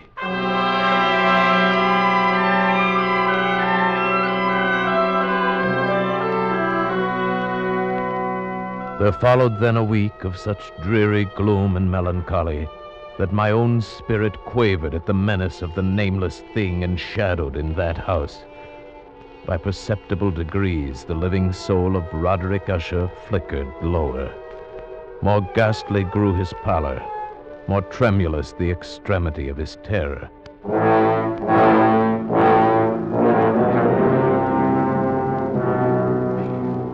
The 8th day following the death of Lady Madeline fell upon the last day of grim and gray October, and brought with it, as the curtains of night descended, the fitful breath of a rising tempest, uneasy gusts of sodden rain, and the sound of sullen thunderous rumbles born of the dim flares of sheet lightning somewhere behind the lowering pall.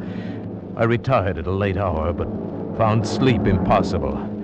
At length, overpowered by some strange presentiment of evil, I found my reposeful inaction no longer endurable. And so I arose, threw on my clothes in haste, and fell to pacing the floor of my darkened chamber. Then in one instant, a soft sound in the blackness froze my steps in paralysis of terror. The latch of my chamber door was being lifted from without. Oh, was it? Who's it, I say? It is I, Roderick. Oh, Roderick. What are you doing up and about at this hour, in pitch blackness? Wait, let me light the candles. No, I am quite used to darkness. I heard your footsteps and knew that you must be awake, even as I was. But can it be that you've not seen it? I don't understand you. I've seen nothing. Then stay. You shall see it, even as I've seen it for these past 2 hours. Wait. I'll throw open the casement window. There. Look!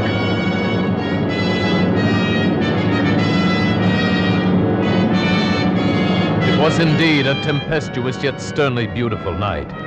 and one wildly singular in its terror and in its beauty. The exceeding density of the clouds which hung so low as to press upon the turrets of the house did not prevent our perceiving the velocity with which they flew careening from all points against one another.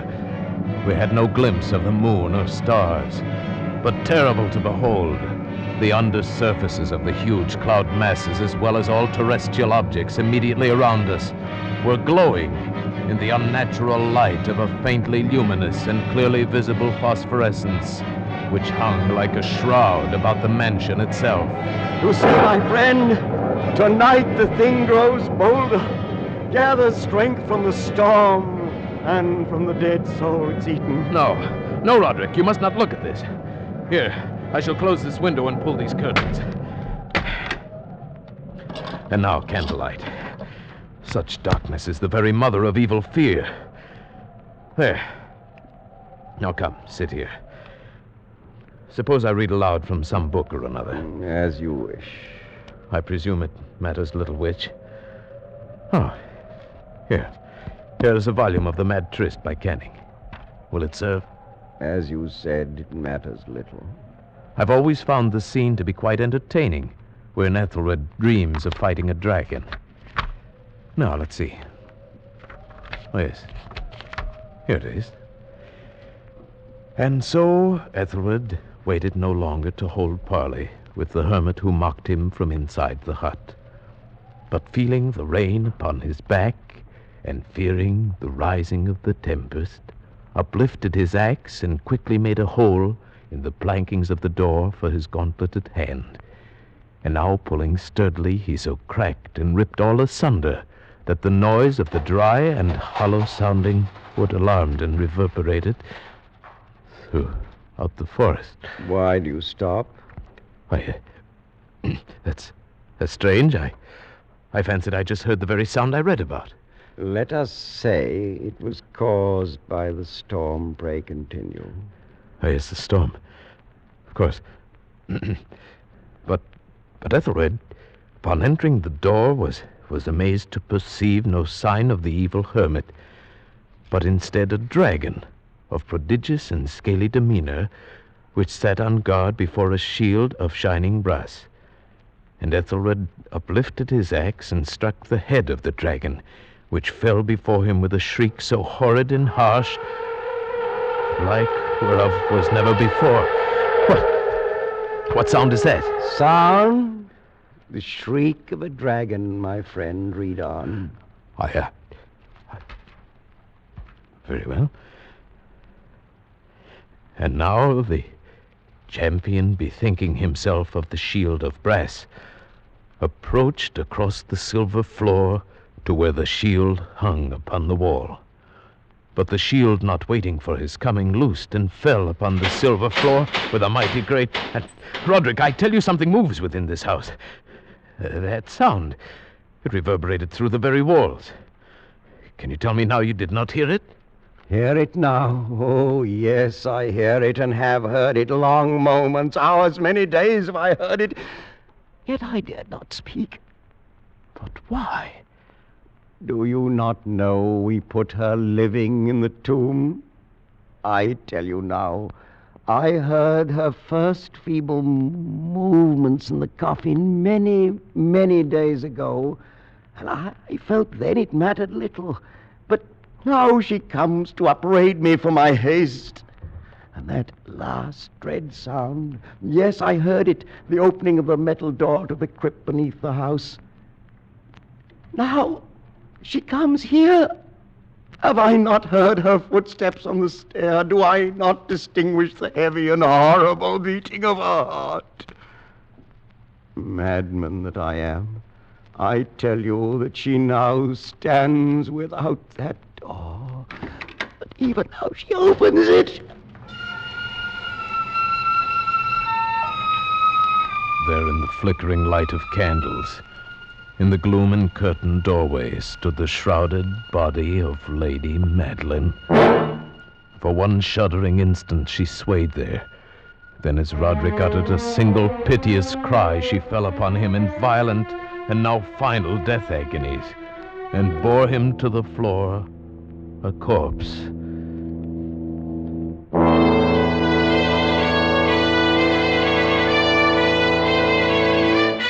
from that chamber and from that mansion.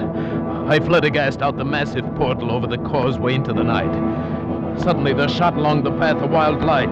Then I looked back in heightened terror, for the vast house and its shadows were alone behind me. The baleful gleam came from the setting full and blood-red moon, which now shone vividly through a widening crack in the walls of the house itself, and even as I gazed, its vision opened rapidly. There came a fierce breath of the tempest. The entire lunar orb burst at once upon my sight. My brain reeled as I saw the mighty walls rushing asunder. There came a long, tumultuous, shouting sound like the voice of 1,000 waters.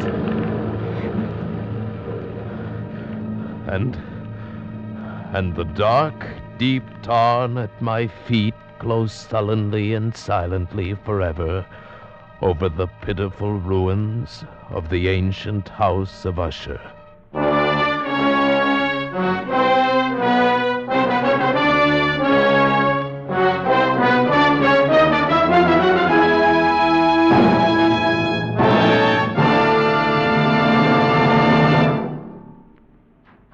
Escape is produced and directed by William N. Robeson, and tonight brought you The Fall of the House of Usher by Edgar Allan Poe, adapted for radio by Les Crutchfield, with Paul Frees as the narrator, Ramsey Hill as Roderick Usher, and Sheridan Hall as the physician. The special musical score was conceived and conducted by Cy Fuhrer. Next week... You are the victim of a poorer man, pursued from the west coast of Africa to the west end of London by a dead man's head, which grins at you upside down.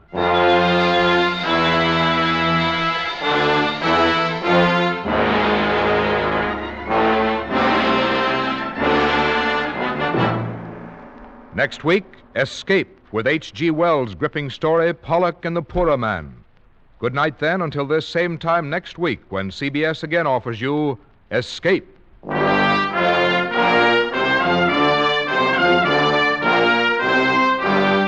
This is CBS, the Columbia Broadcasting System.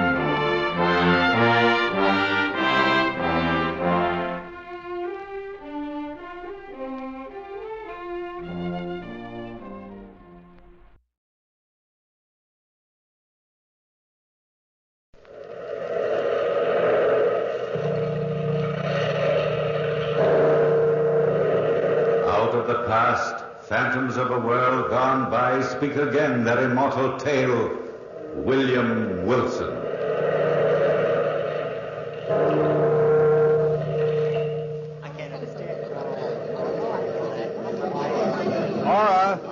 Ora! Oh, Charlie Vernon. I thought you weren't going to come to my party tonight. Now, this is one party I wouldn't miss for all the cobblestones in New York. Now, here you're going to announce your engagement to my old buddy, William Wilson. Well, that was supposed to be a secret until midnight. Who told you? Usual grapevine, all right. No secrets in this clubby little group.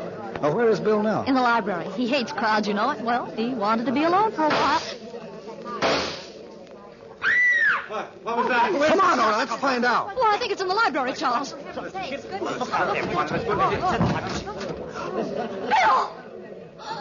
Bill, darling. He's wounded. Get a doctor, somebody. I'll call the doctor right away. What happened, darling? If I were a detective, I'd say he tried to bump himself off and miss. Oh, be quiet, Charles. Oh, Bill. It does look like attempted suicide, doesn't it? It's all so strange. So strange. Well, nothing strange about this setup, old boy. Gun in your left hand, a bullet hole in your left side. Pretty neat.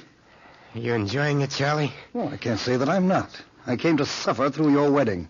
Who knows, I might stay and enjoy your funeral. Really, Charles, your sense of humor's out of place. You hate me, Charlie, don't you? A boob like you never could stand a guy with brains. Brains? Those muscles in your head are so twisted they look like handcuffs. Why did you do it, Bill? All right, you've got to believe me. I didn't do it. Oh, who did, Bill, and why? Come on, William Wilson. We want the straight goods for a change. But I didn't. You might die, mister. Put your cards on the table. Cards on the table. You wouldn't believe me if I told you. None of you would. It all started back in college. When you and I were rooming together at the fraternity house, Charlie. It was one night you were sitting at the desk studying, and I was trying to shave. I was peering in the mirror at myself. Why are you getting so slicked up, Bill, old boy? Got a date. With Dolly Maysfield? Cute little something, isn't she? Oh, Bill, she's not your type.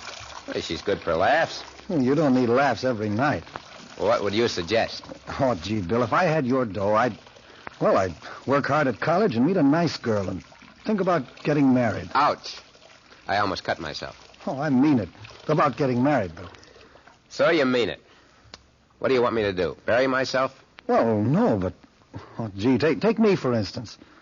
I know I'm a dope, but I got just enough money to see me through college. Yeah, I know. The $3,000 your old man left you. You're a boob to spend it in this place. You'll wind up with a blank bank account and a dirty piece of parchment to show for your trouble. You've got the wrong slant on life, Bill. I have. Listen, stupid. You've been seeing Aura St. Clair for 3 years now. She's alive with money.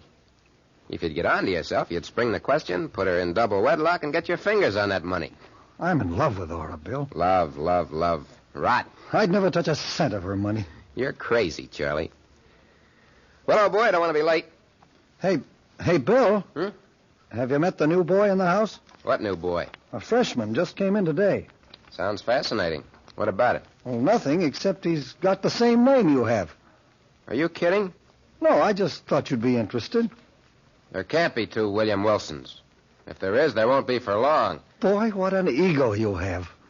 But great Scott, fella, you waste more time talking than you do anything else. Yeah, which all adds up to the fact that you want me to stay home and study tonight. Nothing doing, Charlie. I got a date with my Dolly.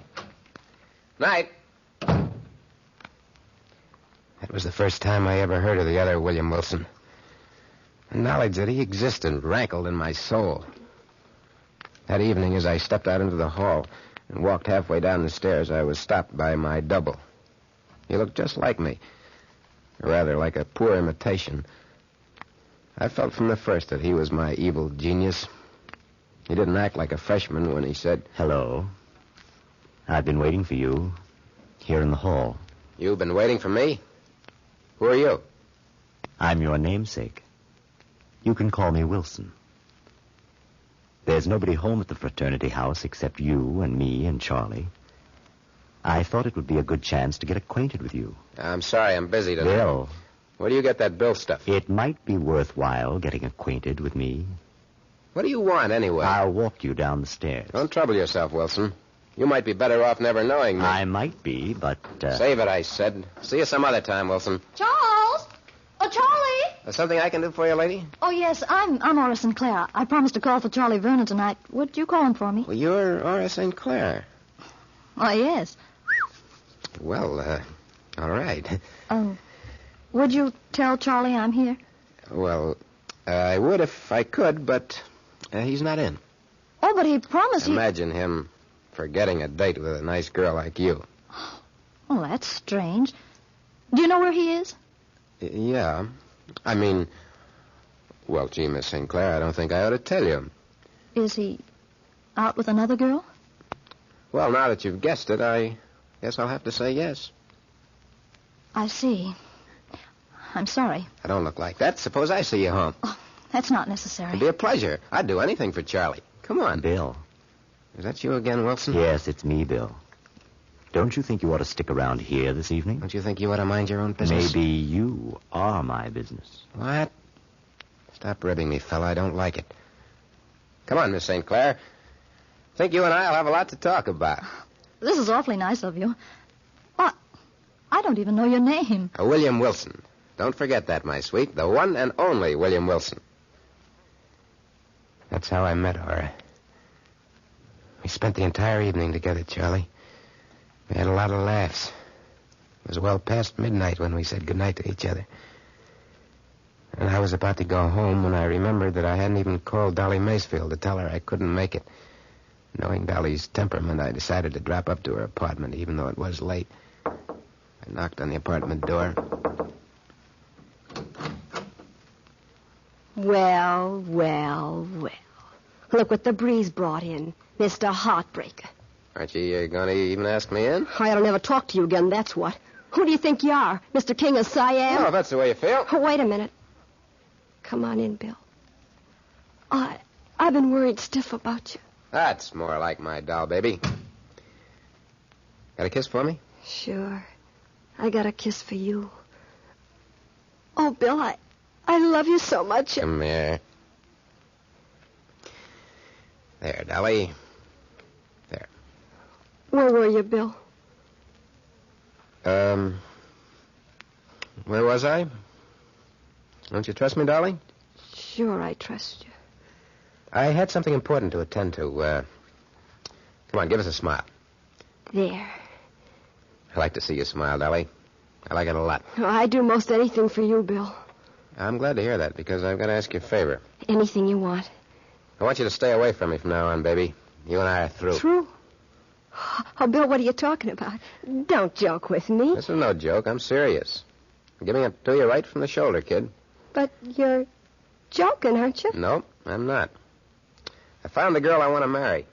She's class, Dolly. Real class, with plenty of money. You get me? You'll never marry her, Bill. She'll find out what a cheap four-flusher you are, Who's and gonna then tell her? I'll tell her. I'll tell her a lot of things about you. You pretending to have so much money and borrowing from me all the time. Pretending to be such a big shot when you got holes in your shoes. Shooting off your mouth. Shut up. Shut up, Dolly, before I make you shut up. Nobody's going to tell anybody anything. That is, if you're smart. And I think you are. Okay. I know what everybody thinks of me. But I made up my mind to marry Aura, and nobody was going to stop me. I saw Aura every day and every night after that for the next 3 weeks. Things went according to plan. I thought I was rid of Dolly Macefield for good until... Well, you remember that night, Charlie? You and I and Wilson were sitting around the living room of the fraternity house chewing the fat. It was all Wilson's fault. I knew from the first time I saw him he was my evil genius. And you were saying... I just can't understand it, Bill. I've been calling Aura every night, but she won't talk to me.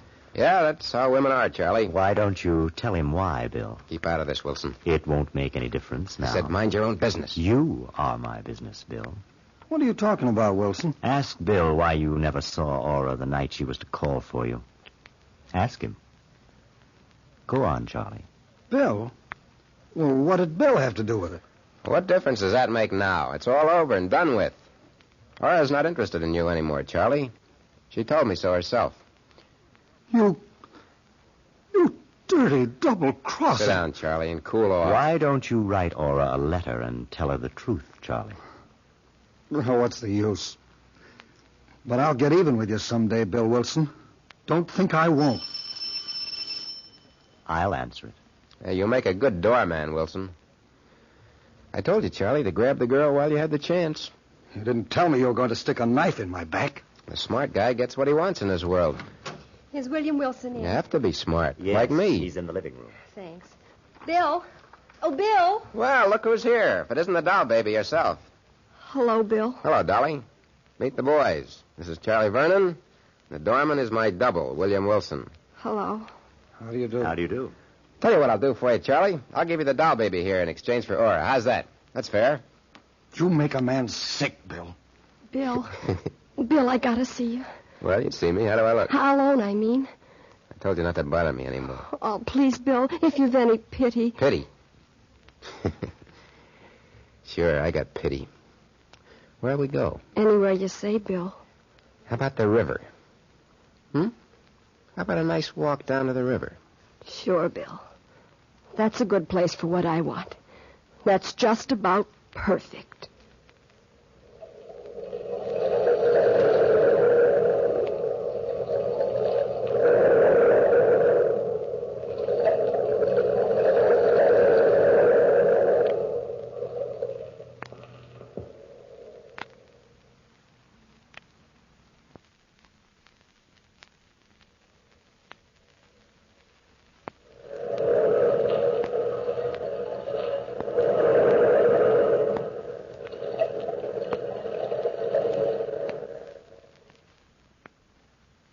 Down to the river, Dolly and I.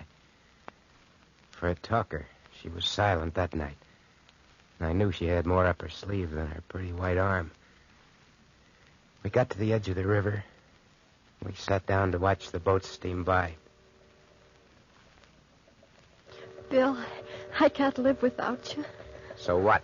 I'm going to give you one last chance, Bill, to be a decent guy. You're going to give me a chance. What a laugh. Oh, Bill, don't you know what you're doing to yourself? You're trying to marry a girl that ain't for you. You once told me that you and me was cut from the same piece of cloth. Yeah, I once said a lot of things. We are cut from the same piece of cloth. You're a no-good bum, but I love you. Oh, we could help each other. You could go straight and be honest, and I'd work right with you every inch of the way. Nobody else would do that for you, Bill. What do you expect me to do? Chuck $20 million into the lake for you? Listen, Dolly, don't try any tricks. Bill, please, please, You don't darling. fit into the picture anymore. Don't you get it? Oh, what'll I do? Who cares? Why don't you kill yourself? Make it easier all the way around. You wouldn't care? I'd send you a dozen posies. If I jumped in the river, you wouldn't care? Why should I? Oh, watch me, Bill. I don't think any man's as hard as you pretend to be. So I'm watching. You've held me in your arms. You've kissed me. You've said you loved me. Doesn't that mean anything? It did when I said it, I guess. You can never tell what a guy's going to say. Can you really watch me, Bill? Even though I love you. I can watch anything, baby, when I'm sitting on $20 million. Watch me, Bill. What? Ah, you fool. Jump and get it over with. You can't bluff me. I love you, Bill. Don't forget that. Cully! Help! Help! I can't swim, Bill. Help me! Well, it was your choice, kid. You picked your grave. Now die in it. Nice work, William Wilson. Nice work. What are you doing here? I tried to follow you.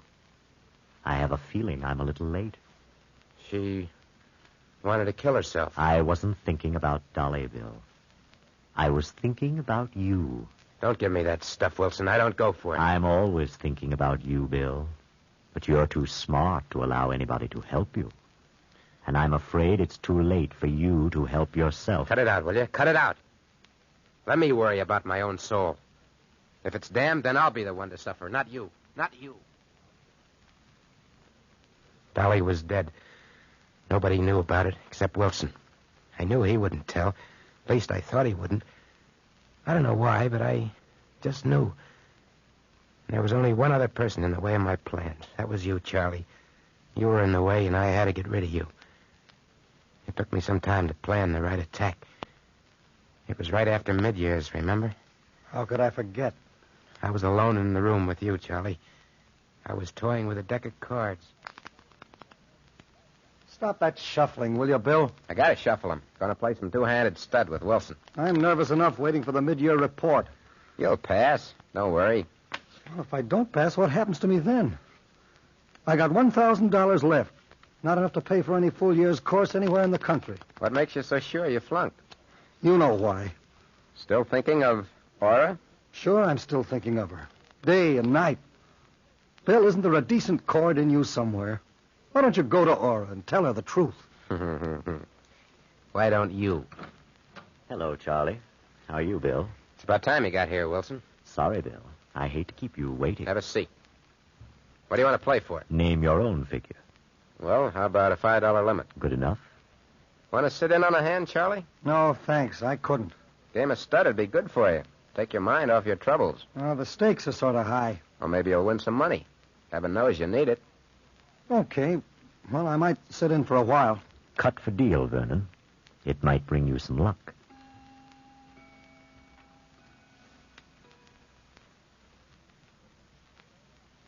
Don't you ever lose, Bill? Not very often, old boy. Not very often. Want to bet again? Easy, Charlie.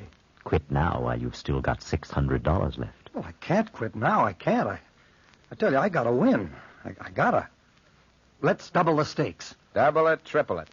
Any way you want, Charlie, old boy.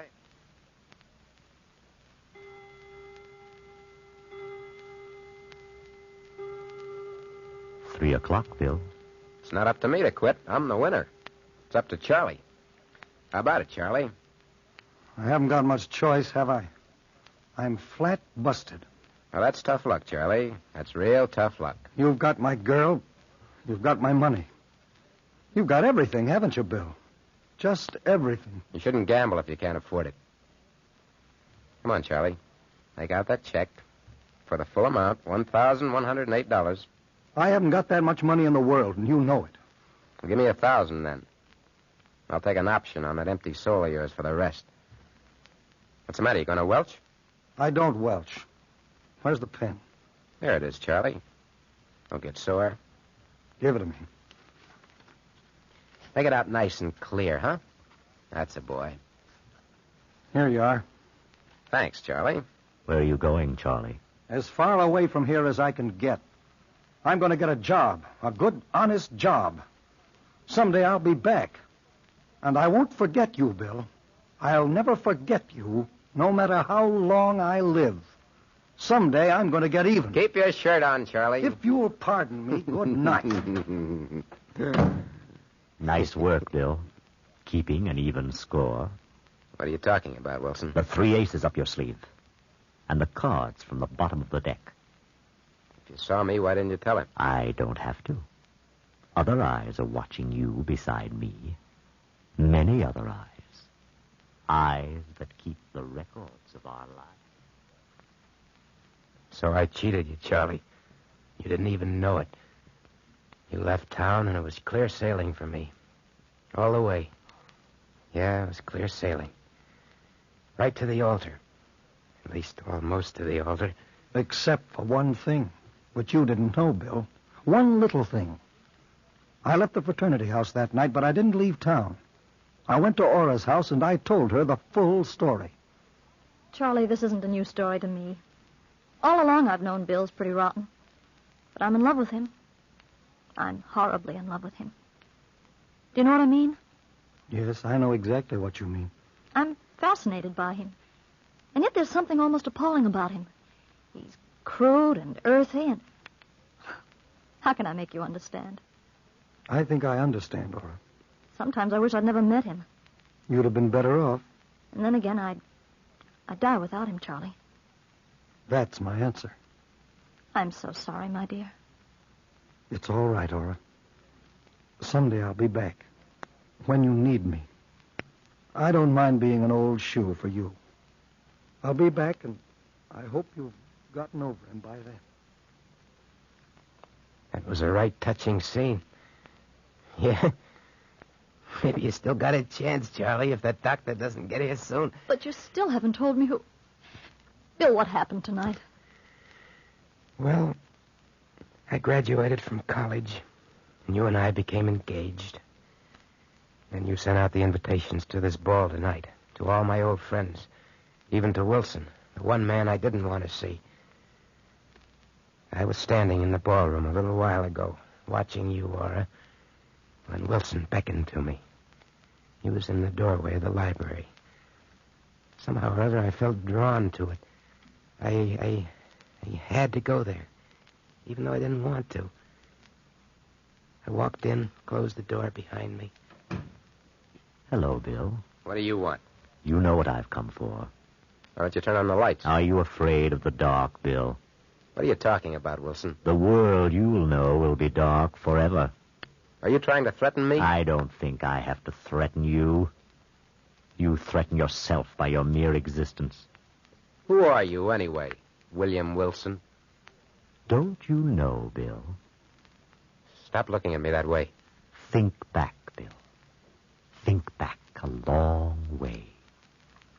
Remember Dolly? I don't want to die, Bill. I just want to threaten you. I don't want to die. I love you. Remember her screams and your laugh? Remember what Charlie said? You'll pay for this someday, Bill. You'll pay for it. I warned you.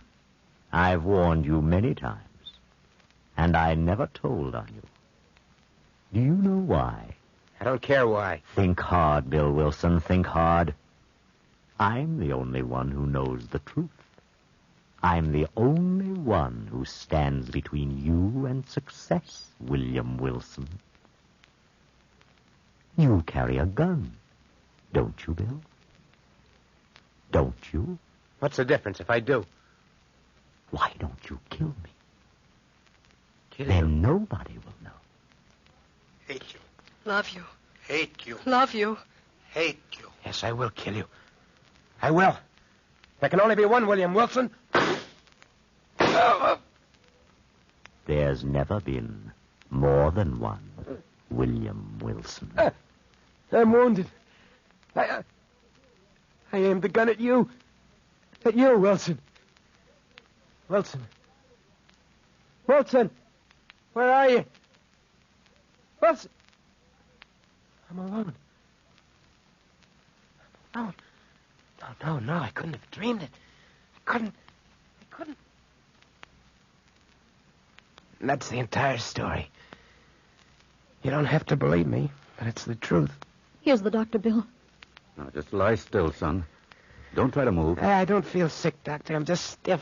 Sort of paralyzed, you know what I mean? Now, let's have a look at this. Hey, Doctor, how bad am I? Just lie still. Yeah. Doctor, is he... There's a sudden pain, Doctor. Doctor, I felt fine before, but... Bill! I'm afraid it's too late. The bullet lodged near his heart, and the exertion of talking was too much for him. If he hadn't talked, Doctor, would he... No, my dear. He must have had a lot on his conscience to have held up this long.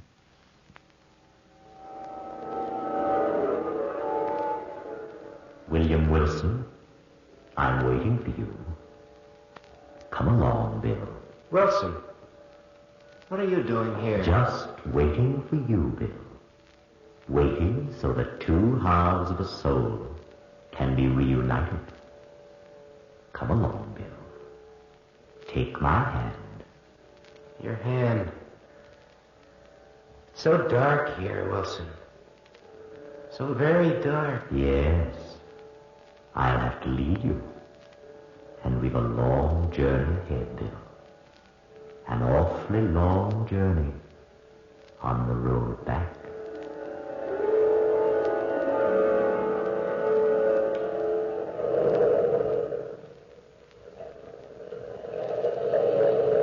From the time-worn pages of the past, we have brought to you William Wilson.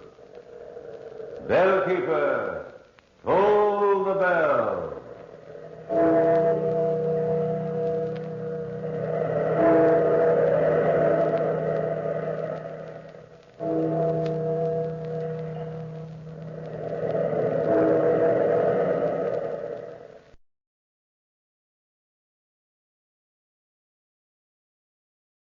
Family Theater presents Maureen O'Hara, Stephen McNally, and Howard McNear.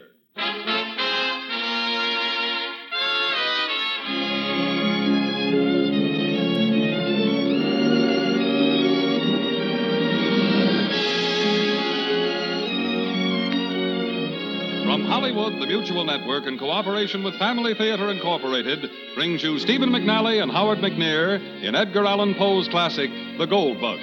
To introduce the drama, your hostess, Maureen O'Hara.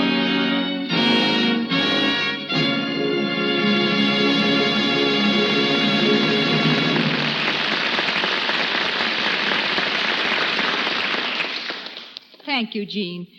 This week, Americans are honoring the 100th anniversary of the death of one whose contributions to American letters seem destined to live forever. For in Baltimore, 100 years ago, Edgar Allan Poe died after a short and stormy span of 40 years. In tonight's tale, we bring you one of the analytical stories of Poe, which started a whole new era of modern writing. For his logical, step-by-step recreation and solution of a problem is the basis of the present-day mystery with which we are all familiar. It is a story that reflects the earlier and possibly the happier years of Poe's life. Based upon his years in the Army, when he was stationed at Fort Moultrie, South Carolina, and where he often wandered the shores of Sullivan's Island. It is this island that serves as the setting for our story, and it is my pleasure to present Stephen McNally as our narrator, Edgar, with Howard McNear as William Legrand in The Gold Bug.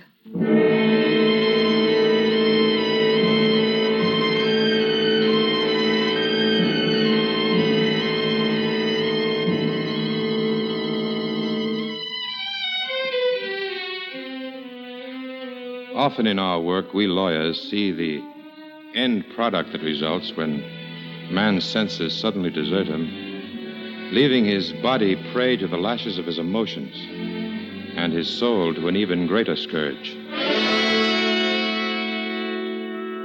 And once, Once it seemed I saw the beginning of this awful force. A force that turns man into beast. That erases from his consciousness all but the galling prods that drive him ever faster to his dreadful doom. It started that day when I returned to Sullivan's Island. It's a lonely island in the fall of the year, and never before had I experienced the chill winds as I did that October day when I returned after months spent in Charleston. My law practice being somewhat slack during the preceding week, I had decided to come down to visit once more with the master of Sullivan's Island, my friend William Legrand. Legrand I had known in older days, when he could still welcome the sight of people's faces, before he made his decision to abandon the city life that had brought him only successive disasters. Disasters provoked by the tragic strain of insanity in his family. We had been closer in those days, for he was then of more open mind. But of late I remembered only how volatile were his expressions and how capricious his moods. As I neared the hut, the sight of the smoke coming from the chimney prompted me to run, and I was soon at the door.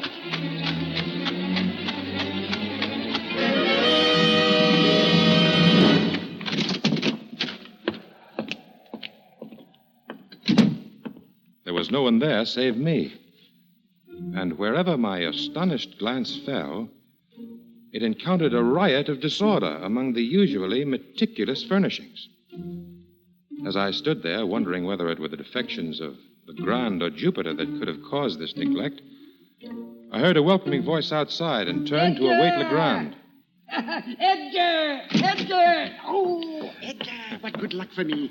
Jupiter, come see who's here. It has been a long time, hasn't it, William? Oh. It's good to see you again, Mr. Edgar. This island has need of company. Come, do sit down. We have much to talk about since all these months have passed between us. I'll set the pot to boiling. Some hot tea will take the chill off this weather. That, Jupiter, is an excellent idea. Edgar, I would rather see you than anyone I can name. I have most extraordinary news. I found a truly rare treasure. Some of the Captain Kidd treasure chest that every charlatan swears is buried hereabouts, or a new species of bird life, my friend? You are much closer with your second guess, Edgar. In fact, I found a most amazing specimen today. You must look at it tomorrow. Why must you keep me in suspense until then? Come, show me this wonder of yours. I wish that I could, but not knowing you'll be here, I let one of the officers from the fort have it overnight. He is a naturalist, too. Oh, but I must really return to Charleston tonight. I have a case coming up tomorrow. Why not tell me about it, and I'll come down again next week to see it for myself. See it you must, for you'll not believe me when I tell you. Today I wandered over near the West Beach, and suddenly I thought I saw a golden glint in the sand there. I found it to be a scarabaeus, the like of which no man has ever seen. I confess I'll never understand your fascination with these weird insects. You naturalists must all be insane. Never say that word insane again, do you hear? It has an evil sound. It makes me... There now. You don't need to be upset, Mr. Legrand. Forgive me, William. I'd forgotten about your family.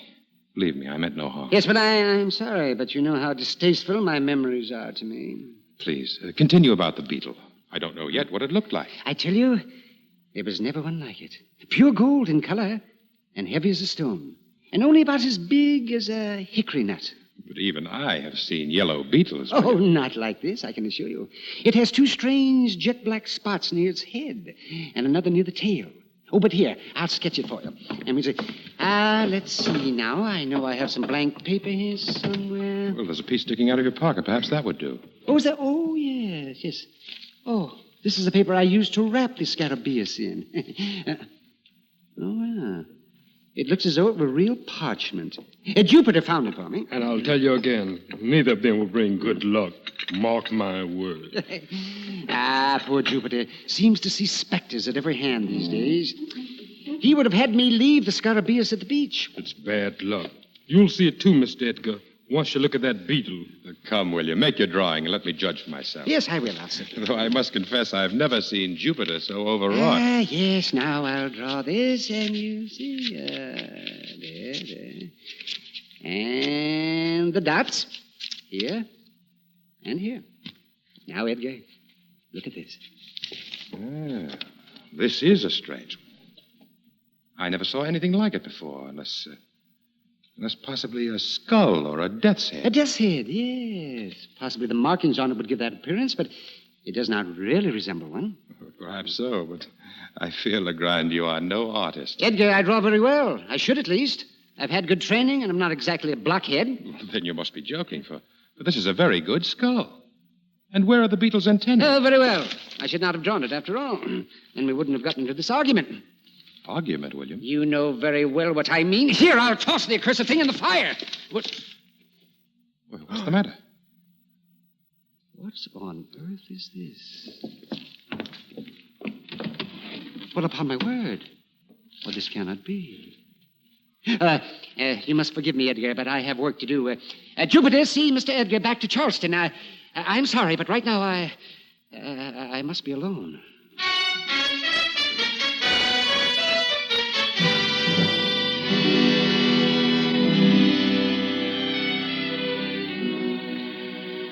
And leave I did. For from that moment when he first glanced at the parchment he snatched from my hands, he was lost in concentration. To be honest, I was in no good humor that night, as with Jupiter, I picked my way through the darkened island to the boat landing. But by the morning, I was absorbed in my work, and so was greatly surprised when an excited Jupiter arrived at my office with an urgent request from Legrand that I return immediately to Sullivan's Island.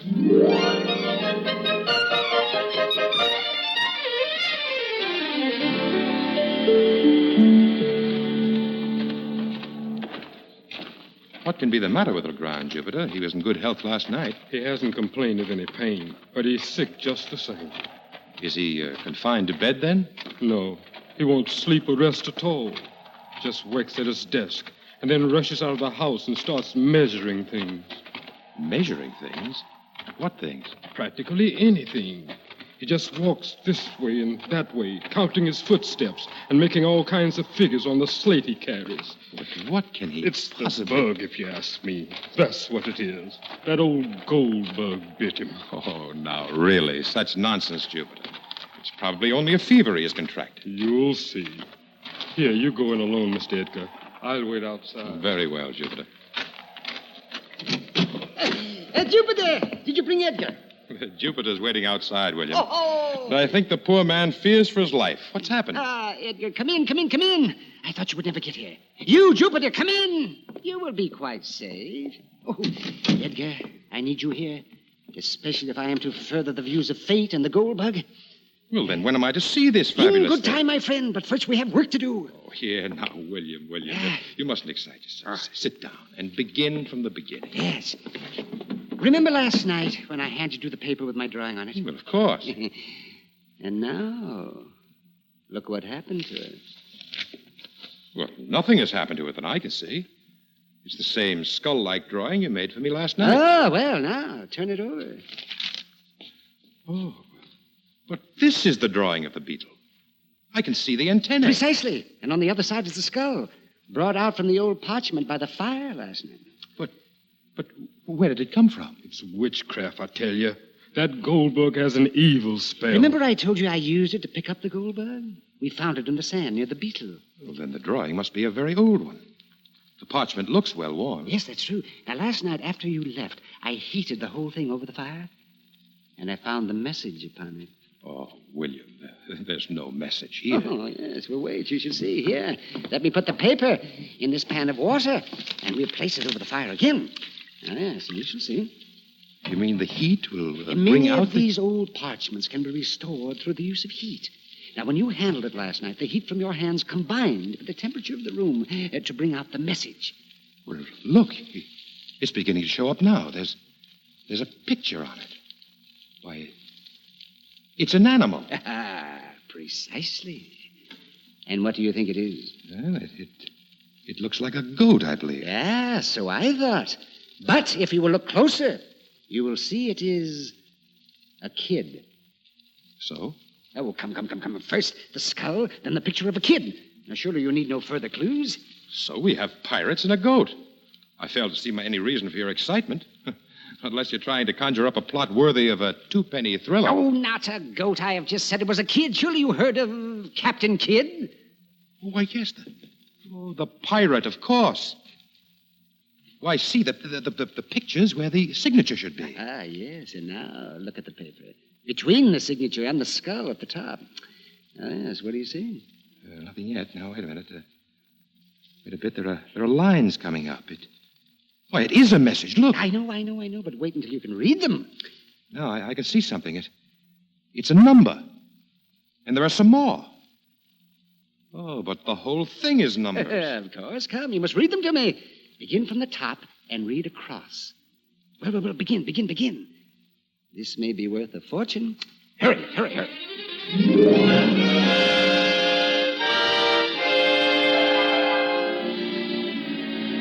188 semicolon, question mark, semicolon. And that's all. That's good. Now we have it. Have it? In heaven's name, man, what good is a page of blurred figures? It's a message, don't you see? Well, of course, but what message? I'm as much in the dark now as ever. Calm yourself, Edgar. Let us approach this with logic. Logic? What is logic is there in gold bugs, pirates, and ciphered messages? I ask you. Obviously, the message must be in English. Obviously. It could be in Hindustani for all these numbers that tell us. Now, the pun on the word kid could only occur in English. So if there is a message here, it must be in that language. Now, let's try a transposition cipher first. Of course, if it's in code, the fat is really in the fire. Well, what difference does it make whether the message is in code or cipher? Can it both be solved in the same manner? Indeed not. A code uses a set of symbols which stand for words, a set already agreed upon by the encoder, while these ciphers, they merely substitute numbers and symbols for letters. Now, come. First, we must table them according to frequency. Well, I can tell at a glance. The 8s are most common. That's good. Then count them. They must be the E's. Why, how does that hold, William? Well, E is the most common letter in nearly any given sentence. So the 8 must be the E. And after the E comes A, O, I, D, H, etc. But we'll worry about them later.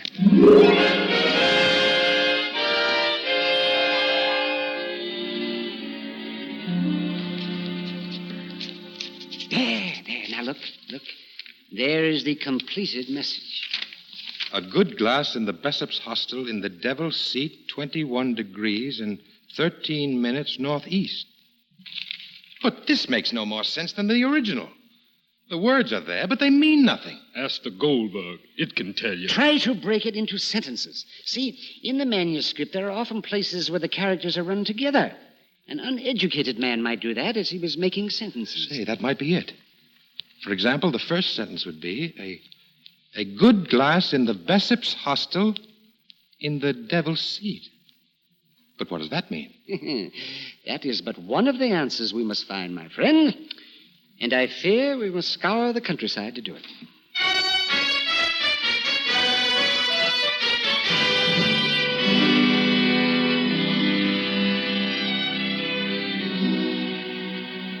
And scour we did. For in the days that followed, Legrand and I talked to each and every soul that lived about us. At every hand, we found the same answer. The same blank stares, the same accusing glances that more than once began to convince me I had lost my sanity. Then Legrand heard of an old crone who had lived in the vicinity for more than 80 years. We found the incredibly old woman, her cracking voice making our hearts race as she strove to recall facts from generations past. Men always come to me, and I tell them what they wish for a price. Oh, yes, I always get a price. Name it then, Grandmother, and let's get on with it. Yes, you must forgive my friend. His impatience is only youth. Now, in the village, they said you knew the Bessops. There's been no Bessops hereabouts for 50 years and more, son. And an unfriendly folk they were, too. Oh, did they live apart from the village, then, Grandmother? I've heard tell of Bessop's Hostel. Bessop's Castle it is. You'll sleep cold tonight if you expect to stay there. Do you mean there is a Bessop's Castle? Where is it? I told you before, young man. Meet my price, and I'll tell you how to get to the place you seek. Well, name your price, and it's met, Grandmother. 20 good silver dollars. $20? Of Why? course, Grandmother. Here, hold out your hand. Yes. Oh, wonderful. 18, 19, and 20. Now for this Bessop's castle. You must first go to Sullivan's Island. Yes? The island, Grandmother. Where do we go on the island? Up on the western shore of the island, you'll find a lonely pile of rocks. And there, as you go along...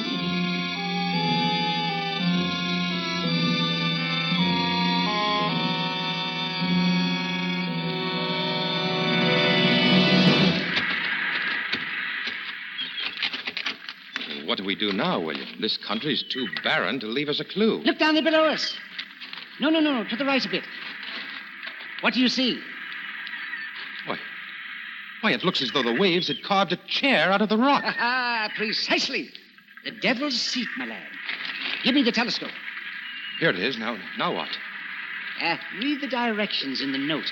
I'll use them to sight with. It says 21 degrees and 13 minutes. That's good. Next. Northeast and by north. That's right. That's it. It brings the glass onto that tall tree. Well, then it says main branch, 7th limb, east side. What do you see there? There's a rift in the branches. What on earth? Quickly, what is it, William? What do you see? I don't exactly know, Edgar.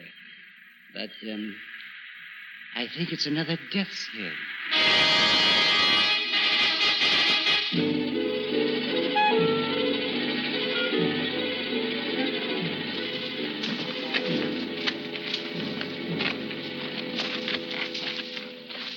That must be the tree, William. It towers above the others. Yeah, we will soon find out. Jupiter, give me the spade and get ready to climb the tree. Here, take the gold bug with you. No, sir. I don't want to be hexed up there. Oh, what, by the gold bug? Oh, nonsense, man. Nonsense or not, I don't want anything to do with the gold bug. It's a hex. Well, if he's afraid of the beetle, William, why not let him go up without it? Oh, but he can't. We will need it once he reaches the place. Yes, up the tree with him now, Jupiter. Here, I'll give you a boost, lad. That's a good lad. Keep climbing. Now, Jupiter, stop there. Stop there a moment. What's the matter? How many limbs below you now? Count them. There's 5. That's good. Go one higher, Jupiter, and sing out. I'm there now.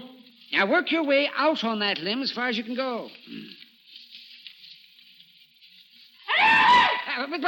What's happened, Jupiter? It's a skull nailed into this old wood. But that's good. Now listen to me carefully. Find the left eye of the skull. Yes, I've got it. That's good. Now listen carefully.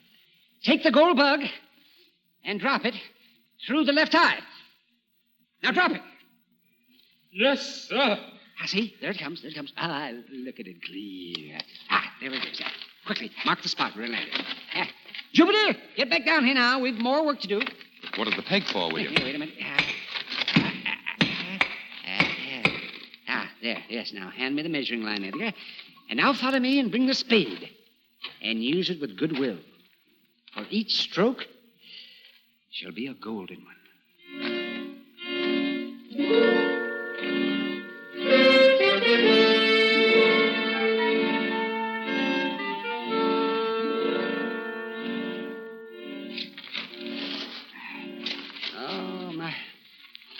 It's got to be here.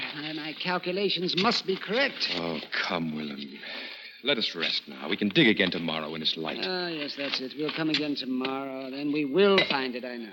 Come along, Jupiter. Here, I'll help you up. Reach for my left hand. Yes, sir. Thank you. The left one. Oh, the other one, Jupiter, the other one. Of course. Jupiter, come here.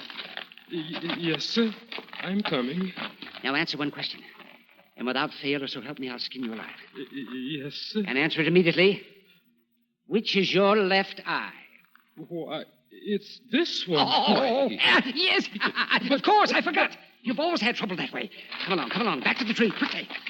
This game is not up yet. Now, was the skull face outward, from the limb, or towards it? It was facing out. And which eye did you drop it through? Why, the left. Oh, yes, of course. The right one. Come, we must try again. Now, quickly, hold the cord. Oh, but it would only make a difference of an inch or two.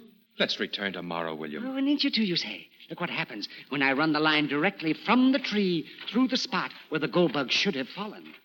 Why, it's yards to the right of where we were. Indeed it is. And there, I'll wager we'll find our goal. So come, let us dig again. It will not take long this time.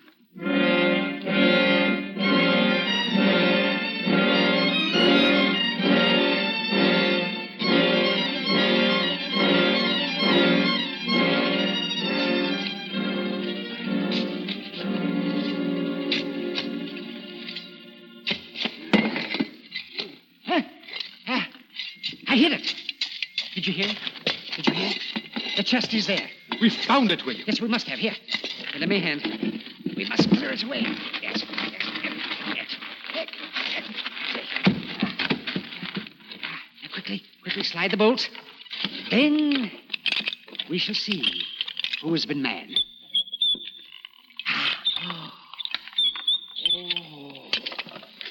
It's there. Look at it. Here. Feel them. They're real. Oh, there must be a fortune there in gold. And those jewels. William, we're rich.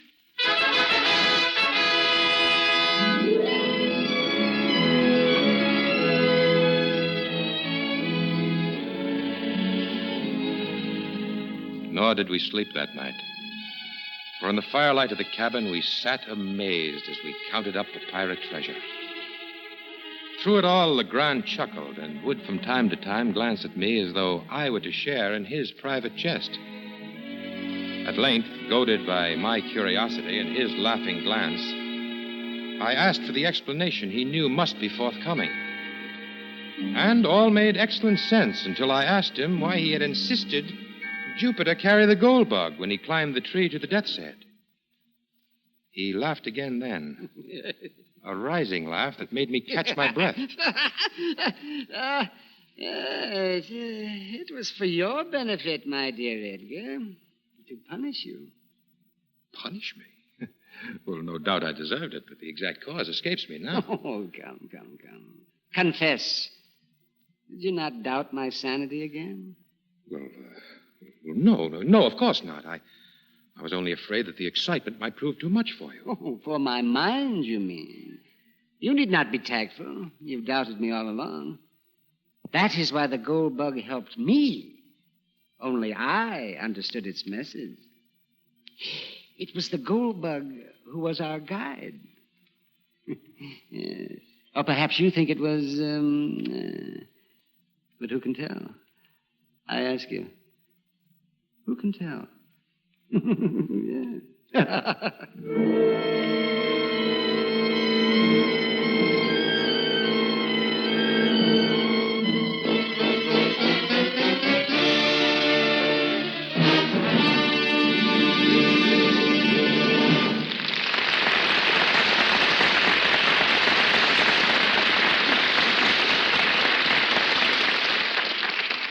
Thank you, Stephen McNally and Howard McNear, for your splendid presentation of The Gold Bug. You know, The Gold Bug was the first story of Edgar Allan Poe that I ever read. It holds a special place in my memories, along with Tom Sawyer, Treasure Island, and all the other stories we first learned to love in grammar school days. Hearing it again on Family Theater calls back those days. The books we read, the songs we sang, the teachers we had, and the boys and girls we all knew so well. It's good that we have such memories, and it's only right that the memories should be happy ones. Especially do we have a right to have happy memories of our home life, our parents, our brothers and sisters. In fact, I'd say that parents owe it to their children to see that their childhood days are something that they will always look back to with gratitude and joy. To make better homes in America and to furnish parents with a workable, God-given formula for bringing happiness to their home, Family Theater recommends that you begin the practice of daily family prayers in your home. For you'll find it to be true that the family that prays together stays together. More things are wrought by prayer than this world dreams of.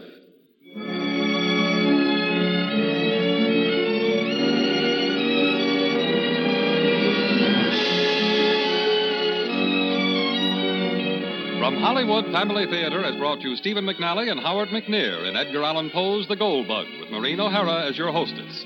Emperor Clemmy was heard as Jupiter, with Martha Wentworth as the grandmother. This adaptation of Poe's classic was written by Arthur Sawyer, with music composed and conducted by Harry Zimmerman. It was directed for Family Theater by Jaime Del Valle. These Family Theater broadcasts are made possible by the thousands of you who felt the need for this type of program, by the Mutual Network, which has responded to this need, and by the hundreds of stars of stage, screen, and radio who have so unselfishly given of their time and talent to appear on our Family Theater stage. This is Gene Baker inviting you to be with us next week at this time when your Family Theater will present Oscar Wilde's fantasy, The Happy Prince, starring Loretta Young and Vincent Price. Join us, won't you?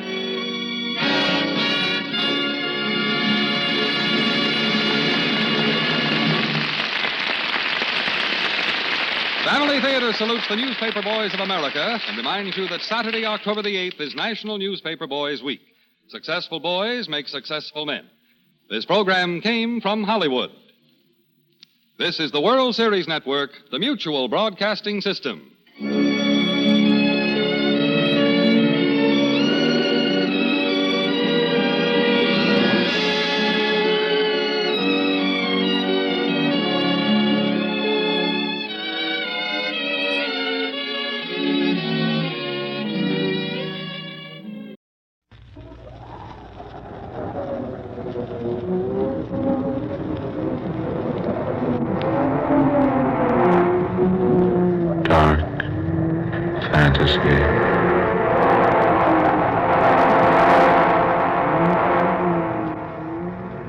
I am the dweller in the house of bread.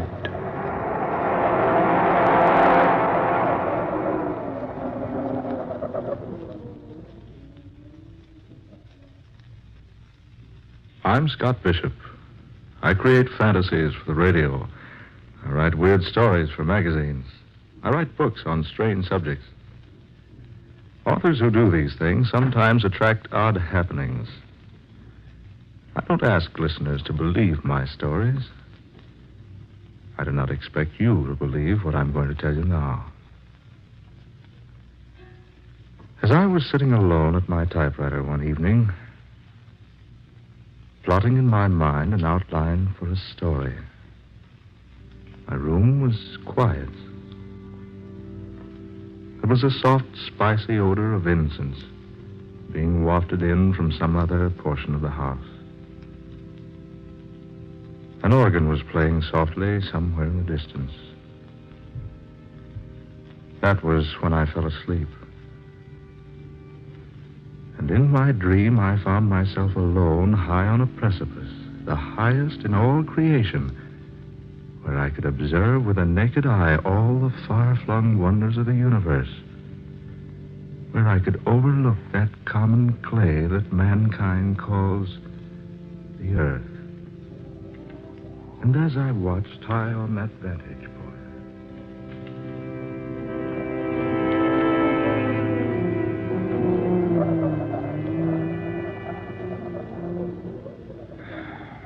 Why do you sigh, my son?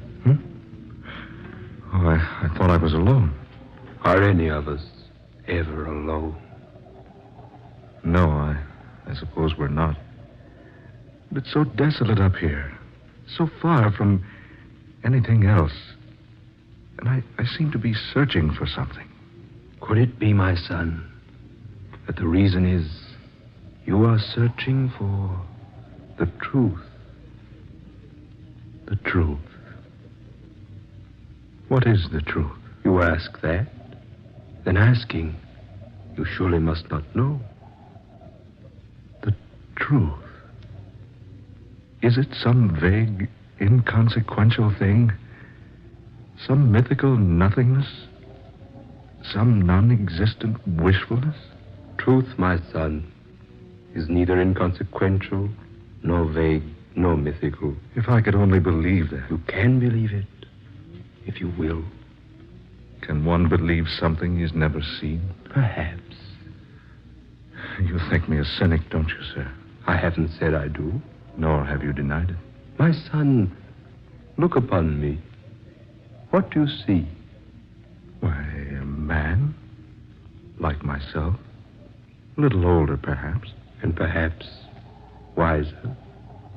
I make no boast of any wisdom I might have. I am the way, and the truth, and the light. What was that? Merely words spoken by a man who was about to die. I know. The Bible. The Bible. The way, and the truth, and the light. If I could only find them. You will find them, if you look far enough. Who are you? I am just a man. But your name? It is a very common name. You'll find it in any city directory or telephone book. Then why do you conceal it? I don't conceal it. My name is Word. I can't agree that it's such a common name. Nor could you agree that it is unusual? No. Names are such temporary things.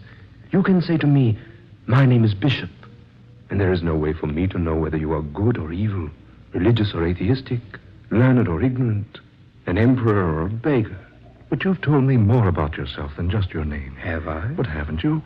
Just a moment ago, you reminded me that your greater age has made you wiser than I. Well, if you're so much wiser, perhaps you can tell me where to find what I seek. Where to find the truth? The truth. The light, peace, happiness, contentment. All those things man wants so eagerly, yet seldom finds in sufficiency. He only fails to find them, my son, because he is blind to them. Then they are real? They do exist? I have said that they do. Then I beg of you to help me find them. I beg of you. That, my son, I cannot do. For it is given no one to help another find those things which you seek.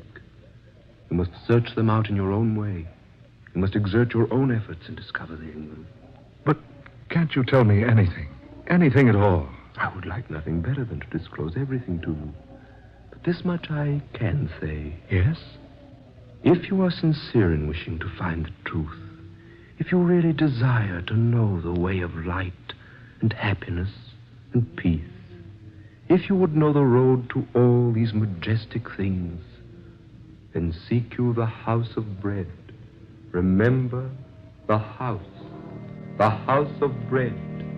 Seek you the house of bread. But wait. Wait, I say. Come back. Don't leave me now. Where is that house? Where will I find it? Where will I find the house? Tell me, O wise one. Where will I find the house of bread?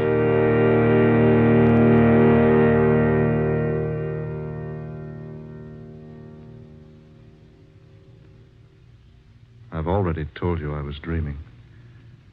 I make no secret of that.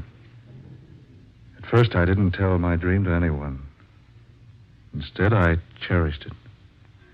Gave it many hours of deep thought and serious contemplation. I didn't even tell Sonia. Not at first. I gave much thought to the things the man on the mountaintop had said to me. Those lines he quoted from a book almost as old as Christianity itself. And the house of bread. Where was it? Could I find it? I resolved to try, so I went to my boss.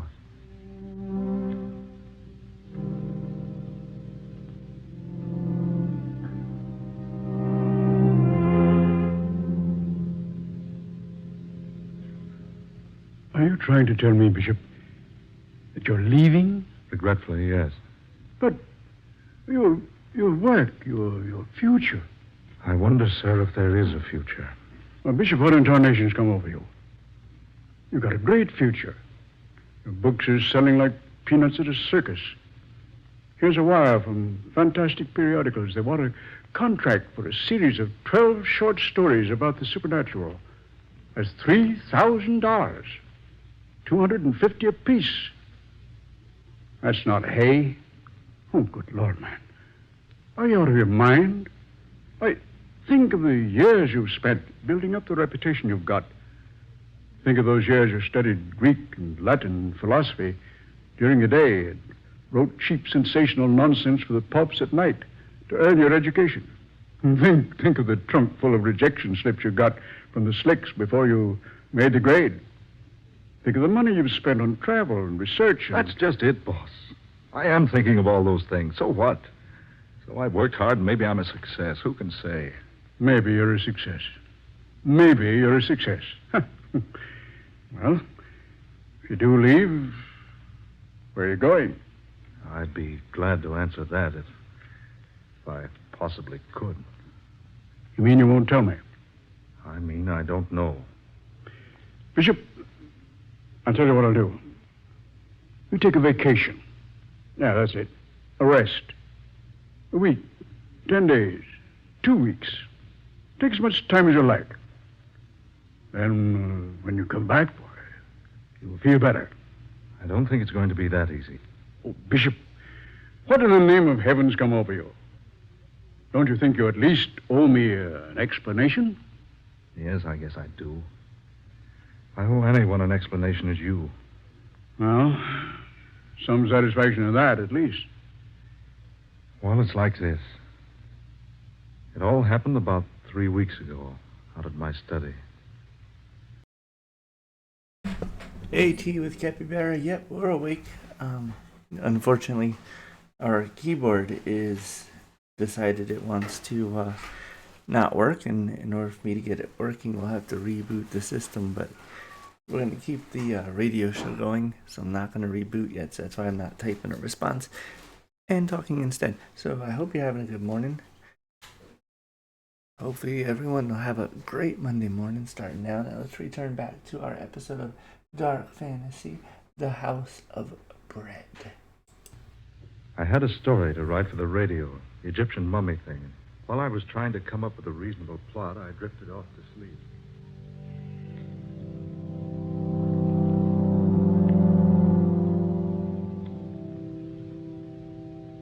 Telling Sonia was different. The difference between telling her and the boss was like the difference between saying, I love you to an actress on the stage and the same thing to the girl you adore. It was pleasant and soothing because Sonia understood. Sonia understands everything. She wouldn't be Sonia if she didn't.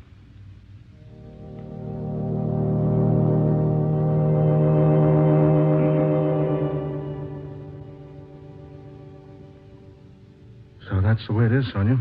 Well, my darling, when are we leaving California? Scott, you look so strange. Didn't you think I'd want to go along? But, Sonia, you want to seek it, too? What better thing could I do?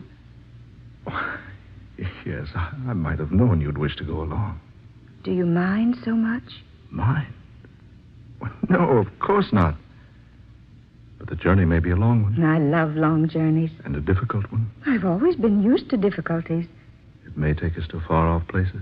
But I adore far-off places. And it may end only in disappointment.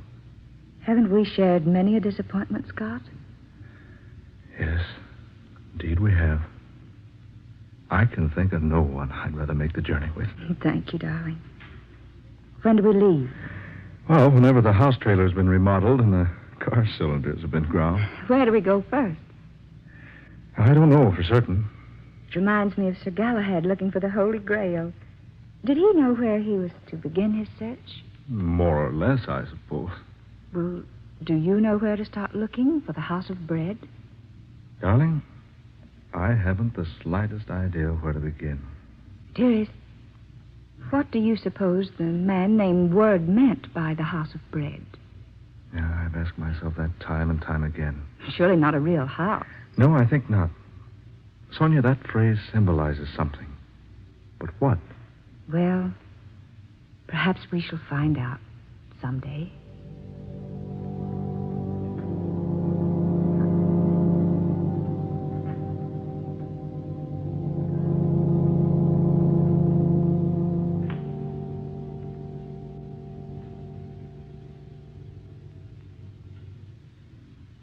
That was when we decided to go seeking the House of Bread.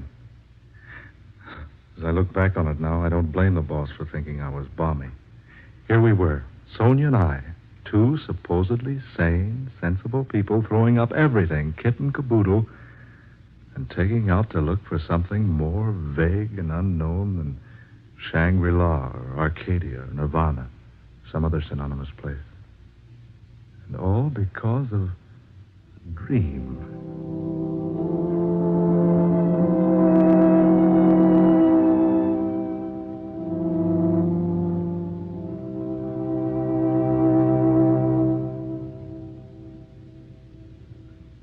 So we had the house trailer remodeled and the automobile repaired, and we drew our money from the banks and started out. It was the 21st day of May, my birthday, about 6 o'clock in the morning. I gathered up the morning newspapers on the way out of the house, breathed in some of the fragrant California atmosphere. Sonia wanted to stop at the used bookshop on Pacific Avenue, so we drove through the spacious Long Beach streets until we came to the place opposite the post office. Sonia bought 7 travel books and a back issue of a magazine that contained one of my better stories. She said she wanted to drive around Rainbow Pier once, so we did. Then we scooted over to L.A., picked up Highway 66, and drove to Las Vegas. We stayed in a tourist cabin at Boulder that night. Bright and early the next day, we drove over to the dam. As we began driving through the mountains out of the place, I noticed Sonia laboriously writing in a small but bulky book.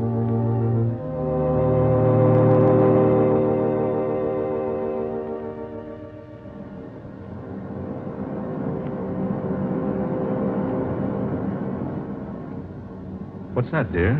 A 5-year diary. I thought we should log our trip. Perhaps we'll assemble enough material for you to write another book. If we log our trip, my sweet, you'll have to do it. Me, I can write an IOU with a pencil. Oh, I've already started to keep it, Scott. Here, listen. May 21st. We left Long Beach at 7 a.m. and were out of Los Angeles by 10:30.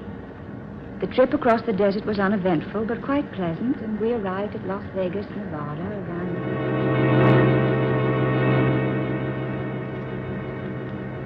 May 22nd, Flagstaff, Gallup, Albuquerque.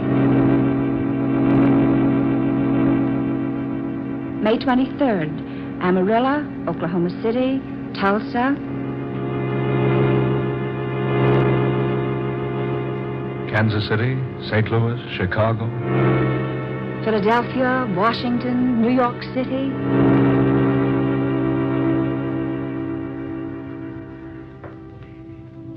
May 30th. We sailed today from Pier 17 for London aboard the SS America. As we stood at the ship's rail together, Sonia and I, we wondered just why we decided to leave the good old United States behind. Did something tell us our goal was far beyond the sea?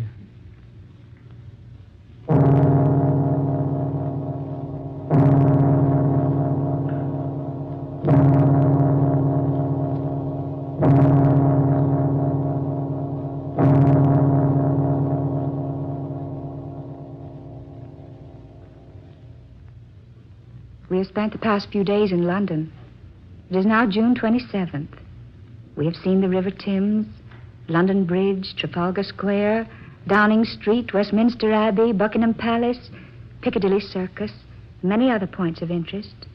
We were especially attracted by a place called the Light of the World. But the people we asked there, and everywhere else, had never heard of the House of Bread.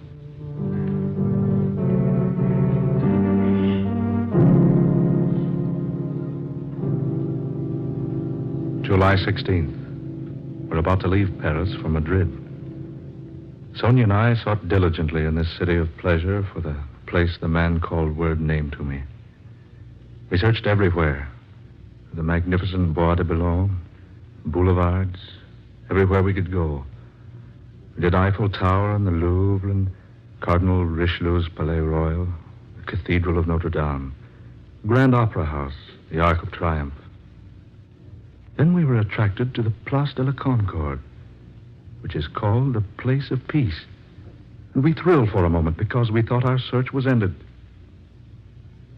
But when we asked about the House of Bread, folks only laughed at us.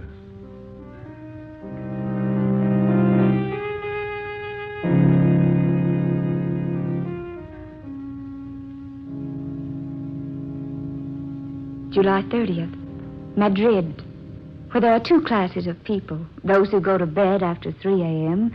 and those who get up before 4.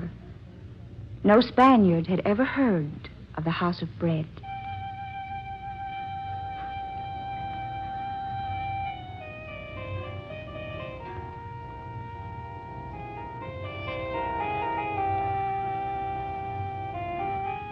Morocco, August 20th.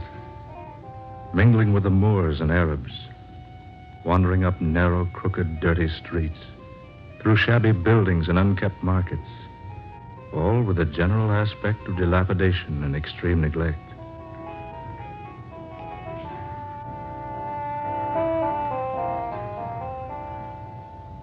Tripoli, September 15th. Sponge fisheries, ostrich feathers, gold, ivory, rugs, and the ruins of a triumphal arch erected to Marcus Aurelius.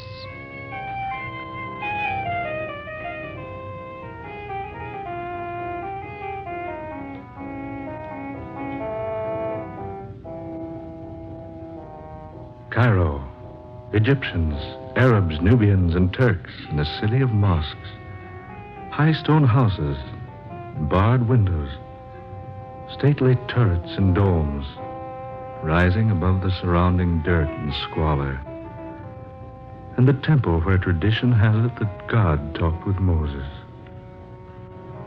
No encouragement here either. The house the man Word spoke of is unknown. It is late October.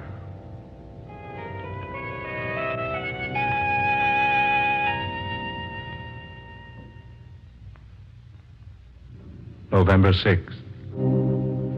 November 16th. November 26th. December 5th. December 15th. December 25th. Jerusalem. The hill of Calvary, not far from the city gates, where once a humble man bearing a cross of misunderstanding and hate, far heavier than mere beams of wood, drank the last drop in the cup of human bitterness. The city of God. City of David, Solomon, Cyrus, the Persian king. Nebuchadnezzar, the Babylonian, Alexander the Great, Constantine the Great, Pontius Pilate.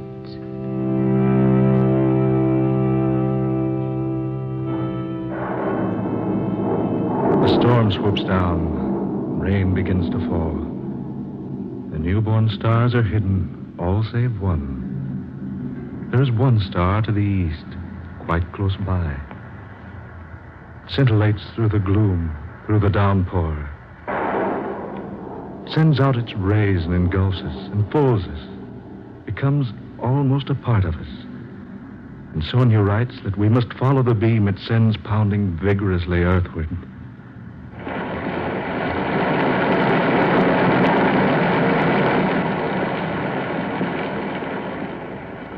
Sonia, let's go back, or at least find shelter. Scott, you're tired.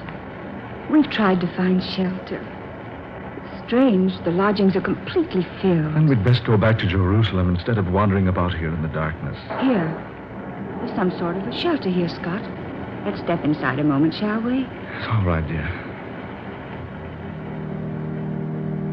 There seems to be a light in here. Yes. And there's someone here beside us. Scott, Look. I bid you welcome, good people. We beg your pardon. We thought this place was unoccupied. No, do not go. You are welcome here. I say, haven't we met before? I believe we have. Yes, we have. Now I remember. You're the one in my dream. Your name is Word. In the beginning was the Word, and the Word was with God, and the Word was God. The way and the truth and the light. I am come, a light into the world, that whosoever believeth in me shall not abide in darkness. And the way and the truth and the light. And lo, the angel of the Lord came upon them, and the glory of the Lord showed round about them, and said unto them, Fear not, for behold, I bring you good tidings of great joy. For to you is born this day a Savior, which is Christ the Lord. Be not afraid. Have you not been told, Seek ye the Lord, and he will not be scornful unto thee? Here in this humble manger, you were born. 2,000 years ago. Verily I say unto you, I am with you at all times, in all places, even unto the consummation of the world. Then this is our answer. This is what we have been seeking so earnestly. Because you have seen me, you believe. Blessed is he who has not seen me and still believes.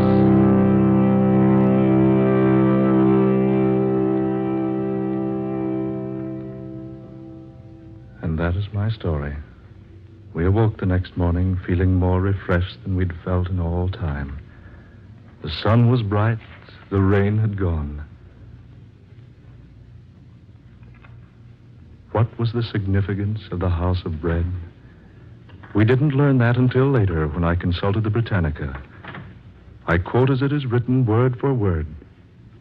Bethlehem, a small town in Palestine situated on a limestone ridge 5 miles south of Jerusalem, a city called by the Hebrews the House of Bread. This is the National Broadcasting Company.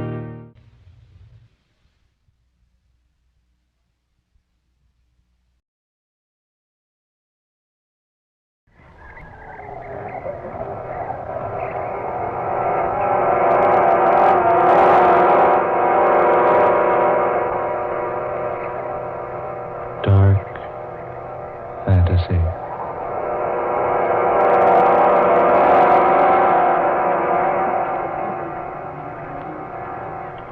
Resolution 1841.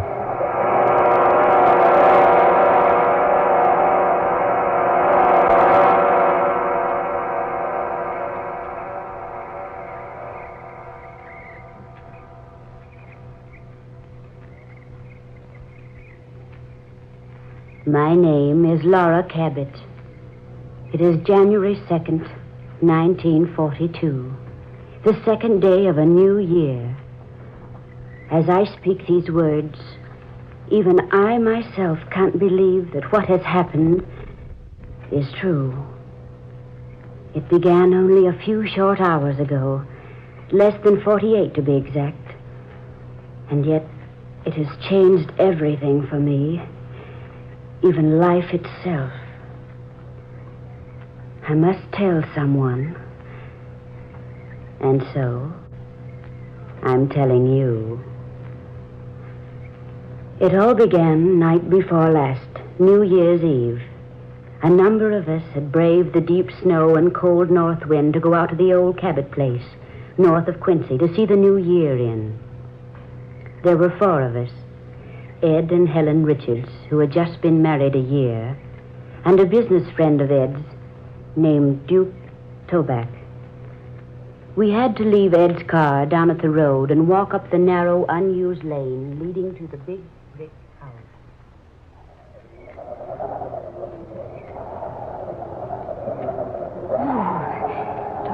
Scene 41, leaving with a vengeance. Oh, it's cold, isn't it? That snow's drifting deeper.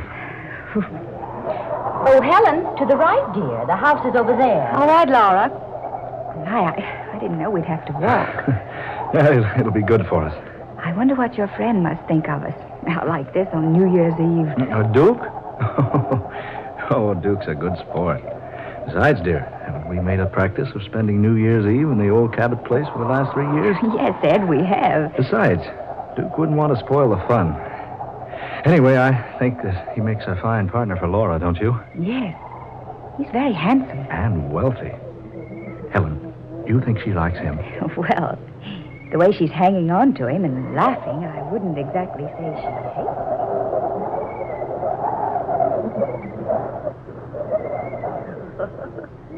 Oh, Mr. Toback, you certainly must think that we're idiots. I wish you'd call me Duke. I've been calling you Laura all evening.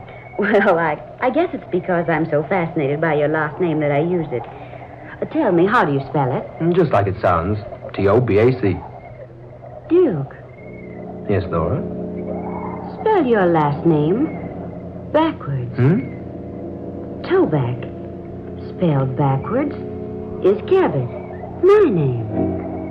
I say, you're right. Well, that's the most unusual thing I've ever heard of. Well, I'm an unusual person. Are you? Don't you think so, Laura? I really haven't had time to decide yet. But I'm awfully glad you came along with Helen and Ed tonight. We do this every year, you know. Yes, so Richard's told me. Oh, this old house has been in my family for more than a century. It was just 3 years ago that I discovered it belonged to me. That's so? Oh, there were back taxes galore on the place. But I paid them up. And every New Year since then, the Richards and I have spent New Year's Eve A here. charming custom. You know, I rather think I'm going to enjoy being let in on it. I hope so, Duke. Really, I do. I want this to be the best New Year's Eve we've ever enjoyed.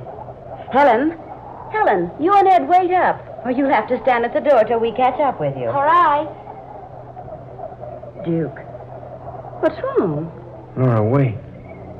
What is it? Is that the house? Why, yes. Why? I don't know. It seems so familiar looking.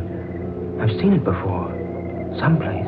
Well, if you've seen it, it's been right here. Come on, Laura. Unlock the door. Oh, all right. Here's the key. Here, I'll open it. There.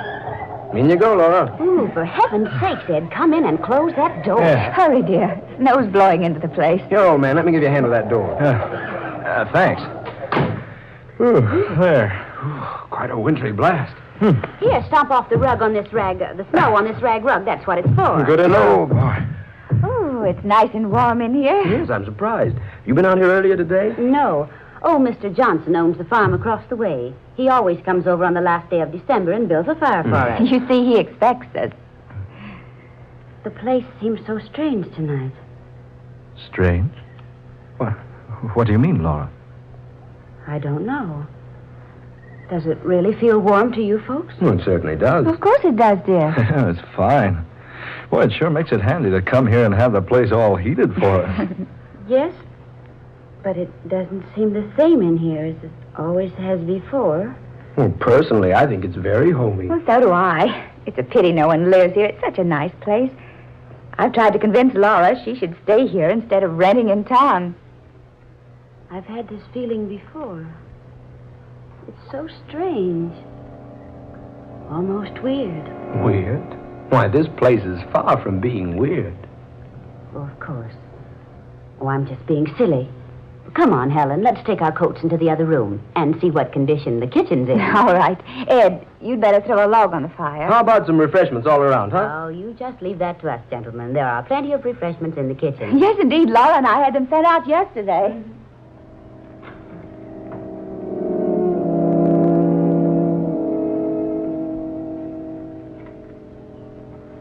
Smoke, Duke? No, thanks.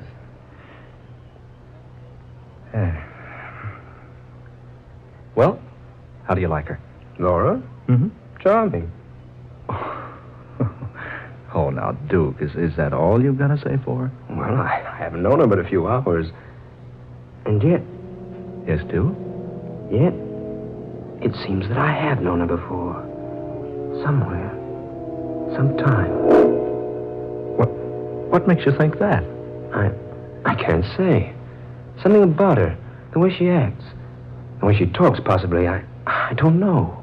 Well, have you asked Laura if she'd met you before? Oh, I thought that rather a silly thing to say. Besides, that's what men always say to women when they're trying to make conversation.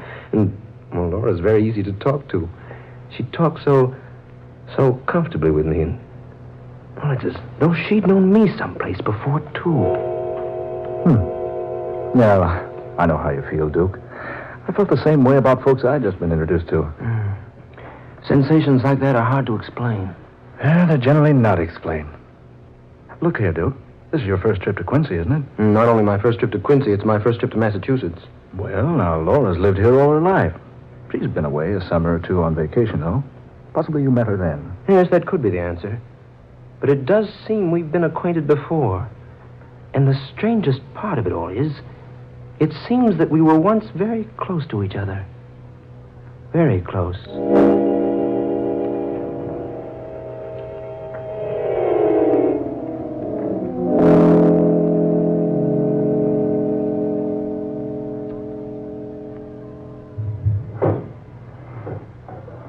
Oh, Helen, will you juice these oranges for me, please? How many?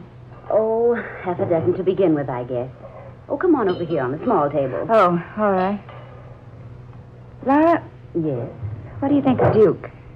Oh, I don't know. Give me a little more time. He seems to be attracted to you. Does he? Does he indeed? I caught him 3 times staring at you like, well, with a sort of fascination. Like he couldn't get used to you. Well, perhaps you're right. Maybe he can't get used to me. No, I didn't mean that way. I mean, well, he stared at you like he was trying to remember something. Yes, I noticed that. And I caught you staring the same way at him. Yes. What is it, Laura? I don't know. You like him all right, don't you? That's just it.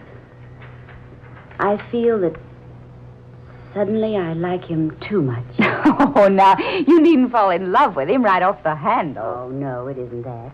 It's a different kind of a feeling. An affection, but not the kind a woman has for a man. It's different from that. I don't understand what you mean, Laura. I wonder if I understand what I mean myself. It's something that seems to draw me very close to him. Oh, love at first sight. I've always believed in it. No, not that. Something else. Something different. Something greater. He hasn't made love to you already, has he? Helen, will you please stop talking about love? Love has nothing to do with it. Laura, you need a lift. Come on, let me fix you one. No, not now. You know, Helen, I'm positive I've never met Duke Toback before. And yet it seems that I did know him once a long, long time ago. Well, it couldn't be very long ago. You're only 23. No, I mean farther back than that, even. Hey, wait a minute. His name.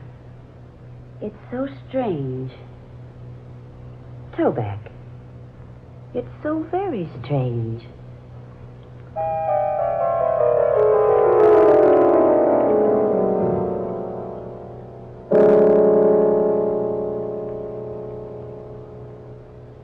$11:30. No, just 30 more minutes, then it's goodbye, 1941. I can't wait. I've had enough of the past 365 days.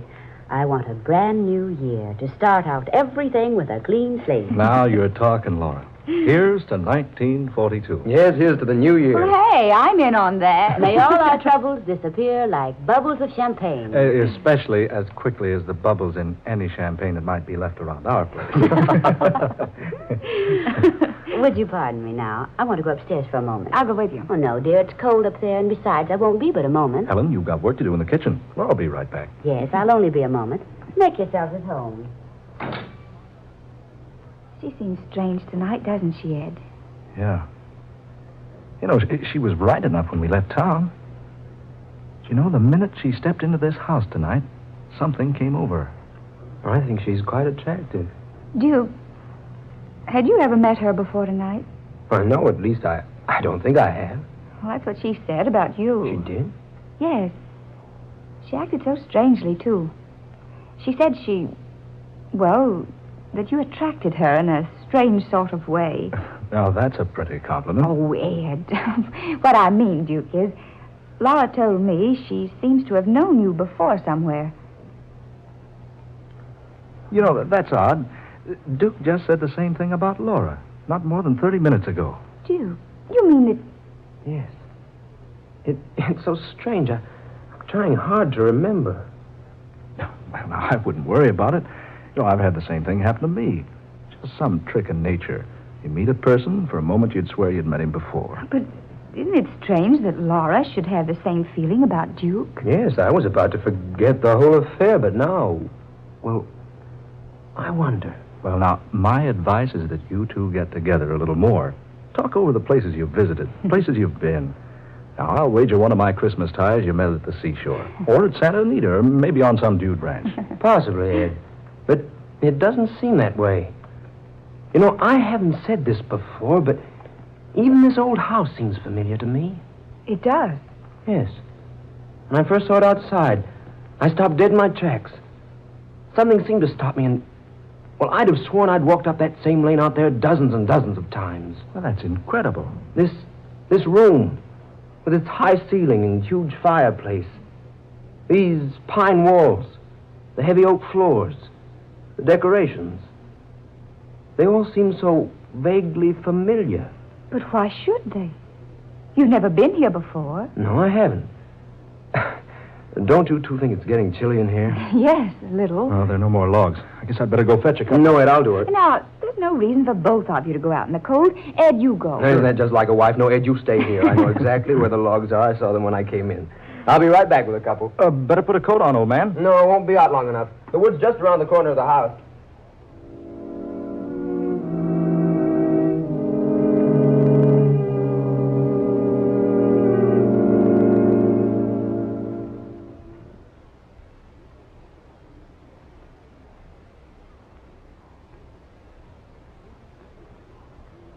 Oh, Laura, I didn't see you come back. Oh, he's gone to get some logs for the fire. Insisted on going alone. Laura, what a beautiful dress. Hey, those aren't the clothes you wore out here. Wherever did you find such a quaint outfit, darling? It's a dress my mother used to treasure. It's been in my family for almost a century. Oh, it's beautiful. I thought it would be fun to put it on tonight. I found it upstairs in an old trunk. Just wait until Duke sees you in that dress. Maybe that'll help him remember where he knew you before. He thinks he's known me before. And Helen says you feel that you've met him before, too. Well, yes, I do feel that way, but... Oh, I don't know what to think. I'm so upset tonight. Laura, what is wrong tonight?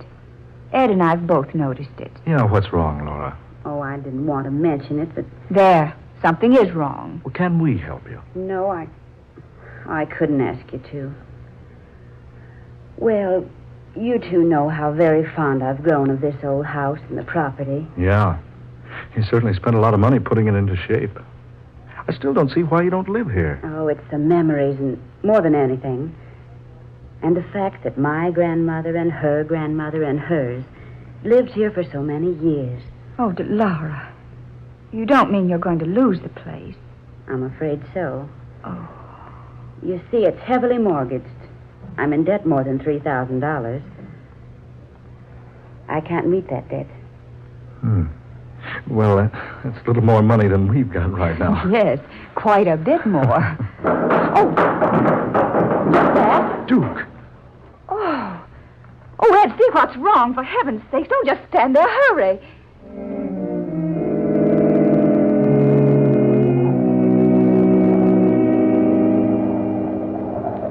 Duke! Lord, man, your head. What happened? Speak to me, Duke. Are you all right? Here now. Take it easy. I'll carry you into the house. Come on now. Arm around my neck. That's it.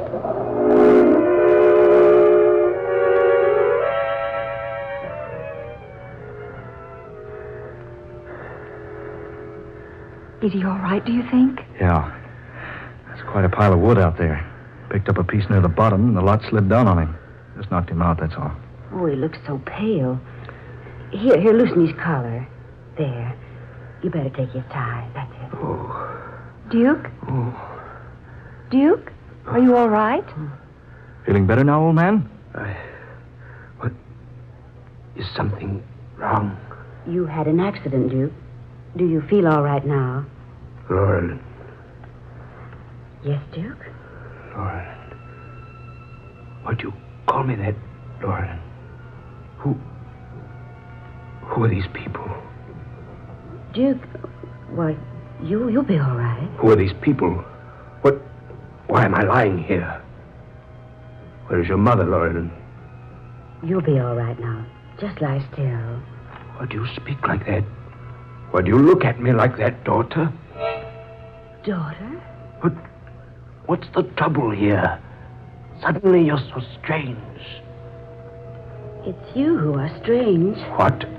You call your father strange? You call me, Jeremiah Cabot, strange? Jeremiah Cabot? Of course, Jeremiah Cabot. Don't tell me I have to remind you who I am. But Jeremiah Cabot was my mother's great-great-grandfather. Duke, for heaven's sakes, what's the matter with you? This is so strange. I'm afraid I don't know your friends, Laurel, and you, young lady, or you, sir. Oh, now, Duke, cut the kidding. Just a moment, Ed. I think I'm beginning to understand. Oh. For a moment, child, I thought you were my daughter. Now I know the truth. You...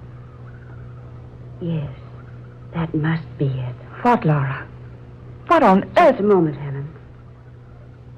Jeremiah Cabot. He built this house. His daughter was named Laurelyn. The name has been in the family for a century. Laurelyn. She looked so much like you. I still don't get this. Ed, wait, I think I can explain. At least partially. There's an old legend in our family that one New Year's Eve, Jeremiah Cabot was asked by his family to join them in making New Year's resolutions. In the spirit of jest, Jeremiah resolved one thing: to return to this earth 100 years from the night he made the resolution. That's it. Yes, of course, the resolution. The brick in the fireplace, the brick. What does he mean? I remember now. Here, I'll show you. This brick. This one behind the others. See? It's loose. You can remove it. But what are you trying to tell us? Here. You see? A hiding place behind the brick. This is where the papers are hidden. And the money. Will somebody please tell me what's going on around here? Ed, that's real money. $10,000. You see? It has been hidden here for years. And here, pictures. In the original deed to the Cabot property. Why, this is most amazing. And this is what I was looking for. Here, Laurelyn, read this. Go ahead, child. Read it. What does it say, Laura? Do you want me to read it? No. Just a moment. It's quite faded. The ink is almost gone. It says, I, Jeremiah Cabot, being in my right and sane mind, do solemnly resolve this night to return to earth again, exactly 100 years from now, if it be within the realm of power.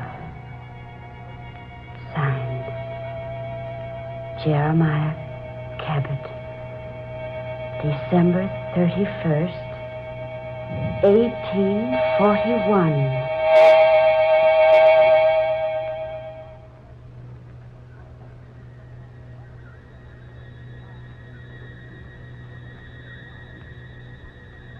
What happened? Is something wrong? What am I doing here? Oh, my head. Duke.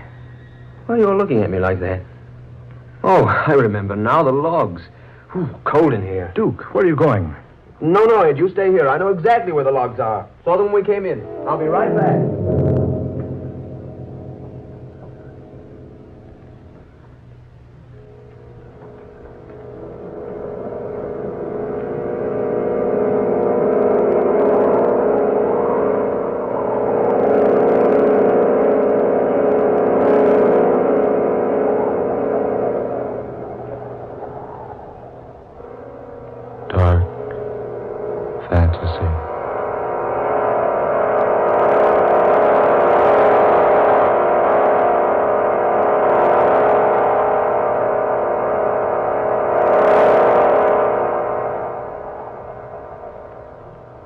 Resolution 1841. Tonight's tale of dark fantasy, written by Scott Bishop. Charles Carshon played Duke Toback. Minnie Jo Curtis was Laura Cabot. Eleanor Naylor Corrin was Helen Richards. And Ben Morris played Ed Richards. Next Friday night at this same time, the National Broadcasting Company will bring you the 8th in this series of stories of the supernatural and the unusual, created for you by Scott Bishop. Listen for the weird and haunting The Curse of the Neanderthal, the story of a grave 40,000 years old, and the awesome secret that it contained. Dark Fantasy originates each Friday night in the studios of WKY, Oklahoma City. Tom Paxton speaking. This is the National Broadcasting Company.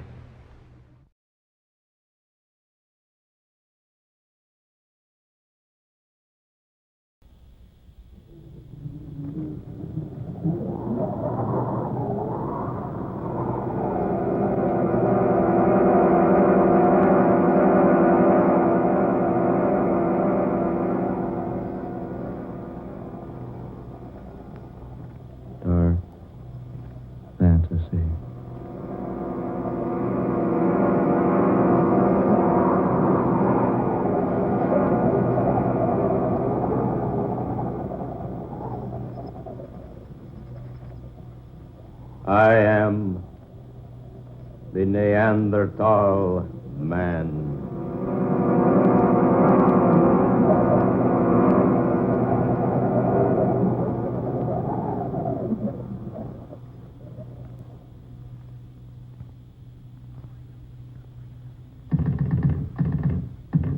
Operator? Are you there, operator? She's probably gone out for a spot of tea. Or a date with one of the music hall boys. You people be quiet. Isn't she pretty when she's excited, Hayes? Oh, quiet. Operator. Operator. Why would anyone be so anxious to call one's sister anyway? I can't for the life of me imagine. Will you two please go take a walk or something? Operator, are you there? You could write your sister a letter, you know, instead of trying to call her long distance. I'd probably get in touch with her sooner. Are you there, operator? Oh, I had her on the line just a moment ago. Now, if it were her young man she were calling, I'd know why she's so very anxious. I say, old man, it so happens I am the lady's young man. Oh, well, I'll have nothing to do with either of you if you don't stop teasing me. My dear girl, you really want to get that call through to your sister? Oh, no, I'm just standing here jiggling this receiver for the exercise. Ajax says it's good for the arm muscles. Operator, will you please answer? Here, old girl, let me have a try. Reggie, go away. Don't bother me. Permit me, milady, to assist you. No, Reggie. One side now, one side. Reggie, this call's important. Just why I'm so anxious to help you. Now, look here, operator. We've been trying... Eh? What's that? Oh, operator. Yes, into a telephone transmitter, but if... I say now, look here, my girl, if you want... Give me that receiver. But, Mandy... Are you there, operator? Yes, I wish to place a call. We were disconnected. This is Amanda Loveland. Yes, at Lookout Point.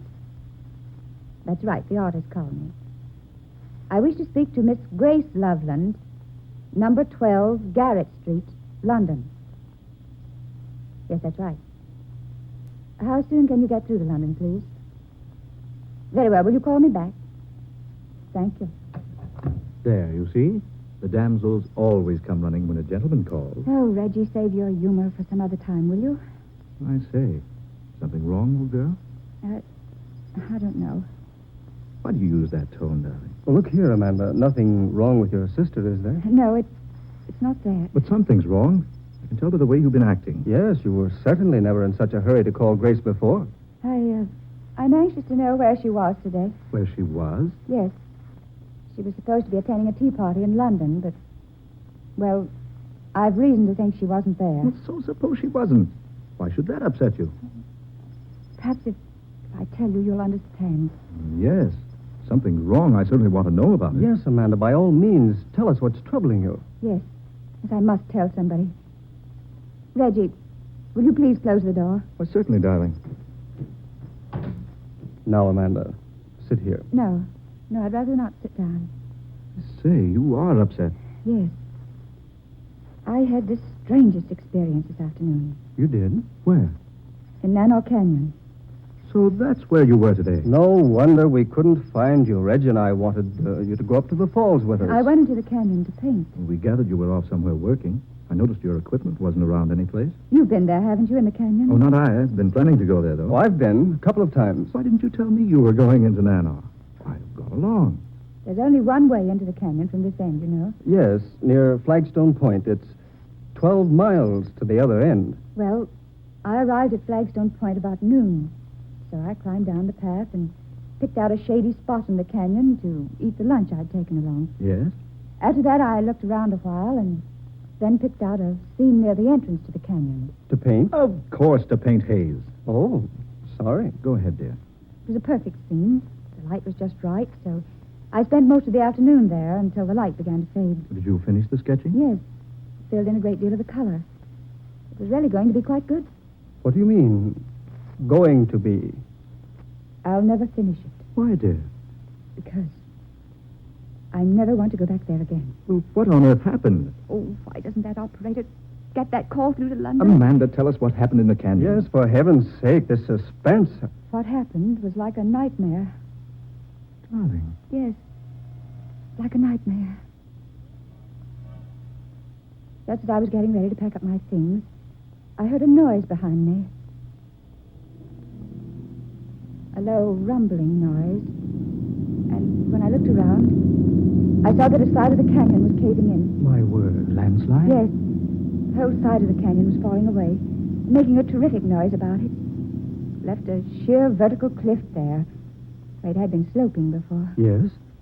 Right where the only path down into the canyon had been. You mean you were trapped there in a canyon? I certainly was. With night coming on. And you know the stories they tell around here about Nanow Canyon. Yes, they say the place is simply oozing with ghosts at night. Oh. No, really, Reggie. The place does have a reputation. Oh, I've heard the stories, but you don't want to believe everything you hear, you know. Well, how on earth did you get out of the canyon, Amanda? I had a beastly time of it. Did you get out before dark? I certainly did not. As soon as I saw that the path was cut off from the land side, I started walking along the side of the canyon, trying to find a way out. But there are no others. Didn't I find that out? I walked and walked, and all the time it was growing darker and darker, and finally the sun went down, and a ghostly gloom settled over the canyon. I began to walk faster, but I couldn't find any place that looked like a way out.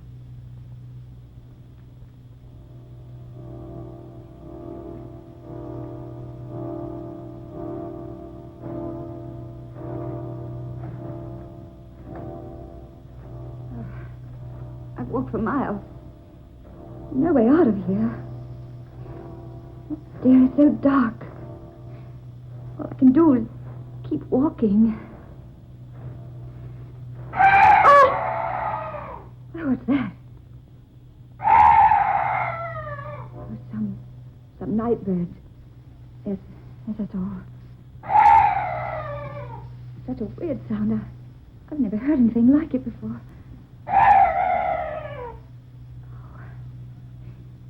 Kevin, it's gone.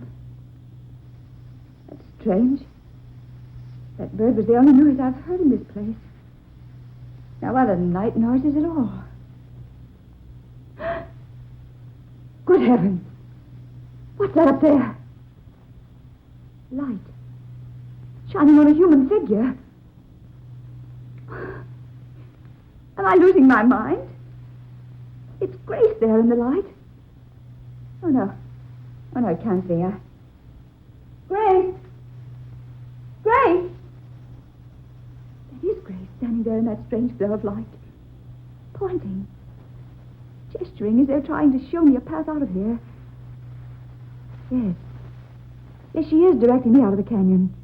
The light. I can see the way out. Grace? Grace, is that you? Is that you, Grace? Oh, no, don't go! Fading. The light's fading away. She's gone. There's still that strange light shining on the way out of this awful place.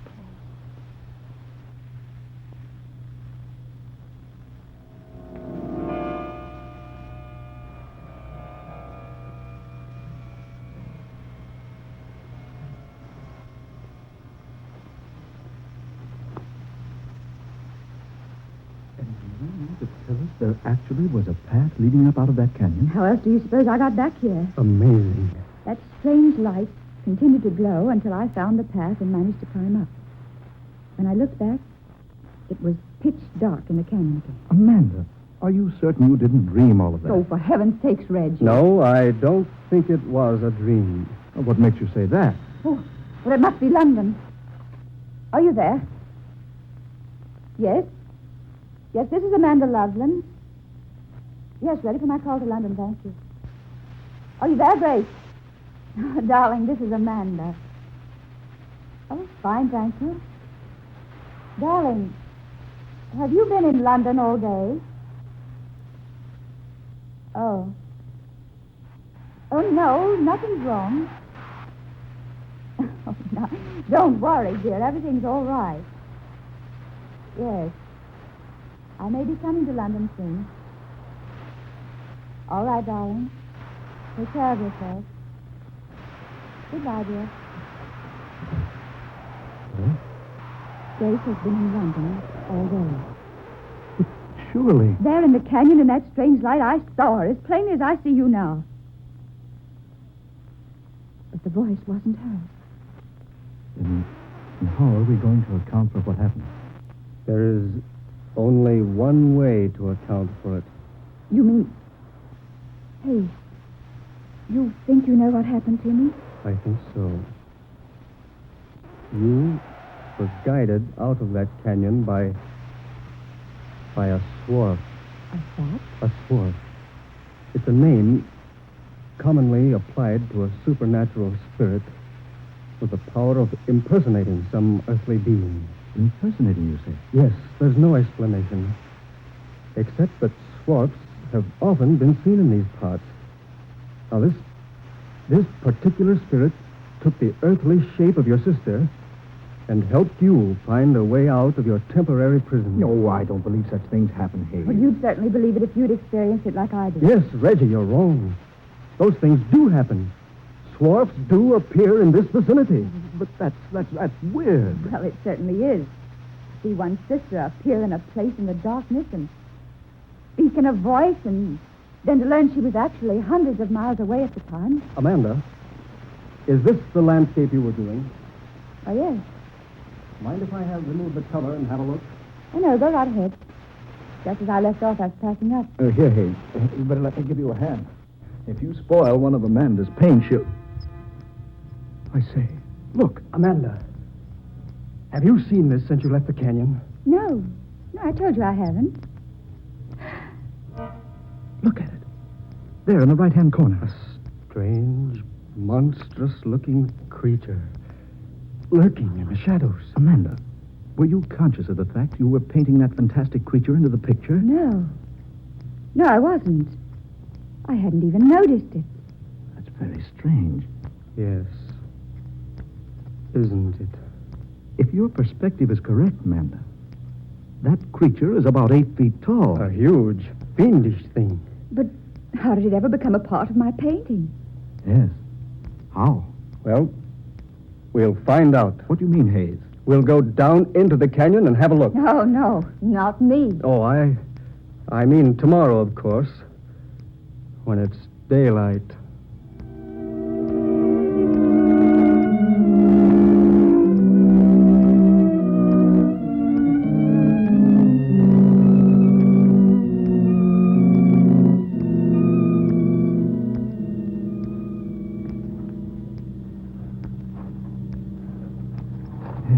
How much farther, Amanda? We're practically there.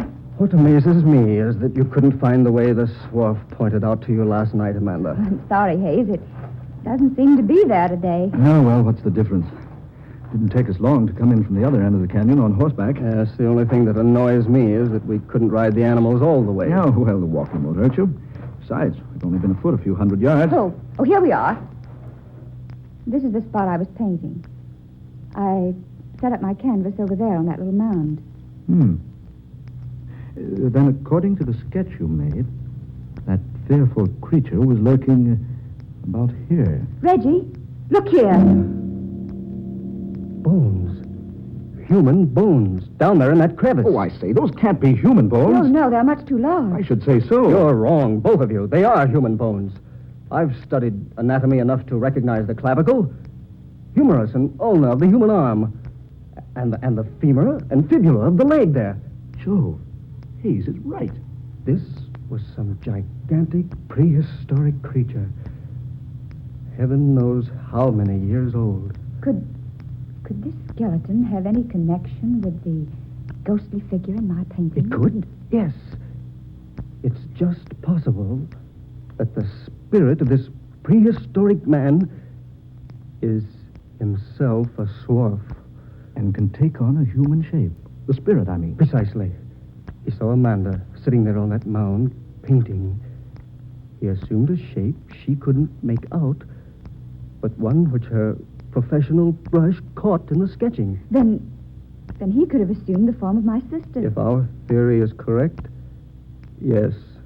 That's fantastic. But how can we learn anything about this thing that was buried here in this crevice? There's one way I know of. We can consult Dr. Gustav. By Jove, you're right. Dr. Gustav's staying at the colony. Well, then let's go get him and bring him here. Yes, let's. Who knows? We may have discovered something entirely unknown to our civilization.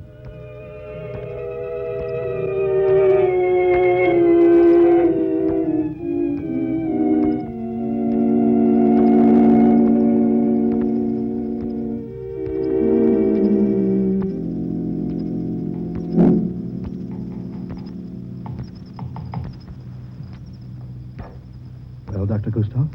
Yes. Your suspicions were correct, my friends. These are human bones. Can you identify them, Doctor?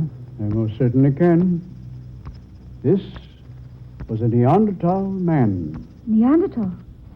Well, the Neanderthal man existed thousands of years ago. True, Miss Loveland. From 20 to 40,000 years ago. There's no mistake about it? Not the slightest. This is a fossilized remains of an ancient man. Here, look. Look at these peculiarly shaped molar teeth. Now, that's one sign. Every bone of his body shows some distinct markings. Many of them are of simian nature. Ape-like, you mean? Exactly. Eyebrow ridges were like those of the gorilla. The roof of the skull was low like theirs. And yet, his brain most probably surpassed the modern Europeans in size and ability. How long ago did you say he existed? The date of his culture may be put down tentatively as extending from 40,000 to 20,000 B.C. The Neanderthal man appears to have been the sole occupant of Europe during the middle of the Pleistocene period, throughout the time in which the Mousterian culture prevailed. He buried his dead with great signs of respect. He worked flint implements with great skill. He was a fine hunter. Lived in caves and rock shelters. But, Doctor, after all this time, his remains should be quite deep in the earth. I know. And he undoubtedly has been buried deeply through the centuries. But some subterranean disturbance must have caused this crevice and exposed his burial place. Look. Did you men see this? What, dear? A stone tablet. There's some sort of strange pictures on it. Let me see, please. Yes, sir. Just so. What is it, Dr. Gustav? This is the final proof. This is the picture writing of the Neanderthal man. Can you decipher it? I can, indeed. And now, let's see. This portion here, my left, that's indiscernible. But the rest of it reads, Who moves my bones will surely die as I have died. A curse. Well, then, let's take his advice and leave him alone. Oh, not on your life, sir. Hmm? Why, this is one of the most amazing finds of the century. These bones must be removed to the museum and reconstructed. But the warning on the stone tablet. Oh, nonsense. Miss Loveland, nonsense. Do you think a curse can continue to exist through 40,000 years?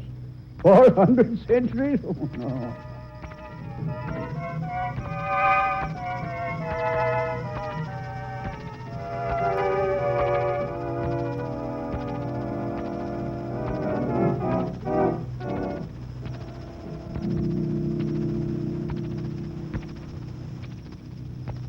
Well, Mandy, this is the museum. Ever been here before? Once, when I was a child.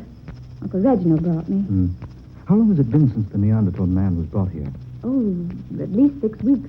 Well, Dr. Gustav said in his letter that the man had been completely reconstructed. The skeleton had been placed in a standing position in a special room. There's the room, see? Well, yes, the sign over the door. The Neanderthal man. Let's go look before we visit the doctor, shall we? Right.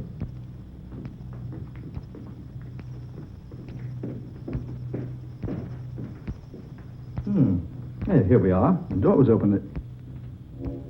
What? But this room is empty. Yes. But there's a stone base over there. They're saying might have been built up on it. That's strange. I beg your pardon. Yes, what is it? I am called Banff. Could you direct me to Dr. Gustav's study? Oh, why, yes. It's at the end of the hall. See, his name is in black letters on that frosted door pane. Oh, yes. I thank you so very much. Pardon me for having disturbed you. Reggie. Amanda, that man, Jove, what a giant. At least 8 feet tall. Those bushy eyebrows and low forehead looked like an ape. And what was wrong with his neck? He held his head crooked over to one side, one shoulder humped up in a terribly grotesque position. Did you see whether or not he went into the doctor's office? No, I didn't. Reggie, if I didn't know better, I'd think that man was... Was what, dear? Oh, nothing. I know what you're thinking. That warning, Reggie. Who moves my bones will die as I have died. Amanda, look. What? There in the room, on the stone base, the skeleton of a prehistoric man. But it wasn't there just a few moments ago. Good Lord, come on, into the doctor's office. Dr. Gustav! Dr. Gustav! Dr. Gustav! Good heavens. Oh, Reggie. What's happened to him? He's dead. Broken neck. He was sitting at his desk, writing. Writing a report on the Neanderthal man. Look. He just completed one sentence.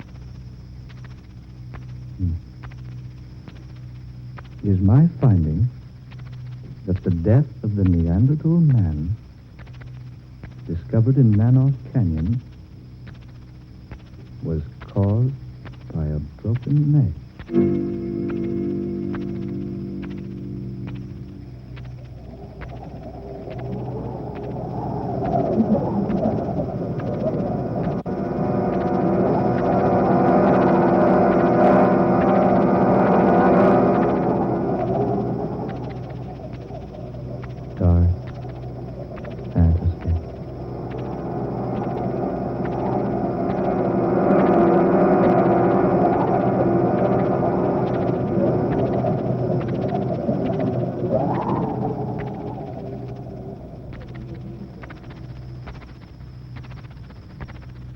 The Curse of the Neanderthal.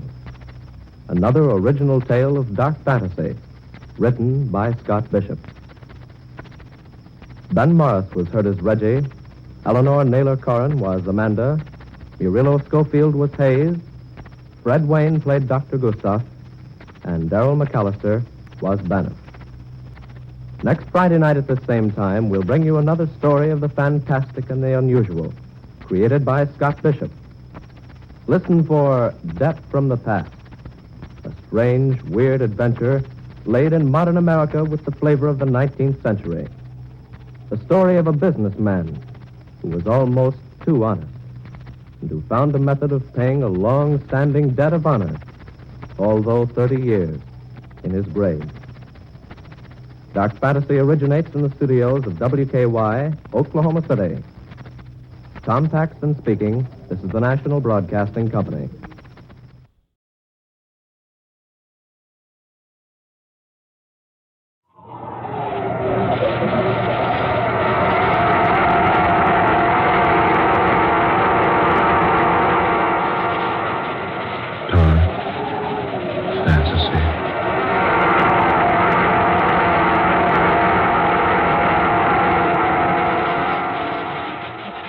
Debt from the Past, starring Jane Wyatt.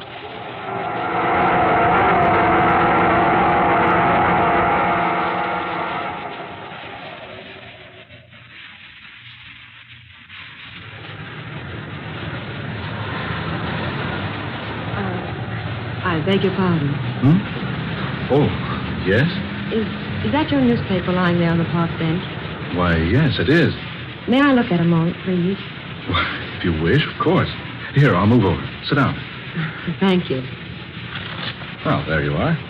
I hope you don't think me forward. I'll only be a minute. Oh, take as much time as you like. Here, will you roll yourself a cigarette? What? Oh, no, thanks. Sorry, I can't offer you a tailored one. Oh, quite all right, thank you. Out of a job, hmm? Yes, but don't tell me I look that desperate. No, Well, I notice you've turned to the help wanted columns. Yes, but somebody seems to have been there ahead of me. These ads are certainly all marked up with pencil. Maybe you can say that again. I was lucky even to find a pencil. Oh. You, too. Yeah. Oh, I'm sorry. Oh, that's all right. Nobody needs to feel sorry for me. I'll get along. You've been to all these places you've marked here in this column. Sister, I've been there and then some. And you didn't get one of them? No, not one. Why, look at the soles on my shoes. Here, look. Those are yesterday's want ads I'm walking off. How long have you been out of work? Oh, I don't know, about 10 weeks. First, I had a lot of dough. I thought I was a wise guy. I wouldn't have any trouble getting another job. I was wrong. I dropped all my money, and I've been sleeping here on this park bench for the past 3 weeks. When do you eat? Whenever I can. Today, I'm all right. I got a chance to make a couple of Iron Men yesterday. Iron Men? Bucks, dollars. Oh. You, been around town much? Well, I've been here about 2 weeks. I came up from Sandville. You got people here? No. My father and stepmother live in Sandville. Well, my stepmother and I have never been anything more than barely civil to each other. Oh, I get it. So you've come here to get a job? No, I come here to get a job. How much money you got? Well, I really don't think that's anyone's affair. Oh, bother. If you got to be formal about it, my name's Mark Matthew. Mine's Luke John. Oh, I'm serious. My name is Mark Matthew. I was named after the two gentlemen who helped write the Bible. Well, my name's Mary Billings. Well, Miss Billings, I'm mighty pleased to know you. Now that we're thoroughly acquainted and completely good friends, you tell me when you ate last. I'm all right. You look hungry. Oh, yes, I guess I am. Join me for a hamburger? With onion? As you like, and a cup of coffee. Is that a date? Mary, well, I'm sorry I can't buy you a 35-cent blue plate. I'd love a hamburger, Mark. Then it's a deal. Okay, Mr. Matthew, it is a deal.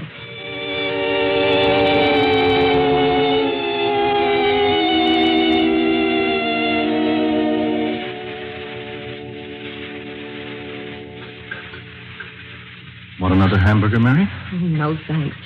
Two's plenty. You shouldn't have made me eat that second one. I'm sure you can't afford it. Oh, I know where I can make $1 or so tomorrow. I'll buy some cigarettes if you don't think you can roll No, one. thanks, no. And don't buy any. I really don't smoke much. Say, you're a nice girl to know. Inexpensive. I really don't know why I'm letting you do this for me. I'm not in the habit of... Oh, I know. Neither am I. But my Irish mother taught me never to ignore a pretty young woman who is hungry. Say, you are pretty, you know. I thought you were going to be different. Yeah, I'm different. I say I'm going to feed you hamburgers, and I feed you hamburgers. Oh, and good ones, too. Don't I know they're good? I've been eating them for weeks. Ma, I think I'll answer this ad.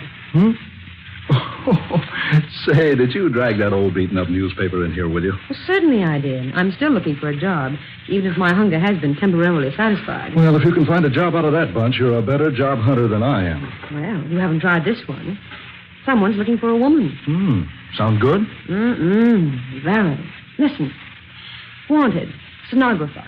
If you are an ambitious, talented, and reasonably attractive young woman who can use the typewriter, the adding machine, and can write shorthand, apply in person to see Mr. Gibson, Friday night after midnight, room 1313, Temple Building. Do you think you can fill the bill? Are you ambitious? I can use the typewriter. Are you talented? I can operate an adding machine. And are you reasonably attractive? You told me you thought I'm pretty, remember? Besides, I also know how to write shorthand. Then apply for the job by all means. I think I will. But I don't like this apply after midnight angle. Yeah, that is very unusual. Why at that time of night? Well, maybe it's a night job. Anyway, I'm going to have a try at it. Room 1313, Temple Building. Where's the Temple Building? On the other side of town. How far, Mark? Oh, about 10 or 12 miles. Oh. Hey, you need car fare. Here, take this $50. Oh, Mark, well, I'm not going to argue about it. I'll take it. And I'll return the money tomorrow night. I get a small check from my father tomorrow morning. That's all right, Mary. I'll meet you... Well, let me see. I'll meet you here in the park at the same bench, and I'll let you know how I come out about the job in the Temple Building.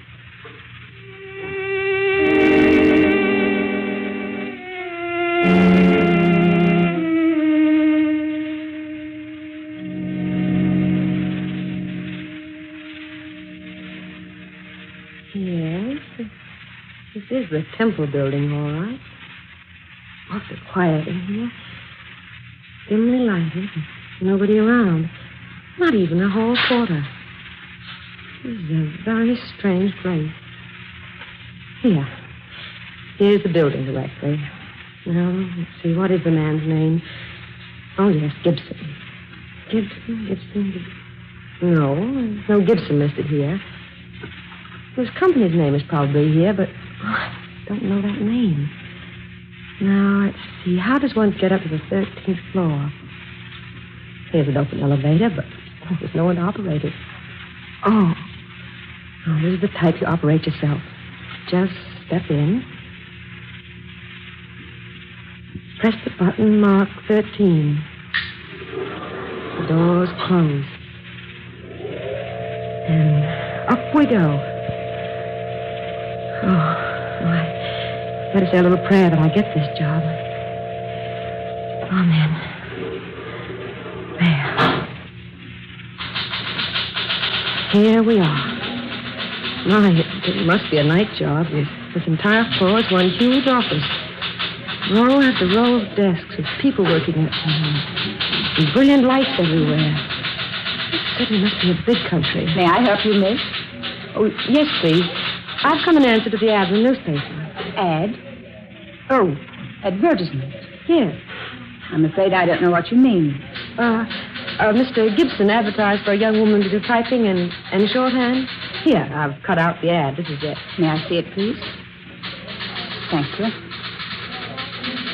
I see. Mr. Gibson failed to tell me he had inserted an advertisement in the B. Oh, but this was in the Times. I'm sorry, young lady. Mr. Gibson uses only the B. You'll find his office right down this aisle, the first door to your left. Room 1313. Thank you. Just knock on his door and he'll answer you. Yes, thanks. That's strange.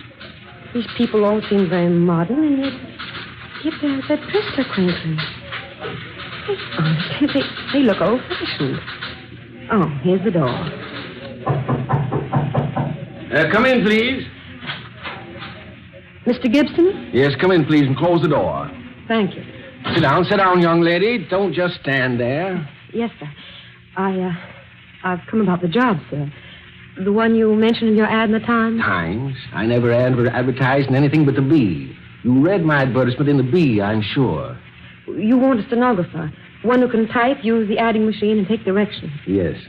I'm very ambitious, Mr. Gibson, and I feel that I can learn the work quickly. I'm easily taught. Good, good. Your ad asked for a moderately attractive girl. I'll try to be neat and tidy, sir. My dear young lady, if your qualifications are as you claim, I feel you'll do very nicely. Here, take this pencil, please, and this pad. There now. Are you ready to take a letter? Yes, sir. Address it, Mr. Hugh Lanning, 1501 Tower Building, City. Dear Mr. Lanning, we have received your order for the office materials listed on your invoice, and I shall personally see to it that the items ordered are assembled, boxed, and shipped to you immediately. We are exceedingly thankful for your order, and we trust you will find our service up to its usual promptness and carefulness. If we may serve you again in the future, please be assured every attention will be given to your desires. Yours very truly, the Acme Office Supply Company by Jonathan Gibson. Got that? Yes, sir. Now, will you type it up, please? Use that machine over there. You'll find paper in the drawer. Yes, sir. How old are you, young lady? 22. Your name? Mary Billings. Where were you born? In Sandville. That's about 35 miles from here. Are you ready to start work tonight if you prove satisfactory? Oh, yes. What salary will you expect?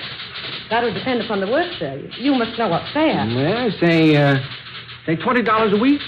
Shall we say that to begin with? Then if I do more than $20 worth of work, I'll ask for a raise. It's my opinion that employees should be paid according to the amount of work they do. True, young lady. Quite true. What's your home address, please? 2122 Melrose. I'm only there temporarily. Will you please sign this, Mr. Gibson? Eh? What? Sign what? The letter you gave me. It's ready. Finished? Already? Young lady, you're quite efficient. Let's see. Typing is neat. I like it. Thank you, sir. I hope I may have the job. Yes, of course. But one thing, Miss Billings. Yes, sir? Your clothes, my dear. They're, shall we say, a little too modern. Too modern? I thought them quite conservative. The neckline and the skirt length and the sleeves. I'm afraid, Miss Billings, you'll be compelled to wear a tight neck dress, long sleeves, and a skirt to the ankles. Like the others outside I dressed, sir? Yes, exactly. And the rouge and lipstick. We don't use cosmetics with the Acme Company, Miss Billings. Very well, sir. And the short haircut. Bob, I believe it's called. You will let your hair grow out, Miss Billings. Meanwhile, you will add a switch to your hair. Yes, Mr. Gibson. Now, if you just step outside and speak to the young lady at the reception desk, she'll show you a place to work and assign your duties. Mr. Gibson, I can't thank you enough. I work very hard, and I'll try to be a credit to your company. I'm sure you will, Miss Billings. May I tidy up your office before I take over my work? Tidy up my office? Well, yes, if you pardon me. We really could stand a little cleaning and dusting. So many cobwebs and dust everywhere. But these windows look like as though they hadn't been washed in years. And your calendar needs changing, Mr. Gibson. My calendar? Yes, look. It says April 16th. This is January 16th. My dear girl, you're mistaken. This is the 16th day of April. And the calendar says 1912. That's right. This is 1912. But, Mr. Gibson, this is 1942. And it's January, not April. My dear young lady, are you in earnest? Why, of course I am. This is the 16th of January, 1942. Oh, certainly. You must be jesting. No, Mr. Gibson, I'm not jesting. This is not 1912. It's 1942. I can't understand what would lead you to say a thing like that. Here, young lady, this newspaper. Today's. Now look at the date on it. April the 16th, 1912. There, you see? Gibson, you say this is today's newspaper? Of course it is. Look at it yourself. Fresh ink. Smell it? Fresh paper. Yes, you're right. But those headlines. Yes, a terrible disaster. The Titanic sunk at sea on her maiden voyage. Yes, she hit an iceberg. A sad tragedy. That was 30 years ago. Long before I was born. What was that? I'm afraid I don't hear very well these days. Wait, it wasn't important. Shall I take over my work now? Yes, if you will. We need your services very badly. Business is exceptionally good, and I'll admit it's difficult to find a young woman with as much ability as you have. Thank you, Mr. Gibson. I'll try to live up to your expectations. I feel certain you will, Miss Billings. If there's anything you don't understand, just ask the young lady at the front desk. Yes. Thank you, I shall. Thank you very much, Mr. Gibson.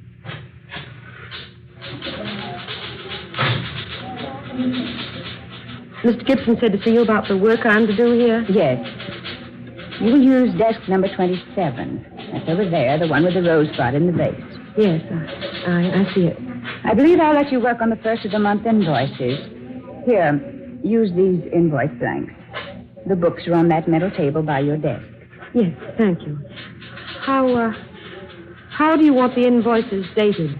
May 1st, 1912. May 1st, 1912. That's right. They'll reach our customers the first day of May. And, did Mr. Gibson mention about your clothes? Oh, yes, he did. But he said I was to go to work now and take care of changing later. Very well. You'll find paper, pencils, and erasers in your desk. Thank you. I filled out this form for you.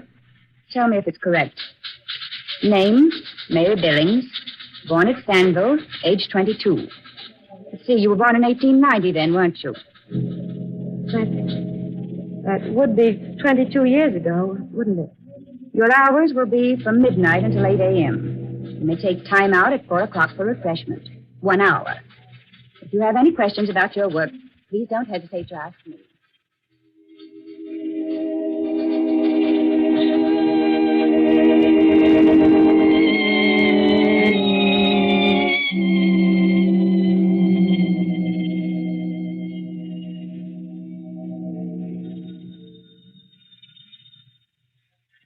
Miss Billings speaking. Yes, Mr. Gibson. In your office? Yes, sir. I'll come in immediately. Yes, Mr. Gibson, you sent for me? Yes. Sit down, Miss Billings. The dawn will be here soon, Miss Billings. I don't have a watch. And there are no clocks in the office. You noticed? Yes. Yes. The dawn will soon be here. And all too soon. I haven't been here long, Mr. Gibson, but I enjoy the work I've done so far. Yes, Miss Johnson reports you give all your attention to your work. She reports that you're extremely efficient. Oh, I'm glad, sir. I've tried to apply myself. Yes. You were just as I expected you would be. What was that, Mr. Gibson? I mean, I could tell by the work you did in here for me that you would be quite capable. I hope you like me well enough to allow me to keep the job. I want you to go home now, my dear. You've done quite enough work for tonight. But I'd just as soon stay my full time. No. Won't pay to overwork the first day, you know. Here, Miss Billings, is your check. My check? Yes, you probably need a little money. Why, yes, but... No. Just cash the check and get what you need with the money. But this check is made out for $80. Yes. I believe that was the amount, wasn't it? Why, I don't understand. Would you mind going now, Miss Billings? The dawn will soon be here, and... Would you mind going now? I know if you wish. Thank you, my dear. And may I wish you every happiness, Miss Billings. Every happiness in the world. Good day now.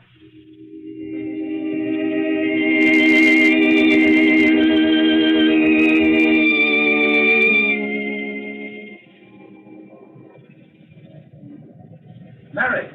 I say, Mary, wait for me. Oh, Mark, I've been waiting so long. I thought you weren't coming. Oh, Mary. Oh, boy, am I glad to see you. I can hardly wait all day to hurry here and tell you the news. News? Yes, I've got a job, and a good one. $55 a week. Oh, Mark, I'm so happy for you. Yeah, and I got some swell ideas.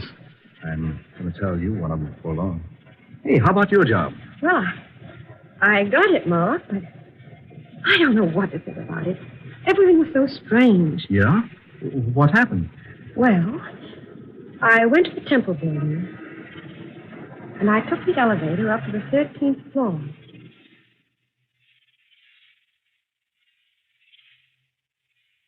So I took the check and left the building, just as the dawn was beginning to break. That's odd. Very. Look, Mary, you have to go to work at midnight, you say. Do you mind if I go along? I know. I suppose it'll be all right. Good. I want to get a look at the kind of a businessman who'd have a 1912 calendar on his office wall.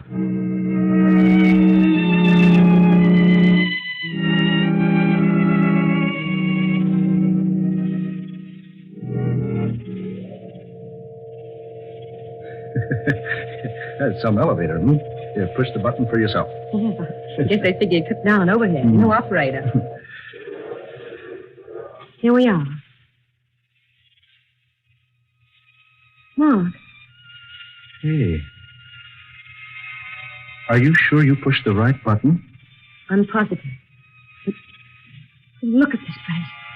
I thought you said this entire floor was an office. Yes, it was. But now, there's nothing but one dim light.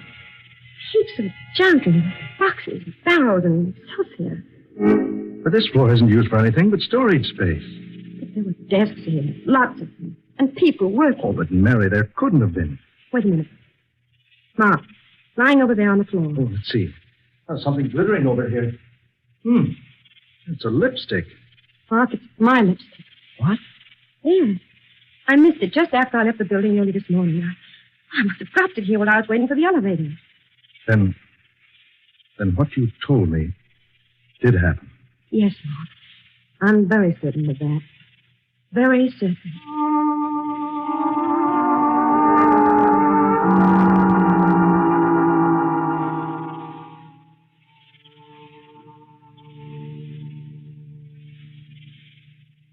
Come inside a minute, Mark, will you?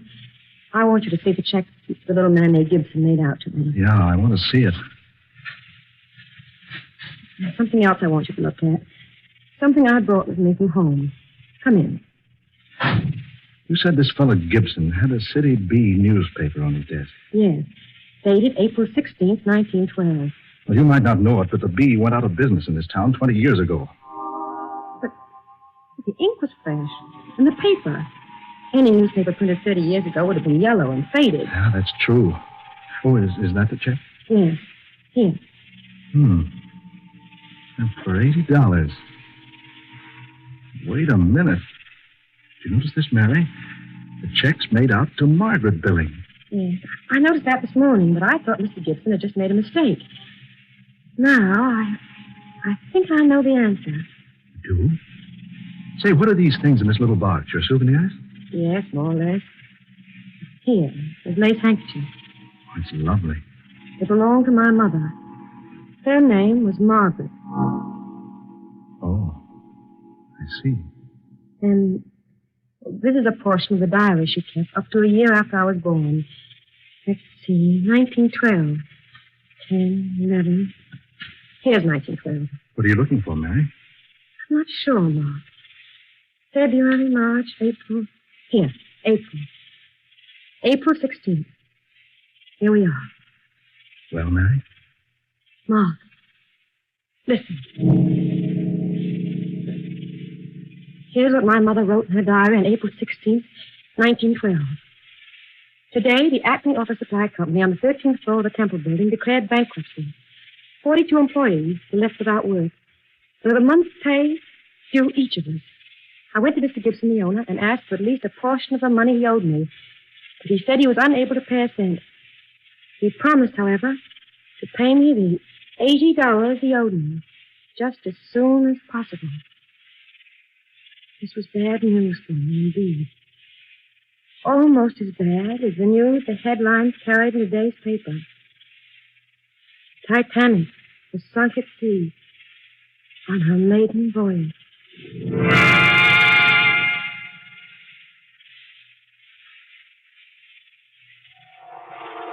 Dark fantasy.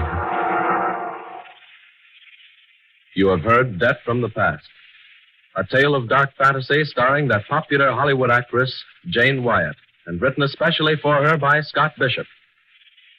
We wish to thank Miss Wyatt for her most excellent portrayal tonight of Mary Billings, and we join Jane Wyatt in urging you to do your bit toward the cause nearest to President Roosevelt's heart on his Diamond Jubilee.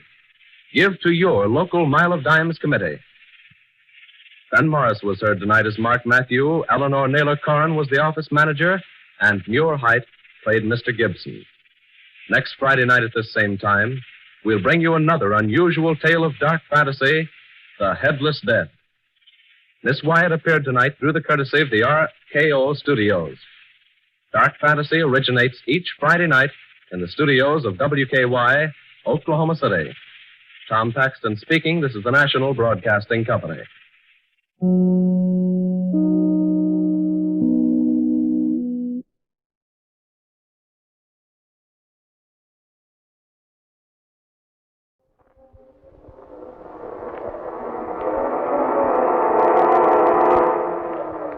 Dark fantasy.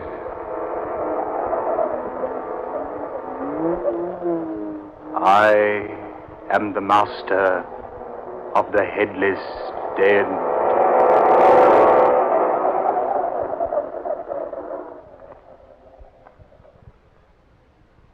I say, guard. Just call me Swiss, sir. Spelled with an E at the end. Yes, of course.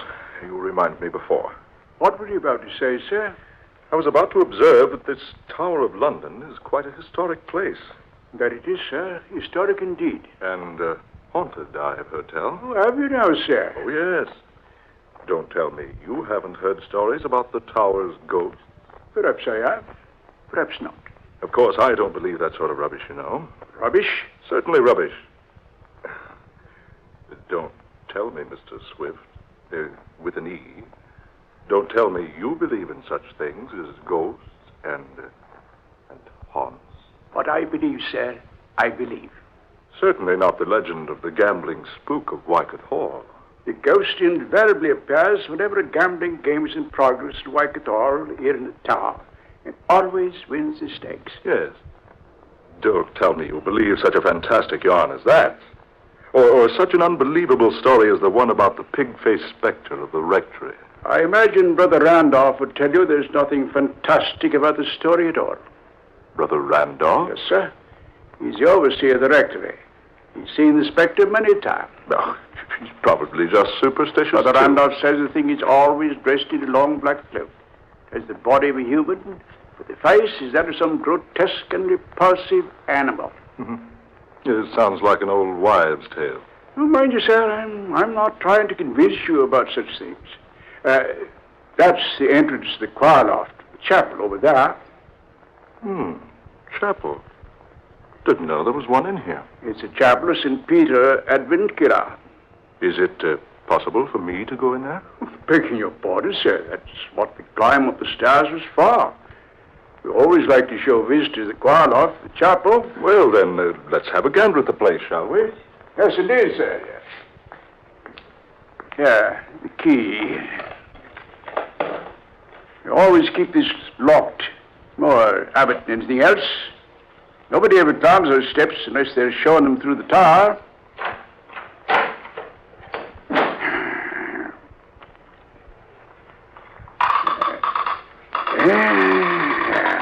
Here we are, sir. Yeah, I say. It's dark in there. How about a light, my man? Oh, no, blimey. I completely forgot to turn the lights on the fuse box down below. If you don't mind waiting, sir. Oh, no. Wait. I wouldn't ask anyone to climb those steps again. There's enough light coming through the stained glass panes. I say, will you lead the way? Yes, of course. Watch your step, sir. Step up here. There you are, sir. You can observe the chapel below, sir. Yes. Deserted looking, isn't it? It isn't as deserted as you might think, sir. What was that? You see only as far as you permit yourself to see, sir. I don't believe I understand. If you look for emptiness, sir, you see emptiness. But it is empty down there. Is it, sir? I suppose you're trying to tell me this chapel is haunted, too. Hasn't it a right to be, sir? Right. Yes, indeed. You see, sir, it's the burial place of the Headless Dead. It's another of those idiotic legends. Hardly a legend. You see those flagstones down there in front of the altar? Faintly, yes. Those stones far more than just a sanctuary floor, sir. They are also tombstones. Why do you tell me such a thing as that, Mr. Swift? Because it's truth. You mean people are buried beneath those flagstones? Including, I might add, 2 of England's queens. Not actually. Oh, yes, actually. I've never heard that before. Few people have, sir.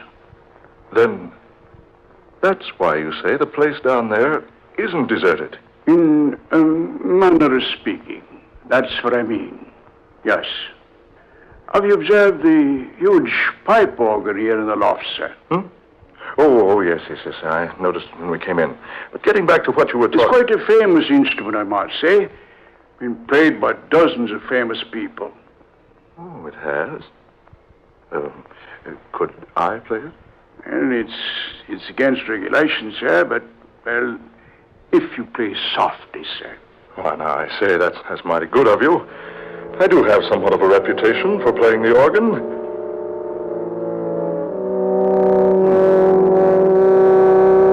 You play well, sir. Quite well. Thank you. A rather old instrument, isn't it?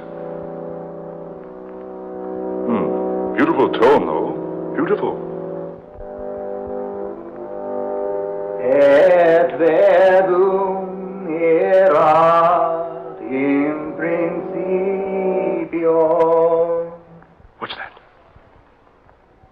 Hac erat in principio apud verbum. Keep playing, sir. Keep playing. What? Quickly, sir, before it's too late. Play. Ec bene in testimoniam. That voice. What is it? No one knows. He always speaks like that in Latin. Whenever a stranger plays his organ for the first time. Et testimoniam peribere delumine. Can you see who it is? No one has ever seen who it is.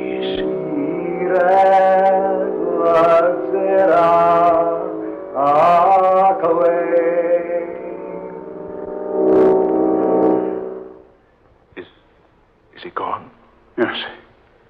You'll hear no more of him today. But what's the explanation? Who is it?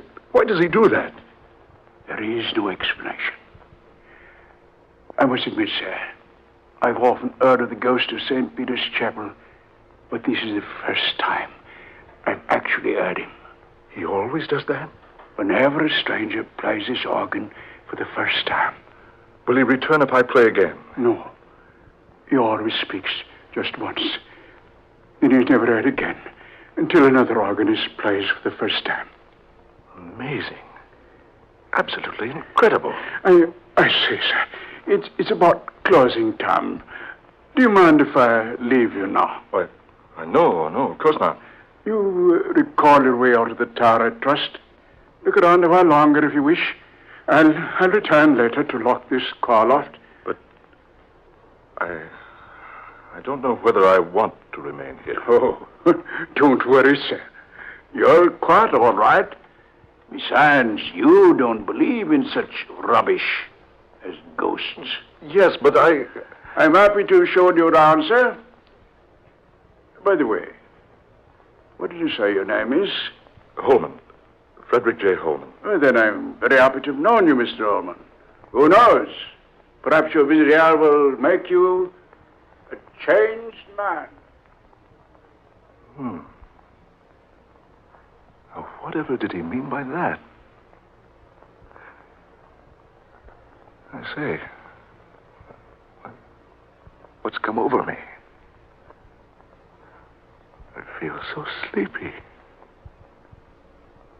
Yes, sleepy.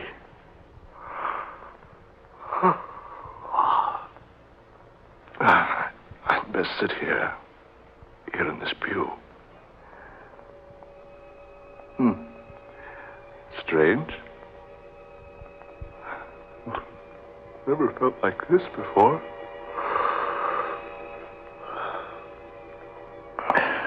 sleep here a while, then go home.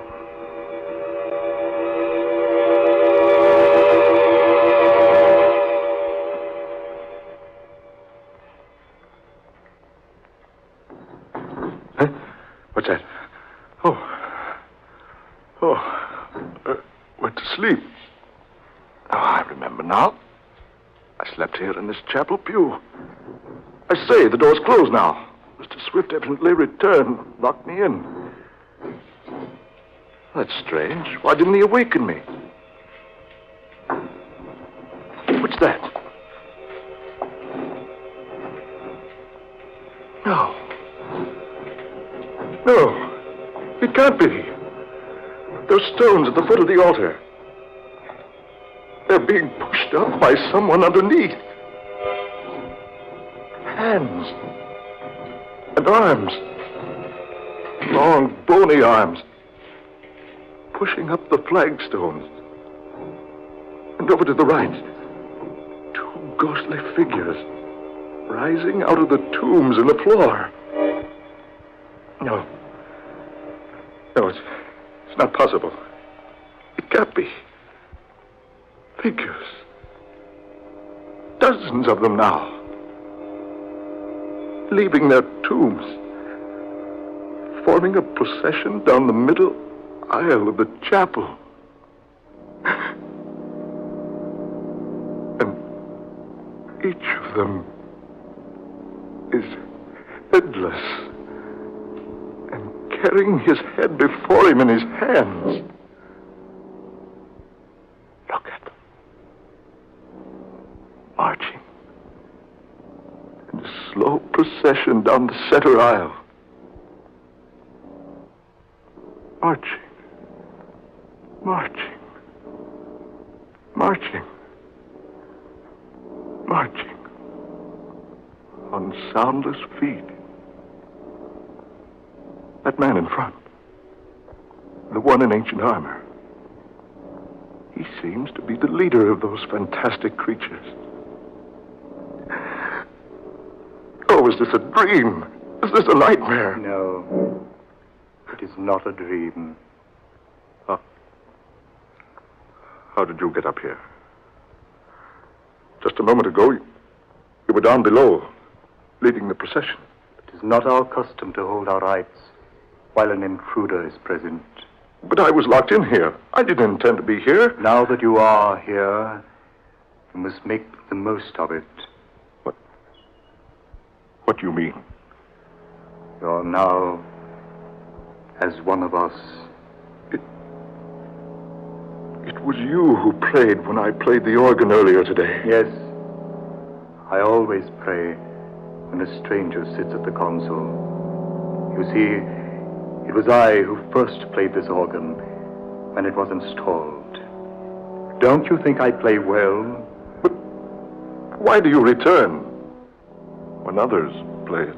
Because no one could ever play it as well as I. Therefore, I pray for them. You're dead. And yet, you're playing the instrument now. Yes. I always provide the music for our nightly meetings. I don't understand all this.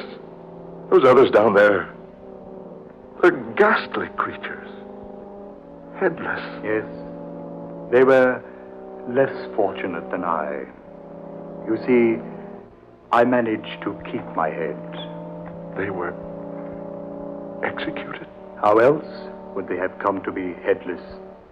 You see, we will become quite uncomfortable lying in our graves beneath the flagstone floor if we didn't arise occasionally and stretch ourselves. Good heavens. Look, you, down below there. Will it amaze you for me to tell you that in that procession are some of history's most famous people? Surely this isn't happening. Indeed. Believe me, you're quite mistaken. Didn't you know that here in the chapel of St. Peter ad Vincula are buried such famous people as Sir Thomas More, Henry VIII's queens, Anne Boleyn and Catherine Howard? Do remember that, but as well as Lady Jane Grey, and Dudley, her husband, and Sir Walter Raleigh, and the Duke of Monmouth. But they have all been dead for hundreds of years. How true. How very true. Rick Holman, you will join us. What? I said, you will join in the procession with us. No, not I. It must be so. No one can look upon the procession of the headless dead unless he joined them to save himself. Save myself? What do you mean? You will discover what I mean if you refuse to take part in the ceremony. But not now. Not tonight. Perhaps later. Yes, some other time. It will be more satisfactory for you to join us tonight. I can't tonight. Can't we make it some other night? Honestly, I fell asleep here. It's later than I thought. It's exactly midnight. I must return home. My family will be frantic. I'll tell you what I'll do. I'll return to join you. Tomorrow at midnight. What? Tomorrow at midnight. You will return to join in the procession. Yes. Yes, that's fine. You can count on it. Raise your right hand. My right hand? Yes, raise it. Now, repeat after me. I solemnly swear. I solemnly swear. By the souls of the sacred dead. By the souls of the sacred dead. To return to this chapel tomorrow at midnight. To return to this chapel tomorrow at midnight. So help me, heaven. So help me, heaven. Now, you may go. Yes, but the door to the choir loft is locked. It is locked, but you will have no trouble going out through it. And remember, Frederick Holman, tomorrow night at midnight.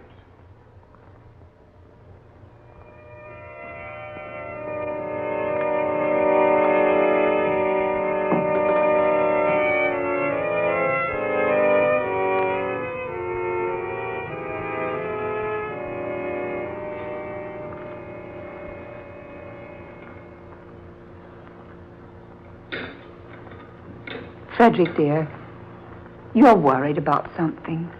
I know you are. It was 1 o'clock when you came home last night.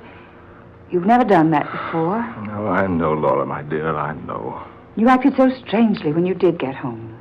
What's more, you didn't sleep. You tossed all night long. Laura, I must tell you something. Well, I certainly think I have some explanation coming. Yes. Yes, you have.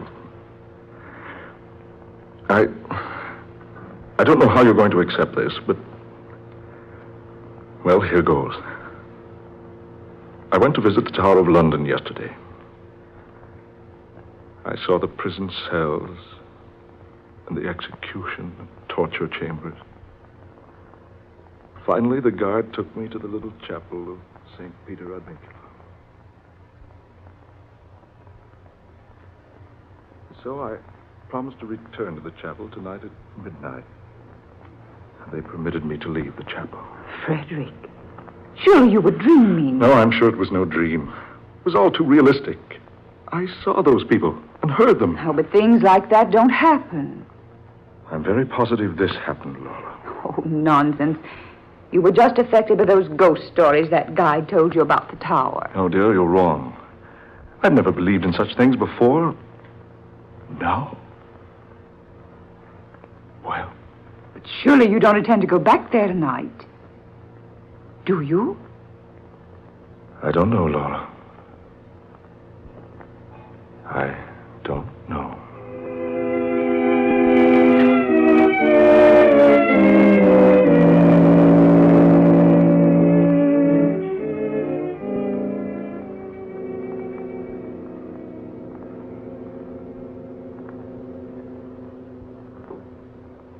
Hello. Hello, Laura. I say, Laura, are you there? Laura. Oh, I'm sorry, dear. I thought for a moment we'd been disconnected. Yes, I can hear you now. What I called for, dear, was to say I'm dining at the club tonight. Yes, old Simon Joster is off to the Orient. We're having a dinner for him. Yes, I'll be home early. Huh? What's that? No, Laura. I've decided not to go to the tower tonight. I think you're probably right. It all must have been a dream.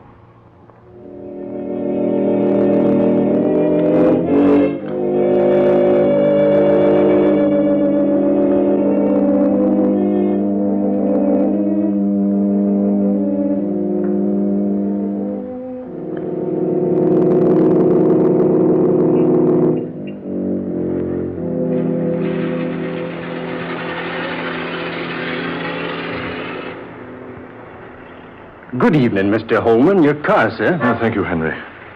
Shall I drive you to the tower, sir? Tower? What? Of course not, Henry. Drive me straight home. Whatever made you think I'd want to go to the tower at this time of night? I don't rightly know, sir. Begging your pardon, Mr. Holman, I don't know what made me ask you that. Really, I don't. Don't drive me home, Henry. Yes, sir. Oh, by the way, what time do you have, Henry? It's just a minute or two before midnight, sir. Oh, very well. Take me home at once.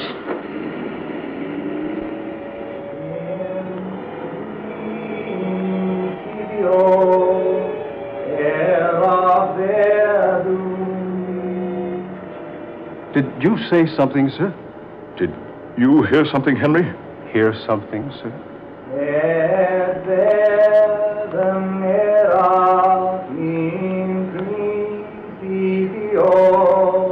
Yes, that voice.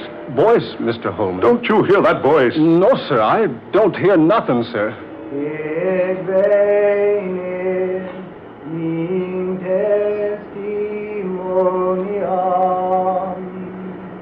Listen. It's him. Listen to him. You must be tired, sir. There's nobody. That voice. Really, sir. Don't tell me you haven't heard of the gambling spook of Wyckothor. In principio est verbum. No. No, it can't be. Or Brother Randolph's pig-faced spectre of the rectory. No one could ever play the organ as well as I. That's what he said. The man in armor. You see, only as far as you permit yourself to see, sir. You see, I managed to keep my head. If you look for emptiness, sir, you see emptiness. Then it wasn't a dream. The flagstones of the sanctuary floor are also tombstones. It's true.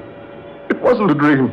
You must join our procession. Henry. The headless dead. Join our procession. The headless dead. Join our procession. The headless dead. Henry, in the name of heaven, man, look where you're driving. I can't stop, sir. Look out, you're going to hit that rock. Mr. Holmes! Henry, look out!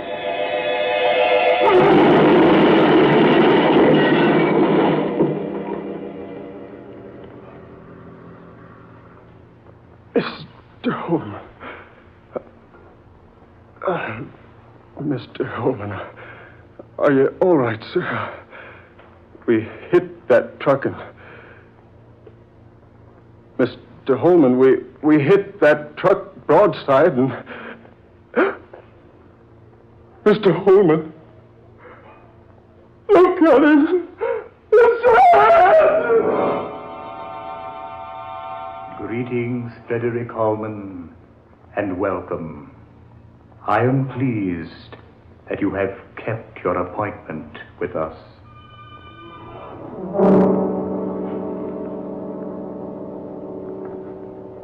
You have heard The Headless Dead, tonight's original tale of dark fantasy by Scott Bishop. Ben Morris played Frederick Holman. Eleanor Naylor Corrin was Mrs. Holman. Fred Wayne was Swift. Garland Moss was the leader of the Headless Dead. And Murillo Schofield was heard as the chauffeur. Next Friday night at this same time, we'll bring you a strange and weird tale of the unusual. Death is a savage deity, based upon Scott Bishop's novel of the same name. Listen for this breathtaking tale of witchcraft and black magic. Dark Fantasy originates each Friday night in the studios of WKY, Oklahoma City.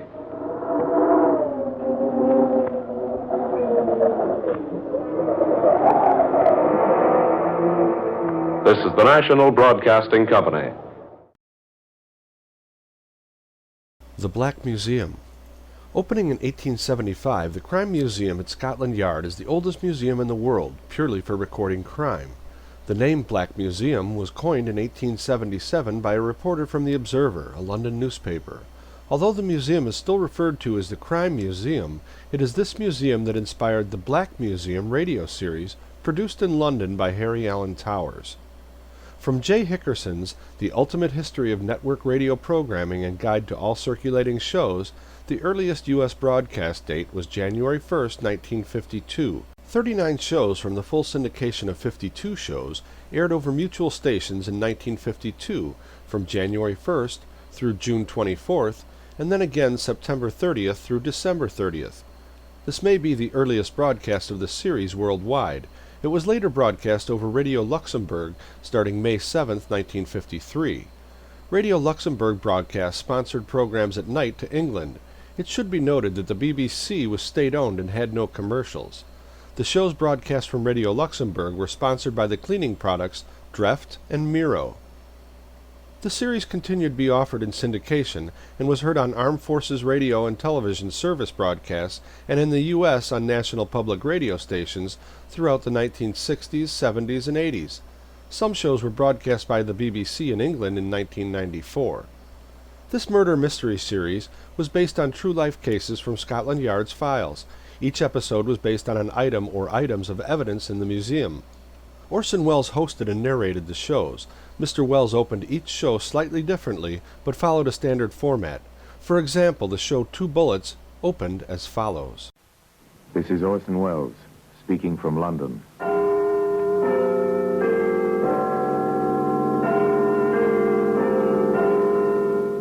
The Black Museum. Here in the grim stone structure on the Thames, which houses Scotland Yard, is a warehouse of homicide, where everyday objects, a pocketbook, a rag doll, a paperweight, all are touched by murder. Following the opening, Mr. Welles would introduce the museum's item or items of evidence that was central to the case, leading into the dramatization. He also provided narration during the show, and ended each show with his characteristic closing from his Mercury Theater of the Air days, remaining obediently yours.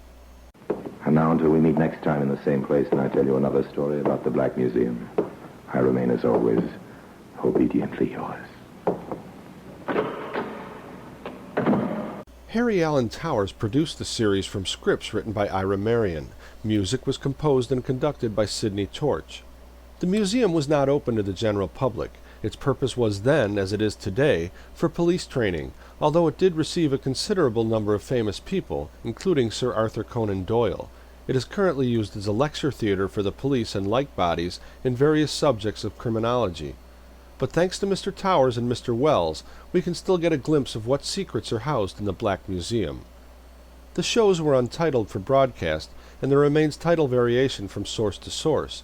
In most cases, the title was derived from the item introduced by Mr. Welles at the show's opening. Differences in titles are often an extra descriptive word or two. Information for this audio clip came from Frank M. Passage and your audio series descriptions moderator, Roger Hohenbrink. This audio clip is provided by the Old Time Radio Researchers Group, a group of volunteers dedicated to preserving radio's past. If you are interested in assisting to preserve radio's golden past so that future generations might also enjoy it, we urge you to look into membership in the Old Time Radio Researchers Group. Visit our home on the web at www.otterprojectonline.com. www.orson-welles.info. I'm your announcer, Doug Hopkinson. This is Orson Welles, speaking from London.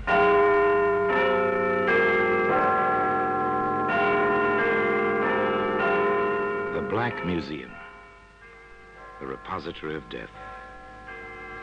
Yes, here in the grim stone structure on the Thames, which houses Scotland Yard, is a warehouse of homicide, where everyday objects, a skillet, a screwdriver, a photograph, all are touched by murder.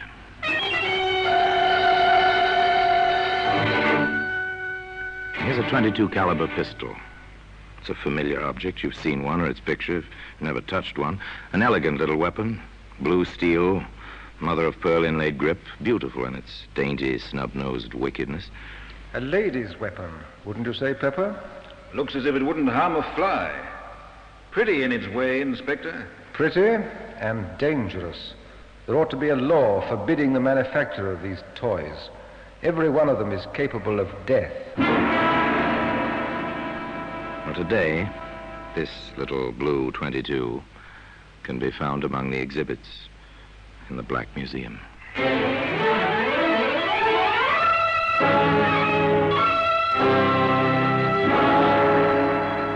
From the annals of the Criminal Investigation Department of the London Police, we bring you the dramatic stories of the crimes recorded by the objects in Scotland Yard's Gallery of Death, the Black Museum. In just a moment, you will hear The Black Museum, starring Orson Welles.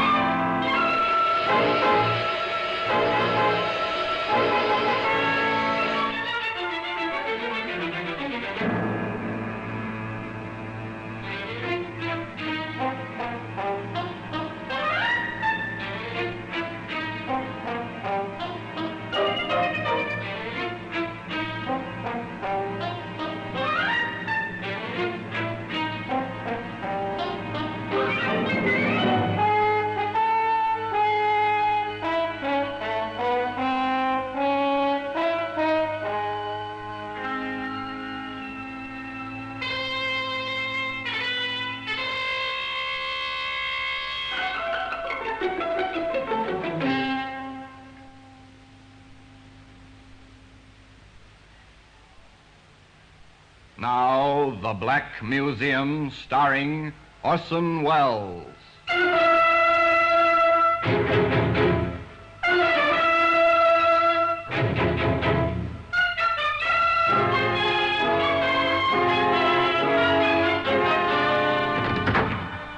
Well, here we are in the Black Museum. Scotland Yard's Museum of Murder.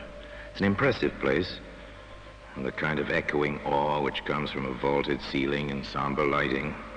Weird, fantastic, with a harsh, real fantasy that comes with murder. Here lies death, and so neatly.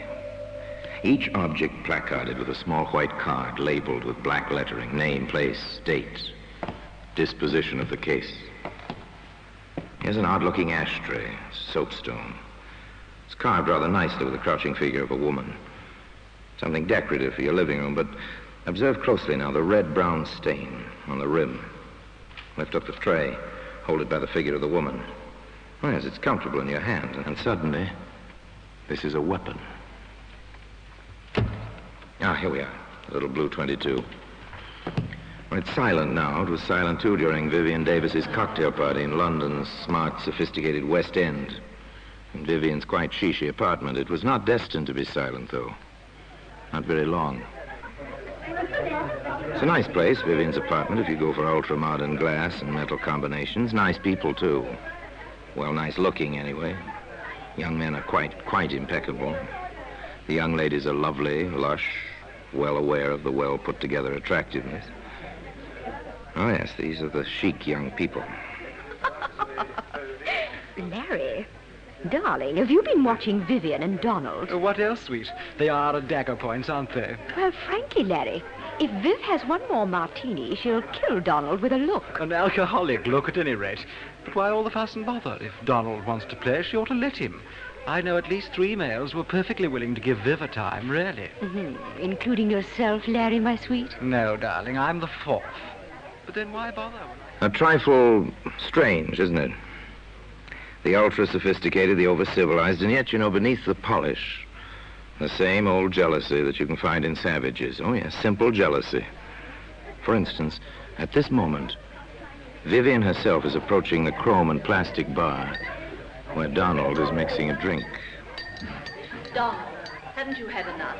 You're quite tight, you know. Am I? Really? I asked you, Donald, haven't you had enough? I don't believe I have. Will you have one, dear? I've had enough, let me tell you. Ah. This is my party. You might be polite enough to pay some attention to me and a little less to that strawberry blonde. Ah, she's quite attractive in a leggy sort of way. Oh, yes, quite elemental beneath the polished surface. An interesting situation. It continues, of course, as long as the party lasts.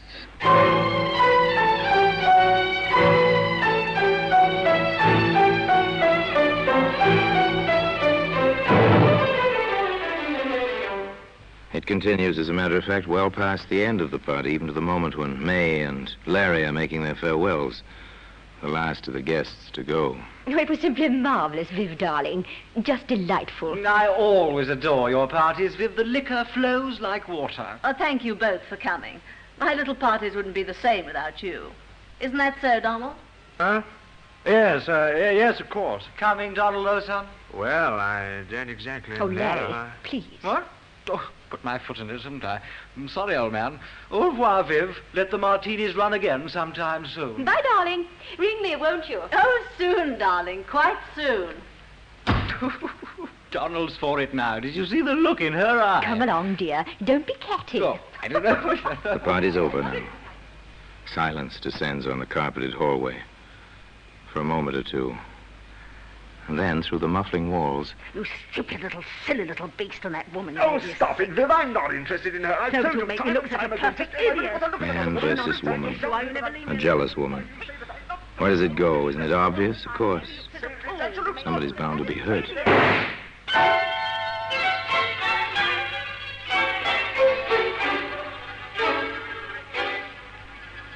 Inspector Summers and Detective Pepper arrived quickly from the yard. This seems to be the weapon, Inspector.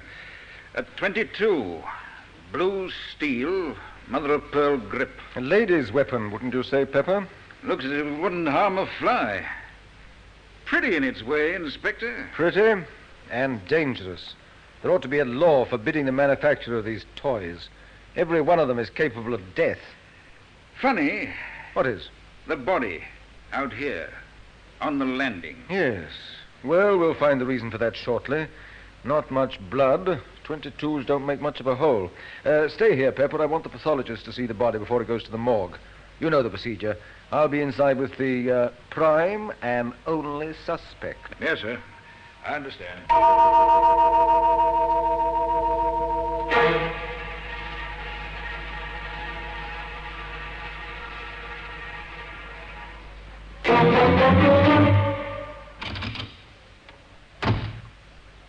All right.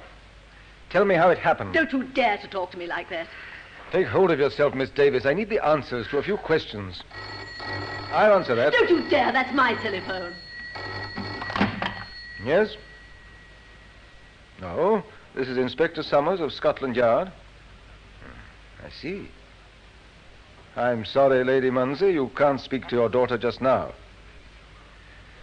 Yes, she'll be coming down to the yard. You can come there if you wish. Goodbye. Now will you leave me alone? You know who my mother is. Which do you prefer, to answer my questions here or to come down to the yard? I refuse to answer anything. That won't look well in the report, miss. Oh, get out of here. Get out. Take now. hold of yourself, Miss Davis. I've told you and told you. Donald and I were arguing. I suppose I grabbed the gun from under the pillow where I keep it. He tried to take it away from me. And next I knew there was a shot and he was mumbling something about a doctor. And then he was dead. Oh, now leave me alone. Leave me alone. Inspector Summers felt that further questioning was indicated. The location he chose was his own office at the yard. Where did you get the gun, Miss Davis? My husband gave it to me several years ago.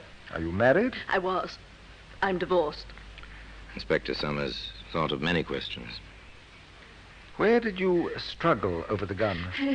In the bedroom. I see. Why do you use linoleum for a floor covering in the bedroom? Oh, because it's easy to keep clean, and because it's chic, and because... Oh, what has that to do with Donald? I'm asking the questions, Miss Davis. Oh, yes, there were many, many questions. How long have you lived at that address? How long did you know Donald Martin?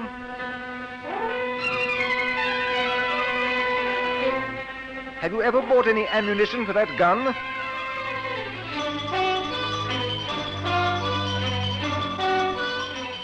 What were you quarreling about? It went on and on. And finally... Very well, Miss Davis. We shan't hold you. But don't leave London. And your mother is waiting for you. You better go home with her. We're sealing your apartment.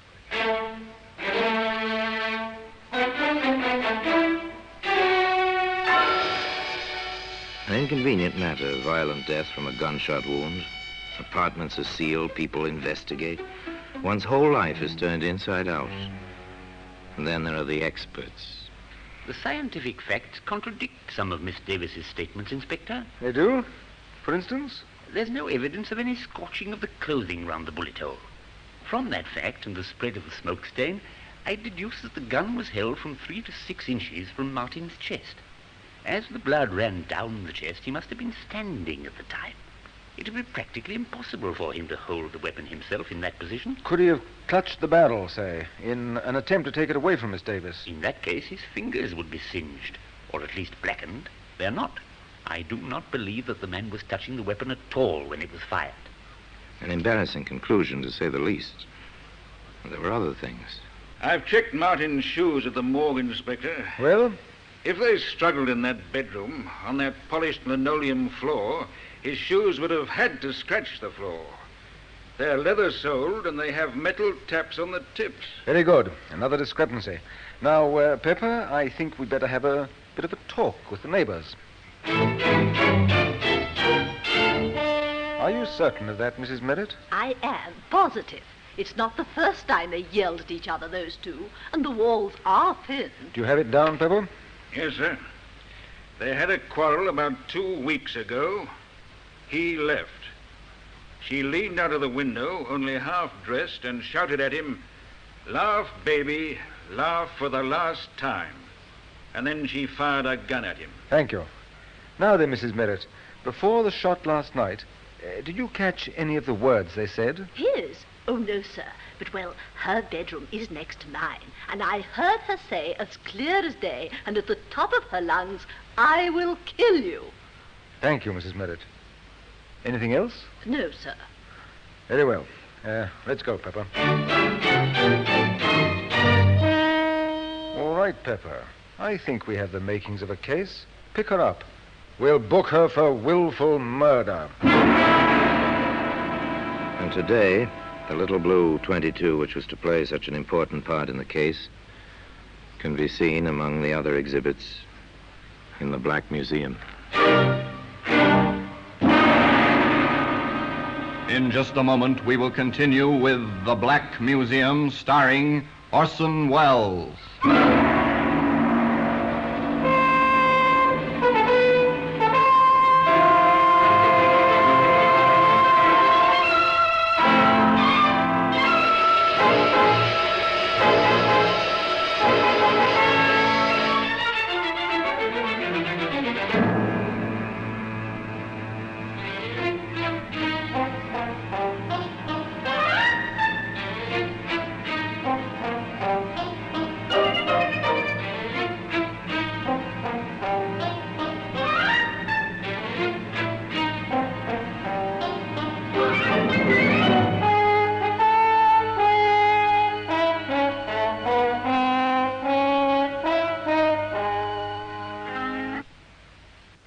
And now we continue with The Black Museum, starring Orson Welles.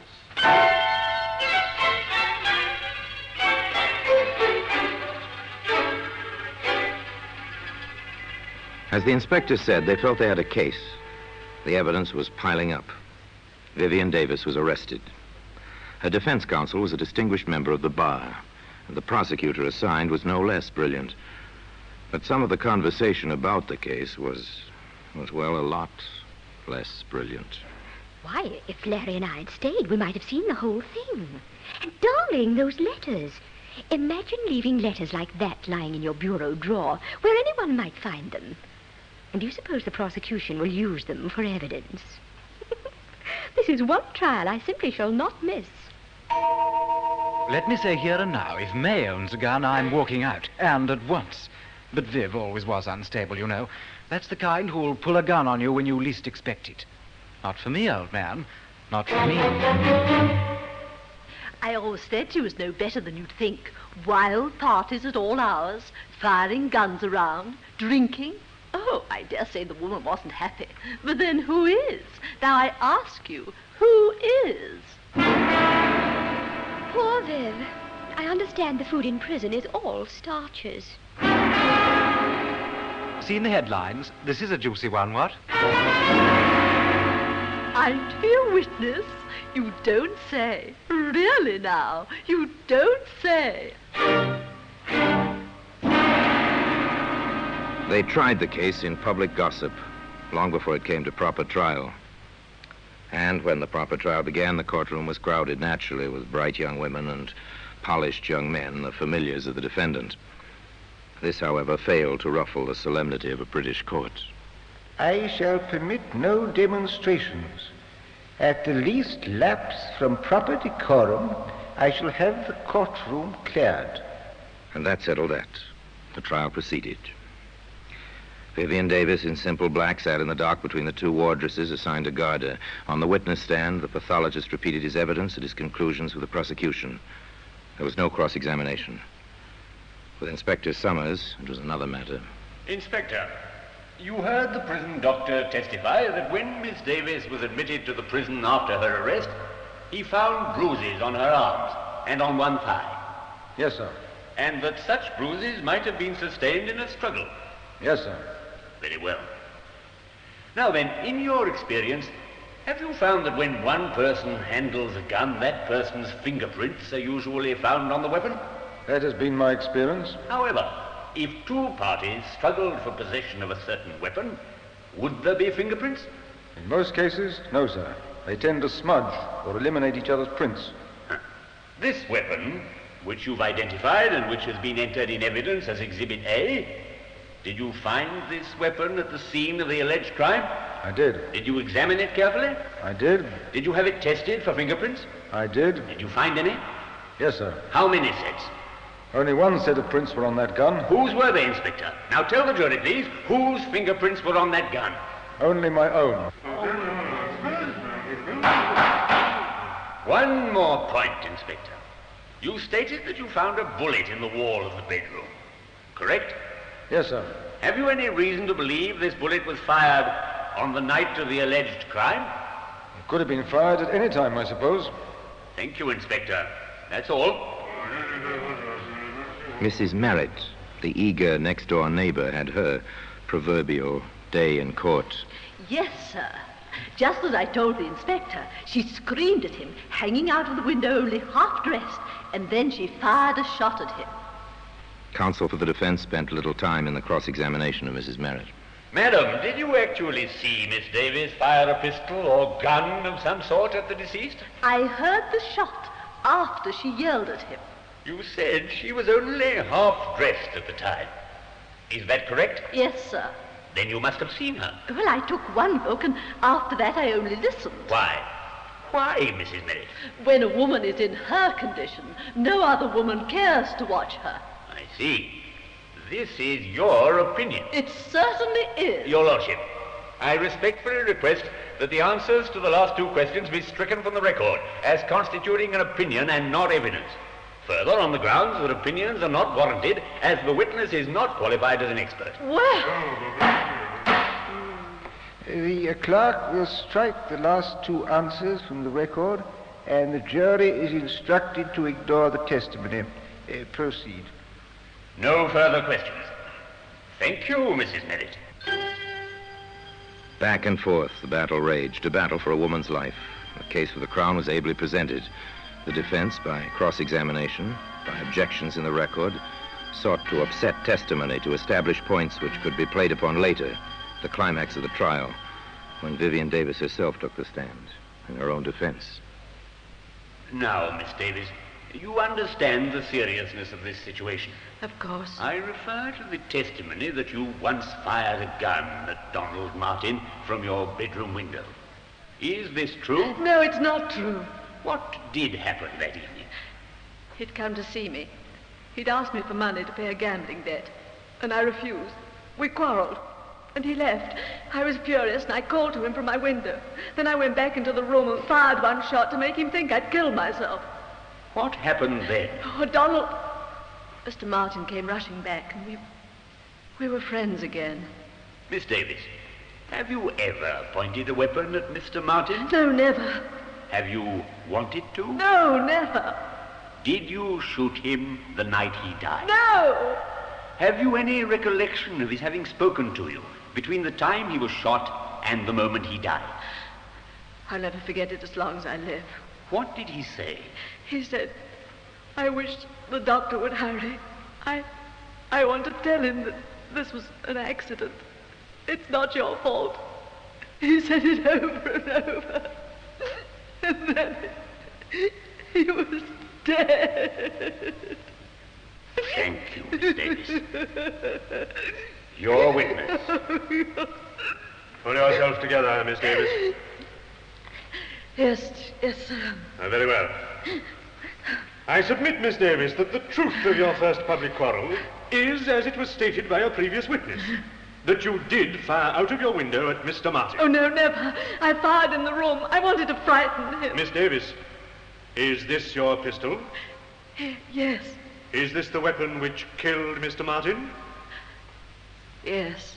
And on the night this gun, your gun, killed Mr. Martin, you had a quarrel, a second quarrel.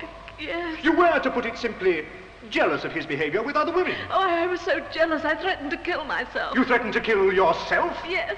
Then why did you shout, I will kill you? No, I never said that. What did you say, Miss Davis? I never said I'll shoot myself. The other, I never said. Why should I? I was jealous, but that was because I loved him.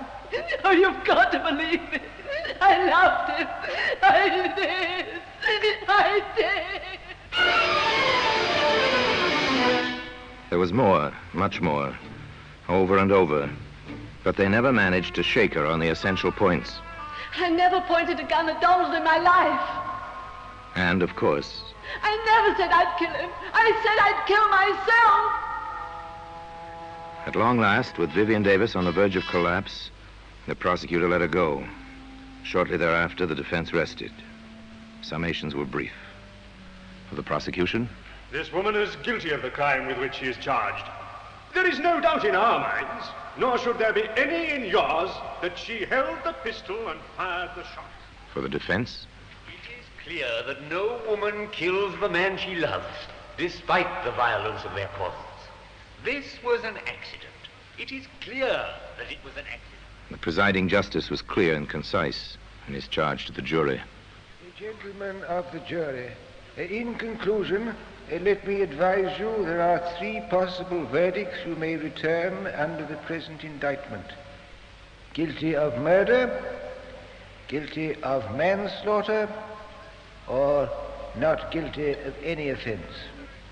I commend the accused to your most painstaking deliberations. The jury filed out. They stayed out for 2 long, weary hours. There was chatter in the courtroom. There always is. But even the gossip was subdued. Everybody waited. Waited. It seems perfectly incredible. A murder trial, and I've been in on it since the beginning. I do hope the judge wasn't as much against her as he seemed to be. It was really too exciting for words. I've had more dinner invitations because I know Viv. Oh, well, after all, the poor girl might be hanged, you know. Oh, grisly thought. Well, for my part, even if she gets off, there'll be one advantage. She'll never be my neighbor again, and that will be an improvement, I'd say. And at long last, the waiting was over. The prisoner arose in the dock, at the judge's request. The foreman of the jury faced the prisoner in the court. The age-old formula was intoned by the clerk. Members of the jury, have you agreed upon a verdict? We have. Do you find the prisoner guilty or not guilty of murder? Not guilty. Do you find the prisoner guilty or not guilty of manslaughter? Not guilty. Yet, despite that verdict, the little blue 22 can be seen today among the exhibits in the Black Museum.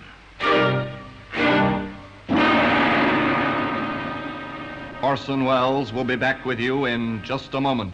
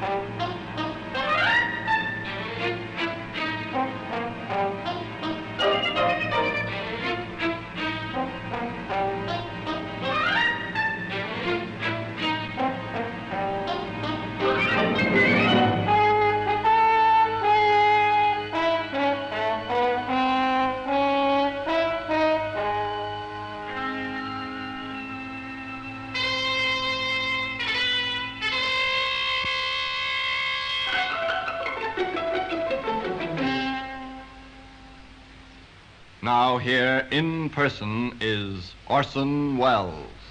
Yes, they let Vivian Davis go free. In many minds, the question was, and still is, did Vivian Davis get away with murder? Frankly, I don't believe anyone gets away with murder.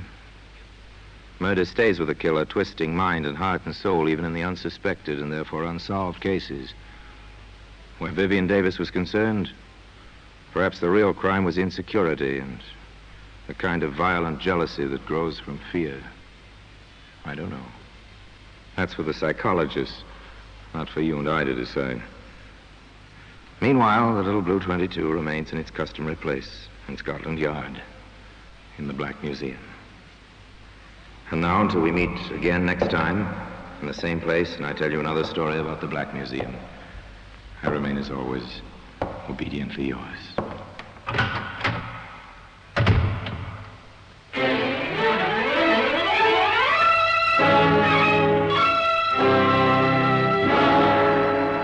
The Black Museum, starring Orson Welles, is presented by arrangement with Metro-Goldwyn-Mayer Radio Attractions.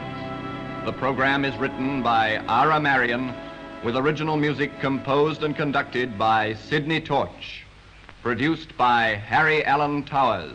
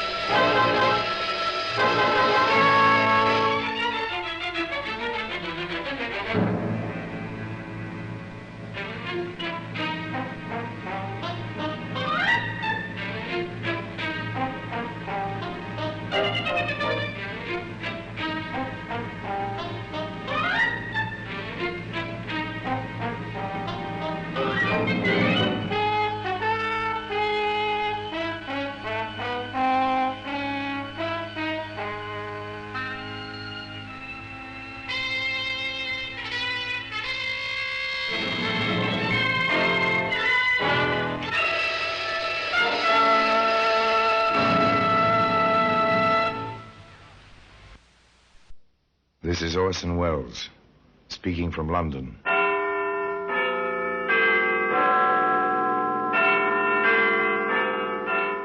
The Black Museum, a repository of death.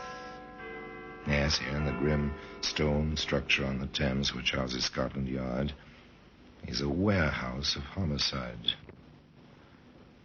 Where everyday objects, a kitchen knife, a roller skate, a violin string, all are touched by murder.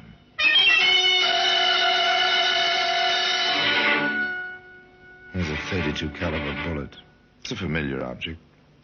Brass cartridge case, snub leaden nose. Not very pretty to look at. Interesting, this bullet, Sergeant. Notice the back of the cartridge case. Yes, sir. It's for a center-fire weapon. The firing pin of the pistol must strike the center of the cartridge. Right. But the weapon in which we found this bullet was a rimfire revolver. The firing pin could strike only the edge of the cartridge. That little fact, Sergeant, saved at least one life, I'd say. Well, today, that center-fire bullet can be seen in the Black Museum.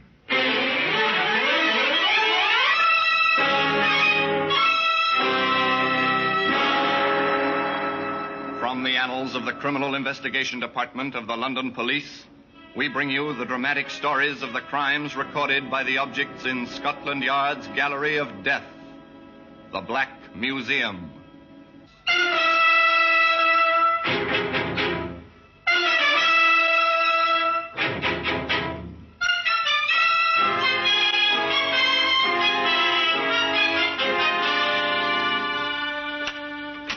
Here we are, the Black Museum. Scotland Yard's museum. A museum of murder. Here lies death. So orderly, so well kept. Row and row. A macabre record of the violence of many generations. Each object in its place, each marked, tagged, carded with name and place and date. Each object in this room enjoyed in its life one supreme moment when the eyes of the world were upon it, and it played its silent part in a case of murder.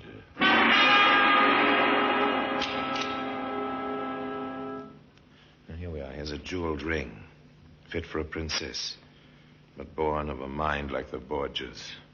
Press the jewel, so, and a tiny point licks out, a fang, dripping death. Shake hands with your enemy. Shortly thereafter, he dies. A bathtub. Yes, a bathtub. White, smooth, shining in the dimness. Once a man floated face down in this tub. He slipped, or he had been pushed. Was the mark on his skull caused by striking his head as he slipped, or by a blunt weapon? In any case, he drowned. Ah, I see. The .32 caliber bullet. Even here, lying so quietly, so somberly, it's ugly. This object was made for killing. But as a matter of fact, it never did kill. That's the story. It began on a London street. A dark sedan drove slowly into the stream of traffic. There were 3 young men in it. One seems quite a bit younger than the other. Even so, the car continues to cruise along.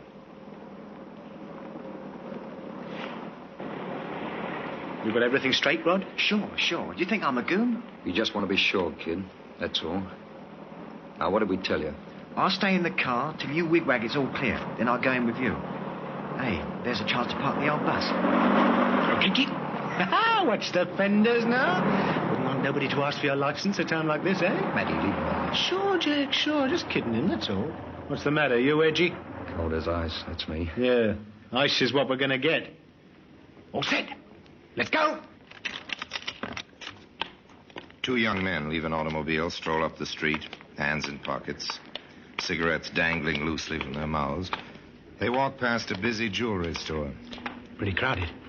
Maybe we ought to wait. Could be. No use taking chances. They stroll a few steps farther on. They turn, start back, quite casually. Hey, what's the kid doing? Oh, the guy's going into the store. Come on. That goon must have thought we made the signal. Got your gun? What else? Slow down now. Here we go. Rod, what's the idea? You wigwag, didn't you? Never mind. Let's do it. Right. All right, everybody. This is a hold-up. Over against that wall. Everybody. These guns are loaded. No! You don't take my stuff! No! Shut up, you. Quiet. Anybody talks, I'll give it to him. Rod, grab the junk on the counters. You there! Stand still! You've got the button! Rod, the car! Start the engine! Maddie, scram! Stop them! Please! Stay in that store! Maddie, Jack, the truck. It's double parked. We can't get the car out. We're stuck behind that truck. Run for it, kid! That way! I can't get the car out. I can't. Come on, Jack! Keep moving! Stop, you! Stop! You're the thieves! Stop! Out of my way, you! I've got you! I've I got you, please! Now it's in the fire! Run, ready!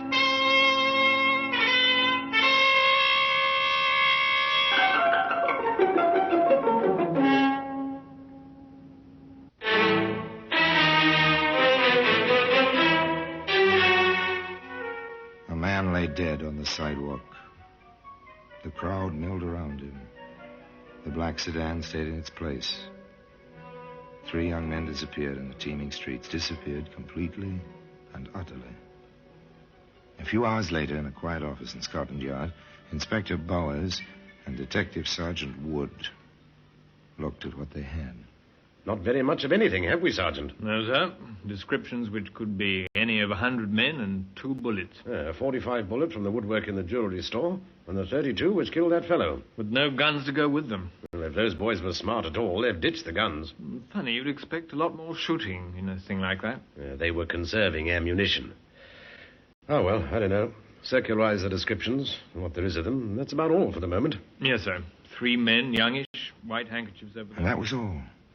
Now, where do you start among 8 million people searching for 3 youngish men who may be miles away by now? Well, the answer is you don't start. You wait. You have patience. And sometimes your patience is rewarded. Sometimes sooner than you expect. This is Wilson, Inspector. He's the cabbie who called in this morning. Ah, how do you do, Wilson? Sit down. Thank you, sir. Thanks very much. Wilson may have something on the jewellery store killing, sir. Yes, well, let's hear it, Wilson. Well, sir, I never thought about it till I seen the papers this morning. All about the hold-up and that poor fellow who got himself killed yesterday. Yes, go on, Wilson. Well, sir, I was taking my cab along Queensbury Road, about a block from the place where it all happened, when a fellow with a white thing round his neck hops on the running board. I've a fare, so I waves him off. Then I see him going to that big building, the Brook Building, I think it is, sir. Corner of Queensbury and Maidstone. Oh, you're certain of this, Wilson? Oh, yes, sir. Anything else? I'm not so sure of this, Inspector, but I think I saw another fellow run in the building after the one what jumped onto my cab. Oh, very good, Wilson. Well, you may have been quite helpful. Thank you very much. Thanks. Get your hat, Sergeant. We're going exploring. The reward of patience. And sooner than expected, but only a bare and vague beginning. This kind of investigation takes long hours and hard work. Endless questions. Did you notice any commotion in the hall yesterday around 3 o'clock? Did a man with a white scarf around his neck take your elevator around 3 o'clock yesterday? Did you hear any running or anything like that around 3 o'clock yesterday? Oh, no, upstairs, downstairs.